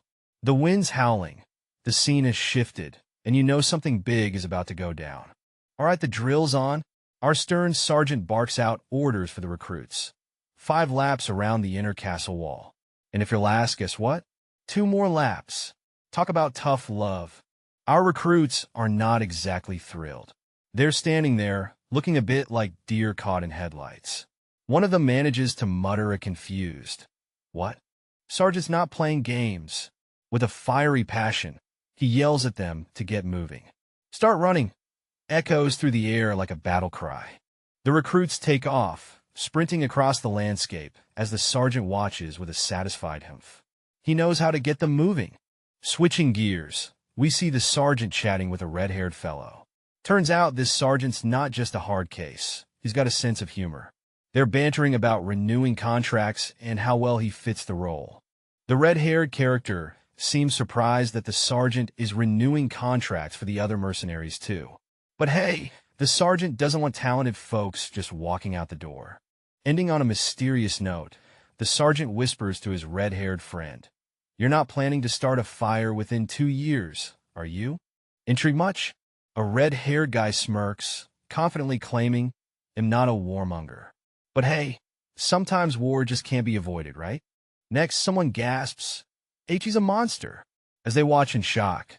A determined dude with wild, dark hair charges forward like he's got something to prove. Elsewhere, people are huffing and puffing, questioning how a slave is making such waves. A blonde-haired character, dripping with sweat, thinks if even a slave can do it, there's no way I can't. With renewed determination, someone shouts, "I won't lose to him." As in a dramatic cityscape, two characters are deep in conversation. One of them is saying the Victor effect. It's just as you said. The air is tense, like something big is about to go down.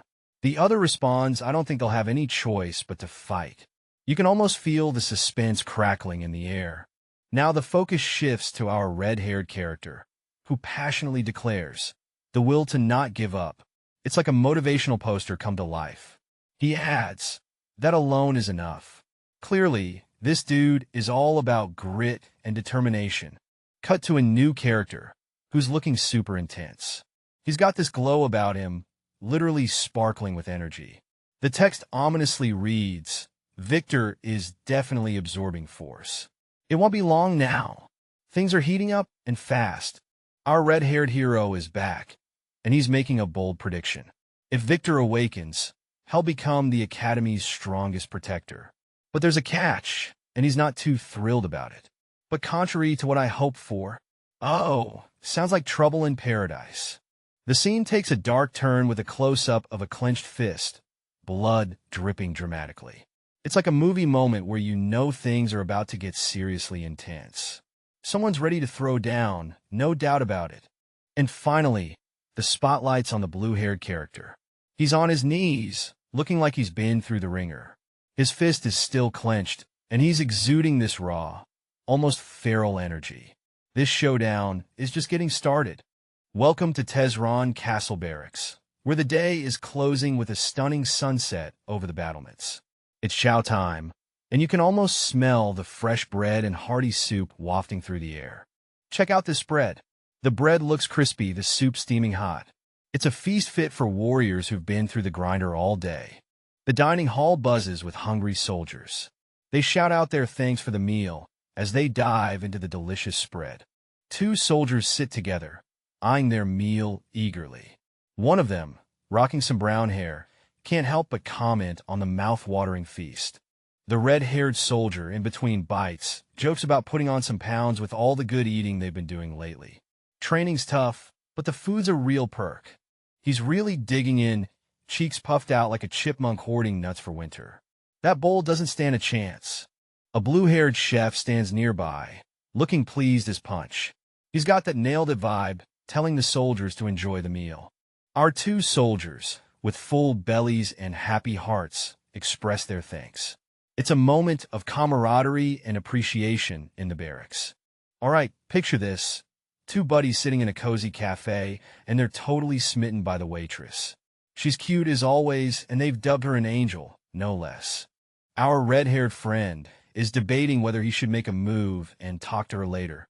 But oh boy, things are about to get interesting. Out of nowhere, a shadowy figure with glowing eyes enters the scene, making his presence known in a big way. His intense vibe has everyone frozen in their seats. This guy's not messing around. He warns everyone to look away unless they want their eyes gouged out. Talk about a mood killer. Understandably, everyone is super tense. Our friend here is trying to play it cool, but that threat was no joke. Meanwhile, the waitress, oblivious to the drama, continues her job, serving up trays of food with a smile. She's got no idea what's gone down. One of the patrons, with a soft gaze, is lost in thought, wondering if she managed to grab a bite before starting her shift.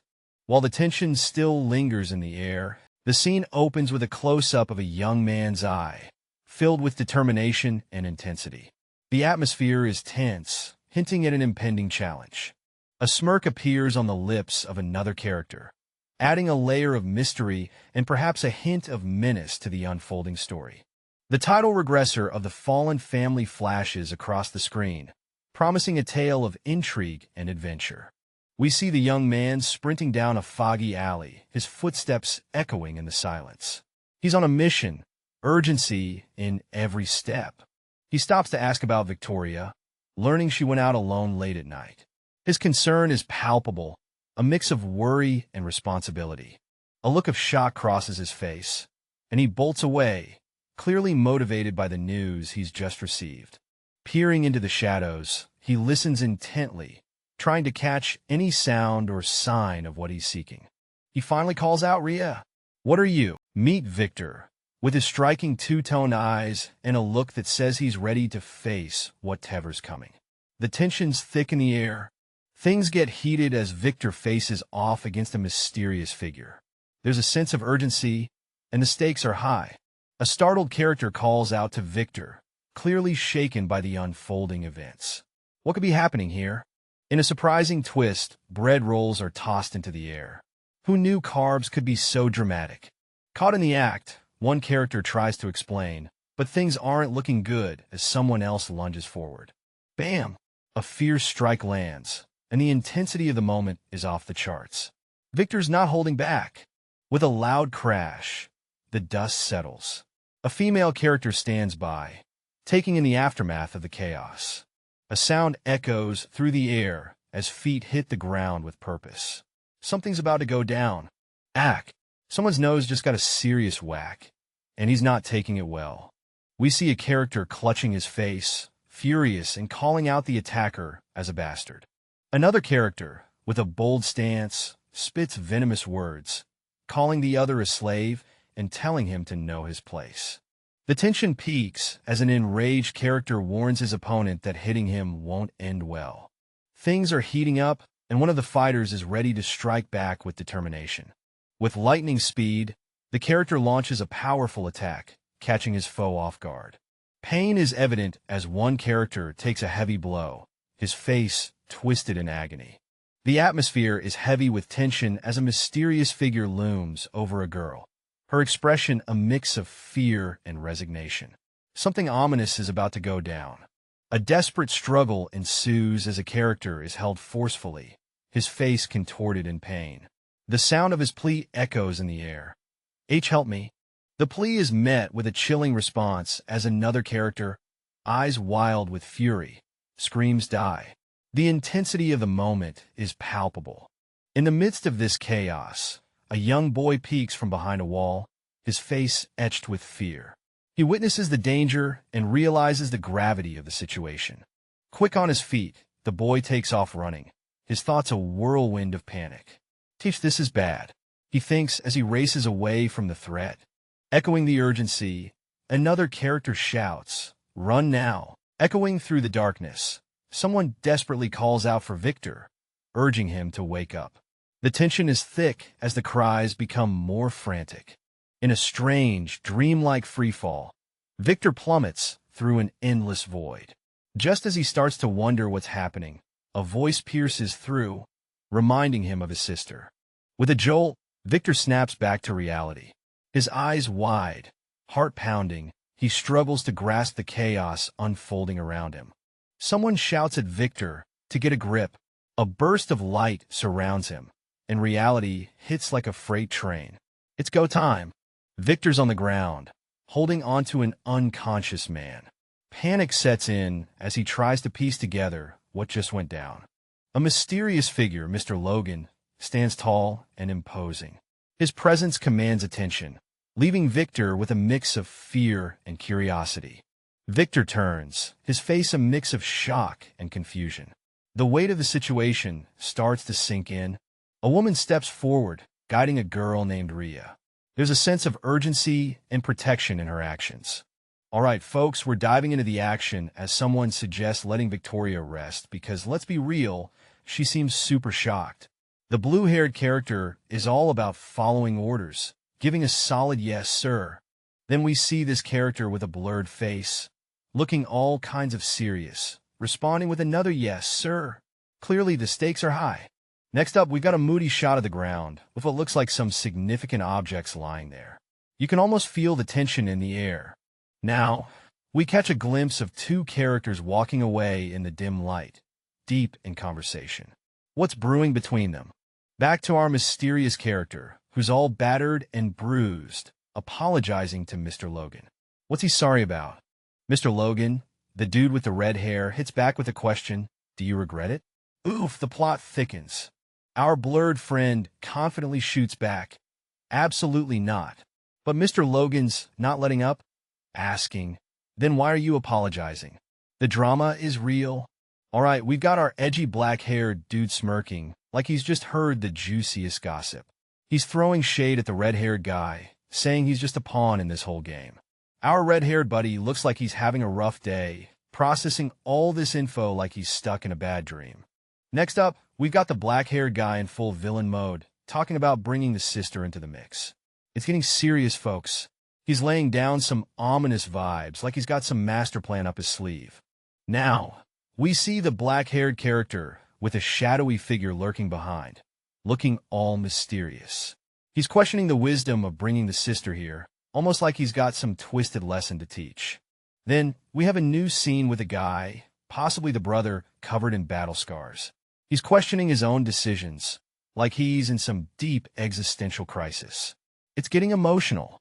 Back to our red-haired friend, who's being lectured about thinking things through. The mysterious character is pointing out the dangers of the situation, and it's like a light bulb moment for him. Finally, the red-haired guy is being told that bringing Victoria wasn't the best move, but it was allowed for some grand revelation. The stakes are high, and the tension is through the roof. The scene opens with a red-haired dude pondering how things got so wild. He's got a soft spot for Victoria, though. Next up, we've got a mysterious moment. The young, gray-haired character is facing the red-haired guy, maybe getting some wisdom knocked into him. The moon's out, and someone's asking the million-dollar question. How will you punish me? Spooky vibes all around. Our gray-haired hero, looking a bit rough around the edges, stands firm. He's ready for whatever's coming, but there's a twist. He pleads for Rhea, saying she's just caught in the crossfire. The plot thickens. Finally, he drops a bombshell. Next time, get my permission first. Looks like he's not backing down. I'm saying I don't want my future heart to be held back. The younger guy, probably a bit caught off guard, asks if it's because of some mysterious past. Ooh, secrets. Amidst a night sky that's looking all dramatic, someone's shouting, yes, sir. They'll keep that in mind. This is serious business, folks. A fireplace crackles warmly, setting the scene for some deep thoughts or maybe a quiet moment of reflection. It's cozy time. Now we've got a sharp-looking fellow laying down the law, saying Victor is his slave, his property. Whoa, things just got intense. A sepia-tone flashback or info drop about some dude known for being a pervert in his village. Scandalous whispers are in the air. Back to our main duo. The silver-haired guy casually drops the bomb about using his property to off a criminal. What's next in this wild tale? So, this guy with slick long hair is all serious, dropping a bombshell about Victor taking someone out under orders. Drama alert. Meanwhile, there's some intense map action happening. We're talking strategic moves, and someone's getting schooled on where to keep an eye out. Then the redhead chimes in, curious about what's being scribbled on the map. Intrigue is in the air. Redhead's face is blurred, but they're focused on something significant. What's the scoop, huh? Boom! Map close-up reveals monster sightings. Someone's got a big problem on their hands. News of Victor murdering someone left the soldiers shocked. They're buzzing with questions. What? He killed a soldier? It's chaos in the ranks as they try to process this bombshell. The scene shifts to a mysterious figure, cool as a cucumber. He's thinking aloud, I wonder if something more might come out of this. The incident, it seems, has been wrapped up quite simply.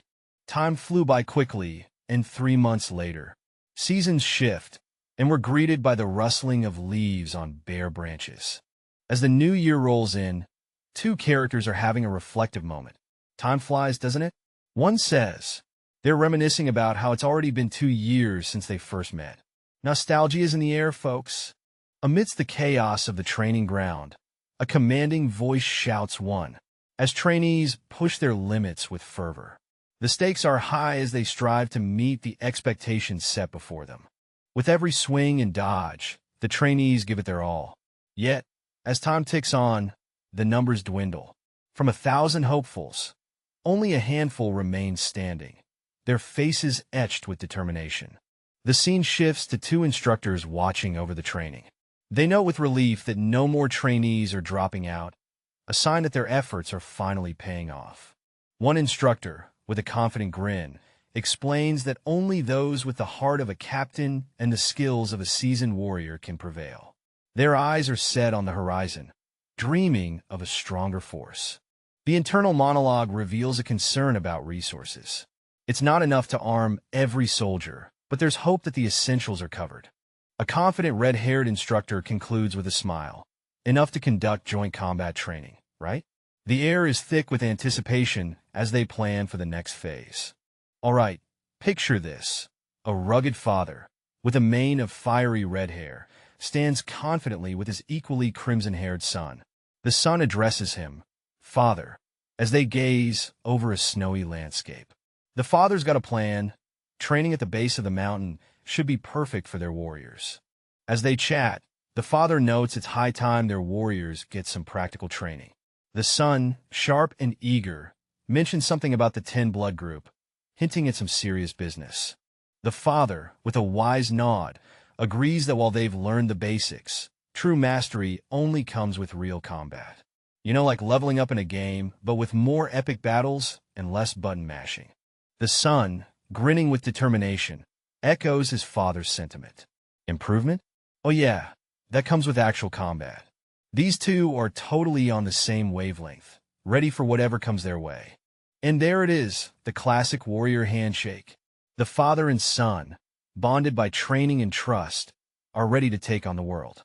But wait, who's that mysterious figure watching them? A new challenger appears.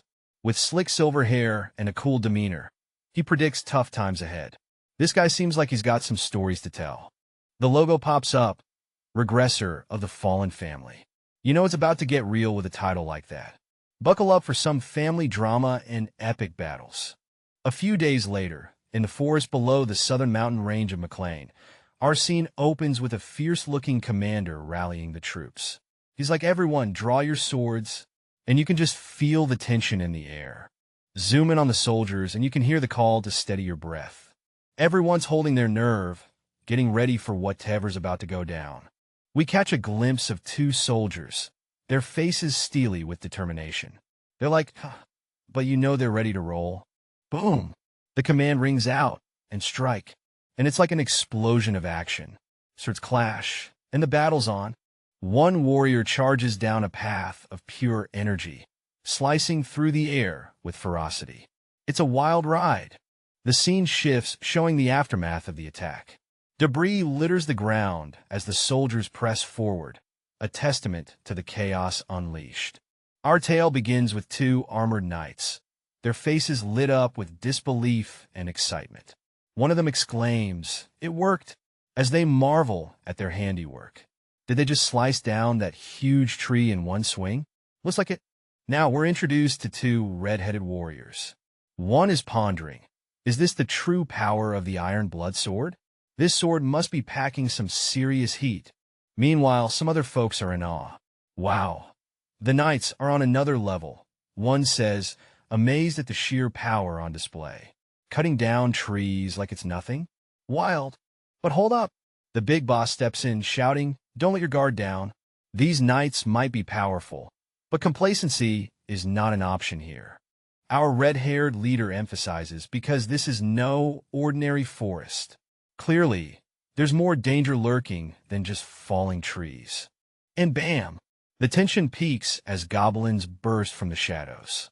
You're in a monster forest. Our heroes find themselves face-to-face with these snarling foes. Goblins incoming. Two soldiers, looking fierce and determined, ride through a breathtaking pink blossom landscape. It's their first time out here, and they're clearly on a mission. The scene shifts to show them in an intense chase, speeding down a hill with everything they've got. With adrenaline pumping, one soldier pushes forward, determination etched on his face as they close in on their target. The soldiers launch themselves into the air, showing no fear as they leap off a cliff, driven by their mission. Cut to a red-haired commander, his voice booming as he rallies his troops, ordering them to ready their crossbows for an impending showdown. As the battle rages on, arrows rain down like a deadly shower. Our mysterious attackers are charging in, weapons ready, and the air is filled with tension. Amidst the chaos, we see arrows piercing the skies, and one fierce-looking warrior is not amused. His face tells us he's in no mood for jokes. The battlefield is a mess, with soldiers scattered everywhere. The sound of clashing metal and war cries fills the air, painting a picture of utter mayhem. Riding through the chaos, some soldiers are boasting about their victories. "I killed 2 of them," one proudly declares. But his comrade shrugs it off, unimpressed. "They're not even a big deal," he says. "Just another day at the battlefield, right?" A massive claw slams down with a heavy impact. The scene is intense, and you can almost feel the ground shake as the beast makes its presence known. The camera shifts upwards, giving us a bird's-eye view of the beast soaring over a city, wings outstretched. It's a majestic yet terrifying sight. Cut to the soldiers, their faces set in determination. These guys mean business, and they're ready to fight with all they've got. The beast charges forward, its eyes locked on the soldiers. It's a wild scene as the creature roars, demanding attention. The soldiers stand firm, gripping their swords tightly. They're not backing down, ready to face whatever this beast throws at them. Our hero's eyes are narrowed, filled with fierce determination. This is the face of someone about to kick some serious, but in a swift and dynamic move, he leaps into the air, ready to bring the pain. He's surrounded by a pack of snarling wolves, but our hero is unfazed, taking them on like a pro. A commanding figure shouts, "Deploy the crossbow cavalry." It's about to get real. The cavalry charges in, arrows flying everywhere, striking with pinpoint accuracy. A wolf lets out a defiant howl, but the battle is still raging. In the heat of battle, a wild beast charges forward with unstoppable force, making a beeline through the chaos. Dust and snow fly as its claws dig into the ground, leaving everyone on edge. Nearby, a couple of soldiers are in full panic mode. Their arrows? Completely useless against the beast. The situation's getting dire, and their faces show it. A fiery-haired leader isn't having any of it. With a voice that cuts through the chaos, he urges his warriors to stand firm, rallying them to not let a single enemy break through their line. Cut to our hero, a purple-haired warrior slicing through the battlefield with precision and determination. He's in his zone, eyes set on the target, cutting down foes left and right. Under a shower of cherry blossoms, wild beasts charge ferociously, setting the stage for an epic showdown. The spotlight is on our purple-haired warrior, who swings his sword with precision and determination, ready to face the threat head-on. With a swift strike, the warrior engages one of the beasts in a heated clash, showcasing his agility and combat prowess. As the dust settles, the warrior watches as one beast crashes dramatically, but the fight is far from over. A sudden cry of pain echoes as another character is caught off guard, signaling a critical moment in the battle. A beast has taken down one of the characters, who screams in agony about his injured leg, raising the stakes of this encounter.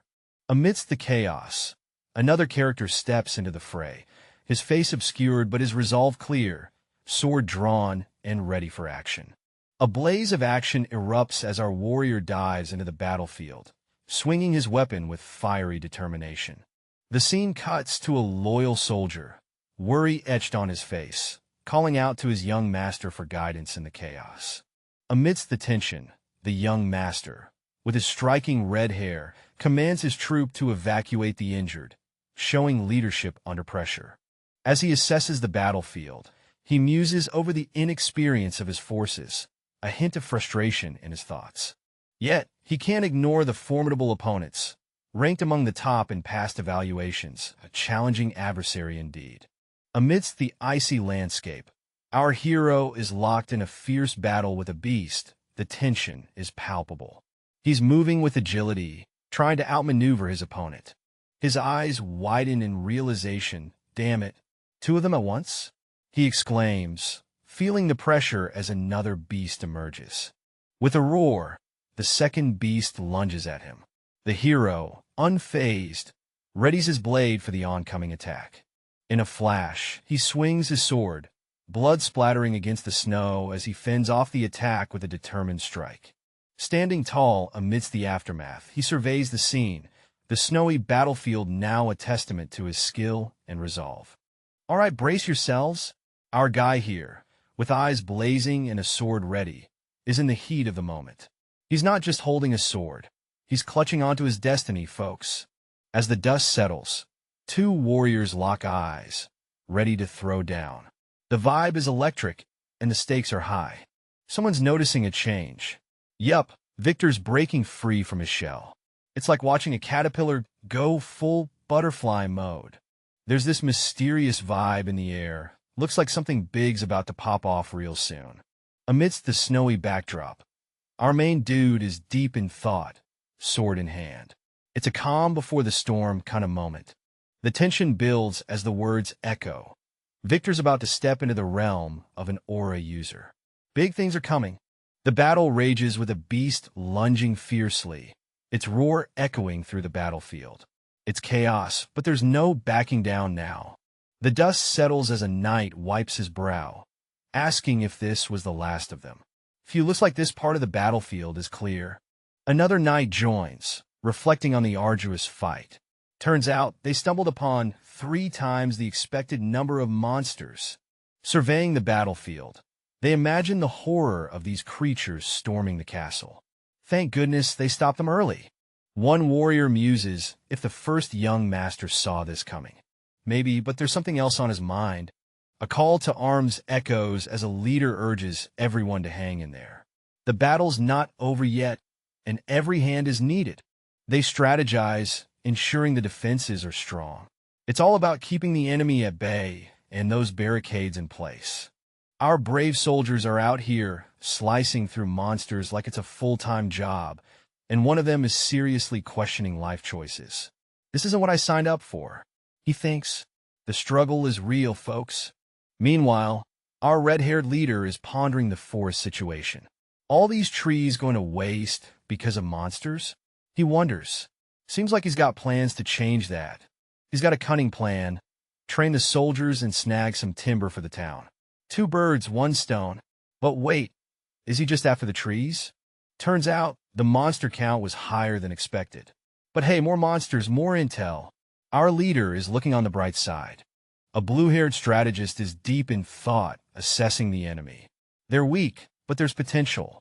Time to strategize and turn the tide. Our red-haired leader is scheming big time. If he plays his cards right, he can swap his manpower with the Empire. Talk about thinking ahead. Enter the wise old man with a twinkle in his eye. And someone's curious. Why are you laughing? What's the secret, old-timer? The scene kicks off with a vibrant young man, sporting reddish hair and a determined look, talking about the urgent need to complete construction before winter gives way to spring. He's all about seizing the moment and making things happen. A wise elder, with a slick white beard and hair tied in a neat bun, nods in agreement. He seems to have seen it all, responding with a simple, "Yes, sir," as if he's ready to tackle whatever comes their way. The young man wonders aloud if their task is even possible. He admits to saying it on a whim, but there's a glimmer of hope in his eyes. Meanwhile, the elder seems to ponder the complexity of the situation. The elder lays out the plan, mentioning they have enough resources to start building and that their efficiency will increase over time. He's clearly got the experience to back up his words. A moment of realization hits the young man.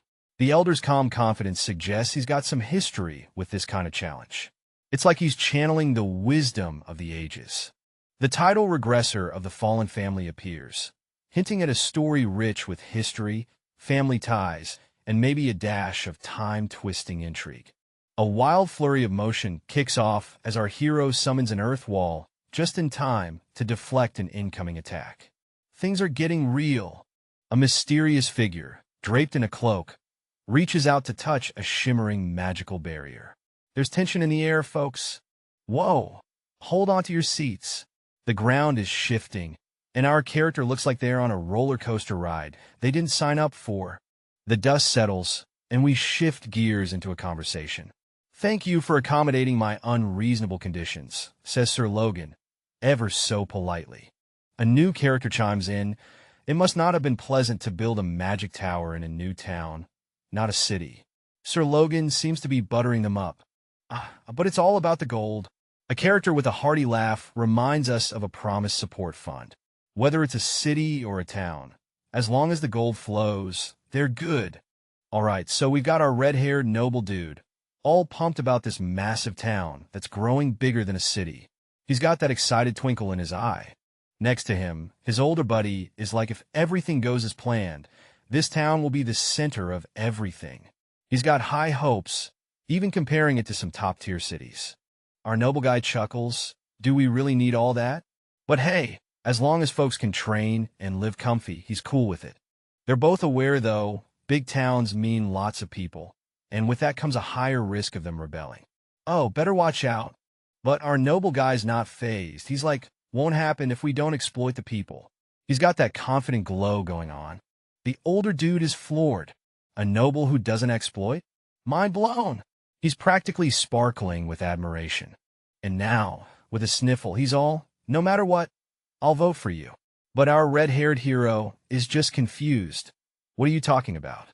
Then they shift gears, checking out these earthen walls. The older guy's like, "Are these really going to hold if we get invaded?" Serious concerns, man. Our story kicks off with a fierce declaration. This place, it seems, is under someone's careful watch. The character's not having any of it. He's got plans, and turning this into a battlefield ain't one of them. Then, we meet a mysterious figure who seems amused. This person's cracking a smile, acknowledging the dedication to protecting folks and their livelihoods. It's a moment of mutual understanding amidst brewing tension. The scene shifts to a chilling night. Snow drapes the landscape, and the wind's howling like it's got stories to tell. Eerie vibes all around. Amidst the snow, our guy stands alone, weapon in hand. He's got that lone warrior vibe going, ready to face whatever's coming his way. Talk about dedication. Zoom in on the warrior's face. Those eyes are sharp and determined. The scene is electric as our mysterious hero unleashes a mighty sword strike, slicing through the air with sheer force. The blast echoes through the snowy forest, lighting up the sky like a mini sunburst. The explosion is so intense, it sends shock waves through the trees, making it seem like daylight. With a fierce look of determination, our hero glances back, eyes filled with focus and purpose. The dust settles, revealing a massive boulder cracked and crumbling under the power of the strike. Triumphantly, he declares, "I did it," as the remnants of the boulder scatter. Standing tall, he surveys the snowy landscape, his back turned to the shattered rock. Not only did he pierce through the boulder, but the trees behind it also bear the scars of his incredible power. Our red-haired protagonist stands, sword in hand, declaring his resolve to protect his family, come what may. His eyes blaze with determination as he vows to grow stronger. With a fierce resolve, he thinks, "Now I just need to get stronger." The words echo as if he's setting the stage for an epic journey. Fast forward, and it's been 1 month. Our hero encounters a rugged, bearded man. They exchange looks, perhaps a silent agreement or understanding. Inside a warm, glowing space, the red-haired man is seen holding a tool, engaged in some earnest work. Another figure stands across from him, watching. 2 months have passed, and the sign reads McLeantown. Our hero is clearly on the move, heading towards something bigger. A woman stands with a baby in her arms, surrounded by children. Their expressions are filled with joy, a snapshot of pure happiness. Sunlight bathes a quaint house as a child plays outside, laughter echoing in the air. Someone is kneeling, possibly witnessing a touching family moment. The scene shifts to a warm, familial interaction. Laughter fills the air as a young boy and the woman with a baby share a light-hearted moment. Soon after, the scene changes to a bright, sunny day with a gentle breeze rustling through the trees, setting a serene atmosphere. All right, it's early summer and our red-haired friend is deep in thought, scribbling away at his desk. What's he plotting? Something big, no doubt. The town's land reclamation is cruising along, but they're running short on manpower. Time to brainstorm some solutions. Refugees have been trickling in, and our guy decides to bring them on board to help. Smart move, right? Meanwhile, there's chatter about Hamar, who's off on a long vacation. But what's he really up to? Is Hamar living the dream with too much time off? Nah, it seems the town's construction and production are keeping things balanced. Word is Hamar got a hefty chunk of mithril before his break. Sounds like there's more to this vacation than meets the eye. Turns out, Hamar's vacation involves crafting weapons with that mithril. So, is he really on a break or just working undercover? Alright, so these folks are chatting about rumors flying around. Rumors about striking it rich or running some shady business. They're debating if any of it holds water. One guy, clearly the no-nonsense type, tells everyone to ignore the gossip and focus on the cold hard facts. No time for wild tales. Now, the conversation shifts to potential profits. Someone's calculating that the yield from a certain deal could be twice as much as theirs. Talk about a sweet payday. But hold up, a nearby territory just became up for grabs. Panic mode activated. They realize they can't just chill and do nothing about it. Quick thinking is needed, and one of them wonders if they can whip up an excuse to make a move. A smirk appears. No need for excuses when the plan is already cooking. Seems like they've got something up their sleeve. Here's the kicker. They're considering using the refugees from their turf as a reason to intervene. A little leverage never hurt, right? Plus, they could even demand a little extra for their troubles. The conversation is intense as they discuss the risk of handling it alone. They're clearly in a bind and considering their next move. Soto Sylvan. That's the name causing all the headaches. This dude is the root of the problem. The plan is set in motion. Reach out to the Sylvan Viscounty. They're hoping these guys might have some useful people to lend a hand. Things are getting serious. The command to take over McLawn is shouted with fierce determination. Whoa, hold up. Suddenly, a noise cuts through the tension, leaving everyone on edge. What's going down now? We're peering into a strategy room where some serious business is going down. They've picked out 300 recruits for some special ops, and they're training them like there's no tomorrow. One guy's throwing shade, asking if these recruits are really worth the effort. The answer? A confident yes, I believe so. Another character jumps in, raising eyebrows at the sheer number of recruits. It's not just a lot. It's absurd, he says. Now, they're getting technical. Even with 10 years of hardcore training, only a tiny fraction will become knights. Breaking it down, that's only 10 knights out of 1,000 soldiers. Talk about slim odds. A red-haired character steps up, saying they'll stick with the current training system. Sounds like they want to play it safe. Amidst all this, someone questions if the current methods are enough, adding a touch of doubt to the conversation. Our story dives right into a conversation between a bearded sage and a young man with fiery red hair. The wise one drops some heavy wisdom about responsibility, while the young lad seems lost in thought, pondering the meaning of these words. The bearded man gets a bit intense, demanding clarity with a sharp what? As if he's not messing around. A breeze sweeps through a lush field, whispering names, Sivan and Peretta. There's history here, folks, and it's as mysterious as it is intriguing. The young man, now slightly blurred, feels the weight of accusations and can't help but think about all the excuses floating around. Suddenly, we're in a room with a character looking defensive, questioning the very idea of excuses. What could they possibly be blamed for?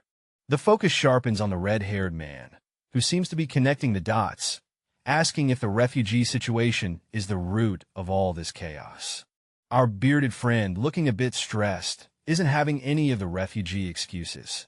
He's all about facing things head-on, no room for dodging here. Zooming in on a rugged red beard, we sense a brooding tension. This guy's definitely not just pondering his lunch options. In a shadowy room, a conversation erupts. Were you aiming to start a war from the very beginning? Questions the man with red hair. Drama's brewing. Another voice chimes in. These are enemies we need to deal with eventually anyways. Seems like someone's got a bring-it-on attitude. Chaos in the room as someone yells, "Young master?" And another questions, "How could you say such things?" Clearly, things are heating up. Internal monologue time. Did I hand over my authority too quickly? Someone's doubting their decisions. Classic leadership dilemma. A panicked shout of "Lord!" interrupts the tension. Looks like urgency just crashed the party. Words blare across the room. Have sent envoys. Everyone's on edge, and things are spiraling fast. Back to our red-haired thinker. Well, it looks like things have already begun. Yep, the drama train has left the station. Alright, so we kick things off with a mysterious dude with fiery red hair. He's got that intense look and is all about discussing how they're going to handle this, whatever that is. Moving forward, shall we? Boom. Title drop. Regressor of the Fallen Family. Sounds like we're in for some serious family drama with a twist of time travel or something. And then we see flags flapping in the breeze. These aren't just any flags. They're like, hey, something epic is happening here. Next up, we've got this squad of armored folks marching with purpose. They're not just out for a stroll, they're on a mission. As they roll into the city, two onlookers are like, whoa. The place is bustling, and they're soaking it all in, eyes wide with curiosity. One of these guys is super fascinated, never seen a city like this before. It's like he's just stepped into a new world. The city's layout is revealed. Houses lined up around a huge crossroads. It might not look like much, but there's a vibe that says, get ready for some action. The gathering's abuzz as a friendly character greets two others, marveling at how clean everything is. It's not your usual rundown spot. This place is spotless. Elsewhere, a cunning figure is plotting. With a smirk that screams up to no good, he sizes up the area, thinking it's ripe for a takeover. On horseback, another pair chats about the city's charm. They're impressed but clueless about who came up with such a brilliant idea. One character drops a bombshell. All this progress is thanks to the first young master. But wait, he's just a kid, barely 20. Our confused rider can't believe it. How can such a young guy be behind this city's genius? The plot thickens. Turns out this first young master isn't just a pretty face. He's got the brains and brawn, making... Alright, so we have this mysterious dude, possibly an old war vet, chatting about a past war and dropping hints about a young master. He's got some serious history vibes going on. Then, bam, we cut to this grand palace entrance. Two figures are strolling up, all regal-like, and they're being thanked for their service. You can almost hear the royal fanfare. Our duo is looking pretty beat up, but they insist they're fine. They're getting props from the first young master for being stellar soldiers. Not a bad day at the palace. One of them clutches their chest, deep in thought, as they ponder their memories. It's like they're connecting the dots of their past adventures, and it's hitting them right in the feels. The scene's heating up as someone shouts out, asking if Sylvan and Frefta are seriously ready to throw down with McLean right here, right now. The tension's so thick you could cut it with a sword. Meanwhile, a couple of characters are freaking out, urging each other to skedaddle before things get real messy. Then, we zoom in on a dude who's all about making a point, looking pretty intense as he's about to drop some wisdom or maybe a threat. He's pointing a finger, laying it down. If war's not the goal, then why not just pull back those knights? Seems like a fair proposal, right? But hold up, this bearded guy with a look of pure steel isn't backing down. He's like, bring it on. McLean doesn't fear a thing, especially not war. Back to our intense speaker, who's making it clear that McLean will be left with nothing but ashes if they keep pushing. It's a heavy warning. Do they really want to dance with destruction? Our scene unfolds with a young man, sharply dressed, questioning the audacity of using refugees fleeing tyranny as mere bargaining chips. The air is thick with contemplation and a hint of rebellion.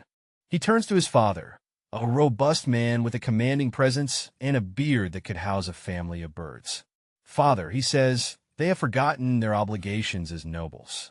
It's a classic case of the apple not falling far from the tree, and these two are on the same page. The mood shifts dramatically as we zoom into a hall full of armored guards. The young man, now the center of attention, boldly declares, there's no need to negotiate. The room buzzes with tension, and you can feel the impending storm. Panic erupts among the gathered nobles. Are you seriously going to war? One of them stammers, eyes wide with disbelief. Another adds, do you all have a death wish? Clearly, things are spiraling out of control. With a dramatic stomp, someone announces, this is really all-out war. And you just know things are about to get real. The stakes have never been higher. In the dimly lit hall, the young man stands firm. Crazy, huh? You've got some nerve, he mutters, the challenge hanging in the air like a sword ready to drop. The ruler of the land, boots hitting the floor with authority, strides forward. How dare you point fingers and use foul language against the ruler of this land? The drama is palpable, and everyone's holding their breath for what comes next. In a grand hall, our sharp-dressed protagonist stands tall, calling out his adversaries. You're the ones who seem out of your mind. Oh, the sass is real, folks. The scene shifts to a group of confused characters, one of them stammering. And no, you're the ones who... Clearly, they're not ready for this level of confrontation. We zoom in on a determined face, eyes wide with intensity. You can practically feel the adrenaline pumping through those veins. The alarm bells ring as the guards are summoned. Guards, what are you doing? Stop him. But we all know this guy isn't going down without a fight. With a dramatic flair, our hero reveals a weapon, his eyes burning with resolve. Things are about to get seriously epic. In a flash, he strikes. The guards are left reeling, caught completely off guard by his swift and powerful attack. The chaos intensifies as the guards' ranks are disrupted, their yells echoing in the grand hall. This battle is far from over. Amidst the turmoil, the guards regroup, but it's clear they're facing an unstoppable force. The tension is palpable as the confrontation reaches its peak. Our red-haired warrior is on fire, literally sending enemies flying with his incredible strength. It's chaos, and he's right in the middle of it, handling business like a pro.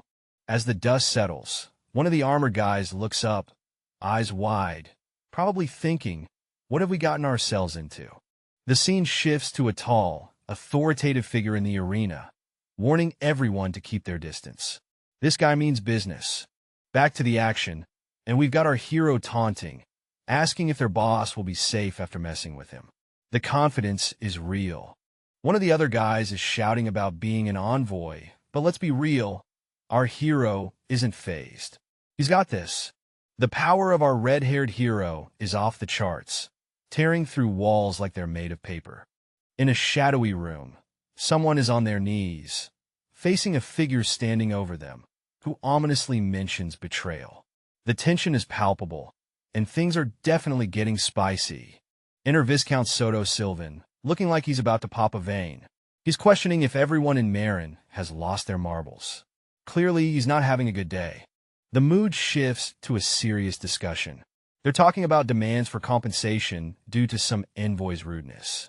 The big question on the table, what should they do? The Viscount's hand grips a wine glass, swirling the drink as he scoffs at the idea of insolence. Apparently, some folks have gotten a bit too big for their britches. With a smirk, the Viscount dismisses the idea of a direct fight. He's got a plan to show those beggars who's really in charge. Classic power move, right there. And there we have it, Regressor of the Fallen Family. Get ready for a saga of power plays and epic showdowns. In the heart of Tezron Barracks, we find a mysterious glowing orb in someone's hand.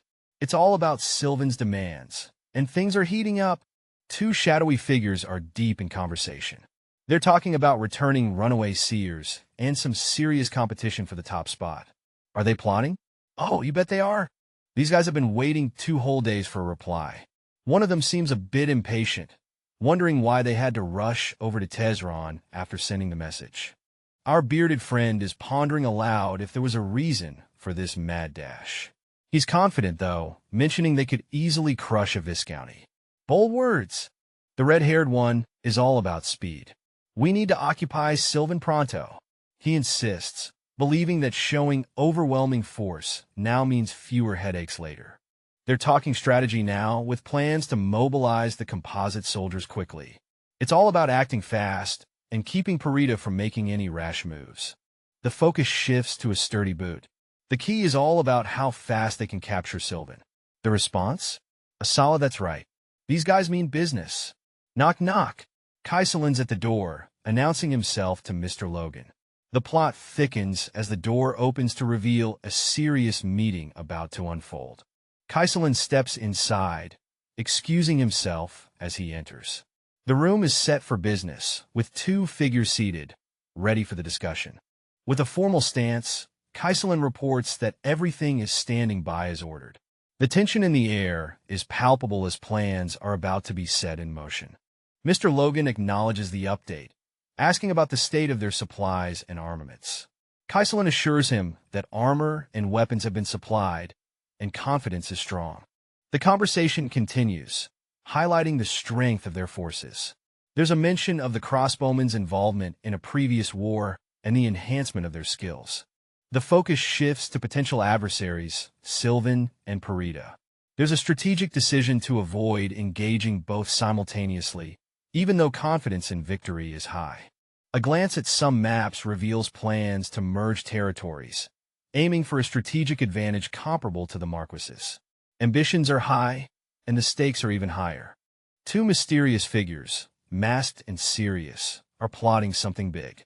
They're being cautious, not wanting to draw any unwanted eyes from powerful folks who might ruin their plans. The focus shifts to the third prince, the one set to take the throne. But things aren't as smooth as they seem. The first prince once snagged the crown, but his rule? It left the kingdom in shambles. His power grab wasn't exactly a fairy tale ending. Now, the third prince is in the hot seat. The king himself had picked him, but oh boy, the road ahead isn't looking easy. But hold up. This prince seems to have a dark cloud over his head. Just as he's about to step up, the king unexpectedly kicks the bucket, leaving him high and dry. Our red-haired mastermind is cooking up a plan to win the civil war and make the third prince the king. He's got to keep everyone on their toes, just enough to keep them guessing. A mysterious figure with long hair and a confident smile comes in, asking if there's some good news. Spoiler alert, there is. Breaking news. Victor has awakened his force. This is the kind of update that shakes the kingdom. Everyone's buzzing, and he's ready to report directly. Our red-haired hero is ecstatic. Finally, some solid news. Shall we call Victor in? You bet. Here comes Victor, striding in with purpose. He's about to make some waves. Let's see what he's got.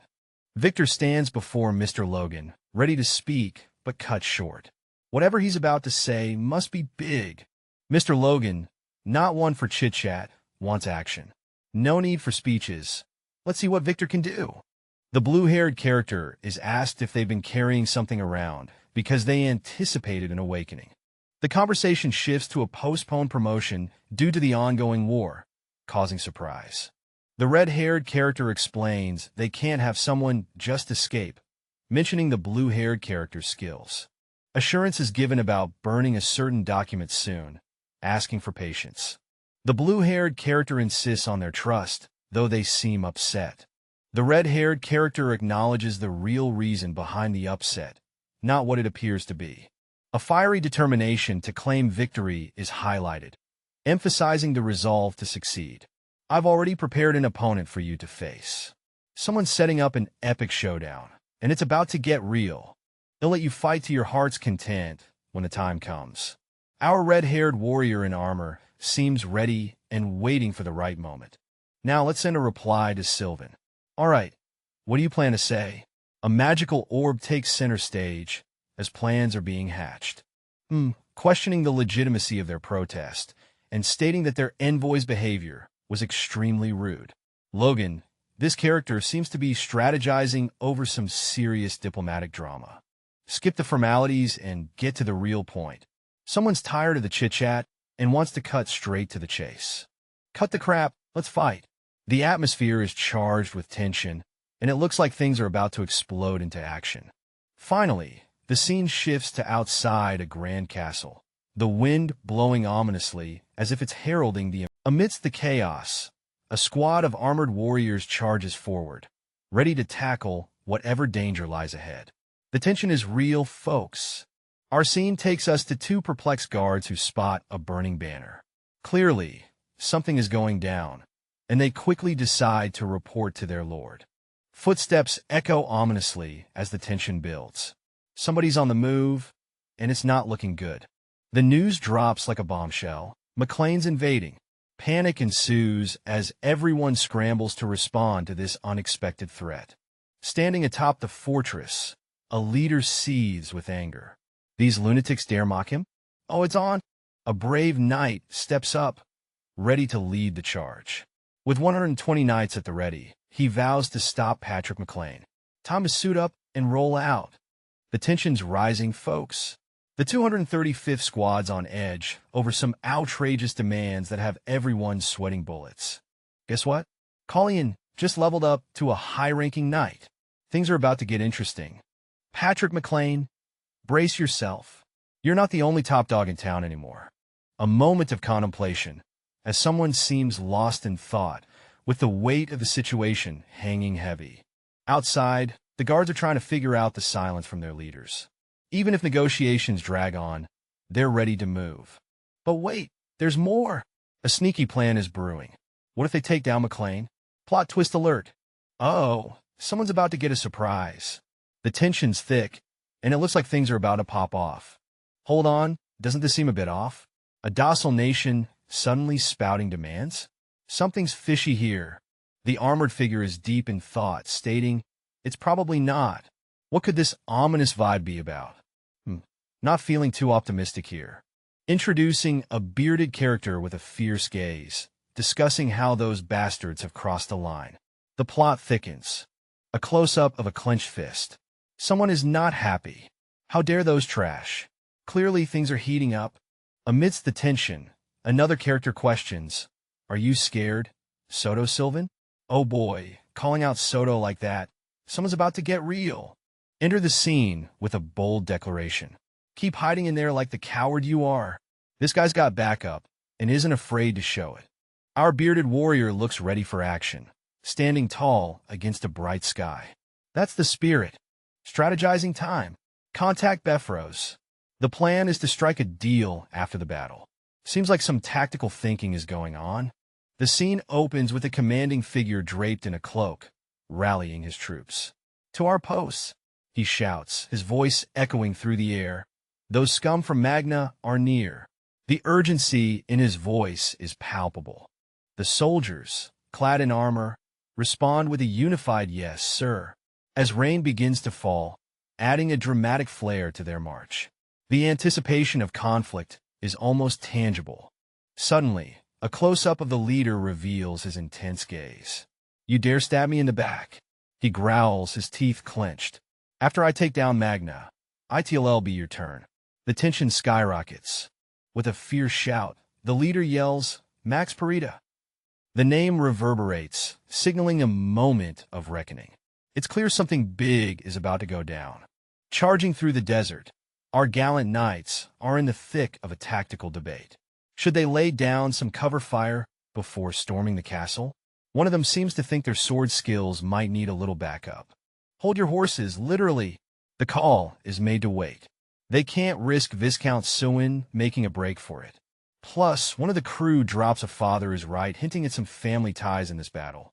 Our red-haired strategist is all smirks, confident the enemy is feeling overconfident. He's betting they'll make a move soon, and you can feel the anticipation in the air. Harris the kicker. Our red-haired buddy claims to know Suin pretty well. Apparently, the guy can't take a slight lying down.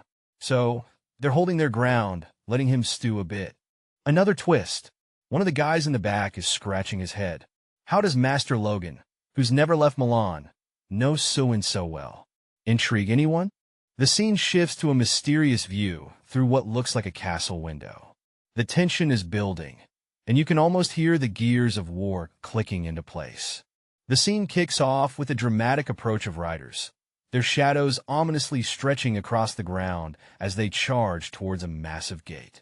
A horse rears up, its loud neigh echoing the tension that's palpable in the air. Something big is about to go down. Behind the fortress walls, a sea of soldiers stands ready, their ranks perfectly aligned, as if waiting for the signal to unleash chaos. Two commanding figures stand on a hill, one with a striking red beard. They discuss the overwhelming force of 3,000 soldiers, a number that overshadows McLean's by 15 times. At the forefront of the armored line, a man with a purple mane and fierce mustache stands tall, his eyes set with determination as he prepares his troops for the battle ahead. With a booming voice, a commanding officer rallies the troops. Soldiers move forward. His intense expression leaves no room for doubt. It's time for action. The scene shifts as the soldiers march forward, their armor clanking with determination and purpose, ready to face whatever's ahead. As the troops advance, a sharp-eyed man with a mustache can't help but scoff at those insolent. Do they not even know how to count? Clearly, he's not impressed. Zooming in on his eyes, filled with disdain and calculation, he mutters to himself, "Besides." He continues his inspection. Look at them. They're all just a bunch of rookies with decent armor. It looks like flaunt but lacks a lot of money. His smirk suggests he's not worried about this battle. The Knights Legion is on the move, their armor clinking as they ride. These guys mean business, and they're all about that effective strategy line. The atmosphere is electric as someone shouts fire, and chaos ensues. Arrows rain down like a deadly storm, and the soldiers scramble to defend themselves. Arrows fly through the sky, and the soldiers stand firm, shields up, bracing for impact. It's a hailstorm of danger, and they're right in the middle of it. A lone soldier, with steely determination, raises his shield just in time. The arrows are coming fast, but he's ready to deflect them. The soldier's focus is unwavering as he skillfully blocks an arrow, his shield bearing the brunt of the attack. It's a tense moment as he holds his ground. Another arrow comes hurtling towards a different soldier, the tension visible on his face. The battle is fierce, and every second counts. The soldier, undeterred, deflects the arrow with precision. It's a test of skill and nerve as the assault continues. Boom!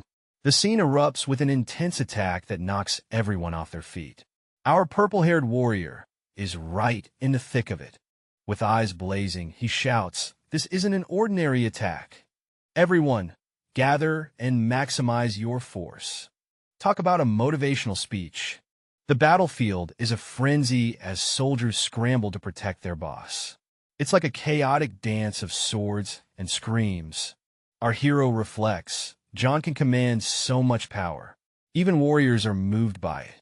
They reacted a little too late. He rallies his troops with a fierce "let's go." It's all or nothing now, but wait, was he holding this back the whole time? Meanwhile, someone charges forward with a chilling promise. "I'm going to kill them. Things are about to get real intense. I'm going to kill them." The fierce warrior with the purple mustache grits his teeth, anger radiating from his very being. You could tell this guy means business. In the distance, the rallying cry echoes, "I'm going to kill them."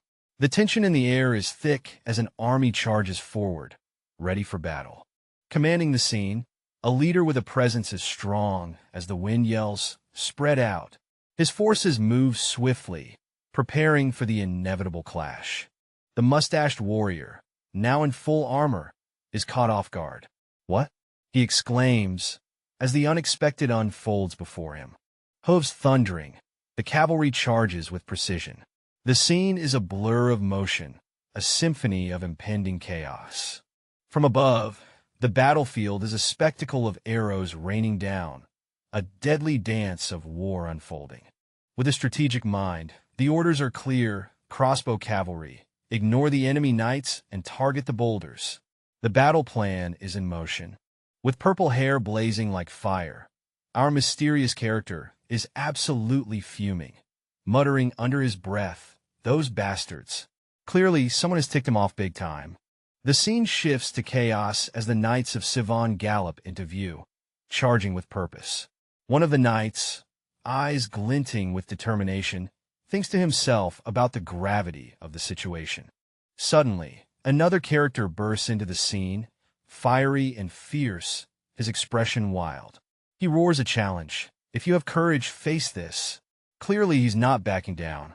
Things get even more intense as one of the characters spots something unusual. With a shocked expression, he exclaims, "Is that a force blade?" The stakes just got higher. The focus shifts to a close-up of a hand gripping a glowing sword, red energy swirling around. This force blade is no ordinary weapon, and it's ready for action. In a blur of motion, the sword slashes through the air, delivering a powerful strike. The force of the blow is palpable, leaving us wondering what will happen next. In the thick of battle, chaos reigns as warriors hit the ground, overwhelmed by a powerful force slicing through the air. It's a scene straight out of an epic fantasy, folks. Amidst the turmoil, a formidable warrior stands tall. With a dramatic flair, he's announced to have reached the advanced rank. And let's be honest, that is no small feat in this universe. The name Patrick McLean echoes through the battlefield, causing quite a stir. It seems this dude's reputation precedes him, and his skills are nothing short of legendary. The troops, fired up by McLean's presence, charge forward with battle cries of "Annihilate the enemy." Ringing in the air, the energy is electric. Swords clash violently as the fighting intensifies. The cries of "Die!" and "These rascals!" fill the air as the battle surges on with no end in sight. The scene opens with a knight standing amidst the rubble, looking utterly shocked. "How is this happening?" he murmurs, clearly not expecting this turn of events. Clash! The swords meet with a deafening sound as two armored warriors engage in an intense duel. Sparks fly as their blades collide, each trying to overpower the other. Our knight, with swift and fluid movements, delivers a powerful strike. His opponent, caught off guard, struggles to keep up with the ferocity of the attack. With another fierce move, the knight pushes forward, determined to gain the upper hand. His opponent is forced to backpedal, trying desperately to defend against the onslaught. Amidst the swirling chaos, it's clear the tides have turned. Once we were the hunters, the knight reflects, but now we are being overwhelmed. The battle is fierce, and the knights are giving it their all. Enter the commander, exuding confidence. Remember, each of us has awakened to the next level during this battle. He shouts, rallying his troops, "Come at me, all of you!"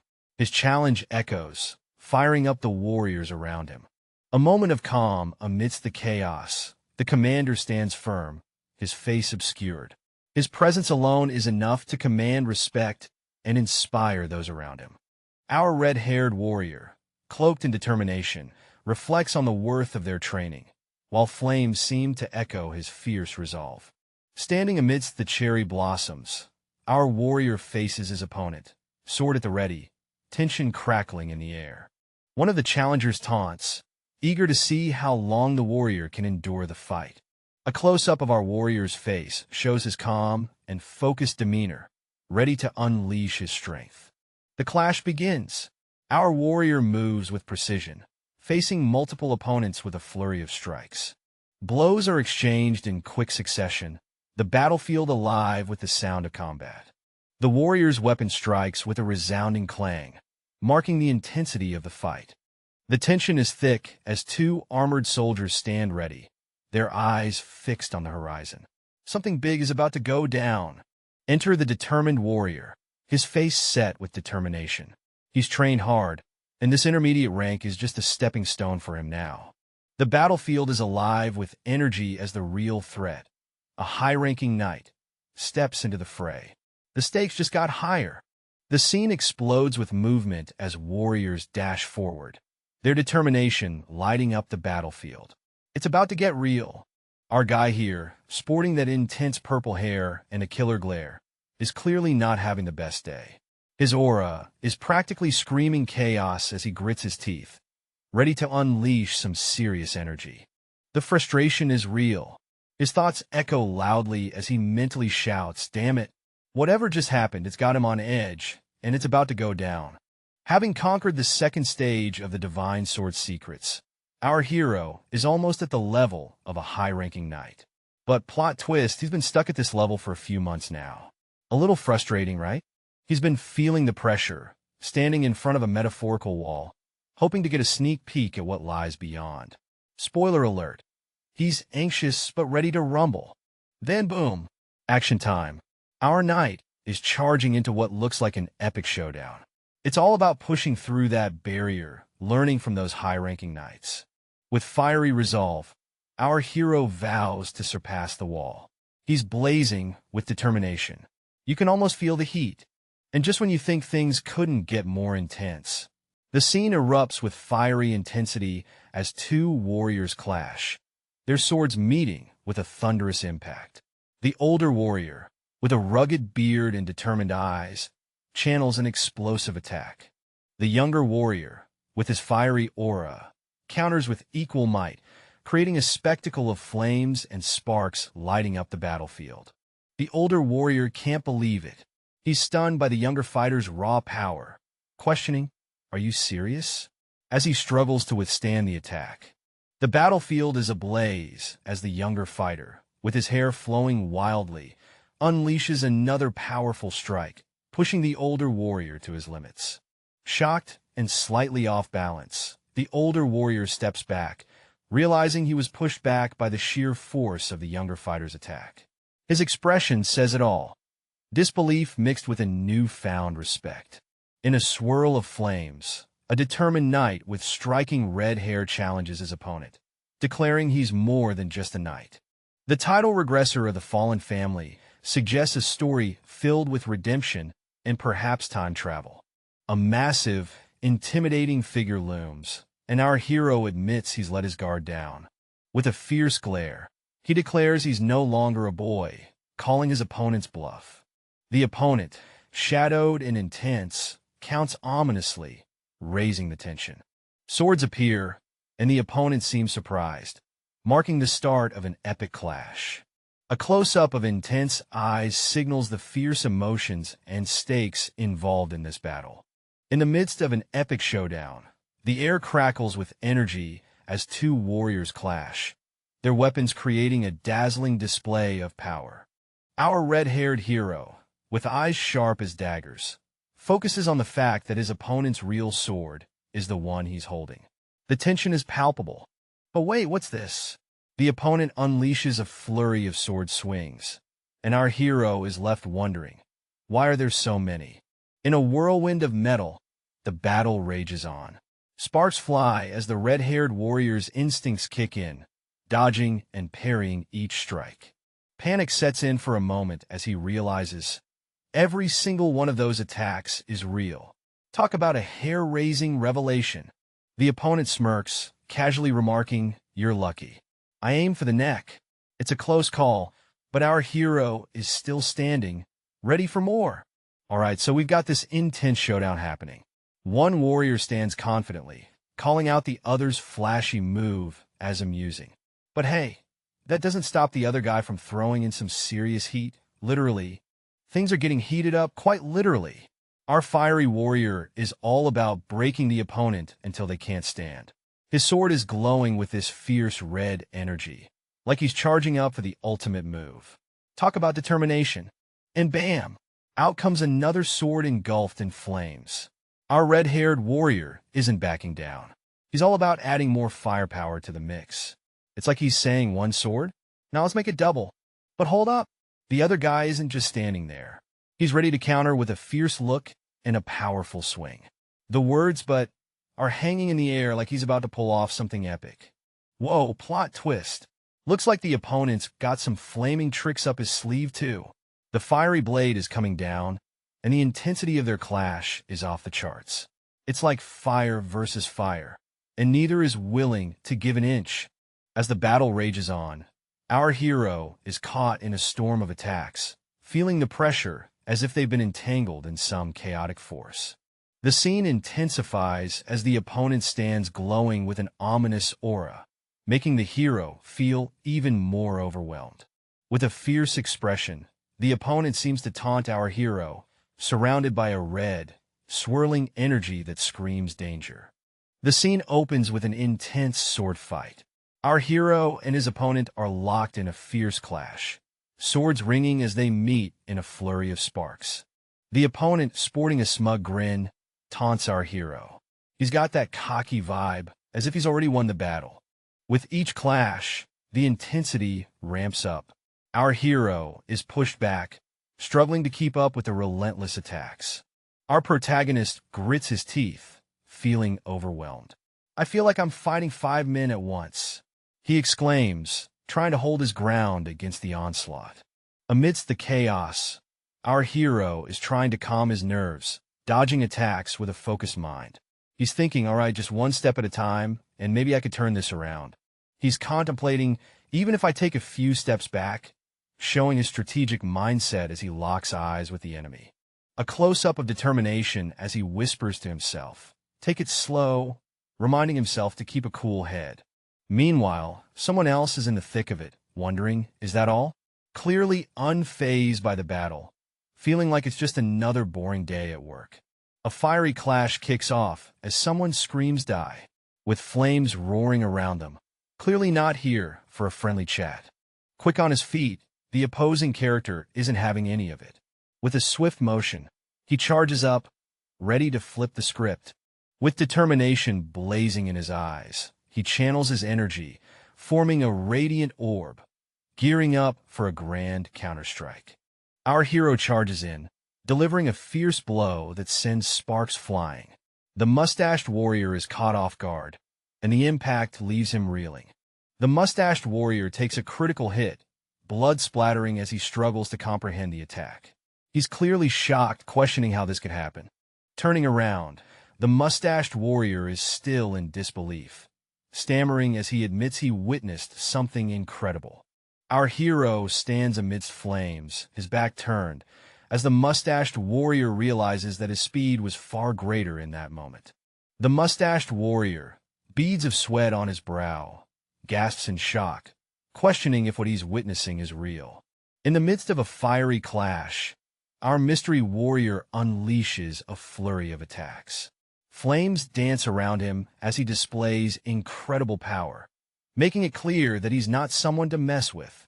Our warrior, with a confident grin, acknowledges his own prowess. "A high-ranked," he murmurs, as if savoring the taste of his own strength. The battle heats up. A brilliant burst of energy illuminates the scene, leaving the challenger frozen in shock. Is there any hope against such overwhelming power? With a smirk, our enigmatic fighter stands victorious, swords hovering around him. "Thanks for playing with me," he says, leaving his opponent utterly speechless. Impossible. The scene opens with a group of armored figures, fists raised high, as they gather to boost the morale of their troops. The atmosphere is thick with determination, and you can almost feel the energy crackling in the air. Suddenly, a mysterious figure with fiery red eyes and an intense aura steps forward. The words "ripple of devotion" echo as the energy around him begins to surge, promising something epic on the horizon. The air vibrates with power as the mysterious figure unleashes a massive wave of energy. The ripple effect is so intense that it feels like the ground is shaking beneath your feet. It's clear that something big is about to go down. A massive explosion rocks the scene, sending shockwaves through the air. It's like a fireworks show gone wild. Amidst the chaos, the soldiers scream out in disbelief. "Captain has lost," echoes through the ranks, signaling a major upset. The sun sets on a battlefield filled with astonishment. The soldiers stand, silhouettes against the fiery sky, processing their unexpected loss. The sun sets dramatically as our hero stands defiantly, ready to unleash chaos. The air crackles with tension as he prepares to make his move. A fierce warrior with fiery red hair enters the fray, seemingly amused by the unfolding battle. He's clearly in it for the thrill. A red-haired knight suddenly appears, his expression frozen in shock. When did he get there? He wonders, caught off guard by the swift movements. The dust settles, and the aftermath is clear. McLean Knights, Fanez, and 5 other knights are down for the count. But hey, at least the soldiers are unharmed. They won today, but at what cost? Under the fiery sky, tanks roll forward, and soldiers cheer like they just scored the winning goal. But hold up, this ain't the end. This victory is just the start of something much bigger and messier. Cut to a guy who looks like he's chewing on a lemon. He's on the line, hearing that Sylvan lost to McLean. Not the news he wanted, clearly. His subordinate, somewhere in the shadows, confirms it with a simple, "Yes, sir." The man, still stewing, admits he might be overthinking. But hey, he believes it's time to make a move, maybe shake things up a bit. Meet the enigmatic Lord of the Southwest as he strides in with a commanding presence. You can already feel the intensity in the air. In a grand hall, a knight is kneeling, expressing concern about the excessive control exerted, hinting at a brewing storm. The knight, clearly agitated, declares that such outrageous control won't be tolerated by the royal authority. The tension is palpable. Enter Count Befros, the Lord of the Southeast, with a fiery red beard and a stern look. He seems ready to challenge any opposing forces. Count Befros discusses a potential rebellion, emphasizing the need to keep an eye on the Count at the castle. The intrigue thickens. A flag waves ominously in the wind, signaling a house of nobility. The mysterious figure receives a letter, possibly a harbinger of what's to come. The red-haired knight is deep in thought, wrestling with the burden of his orders. He's considering the weight of defying authority to stand by what he believes is right. The shadowy figure looms, challenging the knight's courage. It's like a voice in his head daring him to follow through with his mission. A burly man notices the knight's actions, his eyes widening in surprise. The atmosphere is thick with tension as the knight prepares to make his move. The knight stands firm, facing his superior. With a swift and honorable strike, he fulfills the final wish of his opponent. Reflecting on his actions, the knight is acknowledged by his superior. In a dimly lit scene, a hand grips a sword tightly, and there's a tense voiceover warning about a formidable enemy. It's clear that whoever they're talking about is someone they can't handle just yet, adding a layer of suspense to the story. The title card flashes, Regressor of the Fallen Family. It's setting us up for a tale of mystery and intense family dynamics. Time shifts to the Sizen estate a few days later. 2 figures are deep in conversation, keeping their eyes on the situation but choosing to make no moves yet. They're strategizing and weighing their options carefully. The conversation turns to Tursun Castle. A man, confident in his stance, reassures that Clayton is there and should be able to manage if anything goes down. There's trust in Clayton's capabilities. 2 rugged, battle-ready figures discuss the situation further. They acknowledge that while the enemies are not yet forcing their hand, they must remain vigilant and ready to act. Amidst a dim-lit scene, our mysterious hero faces off with a massive rock beast, contemplating his next move. The air is tense, and the stakes are high as he plans his strategy. The focus shifts to a red-haired leader, deep in thought, realizing that juggling 3 castles is a no-go. He's all about working smarter, not harder. Enter a young, sharp advisor who drops a hot idea. "Hey, Dad, why not move our HQ to the center? ITLL make castle management a breeze." Conversations heat up as the advisor continues. "Concentrate our forces, focus on the main town, and keep an eye on the market." It's a win-win. The leader nods, seeing the genius in the plan. "Yes, that'd be a wise idea." He agrees, feeling the weight lift off his shoulders. With a confident smirk, the leader thinks, "Sweet, no more micromanaging for me." He's ready to delegate and dominate. Inside a grand room, a character questions Logan about capturing 75 knights. Logan confirms, with all knights secured in cells. Reflecting on the battle, there's a realization that if Sylvan had been more cautious, casualties would have increased, and fewer knights would have been captured. A character looks out the window, contemplating the need for vigilance in the future, while reminding themselves not to dwell on the victory.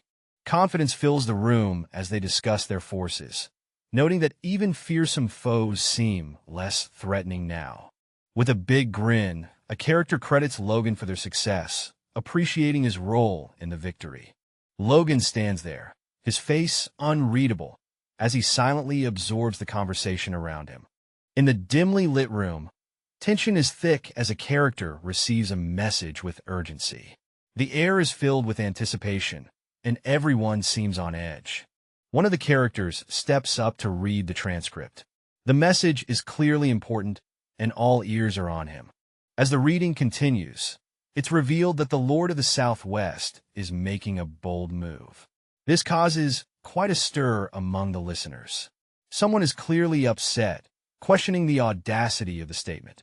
The next part of the message is from Viscount Suin, asking for a truce. The room is buzzing with mixed emotions as the call for peace is delivered. Our fiery character is not having it. They express their disbelief, convinced that Suin has no shame. The tension is palpable, but they're determined to hear the rest of the message. All right, so we've got two dudes caught up in a heated convo about this whole concept tower mess. One guy's all calm, but the other's clearly losing his cool, trying to get a grip on the situation. Boom! The frustrated guy goes off, calling the whole thing bullshit and slamming his fist like he means business. Chaos is brewing. Meanwhile, we got a big dude standing there, shirtless and shocked. He's not buying whatever's being sold, like, does this guy think he's some kind of referee? The bearded guy ain't having it either. He's talking about some so-called polite way to make a threat. Yeah, things are definitely heating up. Now we're in a fancy room, and there's a mysterious figure with a sly comment about secrets. Oh, you know things are about to get even more interesting. The scene opens with a rugged man, boasting a majestic red beard and long hair, standing amidst a backdrop of chaos. His eyes are intense, filled with determination, as if he's about to make a life-changing decision. Suddenly, his fist slams into the ground with a resounding bam. He's not messing around. The ground shakes with the force of his resolve, and you can almost feel the tension in the air. This dude means business. Amidst the turmoil, he shouts with fierce conviction, "No matter what, we cannot let ourselves crumble." His words echo the intensity of the moment. He's got a fire in his belly, ready to take on whatever challenge lies ahead. Not today, failure. Not on his watch. Enter a smirking figure with a cocky attitude, holding a small pot with a plant. "Do you want a burial now?" he taunts, adding a sarcastic twist to the mix. His mocking tone cuts through the tension, making the scene even more dynamic.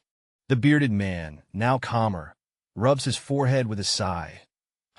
It's a moment of reflection amidst the chaos. He's weighing his options, contemplating his next move, and the weight of responsibility is clear on his face. "I'll hear you out." The red-haired leader stands confidently, ready to listen to what his comrade has to say. The atmosphere is tense, and you can almost feel the weight of the decision looming over them. Across the table, a bearded strategist leans in, admitting the harsh truth. "No matter what we do, we cannot beat Burford yet," he confesses, setting the stakes high.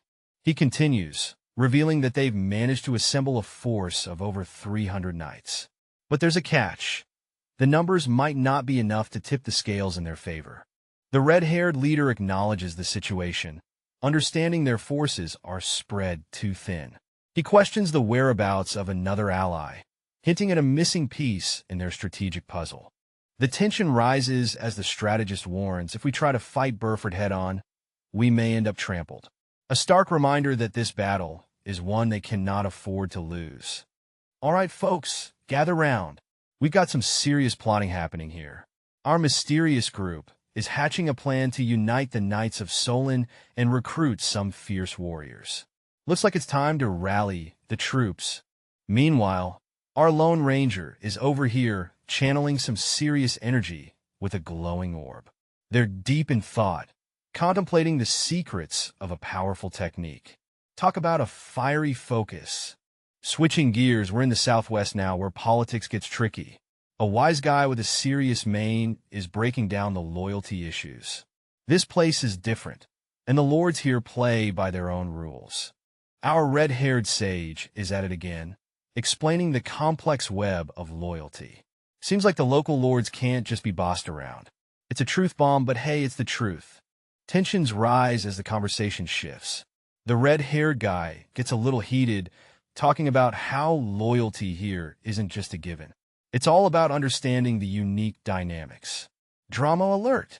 In a dimly lit room, a man with a rugged look sits across a table, recalling visions from his previous life.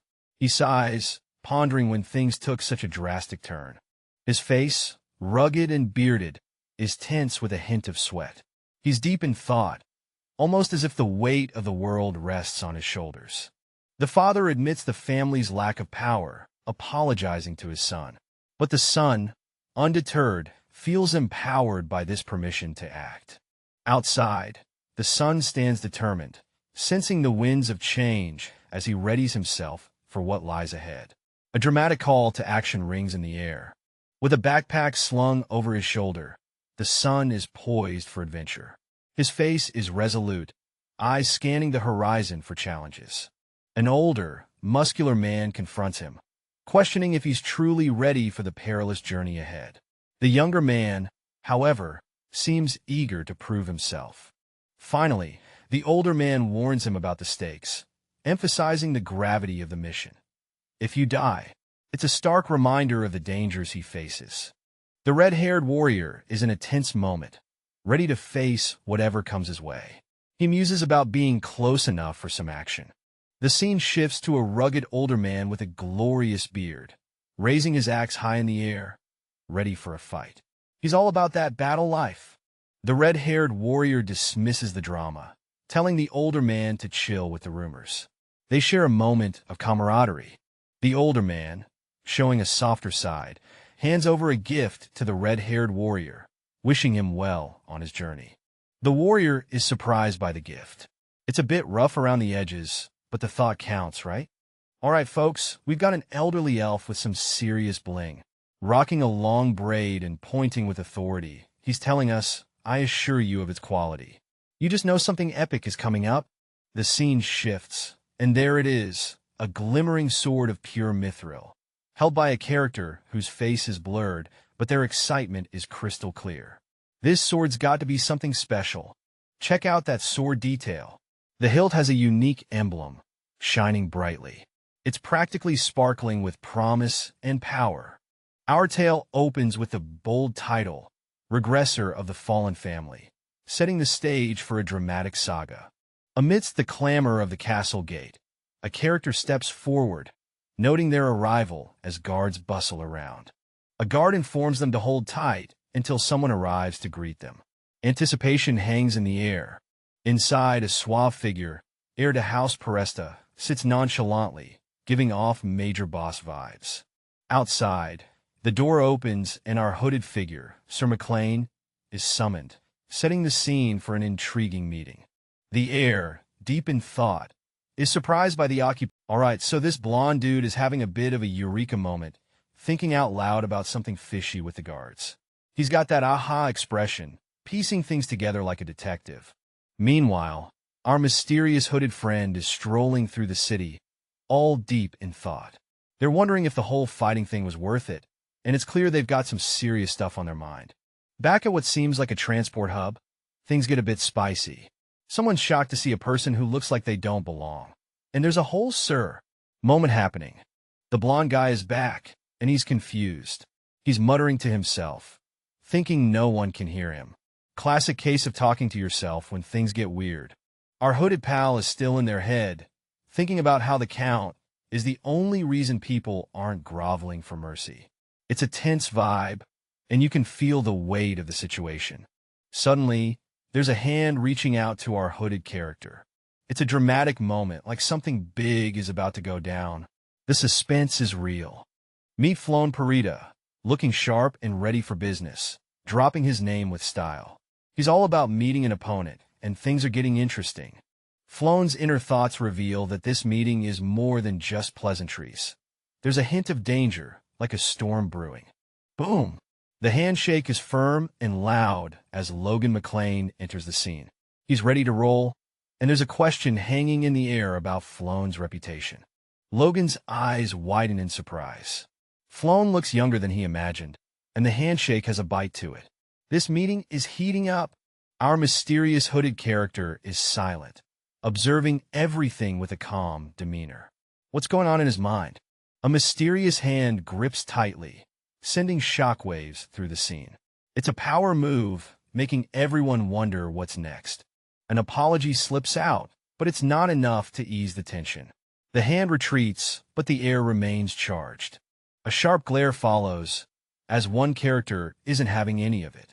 "This is absurd," is written all over their face. With fury in the air, someone calls out, "Impudent bastard." The heat is on, and it's about to get real. The scene opens up to a wider view. A showdown is imminent, and the stakes are sky-high. Armed and ready, a formidable character steps in, promising a lesson in manners. It's about to go down. All right, so our main guy is getting an earful from a guard. Personal fights are forbidden, they say, but he's just standing there, all cool and collected. He's clearly not in the mood to follow the rules today. Then this other dude steps in, questioning why our hero is acting all rebellious. The guy looks shocked, like he's just seen a ghost. Something's about to go down, and it's not going to be pretty. The tension hits the roof as a bunch of guards start charging at him. They're yelling, "How dare you resist?" It's about to turn into a full-blown showdown. Under the dim lights, a mysterious figure gives the order to strike. The air is tense, and soldiers clad in armor rush forward, ready to unleash chaos with their weapons. In a dramatic twist, a massive weapon slams into the ground, causing a shockwave that sends the attackers sprawling. The tables are turning in this heated confrontation. A lone warrior steps up, unsheathing a sword with a confident flick. The blade gleams ominously, hinting at a fierce battle about to unfold. Surprise grips the scene as an opponent stands frozen, unable to fathom the turn of events. His disbelief is palpable as the blade inches closer. All right, so the armored squad is strutting in like they own the place, and our heroes thinking all their grandeur has been packed into those swords. Dramatic, right? Our red-haired protagonist is sizing up the situation, thinking, "I didn't feel any force." That's a bit concerning. Suddenly, it hits him. This dude is wielding that sword with sheer skill. No magic tricks here, just raw power. Now, our hero's deep in thought, probably wondering how this guy can swing a sword like that without any magic. The two are in a bit of a chat. The blonde guy's all like, "I don't feel any magic power." Not an artifact either, huh? Mr. Red Hair's showing off his sword, and the blonde dude's getting curious. "That's an incredible sword. Mind telling me where you got it?" But our hero's like, "Nah, it's rude to ask." The blonde guy's thinking he probably just got lucky with that sword. But we all know there's more to it. And then, out of nowhere, we see a dramatic footstep. Someone's about to make a move. The armored guards are on high alert, standing at attention as if expecting someone important. Their eyes are fixed on the horizon, ready for whatever is coming their way. The red-haired guy, probably on some mission, gets a shock. He's like, "Whoa, who's that?" Clearly, this isn't just any random person showing up. Enter the silver-haired knight, radiating authority. His presence has everyone buzzing, and you can almost hear the whispers as people try to figure out what's about to go down. The crowd is murmuring, "Is it really him? The Knight of Befros?" Everyone's on edge, curious and a little bit scared of what this could mean. Our red-haired dude's internal monologue kicks in. He's thinking, "Oh snap, one of the two upper advanced Knights of Befros is here. This is definitely a big deal." Now we get a closer look at the knight. Silver hair and intense eyes. This guy's all business, and his arrival is just the start of something epic. All right, so here we have this dude making quite the entrance, cape flapping in the breeze like he's about to drop some epic news. Everyone's eyeballs are glued to him. Then boom, we've got Pion introducing himself as Parita's heir. It's all formal handshakes and "nice to meet yous" with Sir Franz. One guy's spidey senses are tingling. He's thinking if this guy's Parita, then, and you just know he's connecting some serious dots in his head. Things take a mysterious turn. Someone's questioning if they really know who Franz is, and it's got that dramatic lighting vibe, you know? Logan McLean steps up, dropping his name like a mic. Even Franz is taken aback, and you can feel the surprise ripple through the room. A young knight is in the spotlight, and someone can't believe his level at such a young age. It's like finding out your neighbor's kid is secretly a rock star. So, there's this guy, and someone's all surprised like he's an intermediate knight. Totally wasn't expecting him to be strong, just cause he drives well. We zoom in on a mysterious hand, clenched tight, signaling something intense is about to go down. Boom! A character's practically glowing with energy, shouting, "It worked!" Apparently, high-ranking knights have this sharp vibe about them. Enter the squad. 3 high-ranking knights looking all serious and epic. These dudes are no joke, each with their own intense aura. Our main guy steps up, flexing his ability to control his energy, feeling pretty confident about it. He's got a plan C? By holding back some of that power, he's hoping to catch everyone off guard. That's why he's rolling solo, no guards needed. Our story unfolds with a young knight, full of dreams and aspirations, thanking his mentor. He's set on becoming someone as impressive as Sir Franz. This guy's got stars in his eyes and ambition in his heart. Sir Franz, though, isn't having any of this just like me talk. He's all about pushing limits, telling our eager knight he should aim to be a legendary leader with his talent. Talk about a pep talk. The scene shifts to a vast hall. It's buzzing with knights gearing up for something big. The air's thick with anticipation. Our young knight stands among them, ready to prove himself. An elder announces that the esteemed guests have arrived. The young knight acknowledges with a determined, "Understood. It's game on, folks." But wait, our young knight suddenly looks worried. Isn't this bad? He wonders, as if sensing a storm brewing on the horizon. What's got him spooked? Stay tuned. All right, hey-race the scene.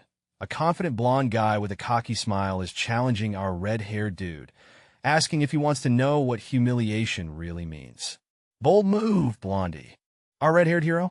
He ain't having it. His response is just a cool, silent stare. Classic move, right? Moving along, the red-haired guy is on the hunt for his room. A helpful staff member steps in, ready to guide him. No time for drama here. Lost in thought, our red-haired guy is reflecting on his journey. He's got a lot on his plate, but giving up? Not an option. And finally, he stands before a majestic building, looking determined. Humiliation? Nah, that's not. This is the land my ancestors previously lost. The flag flutters with a sense of history and determination, setting the tone for a tale of reclaiming what's lost. A grand chandelier lights up a room, casting shadows as our protagonist promises not to let their guard down. There's an air of tension and readiness. Logan McCain steps into view, being called out by someone, though their identity remains hidden. The scene is charged with anticipation. Logan stands in his armor, looking fierce and ready for whatever comes next. His stance speaks volumes about his readiness and resolve. In this opulent ballroom, chandeliers sparkle as a figure in a sharp suit catches your eye. He's mingling, drink in hand, while the atmosphere buzzes with elegance. Meanwhile, a knight-like figure strides in, making heads turn. People whisper about this unexpected guest, who's clearly unfamiliar with the high society vibe. A trio of onlookers can't help but gossip about the armored newcomer. What's with the armor? One chuckles, poking fun at this apparent bumpkin. And there it is, a dramatic reveal. This mysterious guest is none other than Roger Beffrose, eyes blazing with determination. Flashback time. Roger reminisces about his past, reflecting on how he expected hostility but found genuine friendliness. He's a good man, he recalls, smiling at the memory. In a grand hall, there's an air of suspense as someone is welcomed with a hint of mystery. You can feel the tension crackling like a sparkler at a 4th of July party. Our suave character, with a slick demeanor, assumes that McLean is on board with his plans. He's got that "I know something you don't" vibe. Enter the partially blurred character, who's all about that peace life. McLean's ready to lead the march if it's for peace. No drama, just harmony. A dramatic thought bubble bursts onto the scene. The peace of the country, damn man. It's serious business, folks. The scene shifts to our suave dude, possibly narrating or thinking intensely about the struggle for peace. His expression is both determined and slightly mischievous. And boom, the title drops, Regressor of the Fallen Family. It's like the curtain rising on an epic saga, promising twists, turns, and probably a dash of chaos.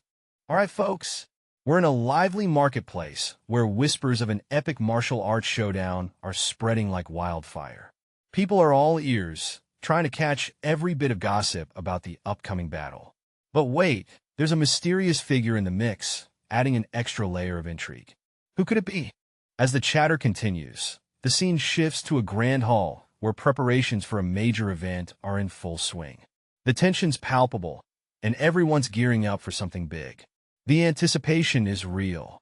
Enter the Count, looking all regal and ready to drop some major announcements. He's got that commanding aura, and you just know everyone's hanging on his every word. What's the Count plotting? Before anyone can lose focus, there's a call for attention. The Count's about to speak, and you can feel the excitement in the room. Everyone's eyes are glued to him, waiting for the big reveal. The Count steps up, thanking the crowd for gathering. He's about to dive into a speech that's sure to stir things up. The energy in the room is electric, and you can tell something major is about to go down. Amidst all this, another character comes into view, seemingly deep in thought. There's a hint of tension, maybe some secrets about to unfold. The plot thickens as everyone waits for what comes next. Whoa, the gossip is real. Two women are caught in the buzz about the second prince. They're amazed by how close he is to the action, hinting at his trusted status. The scene shifts to a formal discussion. A nobleman with striking red hair talks about the Southwest's unity, setting the stage for some serious political vibes. Suddenly, a loud voice interrupts, adding a splash of drama. A man with a wild expression makes a scene, while our red-haired noble stays cool and collected, thanking everyone for their support. The excitement continues as the cheerful man makes his way through the crowd. He seems to be the life of the party, drawing curious glances as he approaches the armored figure. Amidst the grandeur, our smooth-talking gentleman is laying down some sweet words. He's impressed by Logan's skills and wants to make him an offer he can't refuse. Or can he? The mysterious man extends his hand, saying he's not here to trap the talented Logan. Nah, he just wants to make a friendly proposition. Logan stands there, knightly and all, with a drink in hand. The man calls out Logan, and Logan's like, yes. The gentleman reveals he's Count, whatever his name is, from the School of Magic, scouting for talent like Logan. He's really selling it, asking if Logan's interested. Logan's face says it all. He's caught off guard, but he's keeping it cool, weighing the offer in his mind. The scene opens with our young hero, looking dapper in his armor, politely declining an offer. He's all about loyalty, insisting he's already devoted to his current teacher. Classic dedication, right? Enter the older gentleman, who's not taking no for an answer. He drops a little bombshell. There's someone called the Blazing Heat Sword visiting soon. Maybe a little tutoring wouldn't hurt, he suggests slyly. Our fiery-haired protagonist is deep in thought. He's grappling with these new developments, swirling a glass in one hand, pondering his path with a steely resolve. A mysterious figure stands under a spotlight in a grand hall, expressing gratitude for an important offer. A man with distinctive blonde hair talks about the strategic choice of the McCain family to reunite the Southwest. Two suited individuals, old friends of the speaker, agree to unite under a common flag, promising loyalty. In return for their loyalty, the speaker plans to give them personal rewards. The scene shifts to a table where a mysterious artifact is revealed, sparking curiosity and intrigue. Boom! We're hit with the sight of a mystical artifact, glowing and shimmering like it's got secrets to spill. A voice echoes above, promising that this discovery will shift the tides of magic. We dive into the world of mages, the creme de la creme of the wizarding world. They're the real deal, tougher and more magical than your average spellslinger. Someone's dropping knowledge about these elite magic users. A character stands in awe, eyes wide open like a kid in a candy store. They're shook to find out these mages belong to the same guild as the legendary Dran. This revelation hits harder than a plot twist. We zoom in on a determined face holding a sword, the Dram Blade. The character is pumped, thinking about the artifact and its legendary ties. They're ready to unlock its power, no matter what. Two shadowy figures murmur about their mysterious plans, anticipating Ramon's next move. The tension is palpable as they wonder about his intentions. As the city buzzes with energy, people prepare for the unexpected. There's a sense of anticipation in the air as conversations hint at the challenges ahead. All right, so here we have our guy getting a bit defensive, trying to say something about Logan's sword. But wait, the crowd's all like, "Sir, what's going on here?" Enter the idiot of Ferretta. Someone's clearly had a bit too much to drink, and they're not holding back their thoughts. We have another character chiming in, saying Logan's sword looks better to him. A real sword connoisseur? Huh? And the drunken chatter continues. Someone's getting their mouth shut, literally, because apparently they're too drunk to recognize reality. Now, we see our main guy thinking, did he just give him the side eye? Something's definitely brewing. Finally, we see an epic sword floating in the sky. It's got a history, named after some ancient legend and capable of piercing most defenses. Talk about a cliffhanger. A distinguished dwarf crafted this masterpiece, tailored just for me. It's not just a sword. It's got soul, baby. Getting quality items from dwarves? Not rocket science, but those greedy nobles just can't crack the code. In a tight spot, if the count pushes too hard, I've got an exit plan ready. No way I'm sticking around for that mess. Whoa, Logan's sword is a big deal.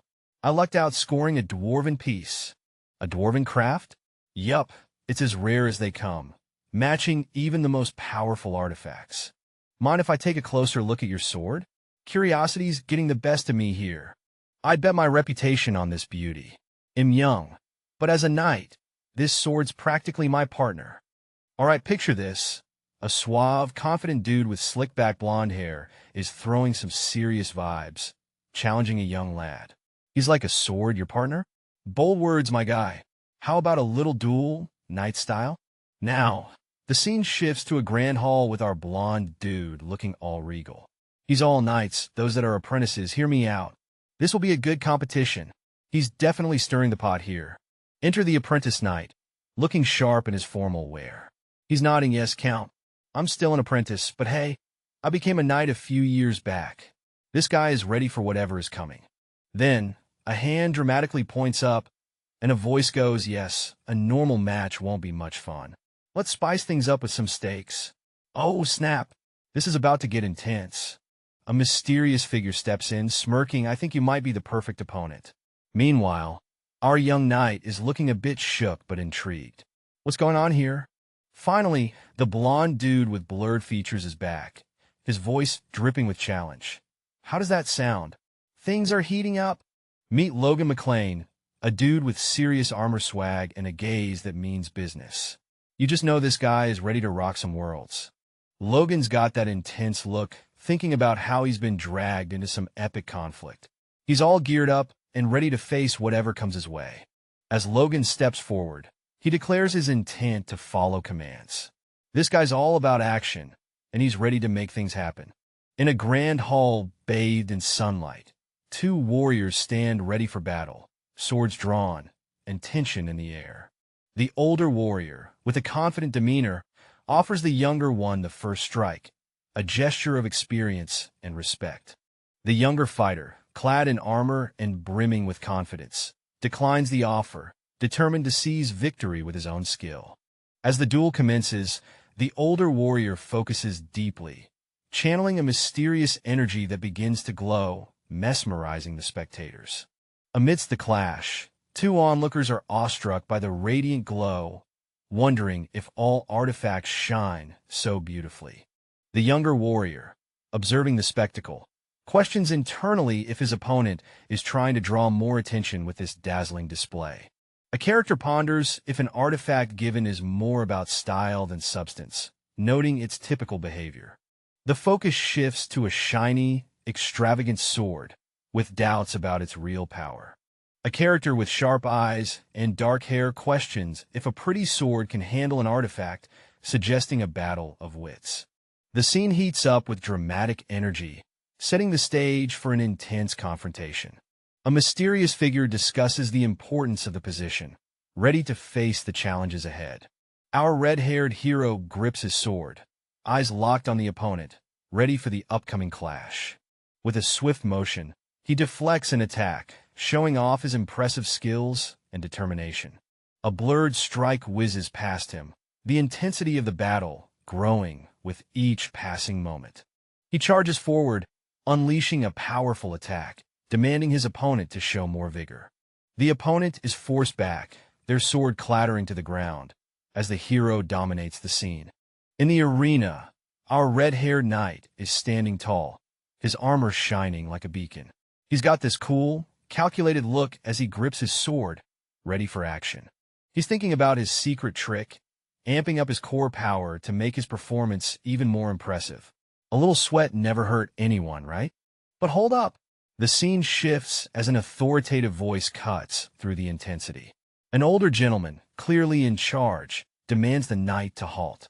The knight, caught off guard, quickly backtracks with an apology, showing respect to the authority figure. No room for errors here. All right, so we got our squad marching up the grand staircase, all serious about getting into some treasury business. But hold up. There's someone lurking, ready to rain on their parade. Now we zoom in on a sharp-eyed dude who's all, no way am I letting this slide. He's got that determined look like he's about to drop a plot twist. Suddenly, chaos. Another character jumps in, shouting about some big bad guy crashing the party. It's like someone just threw a wrench in the whole plan. Enter a mysterious figure in a protective suit, cool as a cucumber. He's contemplating the situation, realizing he's got to make his move now. And there's the big reveal. This guy's not just a wallflower. He's got allies, and they're already making moves. His gratitude is loud and clear, thanking the Duke for the assist. What a twist! In a lavish hall, someone comments on the surprise of being contacted directly, while others speculate about someone breaking out of their usual chains. Amidst the gathering, a character in formal attire is startled by something unexpected, adding to the intrigue. A red-haired character muses on the perfect timing of a call, hinting at underlying plans. Another character reflects on their role in orchestrating events, acknowledging the passage of time. The scene shifts as someone addresses a figure as teacher, adding a layer of mystery and respect. Onlookers are left in shock, questioning the unexpected turn of events. Things are heating up as a group of fierce-looking characters gather under some intense lighting. Someone's shouting about an intruder, and it feels like a showdown is about to explode. This dude with slick blonde hair is plotting something. He's all about moving to the capital, talking like he's got a grand plan. Sounds a bit shady, doesn't it? Red-haired warrior alert. This guy's looking sharp and seems to have a plan of his own. He's checking in with his crew, ready to make a move. The capital might not be ready for what's coming. Blonde guy again? He's grinning and seems to be getting under someone's skin. Is he up to no good, or just playing his cards right? Our red-haired hero is deep in thought. He's feeling pretty good about his choices, thinking he's made the right call. Let's hope it pays off. Amidst the glow of a vibrant sunset, we find a knight deep in thought, pondering the strength needed to safeguard what he holds dear. His armor gleams, and his resolve is as strong as the metal he wears. Even the Count can't mess with a man's determination. Then we have a suave exchange where someone, let's call him the teacher, tells Logan they'll catch up in the capital soon. Logan, full of gratitude, nods with a smile, ready for whatever awaits. Logan, our red-haired knight, beams with gratitude towards his teacher, sincerely thanking him. You can feel the respect and excitement bubbling beneath his armor. Now, the mysterious teacher guy seems to be in the spotlight again, his expression intense, as if he's contemplating some grand scheme. Drama alert, folks. The logo Regressor of the fallen family flashes across, promising epic tales of redemption and family honor. Sounds juicy. Our buddy Logan, looking sharp in his armor, bumps into a fellow knight. They chat about their mission, and Logan seems to be reflecting on the unique nature of their task. It's like an adventure waiting to unfold. There's a room packed with treasures, and our red-haired hero is on the prowl. He's already sorted out the important ones, eyeing up the goods with a smirk. But hold up, Every treasure here is worth a fat stack of 10 million gold each. So he's got to be choosy. He's thinking about the weapons which enhance a user's core and let them wield some serious power. But nah, he's skipping those flashy weapons, thinking Lux is enough for now. Then he spots some armor, but this one's infused with fire and electric magic. Wear it and you might just get fried. All the treasures seem kinda meh, but there's one that's slightly better, and our hero's onto it. He senses all the force is converging somewhere mysterious. What could it be? The scene opens with a figure clad in armor, looking quite puzzled at something before them. A sense of mystery hangs in the air as they utter. Those are with an air of curiosity. Our armored friend is now intently inspecting a pair of boots. Boots? They wonder aloud, as if the footwear is more than meets the eye. They're still at it, examining the boots, but something's off. I don't feel any magic from them. Are they even artifacts? They muse, scratching their head in confusion. And then bam, the boots go all fiery on us. Our character is lit up, quite literally, as they stand engulfed in flames. What a twist! Things get intense as the character's inner monologue screams. My voice is being soaked in like fire. The fiery ordeal seems to take a dramatic turn. Our fiery-haired hero is in the midst of a blazing battle, flames licking around him as he grits his teeth. He's feeling the burn and knows he'll suffer more damage if this keeps up. But our man's got some grit. With a defiant shout, he challenges his unseen opponent. Let's see who wins. He yells, eyes blazing as fiercely as the flames around him. The battle rages on, and he's caught in a whirlwind of fiery chaos. It's intense, it's epic, and the stakes are high. Suddenly, he senses something. A glimmer of surprise crosses his face. What could it be? The tension is palpable. Bracing himself, he stands firm amidst the fiery storm, his armor glinting. He's not giving in no way. As he stands amidst the chaos, he feels his power returning. My force returns, he thinks, filled with renewed vigor and determination. Then, with a mysterious look, he turns slightly, something catching his attention. What's behind that blurred face? The plot thickens. A moonlit night sets the scene as someone wonders aloud, Logan McClane left already? The question hangs in the air, filled with intrigue. Inside, a uniformed figure spills the tea. McClane bounced with the officer's way before the party wrapped up. Intentions? Oh, he definitely wanted to dodge someone. The mood shifts. A fist clenches, knuckles whitening with tension. Someone's not happy, and it's about to get real. Outside, under the glaring moon, two figures exchange defiant words. Their eyes locked, neither backing down. Drum onto the stars, folks. The night is dark and full of campfires. Our protagonist sits by the flickering flames, lost in thought, when suddenly, danger looms. An arrow whizzes past, and our hero's senses are on high alert. Who's trying to ruin this peaceful night? Leaping to his feet, sword drawn, our hero feels the killing intent lurking in the shadows. This campfire party just got interesting. A question burns in his mind. A pursuer sent by Sero? The plot thickens as he scans the dark forest. A mysterious footstep echoes, and a voice acknowledges, "You've got keen senses." This is no ordinary night. Our hero notes the distorted voice, pondering if this stranger is hiding his identity. Suspense thickens. Into the shadowy squad, a group of masked figures approaches, their intentions as dark as the night. The scene opens with a hooded figure stepping out of the shadows, clearly up to something mysterious. As they walk through the dark alley, their presence is intense, hinting at an impending confrontation. Out of nowhere, a group of masked figures appears, armed and ready to engage. The air is thick with tension as they prepare to face off against the lone figure. The scene shifts to a blurred character who seems to play a pivotal role. Their appearance adds an extra layer of intrigue to the unfolding drama. With a burst of speed, the hooded figure charges forward, catching the intruders by surprise. The intensity of the moment is palpable as the action kicks into high gear. The masked figures react with alarm, their expressions showing a mix of shock and determination as they brace for the incoming attack. Boom! Our hero lands a mighty punch that sends the opponent reeling.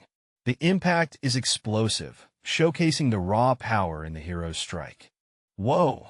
The battlefield is a blur of action. Our hero moves like lightning, taking on multiple foes at once. The speed is unreal. Can anyone keep up? With swords clashing, the hero deflects attacks from all sides. His focus is razor-sharp as he fends off the relentless onslaught. Amidst the chaos, a thought crosses his mind. It's a good thing he chose those boots. They're proving to be quite the game-changer in this intense showdown. The scene is set with a warrior, armor gleaming, standing tall.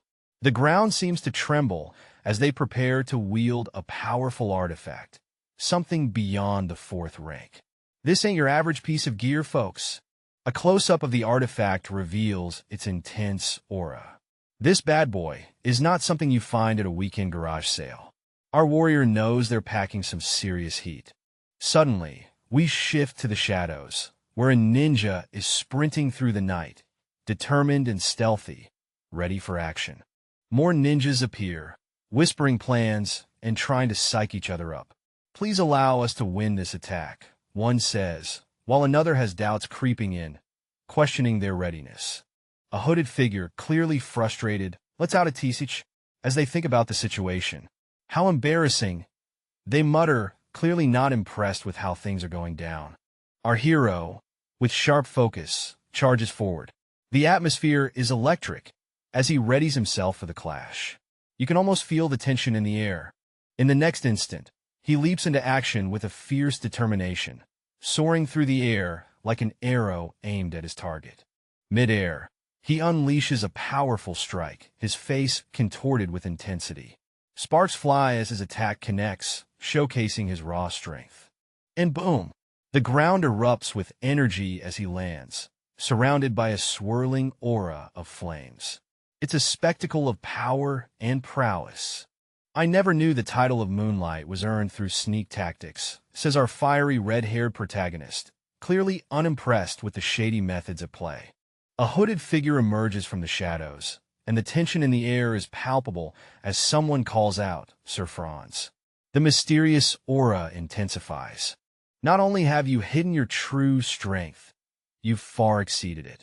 An amazing artifact you've had hidden, the red-haired guy declares, pulling back the veil on the secrets being kept. Then, a dramatic twist. Logan. The name echoes as the masked figure starts to reveal his true form, leaving everyone on edge. The title Regressor of the Fallen Family flashes across the scene, hinting at the deep-rooted drama and intrigue about to unfold. The red-haired protagonist muses, so he chose to reveal himself. There's no point in hiding his identity now that he's shown his sleek force blade. The stakes just got a whole lot higher. Amidst the moonlit forest, two figures stand facing each other. The tension is thick as one of them declares, "They'll be taking your arms and legs for this lesson." The other, slightly confused, questions what lesson. The first character ominously reminds him of a previous encounter, asking if he's forgotten the humiliation so soon. The atmosphere gets even more intense as the challenger announces their intention to make this a harsh lesson, expressing gratitude for the other's presence. The scene shifts focus to the second character, who seems to be reflecting on the situation, with thoughts racing about the intense vibe and the incoming attack. Suddenly, the air is sliced by a powerful force, the blade moving with such speed and precision that it's almost hypnotic. The second character, now in awe, observes the force blade, realizing with astonishment, his force blade can actually move like a whip.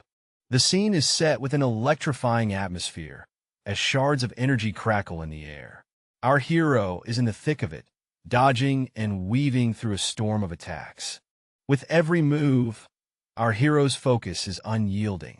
You can almost feel the weight of the battle as they think, "I can only withstand this for so long," pushing themselves beyond their limits. In a dazzling display of power, they launch a fiery counterattack, a blaze of light and energy that cuts through the chaos like a blazing comet. Whoa! Things are getting intense as these masked dudes are shocked by the raw power of Sir Franz's force. They're like, wait, what just happened? Our red-haired hero is a bit baffled too. He's all geared up for impact, but feels nada. He's like, what gives? His eyes widen in surprise, sensing something is seriously off. You can almost hear the dramatic music playing in the background. Boom! Suddenly, he's flipping and dodging like a ninja, narrowly escaping a fierce attack. He lands smoothly, dusting himself off and thinking, all right, so we have this old dude looking all wise and puzzled, asking how on earth something could happen. He's wondering if some artifact magic is at play, or maybe he's witnessing some super secret sword arts. The scene shifts, and we see our red-haired fighter looking a bit frustrated. He's thinking, man, this guy's still standing? My attacks didn't even connect. Now we're zooming in on our hero's feet. He's reflecting, if my attacks didn't work, this isn't just any ordinary fight. But hey, standing up to an advanced knight is no small feat. Check it out. Our hero grips his weapon tighter. He's thinking, all right, not bad, not bad. Holding your ground against an advanced knight, pretty decent. Back to the old man, and he's denying something with a fierce of course not. Looks like he's not buying whatever's happening. Finally, our red-haired hero is ready to turn the tables. He smirks, give me a moment, and he'll show you one of the sword's secret arts. What's he planning? The suspense is real. The scene is set ablaze as our red-haired hero stands firm, eyes blazing with determination. He's up against a shadowy figure, shrouded in fiery aura. The stakes? Higher than a kite. And the tension? You could cut it with a knife. The mysterious figure, with long flowing black hair and an intense stare, throws down the gauntlet. Your past mistake has come back, they declare, their voice echoing like thunder. Boom! The ground shakes as an explosion of energy erupts, sending shockwaves through the battlefield. Dust and smoke billow, leaving us on the edge of our seats, wondering who will emerge from the chaos. The scene opens with a lone figure, back turned, striding confidently through a stormy landscape. His long coat flutters dramatically in the wind, hinting at a power ready to be unleashed. As the figure stops, revealing a glimpse of a weathered face, he mutters about the inevitable clash ahead. Below, a fiery energy crackles to life, charging the atmosphere with tension. The energy surges, creating a column of light reaching into the sky. Our mysterious figure stands at its base, seemingly drawing power from this intense display. A new character emerges, partially obscured, but unmistakably enveloped in flames. His fiery hair and sharp attire suggest he's ready for a fiery showdown. The focus shifts to a close-up of the newcomer's mouth, a slight smirk forming as he prepares to speak. The flames around him shimmer with anticipation, hinting at the power of his words. In the midst of a swirling vortex of golden light, the energy crackles and pulses, setting the stage for something epic. It's like the universe decided to throw a disco party, but forgot the music. The scene shifts to an elderly man with a serious, no-nonsense look. His eyes pierce through the chaos, as if saying, I've seen it all, and this is just another Tuesday. Swirling energy fills the scene, as a powerful figure stands at its center, looking ready to unleash chaos. A man with striking white hair and a cloak stands poised, his expression intense and focused on the unfolding events. Boom! An explosion rocks the area, sending figures hurtling through the air as the chaos intensifies. A group of figures rushes around, urgency in their voices as they shout, Whoa! Sir Franz? Find him first. Clearly searching for someone important. A determined hand clutches a sword amid the rubble, ready to fight back against whatever threat looms. Amidst the turmoil, a man grimaces as blood trickles down, his cough signaling a serious injury as tension grips the scene. The scene opens with a man sprawled on the ground, blood dripping from his mouth.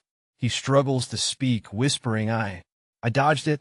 The weight of his words hangs in the air, painting a picture of regret and defeat. The view pulls back, revealing the man's prone form on a rocky path. His voice, barely above a whisper, conveys a sense of resignation, it should have been me that time. His words echo with the pain of missed chances and lost battles. Suddenly, the sound of hooves pounding the earth fills the air. The urgency is palpable as a horse charges forward, carrying a rider who seems driven by purpose. A young rider, eyes sharp and focused, grips the reins tightly. The rider thinks, "I'll let my guard down," a self-reproach that adds a layer of tension to the chase. A flashback hits like a thunderbolt, revealing a past encounter with a menacing figure. The rider recalls, "The one who saved me from that nightmare," hinting at a history of battles fought and debts owed. The blurred memories come to a halt, leaving us with the rider's determined gaze, a promise of unfinished business and the resolve to face the challenges ahead. Our story zooms in on a determined warrior, his mind set on a clear goal. He's confident, thinking about his skills and treasures, sure that they can help him regain his honor and power. He's got that nothing can stop me vibe. With a decisive thud, his foot hits the ground. It's the sound of a man on a mission, ready to face whatever comes his way. But wait, just as things seem epic, he's jolted awake. A sudden fall, and he's face to face with the cold, hard reality. This isn't the victory march he imagined. Welcome to the world of Regressor, of the fallen family. Buckle up for a journey where past, present, and future collide. In the next scene, chaos erupts as two startled figures shout, "Young Master!" Clearly, something unexpected is happening, and it's causing quite the stir. Our protagonist looks bewildered, standing in disbelief. He's back to the beginning, realizing that his previous life struggles are now his current ones. Talk about a plot twist. In a dimly lit corridor, a woman strides confidently. Her mind races with haunting warnings about an incident set to change everything. What could it mean for her and those she cares about? Cut to a young man with fiery red hair, speaking earnestly to his father. He assures him, "We will be able to pay them back soon, Father." His determination is palpable. But just as things seem hopeful, a blinding flash and an explosive wham interrupt the moment. What's going on here? The fiery chaos continues, engulfing the scene. The young man is now part of a wild inferno, struggling to maintain his composure. Amidst the flames, the young man looks bewildered, sweat dripping as he tries to catch his breath. His face shows both shock and resolve. Enter the mysterious figure, clad in armor, casting a shadow over the chaos.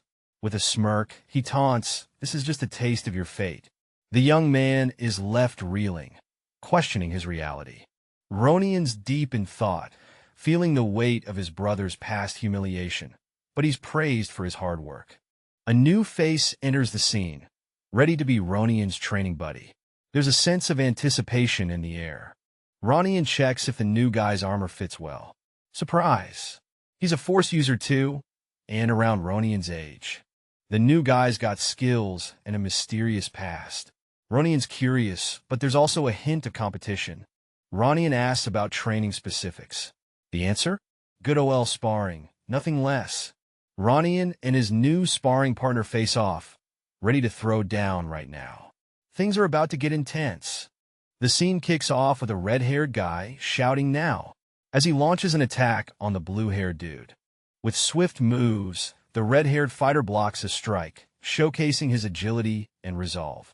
A blurred face looms in the background, adding mystery to the escalating battle. The blue-haired warrior questions if his opponent has truly awakened, his eyes burning with intensity. A close-up of the red-haired fighter shows him gritting his teeth, clearly frustrated but unwavering.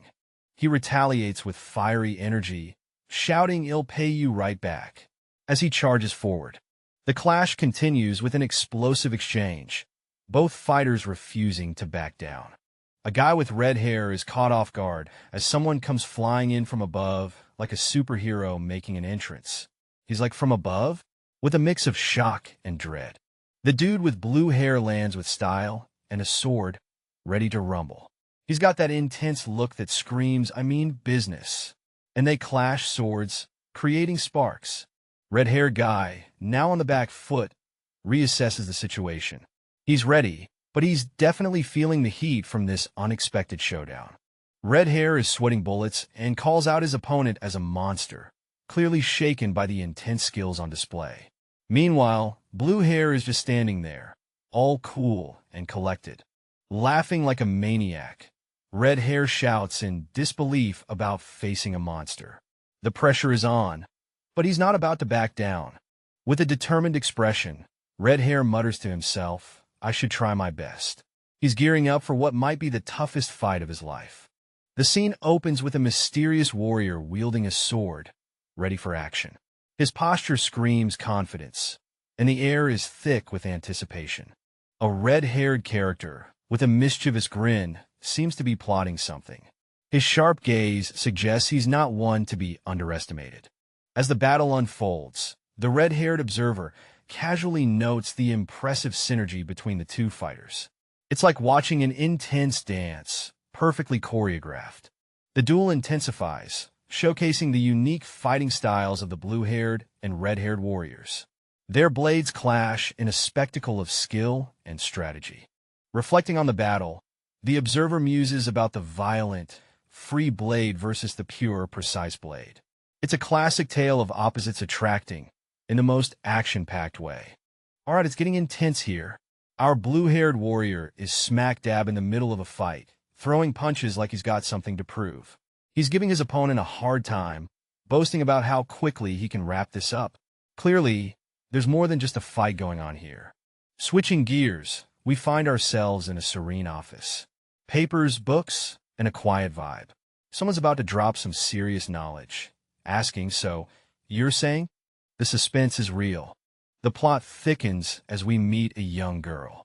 The red-haired guy is all like, "Who's this kid?" Turns out, she's someone important, and he's getting the lowdown. Continuing their chat, the red-haired dude reassures the girl. Once you start learning, everything will click. He's ready to guide her, promising to help out. Seems like we've got a mentor moment brewing. One guy seems shook, questioning what he just saw. He's got the "did I just see a ghost?" expression while everyone else is chilling in the background. Red-haired dude reflects on his first meeting with a blue-haired girl, suspecting she might have some special sight. A bearded man, looking intense, asks the blue-haired girl for some direction as if she's a human compass. There's a high-five moment, but it's all blurred like it's a secret handshake we're not supposed to know. The blue-haired girl is like, "Old man?" as she spots someone who's apparently more ancient than the internet. The bearded guy, still on his quest for answers, points out a water bottle and another old man, looking for some clarity. Finally, the bearded dude's mind is blown. He's like, "This kid's the real deal," as if he just found the last cookie in the jar. Not even the grand halls of learning could see him with their eyes. Victor, the red-haired character, seems deep in thought about the unseen forces at play, wondering if seeing more really is that important. A blue-haired character questions Victor, asking if he's really sure about what's been said. They believe controlling the giant doll is key, making the stakes higher. The blue-haired character, with a determined look, declares that having a strong doll will enable them to accomplish much more. They're clearly set on boosting their capabilities. Victor acknowledges the blue-haired character's ambition, agreeing that it's a worthy goal. There's a shared understanding, but the tension is palpable. The scene shifts as a new character enters, bringing urgency. They're running out of time, and the group must prepare for what's coming. There's a sense of impending action. The new character, with a commanding presence, warns of an attack. The blue-haired character listens intently as the urgency ramps up. Time is of the essence, and decisions must be made quickly. Our red-haired dude is deep in thought, acknowledging how their forces are getting stronger. He's pondering if it's time to make a move, driven by a personal promise. With a smirk, he decides to head out solo, convinced that taking a sidekick would just slow him down. A few days later, a new face pops up, showing mad respect to our guy, addressing him as young master. Looks like the stakes are getting higher. A squad of loyal followers vows to serve him with everything they've got. Talk about squad goals. Our guy finds himself in the thick of it, surrounded by a bunch of armored peeps. Things are about to get real. Amidst a flurry of intense emotions, someone is deep in thought, possibly struggling with the burden of accepting a new role within a guild. You can practically feel the tension radiating off the page. Meanwhile, we switch to a lively camp scene where a red-haired knight, rocking some serious armor, is asked to fetch some firewood. His expression says it all. Really? Firewood duty? Our knight finds himself in a quiet moment, staring blankly as if contemplating life's greatest mysteries, or just how to get out of his chore. The classic I wanted to go by myself moment. Our red-haired knight clearly values his solo time. But alas, the universe, or a mysterious figure, has other plans. Now, we're at the stables, where a horse handler is chatting with our knight. He's questioning why the knight's here. Is it destiny calling, or just a nosy stable hand? Only time will tell. Our scene unfolds in a lush garden with our red-haired hero throwing playful shade at his friend, asking if he's visiting just for Gran. Flustered and caught off guard, the bespectacled dude confesses. He doesn't want to visit Gran, and hey, he's All right, folks, fast forward 10 years, and guess what? The queen, defying all odds, gives birth to the third prince at the ripe age of 40. Talk about a miracle baby. But hold your horses, because this little guy is no ordinary prince.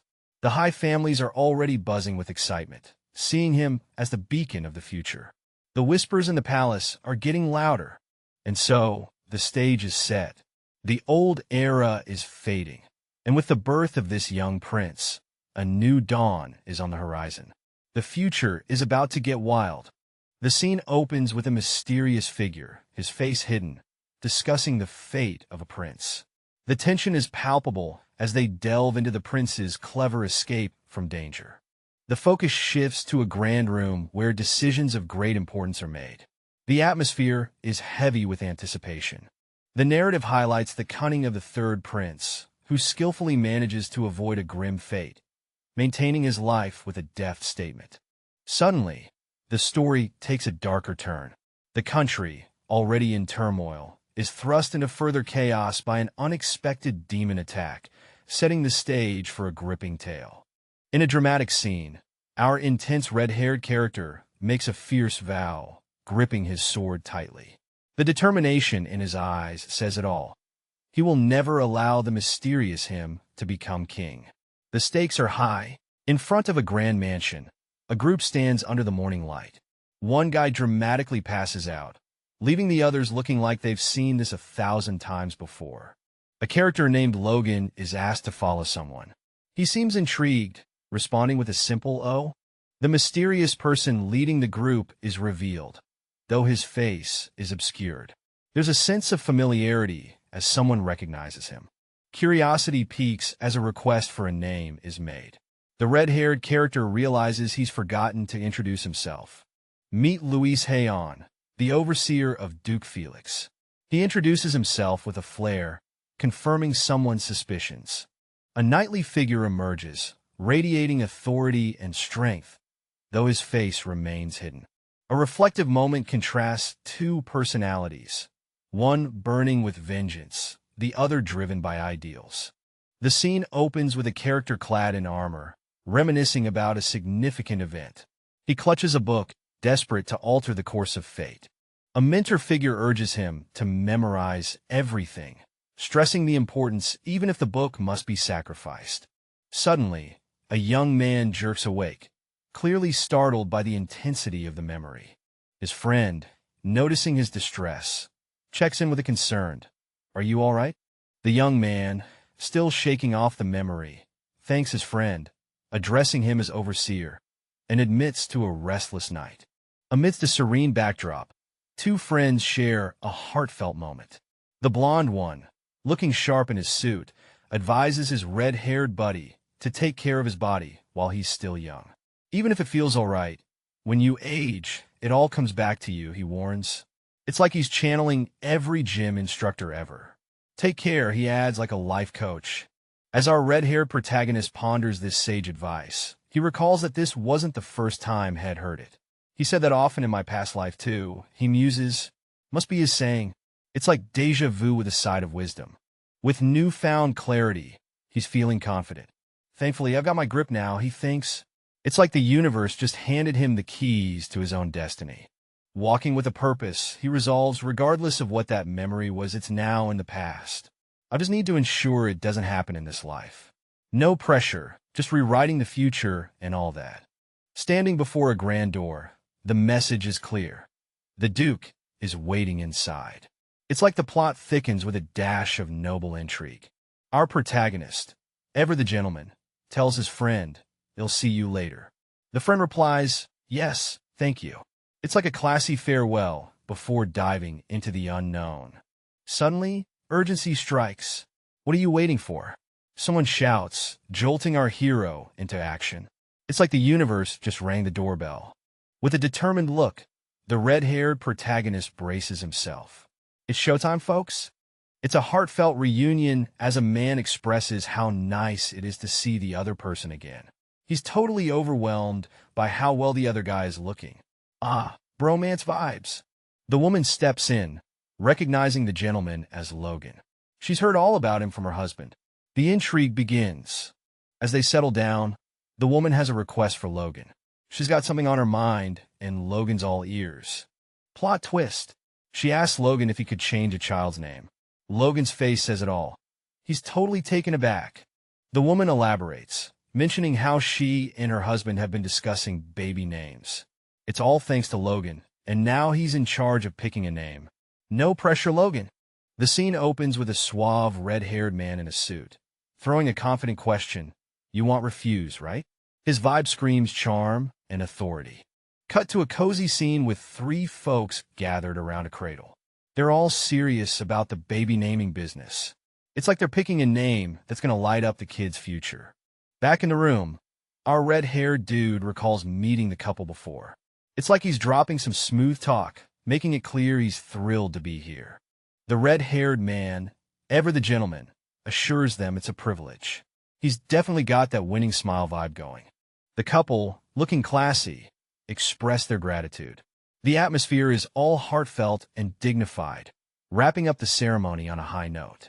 In a dimly lit room, our red-haired hero is told to take a chill pill and rest up. But nope, they're not having it. There's work to be done, and they're all about that hustle. Meanwhile, a blonde dude with a serious face chimes in, contemplating how this hustle is actually pretty beneficial. Gotta love, in a grand arena, two fierce warriors face off with swords drawn, ready to clash in an epic duel. The red-haired fighter charges forward with fierce determination, his eyes locked on his opponent. The clash is intense as both swordsmen exchange rapid blows, their skills shining through. Despite his efforts, the red-haired warrior realizes his strikes are being blocked effortlessly. The composed swordsman, with a calm demeanor, acknowledges the duel as a The scene kicks off with a commanding figure, rocking a sharp look with a slick-back hairstyle and a well-groomed beard. He's not playing around as he sternly says, "Stop." Clearly, he's a man of authority. The focus shifts to another character, sporting a crisp white shirt, standing under the ominous glow of an intense background. His face is obscured, adding a layer of mystery. The suspense builds, leaving everyone hanging on the edge with a dramatic, filling the air. What's about to go down? Amidst a shattered, icy setting, we have an intense standoff. Our first character, a sharp-eyed dude with fiery red hair, is questioning the intentions of a mysterious, sword-wielding figure. "What are you doing?" he asks, trying to get a read on the situation. But the answer is a cold, defiant no. The fiery-haired guy, clearly not backing down, is all fired up, literally. Flames dance around him as he throws down the gauntlet with a confident, "So? Then try your hardest." "Oh, it's on?" The stakes are high, and the tension is palpable. Our mysterious figure is steeling themselves, thinking, "This is the only thing that can bring me honor." They can't afford to let anyone down now. It's a battle of wills and swords. And boom, the clash begins. Swords are swinging, sparks are flying, and it's an all-out brawl. Our fiery hero is going all in, and the hits are anything but soft. With a fierce look and flames roaring around him, our red-haired protagonist unleashes a devastating attack. Killer Iron Slash. echoes through the air as he puts everything into this one powerful move. It's a showdown for the ages. In the heat of battle, flames roar as an intense attack lights up the scene. Our hero is bringing the fire, quite literally. The next moment, we see a tense face-off. A red-haired fighter stands ready, but his opponent taunts him, asking if he's planning to fall after just 2 attacks. Ouch, that's gotta sting. And boom, the red-haired fighter gets smacked, stumbling back with a yell. Things are not looking good for our hero. The opponent stands tall, commanding the red-haired fighter to get up. He questions his strength, urging him not to let all those years go to waste. Talk about tough love. Clutching his sword with determination, the red-haired fighter reflects on his resolve. He knows he's outmatched, but he's not about to back down now. Go get him, Tiger. Our hero stands in a futuristic arena, baffled by his opponent. I didn't think I'd be facing a kitty, he muses. But this isn't a place for cats. It's a battlefield. A voice interrupts his thoughts. Over here. He turns to see a fierce blonde wielding a massive weapon, ready to engage. The action explodes as he is struck hard, feeling the force of the attack. His eyes widen in shock and pain. Despite the blow, he grits his teeth, determination burning in his eyes. This isn't over yet. The scene unfolds in a majestic hall where swords clash with intensity, setting the stage for an epic showdown. Our red-haired hero charges, but his opponent, a cool and confident blonde guy, swiftly counters, leaving him reeling. Reeling from the blow, our hero clutches his arm, pain etched on his face, as he struggles to regain composure. The blonde guy doesn't hold back, questioning our hero's swordsmanship and effort with a sharp, taunting tone. Confused and frustrated, our hero wonders what his opponent truly wants, as he clenches his fist in determination. The blonde dude acknowledges our hero's increased power, but isn't impressed with his sword skills, calling them worse than before. Whoa, things are getting heated. Our red-haired hero is staring down this mysterious figure with long blonde hair. It's like the air's crackling with tension. Our guy's deep in thought, realizing that even if he gets lucky and manages to reach the next level, there's always another wall to climb. The struggle is real. He's grinning now, talking about how he got his power from past experiences mixed with a bit of luck. But is he starting to get cocky? Uh-oh, he admits he might have misjudged himself because so far things have been going his way. Overconfidence can be a real kicker. Meanwhile, the blonde guy, calm and cool as a cucumber, is like, one more time? What's he planning? The suspense is killing me. Our main guy is fired up, ready to go back to basics with some intense sword training. He's all about nailing those fundamentals from the ground up. Lost in thought, he's reminded that mastering the sword is a full-body experience. Meanwhile, some folks are watching him from afar, possibly plotting or just gossiping. 2 mysterious figures are having a good chuckle. They seem to know a thing or two about swordsmanship, and one of them might even have a soft spot for our hero. There's a moment of realization from one of the onlookers. Something's got him pausing mid-thought. Turns out, our mysterious onlooker is really digging the protagonist's dedication. There's respect in the air. Hold up. One of the figures suddenly needs to get something off their chest. What could it be? All right, picture this. A dude in a snazzy vest getting the classic "Who are you?" treatment. It's tense. It's mysterious. Who's this guy, and why is he sweating bullets? Cut to 2 other characters, deep in conversation. They're sipping on some mystery tea and dropping names like Logan's father. They're talking about how this whole meeting could have gone down online. I mean, it's 2023, right? One of them starts reading this fancy letter. It's got that "I owe you big-time" vibe, thanking someone for helping their knights get beefed up. So, this letter's all about asking for more sword secrets for Logan. It's like, hey, we know you've got the goods, share the love. The character with the slick hair is like, wait a minute, all I gave was a low-rank manual. He's scratching his head, thinking, great secrets of the sword? Really? Then we see a flashback of Logan's dad, all serious-like, pouring his heart out, while our slick-haired friend is just sitting there, wondering what he walked into. Finally, the mystery thickens. Someone asks if Logan's still in the dark about all this.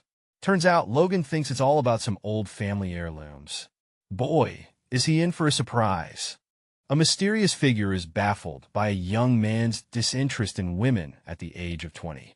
What's up with that, right? Our red-haired protagonist is seen pondering over an unexpected proposal. Yep, a date is mentioned. A larger-than-life mentor is razzing the young heir about not having a fiancé by 21. Can you believe it? The pressure is real. The young man argues, "Hey, wasn't training the main focus here?" But the mentor's got matchmaking plans in mind. The mentor drops some wisdom. A calm heart is key to training, thanks to his own love life revelations. Intriguing, right? Inside the young man's head, there's a storm brewing. A war's on the horizon. Who's got time for engagement drama? If only he could voice it out loud. He's caught off guard by how sudden this is. Why now? Turns out a request popped up. What could it be? And here we have someone who's deeply worried about the future of their beloved pupil. They're getting a request, and you can feel the weight of responsibility in the air. The conversation shifts to family matters. Someone's father is seriously worried about their grown-up kid who's still flying solo. Talk about family pressure. Now, this person seems to be having a moment of introspection. They're not thrilled, but are determined to meet someone important. You can sense the resolve. Boom. Enter the scene. An elegant lady with an aura of confidence and mystery. She's here to make an impression, and boy, does she succeed. The reaction says it all. Someone's absolutely mesmerized by her beauty. Sparks are flying, and it's just the beginning. Someone's musing about a person who's almost too good for Logan, and there's a mysterious interest brewing.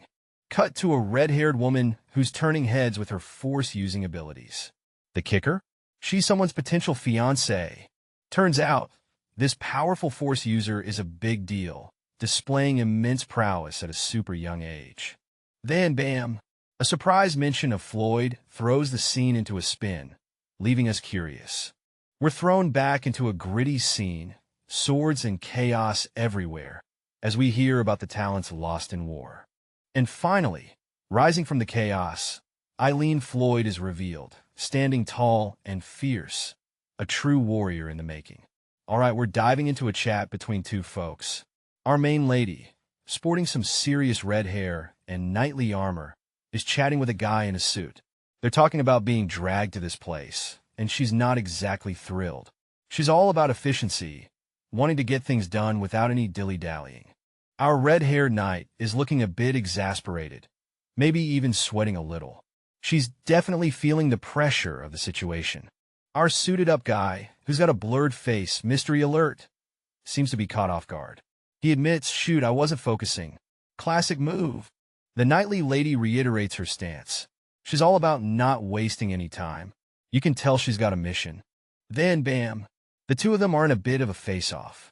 He's like, "No time," and she's ready to get down to business.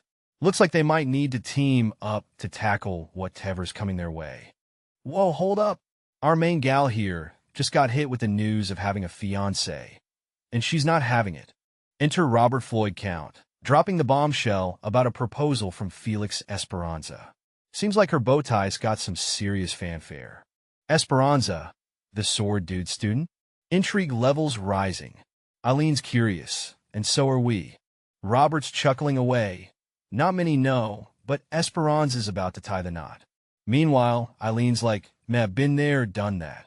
Flashback time. Eileen's first fiancé? Yeah, he split after getting a taste of her fists. Ouch, talk about breaking it off. And there she is, Eileen proving her knightly dominance. New fiancé or not, she's got her own way of handling things. A sharp-looking man, with slick-back hair and a calculating gaze, ponders deeply about an opportunity. He's got this vibe of someone who's been plotting for ages, thinking with a power like that, you could shake the heavens. He's definitely up to something big, as he muses about how to make the most of this chance. The scene shifts, and we're hit with some dramatic vibes. He must be a man who could invoke my daughter? Intrigue levels are off the charts. Then, a thought-provoking question pops up. How about we spend our time doing something meaningful? Yeah, something's brewing here. Next, we see a couple of characters sharing a moment. One of them is visibly tense, but the air is heavy with unspoken words. The guy's face is blurred, keeping his identity a secret, adding to the suspense. A gentle hand clasp and a heartfelt question. Where do you see me as meaningful? The sentiment is real. The other character responds with, I want to see your sword dance. Looks like we're heading for an epic showdown. Boom! A fiery redhead steps up, her eyes full of challenge. She's all like, could you cross blades with me? And you just know things are about to get intense. Title drop. Regressor of the Fallen Family sets the stage for this epic tale. Buckle up, because this is going to be one wild ride. Amidst a tense atmosphere, the maid rushes in, calling out to the young master with urgency. Something's clearly wrong, and she's not having any of it. The red-haired woman is not impressed. She's calling out someone for acting up again, against the Count's explicit orders. She's got a look that says, I've had enough. Reflecting on a past incident, she talks about being looked down upon and having to put people in their place. She's a force to be reckoned with and doesn't shy away from confrontation. Determined, she insists that this time is different. There's a new vibe, and she's ready to face whatever comes her way. Observing a sparring session, she watches closely, her mind racing with thoughts as the scene unfolds before her. The young master is being cautioned by a servant, who fears the repercussions from the Lord. But the master seems confident, promising that things are under control. Reassuringly, he tells the servant not to worry, having made sure the training area is sealed off. He's confident and ready to face any challenges. All right, folks, we're diving into some serious business here. Our red-haired leader is rallying the troops, suggesting they check something out. His confidence is contagious, and the team is all ears. Bam! The scene shifts and tensions are high. A fierce character with a flowing mane is facing accusations. Someone's yelling, Are you crazy? Do you know you killed my young master? Oh boy, things are heating up. We're on the 11th floor now, and it's getting intense. Our main character is on edge, and the stakes are high. It's a showdown, and the air is electric. The focus zooms in on our red-haired protagonist, who's alone and defiant. Alone? He questions with a determined look. It's clear he's got a plan, and he's not backing down. In a charged moment, our red-haired character locks eyes with another, saying he doesn't plan on going easy. It's clear things are about to get intense. Outside, the tension is palpable as the two stand apart, sizing each other up. The atmosphere is thick with anticipation. And bam! Action explodes as they leap into the air, one going full throttle with a powerful strike. The impact is intense. An intense clash follows, with expressions of sheer determination and surprise as the battle heats up. All right, so our scene opens with a young woman on her knees, having just taken a hit. But don't worry, it was with the flat side of the sword. Standing over her is a calm and cool instructor, probably thinking just another day at the dojo. The instructor is dishing out some advice now, pointing out that her sides are wide open. It's like he's saying, yo, you might want to cover those up, miss. Here comes the fire. Our trainee is determined, her eyes blazing. She's thinking and gonna land a hit, at least once. But, well, easier said than done. Whoosh! The action heats up as our trainee tries to strike, but the instructor's faster. He tells her she needs to move quicker. It's like a speed training montage, but real time. Oops, her sides open again. The instructor notices, and it's another miss for our spirited trainee. She's got to tighten up that defense. Now we see the aftermath. Our trainee is huffing and puffing, clearly exhausted from the intense session. The instructor stands firm, like a mountain of calm amidst a storm of fatigue. Meanwhile, a couple of spectators are watching with wide eyes. One of them, a maid, is clearly worried, hands over her mouth, whispering, "Miss." In concern, our story dives right into the action with a red-haired mentor noticing the exhaustion on his trainee's face, commenting, "You seem tired." Clearly, the battle's been intense. The mentor isn't holding back, suggesting, "You should wipe off some of your sweat," as he gets ready to demonstrate just how much more effort is needed. The trainee, determined to land a hit, goes for a sneak attack. But alas, it doesn't work. The mentor is just too quick and skilled. With a confident smirk, the mentor acknowledges the attempt. "Nice try."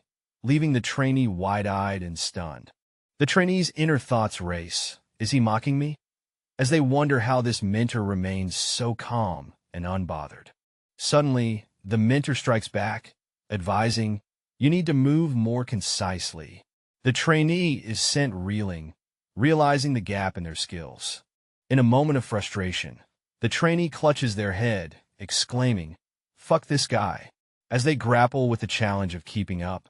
All right, so we've got this red-haired character looking down at someone, impressed by how quickly they've picked up a tricky move. Though, they're still not quite there yet. The observer can't help but think back to their own teacher's expectations. The character is deep in thought, wondering if this is how their own teacher felt back in the day. It's a moment of reflection as they watch the improvement unfold. Suddenly, the scene explodes with energy as our fiery character lets out a loud, fierce shout. They're clearly giving it everything they've got. Now, we see them dashing across the floor with speed and precision. It's a blur of motion as they push their limits in this intense training session. With a sharp turn and agile steps, they're performing some fancy footwork, leaving trails of energy behind. This isn't just any ordinary practice. It's like watching a dance of power. Our observer, the red-haired character, is definitely intrigued. The footwork is a step up from what they saw before, and it's catching their eye. They're seeing real progress here. A fierce battle is underway. Our red-haired hero charges in with a mighty shout, unleashing a devastating attack. The energy is palpable as the opponent struggles to keep up.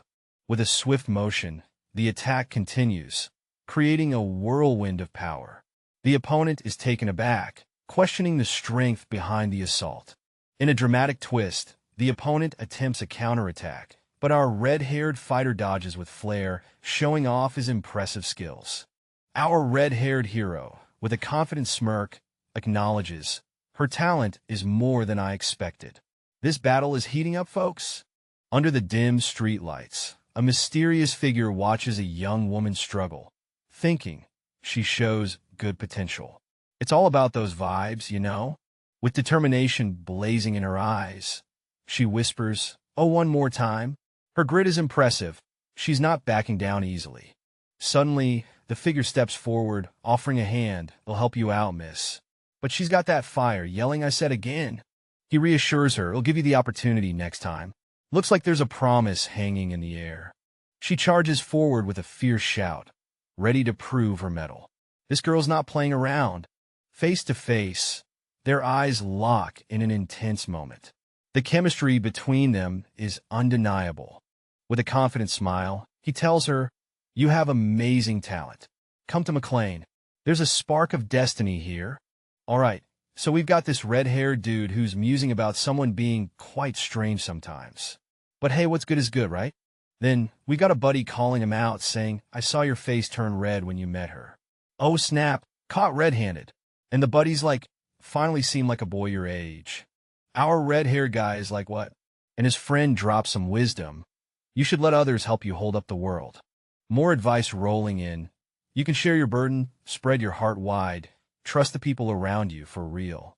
And now, we're outside in a peaceful setting, and our wise friend suggests, Elian could give you some of that room you need. Our story zooms into a classroom, where our red-haired protagonist is in deep thought. He seems to be pondering something crucial, muttering to himself about a challenge he needs to overcome. Suddenly, his attention is grabbed by a teacher giving some parental advice, claiming to speak from experience. The teacher's words are enough to make our protagonist's eyes pop wide open. The scene shifts to an empty, sunlit classroom. Our protagonist yells out, clearly surprised by whatever just happened. Teacher," he exclaims, his voice echoing in the room. The scene opens with a serene autumn sky, setting a deceptive calm before the storm of a training session. The tranquility is shattered by a fierce blow to a trainee, sending him reeling with an UGH of pain. Meanwhile, a commanding figure chastises the group, urging them to get a grip and prepare for the next round. One of the trainees reflects on his 3-week stay in the capital, filled with relentless training and sparring. As the trainees gear up, their determination is palpable. even as a more experienced fighter grins, perhaps all too aware of their struggle. All right, folks, we dive into action as we see someone tumbling down, looking all tangled up. It's a rough start, but hey, things are about to get interesting. Cut to a group of knights, and one of them is not thrilled. He's grumbling about the experience needed to be mid-ranked. Looks like someone's having a bad day at work. Meanwhile, we got a couple of guys chatting. One suggests someone should have brought a sword, while another comments on potential talent. Maybe there's hope yet? Enter a bearded guy, observing a sparring session. He's impressed, yet finds it a bit odd to see such enthusiasm on day one. Things are getting spicy. As the sparring continues, our bearded friend notes the strength of the fighters but questions if they're using the iron bloodsword style. Mystery deepens. More chatter about the young master wielding the iron bloodsword. Some folks are skeptical about these knights using a weaker blade style. Suspicious, right? Finally, a duo wonders if the young master really got the sword from the sword duke, and doubts linger. What's the real story here? Our protagonist stands electrified, a determined look in his eyes, while a couple of wide-eyed onlookers are in awe. Clearly, something epic is about to unfold. Moving forward, our hero's sharp gaze is on high alert, sensing some shady vibes from the background duo. He's contemplating their intentions, pondering whether to get them involved in some training action. The title, Regressor of the Fallen Family, sets the stage for an intriguing saga. Suddenly, a new opportunity presents itself. Signboards announce explosive sales, and someone seems pretty jazzed about it. Addressing a crowd, alright, picture this. Our guy with a mischievous grin is trying to sell some miracle medicine on the street. He's got a sign and everything aiming for that perfect sales pitch. He's all, hey, you look worried? This magic potion will fix all your problems. But then we see some other dudes looking not so impressed. Our main guy is feeling the heat now. Too many competitors, man. It's like a market war out here, and he's struggling to keep up. Enter the red-haired dude, chilling on our guy's back like it's nothing. He's like, yo, your form is slipping. Keep it up. Talk about adding insult to injury. Red-haired dude is all serious now, saying he'll help make more cash, so stop with the sketchy sales tactics. A little tough love. Maybe? And just like that, our red-haired friend is on the move, telling our guy to get up. New business venture ahead. You gotta admire the hustle. Our scene opens with a staggering revelation. 30 million. That's a jaw-dropper, and it's all thanks to some intense battles with the Silvox. Flashback time. We're diving into some gritty wisdom from the past. It's all about knowing your enemy, folks. A tough lesson learned on the battlefield. Back to the present, and it's all business talk. The redhead's laying it down. Half the supplies ain't gonna cut it. The other guy's like, wait, what? Economics, 101. If demand goes up, so do prices, especially when it comes to horses. Our guy's breaking it down like a finance professor. Money woes, am I right? Even our savvy redhead's feeling the pinch. Did he say it too late? Maybe, but he's definitely in the know. Things are heating up as one dude accuses the other of planning a war. Seriously, a war? The red-haired guy is on the defensive, looking all flustered. The red-haired guy tries to calm the storm, saying he'll break it down. It's like he's about to give a TED Talk on not freaking out. Now, it's the dark-haired guy's turn. He's got 3 fingers up and drops the bombshell that prices are going to triple. Someone's wallet is about to feel very light. Close-up of the dark-haired dude's intense eyes. He's thinking to himself, I need to stop this crazy act. Whatever's going on, he's not having it. The red-haired guy looks resigned, like, well, it can't be helped. He's wondering if his explanation worked, or if he's just digging a deeper hole. The dark-haired guy isn't done yet. He's shouting that prices will triple again, but there's a big but coming. He's not letting this go easily. Our story dives into a lively chat between a red-haired student who's making light of his grades and his black-haired buddy. They're strolling down the street, with our redhead casually brushing off any concerns. The black-haired friend, however, is far from chill. His face says it all. Shock, disbelief, and a touch of horror. Clearly, he's not vibing with the redhead's carefree attitude. Elsewhere, we spot some armored figures scratching their heads over numbers. One's asking if 3% is a lot, clearly not a math whiz. They seem a bit lost in the world of percentages. Back to our main duo. The red-haired guy is throwing an arm around his buddy, musing about the power of money. To him, cash seems to be the universal problem solver. Flashback time. Our red-haired hero recalls a lesson with his teacher, who hinted at a unique way to train. This advice unlocked a hidden talent he never knew he had. Talk about a game changer. Now, with a serious expression, the redhead is deep in thought. He's pondering his next moves, especially concerning the mysterious King Samuel. Things are getting intense. In the shadowy halls of the kingdom, whispers fill the air. The king's sudden death has everyone on edge. Was it really unexpected, or is there more to the story? As the sun shines brightly, our young protagonist walks through the streets, deep in thought. The city seems to buzz with tension and secrets. A man with a commanding presence and a luxurious mustache steps forward. His Majesty has called for you.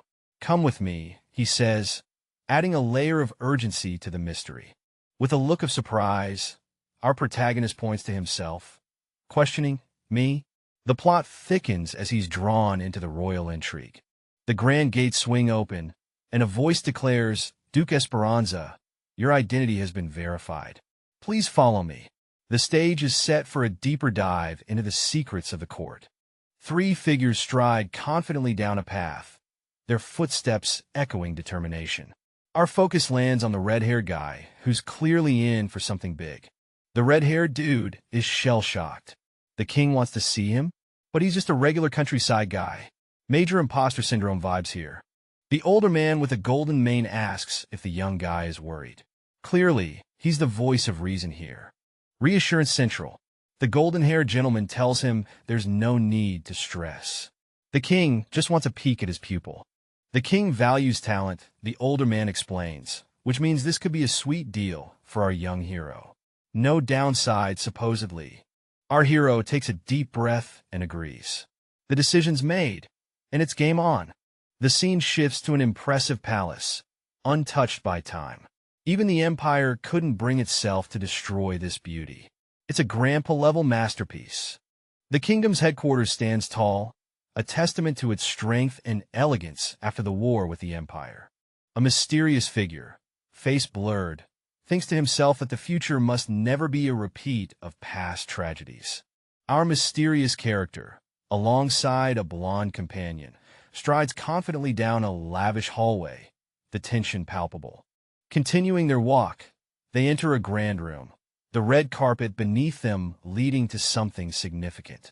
Inside, people kneel, acknowledging the authority and power of the person entering the room. This is no ordinary encounter. Oh, my friend, a wise-looking elder with a grand white beard greets his companion, chuckling about the unnecessary formalities. Switching to a more serious vibe, another character stresses the importance of maintaining decorum, even as he acknowledges the keen sight of his companion. He then invites his friend to lift his head, revealing a young man who seems ready to face whatever's coming. As we zoom out, we see this young man kneeling before a regal figure seated majestically on a throne, the atmosphere heavy with anticipation. The king, all decked out in his royal bling, sits on his throne with a sly grin. He's looking healthier than anyone expected, and it seems like he's got some tricks up his sleeve. A young man, looking dapper in his fancy coat, watches the king closely. He's thinking about how robust the king appears, wondering if any succession plans will need a sudden change.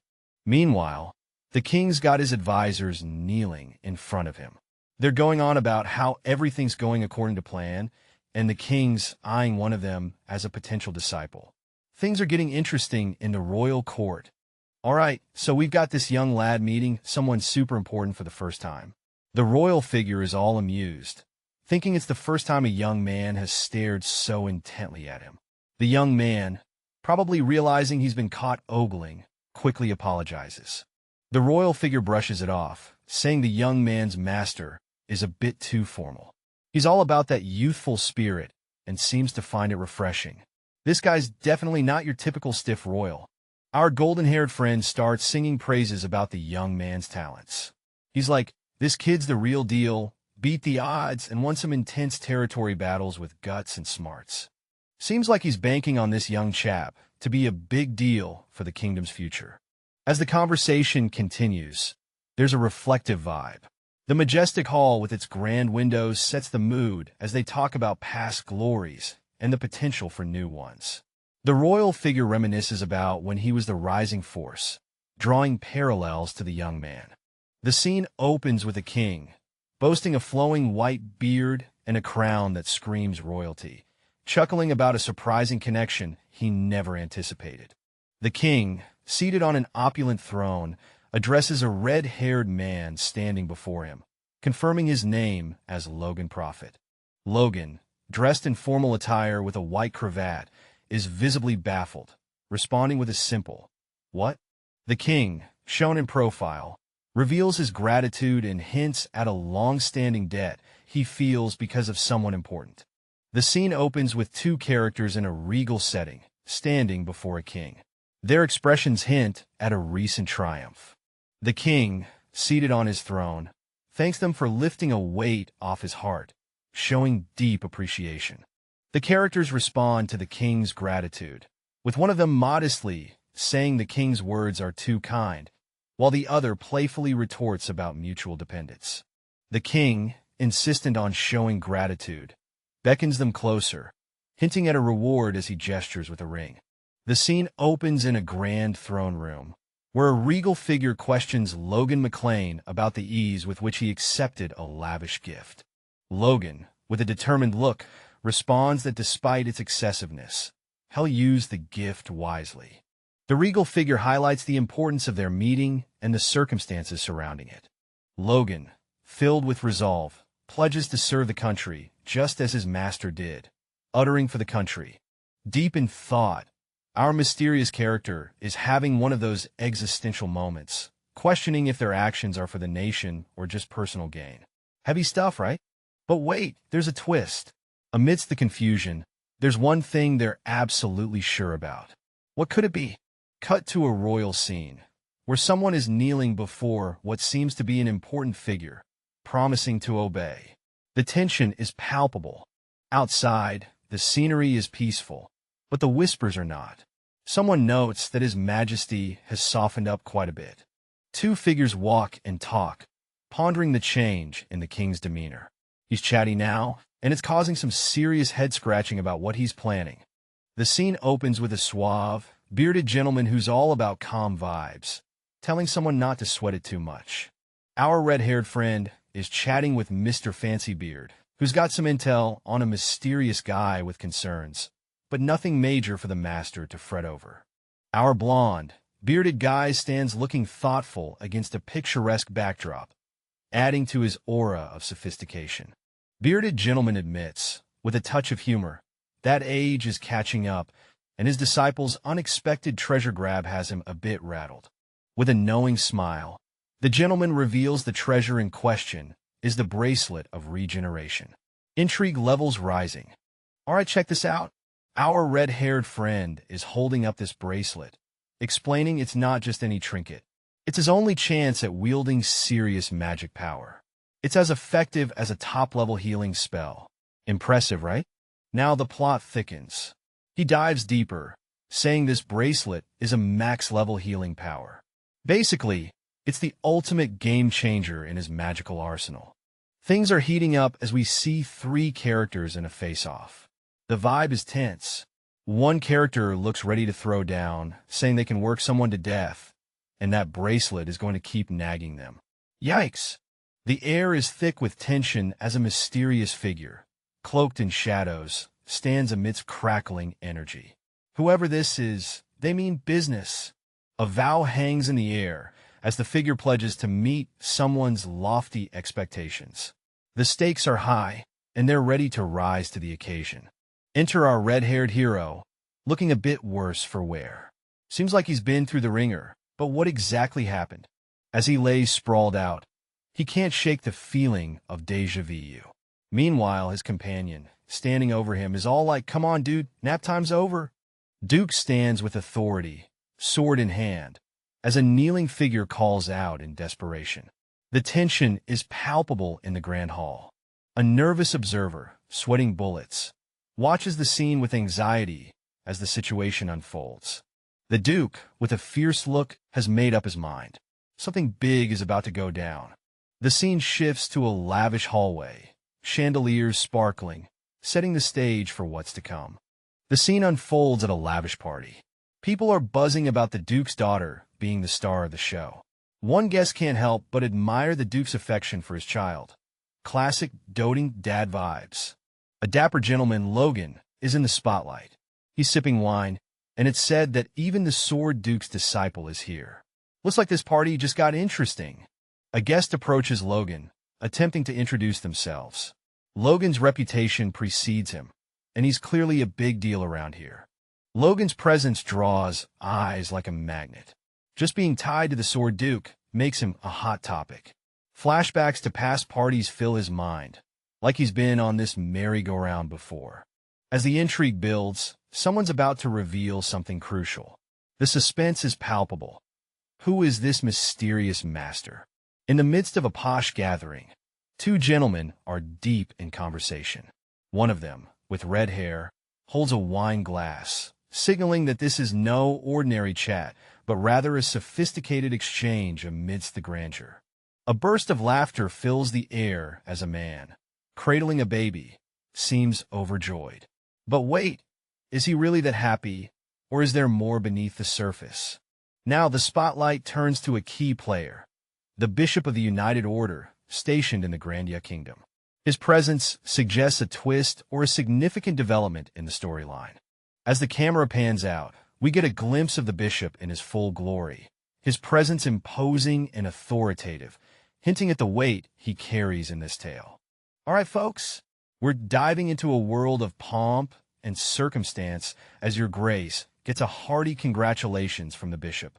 It's all handshakes and formalities, with the bishop throwing in a lifetime honor for good measure.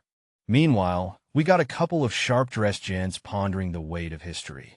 They're standing in a place that's clearly more than just bricks and mortar, hinting at some deep, mystical roots.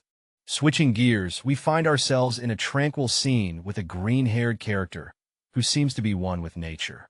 It's all very zen and mystical, like they're channeling the forest vibes. Back to the ceremony, and our main guy is living his best life. With blessings from the high priest, he's all smiles and good vibes. No wonder the master is so pleased. The scene opens with an air of mystery as two figures approach a grand throne, casting long shadows on the polished floor. A sense of anticipation fills the room. A tiny, swaddled baby lets out a soft cry, breaking the silence. A gentle hand rests on the baby, as if offering comfort. A hooded figure, possibly a caretaker, cradles the baby close, exclaiming in surprise and perhaps relief. The atmosphere is charged with awe, hinting at the baby's significant destiny. In the shadows, a mysterious figure with glowing eyes stands, whispering cryptic words. The atmosphere is thick with mystery and intrigue. The scene shifts to a grand room where a solemn man blesses the newborn heir of Esperanza, invoking the goddess of life. The ceremony is filled with grandeur and reverence. Back to the enigmatic figure, now seen ascending a staircase with purpose. The air around is charged with an otherworldly energy, hinting at something grand unfolding. The scene kicks off with a mysterious sound slicing through the dark, setting a tense atmosphere. A group of sharply dressed individuals stands under the dim light, their faces hidden in the shadows, creating an air of mystery. A bald figure stands out among the group, his presence commanding attention. They gather on a grand staircase, the word congratulations echoing through the hall, but something feels off. A young man with red hair seems to sense something amiss, expressing his doubt as he looks on. In the dim, dramatic lighting, we meet a mysterious old figure, rocking a turban and a serious beard game. He's got an intense vibe that screams, "I know secrets." Boom! The plot thickens as we learn that some divine power just bounced off a baby's body. Yep, you heard that right. This baby's got some serious mojo going on. In the grand hall, our bearded friend in the tall hat is ready for action. His eyes are sharp, watching every move like a hawk. Down the steps come two figures looking all important and stuff, making sure everyone knows they're the center of attention. These two, a man and a woman, are dressed to impress. Their attire screams we mean business, as they descend with a purpose. Our reflective young man is deep in thought, pondering the fairness of it all. He's caught in the whirlwind of tradition, trying to make sense of the ceremony's weight. As our red-haired protagonist strolls through a grand hallway, someone whispers ominously, "It's been a while, Count Bifrost." The atmosphere is dripping with tension, like a showdown in a high-stakes drama. Enter Count Bifrost, holding a glass of wine with an air of cold elegance. He smirks, "You look healthier than I expected." What a pity. Clearly, these two have some history. The red-haired gentleman, unfazed, retorts, "It's been a while, Count Bifrost. Thanks to you, I'm doing well." His tone is casual, yet there's an edge, hinting at past conflicts and unresolved issues. Count Bifrost, unimpressed, shoots back, still as insolent as ever. The air crackles with unspoken animosity, setting the stage for what promises to be an intense encounter. Our red-haired hero is all smiles, declaring that his charm is just a natural part of him. You can almost hear the sparkle in his eye. Down the hallway, tension brews as a blonde figure drops something, causing a stir. The shadows loom large, hinting at some serious business about to go down. The suave blonde guy laughs off his blunder, playing the age card. "Oops, clumsy me," he says with a wink and a smile. A hand rests on our hero's shoulder, reminding him of his lucky break as the Sword Saint's disciple. It's not every day you stumble into greatness. Thanks to his unexpected mentorship, our hero's caught the eye of some big players. Lady Luck is definitely on his side. Things are getting heated in this shadowy room as our red-haired dude finds himself cornered by a blonde guy who's not exactly here for a friendly chat. The redhead's looking pretty chill, though, despite the whole being pinned against the wall situation. "Bold move, bro." Our red-haired friend throws some words into the air, calling the blonde's actions childish for account. Yet he knows the score and admits just how lucky he is. Meanwhile, the blonde's face stays like stone, barely flinching. Blonde guy's eyes narrow, and you can almost hear him thinking, is this guy for real? His gaze is as sharp as a knife, and things are about to get real.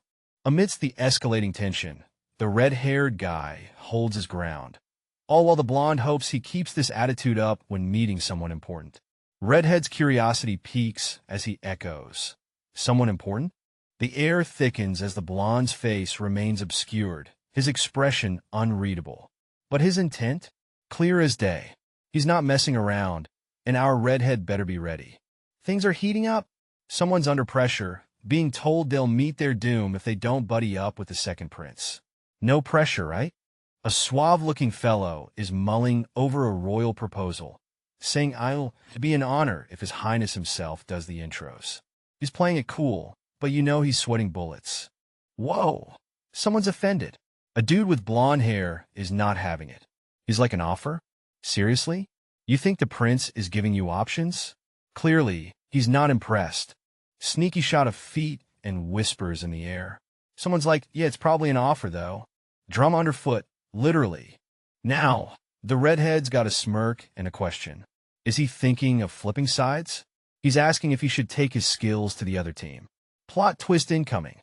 All right, we dive into a room where tensions are sky high. Our red-haired mystery figure is in a standoff with a blonde guy who's holding a bloodied handkerchief. Things are about to get real. Cut to the blonde dude, who's clenching his fist like he's ready to throw down.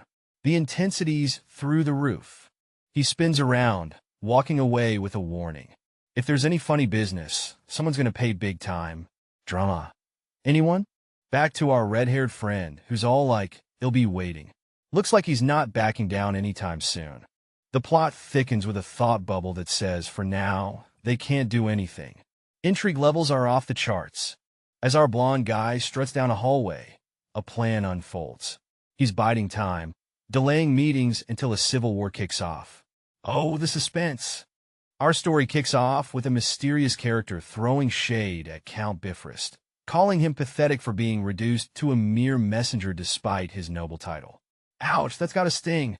Meanwhile, In a grand room filled with tension, someone is coming to terms with a harsh truth.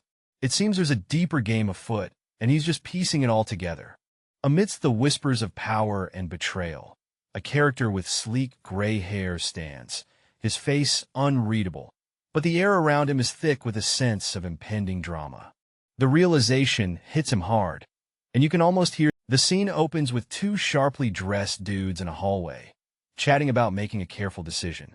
One of them is thinking it'd be cool if things went smoothly. A mysterious character with long black hair and a blurred face steps in, chuckling and greeting someone as nephew. The uncle's all smiles, patting the younger guy on the shoulder, proud of how much he's grown. But the young guy seems puzzled, wondering who this family elder is. He's introduced as the narrator's mom's elder brother, the heir of Kairos, an ally to the McLean family. But hold up, he's never actually been considered an uncle. The narrator reminisces about a time when he was shocked by this uncle's behavior, highlighting how this person never really felt like family. We get a flashback scene with the young narrator being told to maintain boundaries, hinting at some serious family tension. The narrator points out the lack of blood ties, questioning how this person could ever be his uncle. What's this guy's game anyway? Our red-haired hero stands in a grand hallway, reflecting on a broken bond. He's got that look like he's been through this rodeo before, wondering aloud about the past severed ties. Enter Mr. Smooth Operator, with a grin wide enough to rival a Cheshire cat. He's casually waving off the hero's concerns, talking about someone's inability to handle the current affairs. A woman chimes in, her expression one of pity, remarking on the unfortunate circumstances. There's mention of someone who seemed convincing, but apparently not enough. Things get spicy as our hero throws a verbal jab, and Mr. Smooth isn't having it. He's accusing the hero of insolence, suggesting fame's gone to his head. In the dim light, a shadowy figure stands firm, critiquing someone's relentless stubbornness while insinuating that persuading them is child's play. Another character enters the scene, extending a formal apology for past mistakes and acknowledging the need for better family relations. Internally, the first person seethes, calling the other a bastard, clearly not buying into the apology. The newcomer offers an olive branch, asking what kind of apology would suffice, trying to mend the rift. Then, with a smooth move, a blank check is offered, suggesting that reconciliation is better than estrangement. All right, we've got this suave dude, possibly Harold, standing there with a smirk, holding some kind of document. He's all like, "Are you really here to apologize? If I accept compensation, will you hush up?" The vibe's a mix of confidence and cheekiness. But hold up, the other guy isn't having it. You can see the tension in his clenched jaw. He's biting down, and it's clear he's not pleased with whatever's going down. Things are heating up. Harold's still got that cool attitude, offering help like it's on a silver platter. "I'll help, you'll get anything you wish," he says.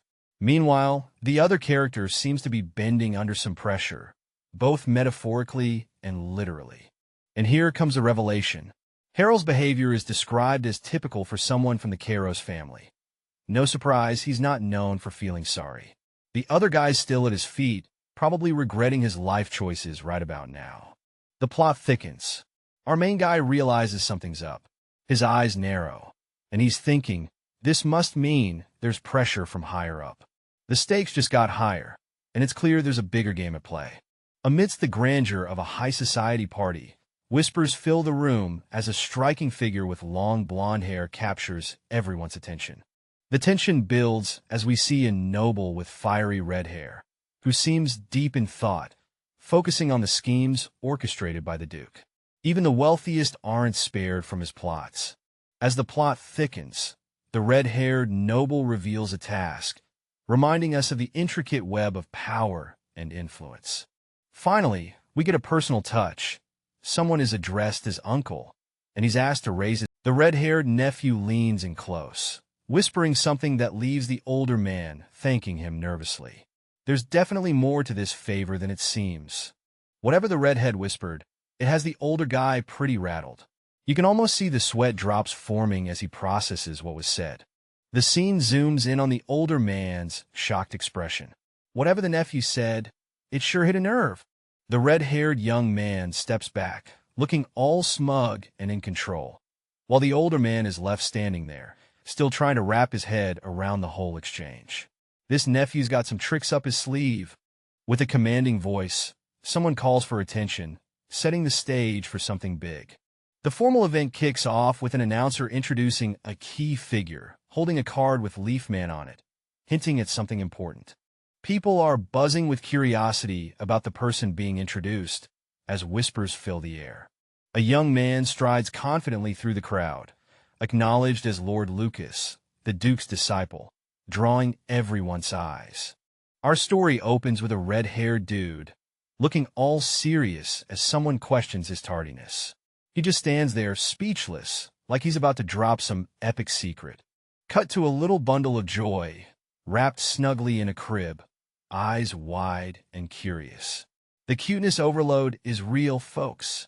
The baby beams a bright smile, and our red-haired guy looks like he's just seen the best thing ever. It's a heartwarming moment, y'all. He starts thinking about all the names he had lined up, all ready to be the perfect parent. But wait, plot twist. He can't remember a single one of those names. Classic parent moment? Am I right? The scene opens with a man standing thoughtfully, holding a small bundle. He reveals the chosen name, Stella. He explains that Stella means star, and he thought of it while stargazing. The scene shifts to a family moment. The man shows the baby to two adults, who accept the name joyfully. The scene's buzzing with tension as people crowd around, eyes fixed on something big happening up ahead. Whatever went down has got everyone talking. A lingering thought echoes in the mind of someone in the crowd. That burst of holy power? Yeah, it's still gnawing at them like a bad case of the jitters. Enter our red-haired character, looking all important and surrounded by some serious faces. What's the deal? They're about to speak up. But wait, with a quick shrug, they brush off the concern. It's probably nothing, they think. Classic move, right? Yo, our master is dropping some wisdom. But wait, the disciple's got something to say. Master. That is, he starts all mysterious-like. Turns out they're talking about some ancient technique. The disciple's like, I once looked down on it, but used properly, it might surpass my own secret technique. Whoa, now that's some growth. Master's not done yet. He's like, just don't forget what's more important than that. Keeping it real, reminding him of the bigger picture. And then bam, the disciple's all ears. Yes, right now I am giving you. He's about to pass on the technique to bring balance. Things are getting serious. All right, we got a fiery showdown brewing. Our red-haired guy is told to keep those eyes peeled wide open. The tension is thicker than a bowl of oatmeal. Our redhead looks a bit taken aback, but he's definitely curious. There's an intense vibe in the air, like something epic is about to unfold. And there he stands, back to us, facing the unknown. It's like the calm before the storm, and you just know something big is about to go down. The scene is tense as a red-haired character stands tall, his hand clenched with determination. The air is thick with anticipation, as if something big is about to go down. As the view widens, we see another character in the background, looking worried. Our red-haired hero seems to be bracing himself for a challenge. Close up on the red-haired guy's face, and he's visibly shocked, sweat trickling down as he realizes the gravity of the situation. Enter a new character with a slick ponytail, looking like he's seen a thing or two. He comments on a mysterious movement that even he can't avoid, hinting at a past filled with similar dangerous encounters. With a confident smirk, the blonde-haired character asks, "How was it?" Clearly eager to know how impressive their skills were. The scene shifts to a red-haired character, deep in thought. There's no way I can match his speed, he admits, while observing two individuals walking below. Back to the red-haired character. He ponders the essence of martial arts. What is the foundation of all martial arts? He wonders aloud. The lower body and footwork, he answers his own question. The blonde-haired character challenges the redhead with a knowing grin. But that only applies to those who can't use force, is what you want to say, isn't it? He teases, clearly aware of the redhead's inner thoughts. The scene opens with a confident, well-dressed man proudly introducing a technique called Phantom Shadow. He seems pretty impressed with himself, clutching his chest as if to say, "Yes, I'm the master here." Switching to another character, who's all ears about this Phantom Shadow, thinking it's got a grim name, but hey, If the master says it's worth it, it must be some serious stuff. Back to our confident guy, who's heard some juicy gossip about a struggle in a fight with someone named Plants. He's throwing some shade like, "Yeah, I heard you had a tough time." Continuing his little lecture, the master character points out that if his student had known this phantom shadow earlier, maybe Plants wouldn't have been such a problem. A bit of a told you so moment.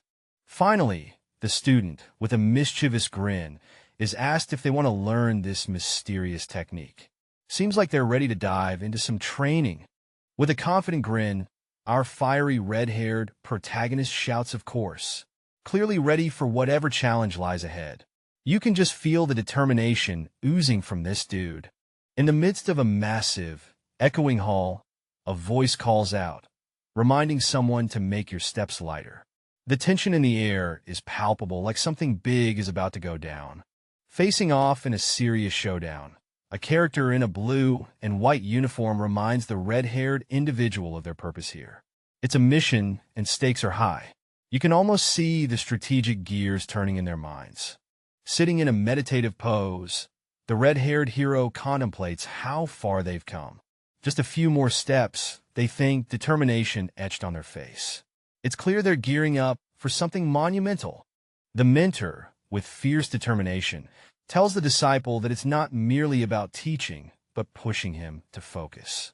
The disciple, with clenched fists and a resolute expression, acknowledges the challenge ahead.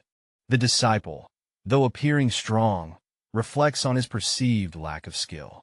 His humility shines through, understanding that staying grounded is a good thing. A sudden command to stop echoes through the training ground, halting the intense session. The mentor, with an approving nod, tells the disciple to keep practicing until he internalizes the lessons. The praise is well received, marking a moment of achievement. The scene kicks off with the blonde character noticing the redhead's expression, asking, "HM? Why the face?" The red-haired character is deep in thought, acknowledging the impressive movement technique. He's feeling like he's moving twice as fast as before. However, something doesn't sit right. He shares that it feels more like an assassin's technique rather than a knight's. The red-haired character is speechless, processing the revelation. The blonde character drops a hint, saying, "You're not far off," confirming the redhead's suspicions. Back in the day, when the crown prince was just starting his royal journey, this knight was appointed as his guard, still a rookie learning the ropes. As they reminisce, the knight remembers those intense training sessions and the bond they forged through shared challenges. The duo faced enemies who lurked in the shadows, plotting against the throne, and it was up to them to thwart these dark schemes.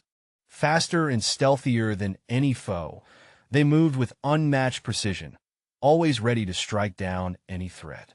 In a shadowy room, a figure stands firm, exuding an aura of authority and power. They're deep in thought, considering the impact of their latest moves.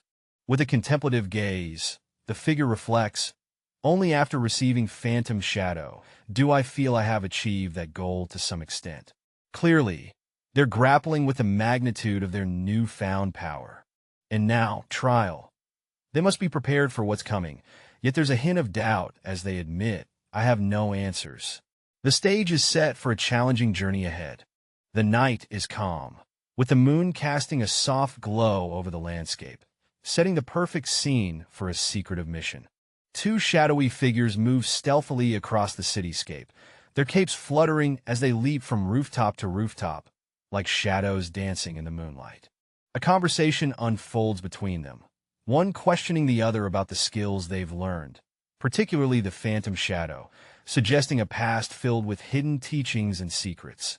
Their journey through the night ends as they arrive at their destination, landing silently amidst the trees, ready to execute whatever mission lies ahead. The scene opens with a mysterious figure in a dark cloak, observing an ominous-looking house hidden among thick greenery. "This place," they whisper, setting the tone for an eerie adventure. With a dash of skepticism, a second cloaked figure joins in, questioning, "Does the third prince live in a place like this?" An abandoned house on the outskirts seems unfit for royalty. Building tension, we see a close-up of a clenched fist, radiating resolve and readiness for whatever might be lurking in the shadows. In a dramatic twist, a hidden mechanism is triggered, revealing a secret entrance. The air is thick with suspense as they prepare to delve into the unknown. Descending into darkness, they discover a staircase leading underground. The plot thickens as they step into the depths of mystery. In the shadows of a dimly lit alley, a hooded figure questions whether all this secrecy is really necessary just for a meeting. There are a lot of prying eyes out there, after all. The other figure, equally mysterious under a hood, retorts with a smirk, "It's not every day you meet the Sword Grandmaster's disciple." Now that's some serious clout. Rumors swirl around that this disciple might be the one next in line for the throne. But hey, let's not go shouting that from the rooftops, all right? We don't need that kind of drama. Because, let's face it, loose lips and all that could spell trouble. The pair makes their way to a door, the air thick with mystery. What lies beyond it? Only time will tell. The scene opens with a sharply dressed individual, their reflection caught in a mirror. The flickering candlelight adds a touch of drama as they prepare for what seems to be an important encounter. As the door swings open, a visitor steps in, greeting the person with a respectful "Your Highness." The atmosphere is thick with formality and anticipation. Another figure joins the scene, recognizing the Duke with a hint of nostalgia. There's an underlying tension as introductions continue, hinting at past connections. The mystery deepens with a question hanging in the air: are you the Duke's disciple? The curiosity is palpable, adding layers to the unfolding story. The focus shifts back to the original character, standing with an air of authority in their formal attire. The room seems to hold its breath, waiting for what comes next. Amidst the grandeur of a royal hall, the third prince stands tall, facing a bold challenge from a striking red-haired individual. The air is thick with tension as they exchange sharp words, hinting at an underlying power struggle. The focus shifts to the third prince, with the red-haired character seemingly questioning his destiny. The looming question of whether the prince is fated to become king dominates the scene, setting the stage for an epic confrontation. Under the soft glow of elegant lighting, we find ourselves in a cozy setting where a hand gently holds a cup of tea. The conversation kicks off with a compliment about becoming an advanced knight at such a young age. "Truly impressive," the voice says. The other humbly responds, "You flatter me. I was lucky to meet a good master and achieve a small accomplishment." With a chuckle, the complimenter responds, "Ha, a small accomplishment? You're in a different league than ordinary folks like me." The admiration in the air is almost as strong as the aroma of the tea they're sipping. Our charming host, with golden locks and a confident smile, leans in and says, "I've heard of your feats, not only in terms of martial power, but also in saving your family from crises and even expanding your territory. Clearly, the tales of heroism have traveled far and wide." The scene opens with a character being lauded as a hero-worthy talent. With a modest nod, they simply reply, "Thank you." But wait, there's a twist. They ponder how anyone could know the affairs of a knight unless informed by a master. As the plot thickens, two characters stand side by side, cloaked in mystery. The suspense is palpable. Could it be that a master has been spilling the beans? Intrigue level, maximum. Enter stage left, a well-dressed character who strides in with the confidence of someone who's heard all the gossip from the Duke himself. They apologize for any potential overstep, but our hero reassures them with gratitude for their interest. Our new guest sits down, ready to cut to the chase. Inner thoughts reveal a desire to stick with the facts and keep things efficient. What juicy details are about to unfold? In a grand room filled with tension, Sir Logan gets a heads-up from a sharp-looking guy about the brewing chaos. The key to the country's fate is like a grenade with the pin pulled, and he's got to be ready. Clenching his fists tight, the guy explains that there's no direct conflict yet, but it feels like a ticking time bomb ready to go off at any moment. He rants about the big shots who couldn't care less about the people. Those folks are the real poison that could bring the whole country down. With fiery determination, he declares that he won't bow to those power-hungry tyrants. His resolve? Rock solid, like he's ready to take on the world. In a grand hallway, The Duke enthusiastically greets, "Your Highness." Yep, we're diving into some royal drama today. The plot thickens as our prince grapples with self-doubt, questioning his worth compared to the swordsman's disciples. But hey, everyone's got their baggage, right? Enter Logan McLawn, the kingdom's one-in-a-century genius. Talk about being the MVP. No pressure, Logan, just the kingdom's treasure. The royal one lays it on thick, hoping for Logan's support and future leadership. Seems like our genius has got some big shoes to fill. With an intense gaze, the prince extends his hand, asking the million-dollar question. Will you do that? The stakes are high, folks. Our red-haired mystery man is smooth-talking his way into favor, claiming he's all about those royal vibes and totally gets where the other guy is coming from.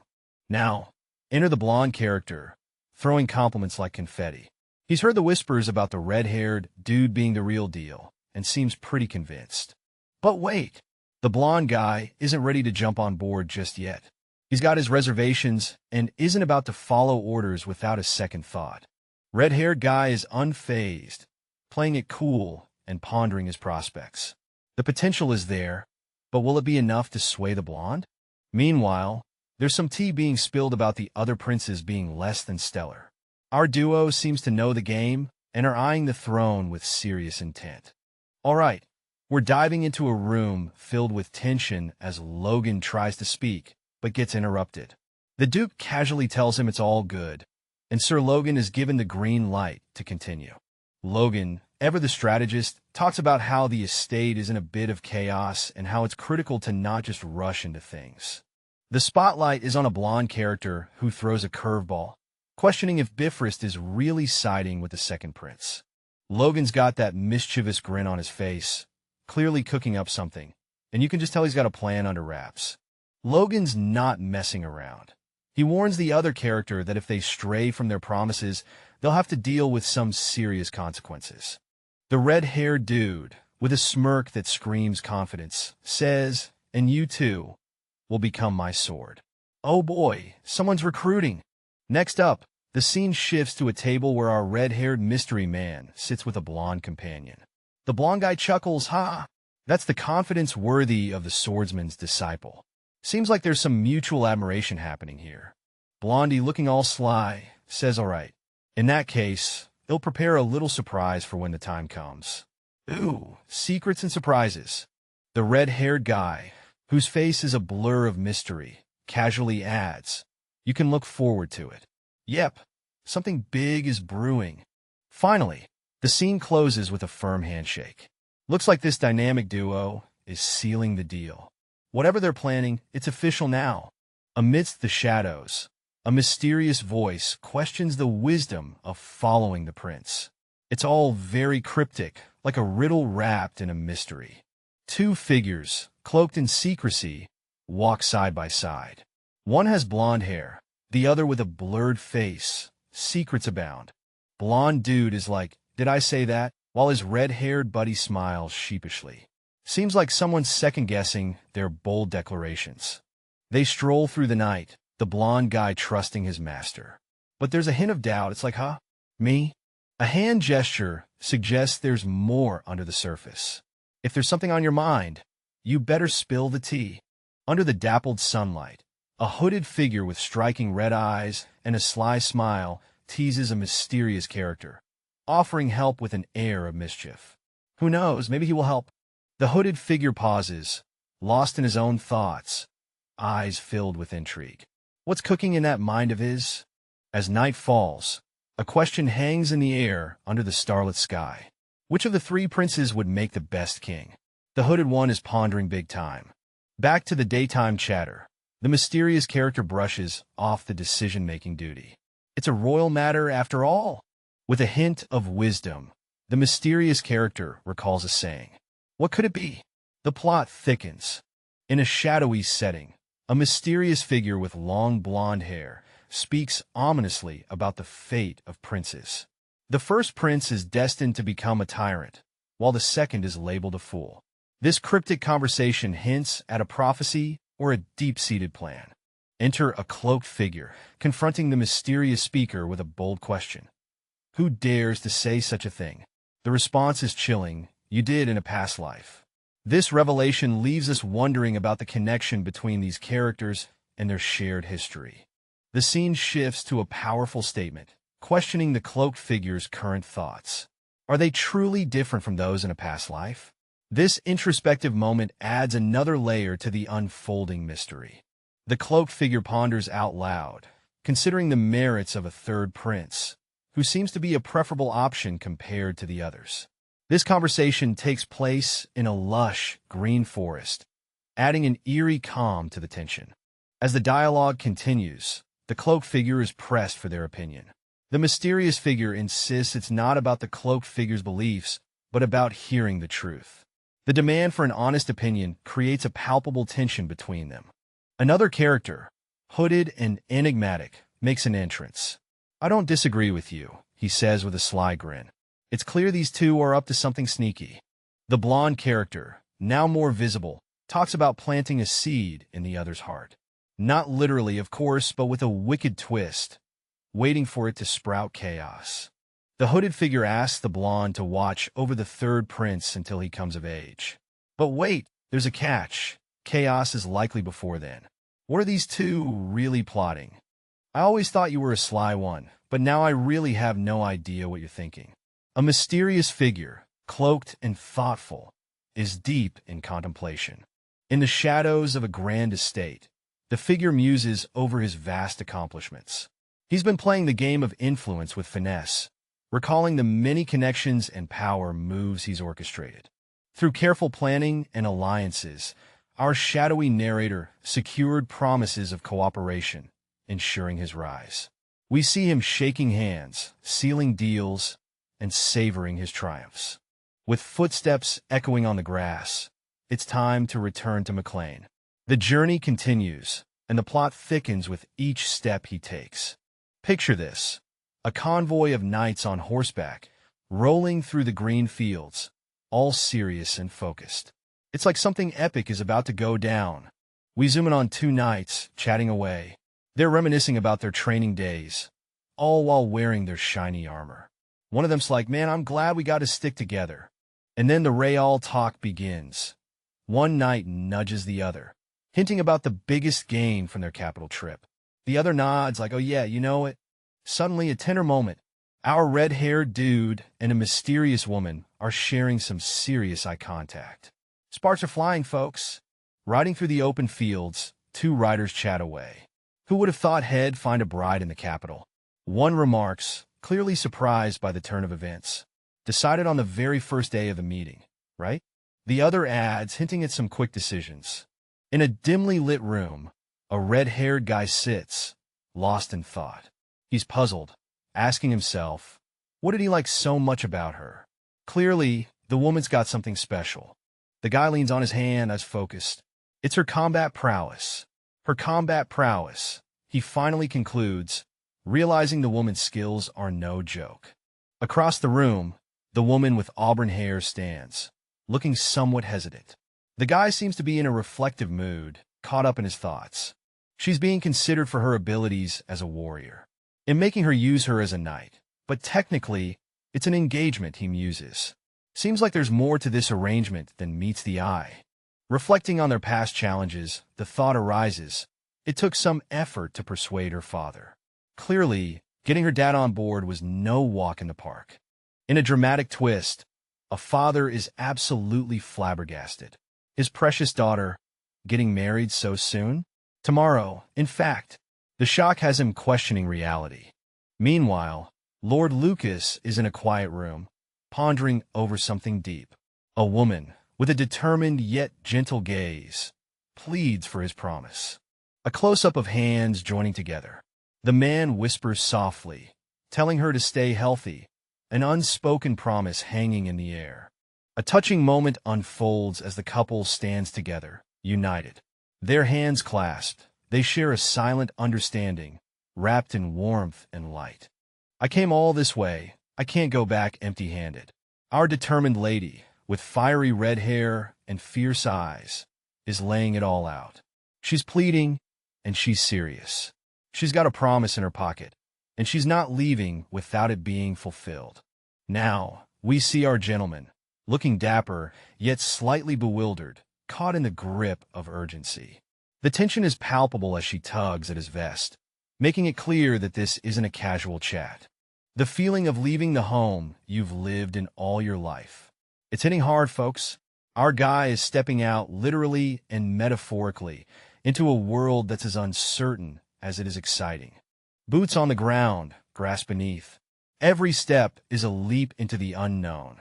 You can almost hear the crunch of the earth, the whisper of adventure. Leaves dance in the wind, the sky wide open. It's the calm before the storm, or maybe just the calm before the next big thing. And there it is, the castle standing tall and majestic.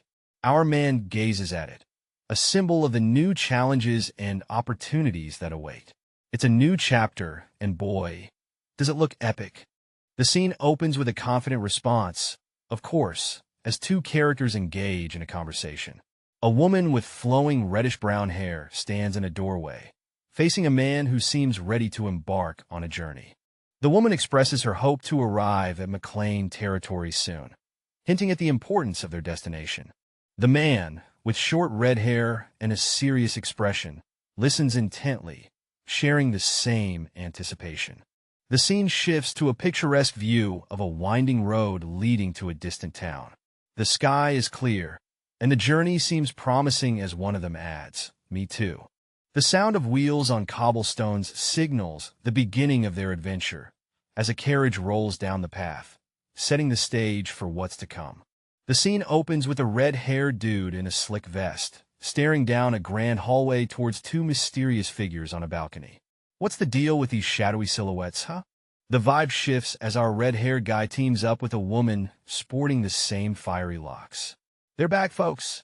Whatever journey they've been on, it's time to face the music. Suddenly, jaws drop.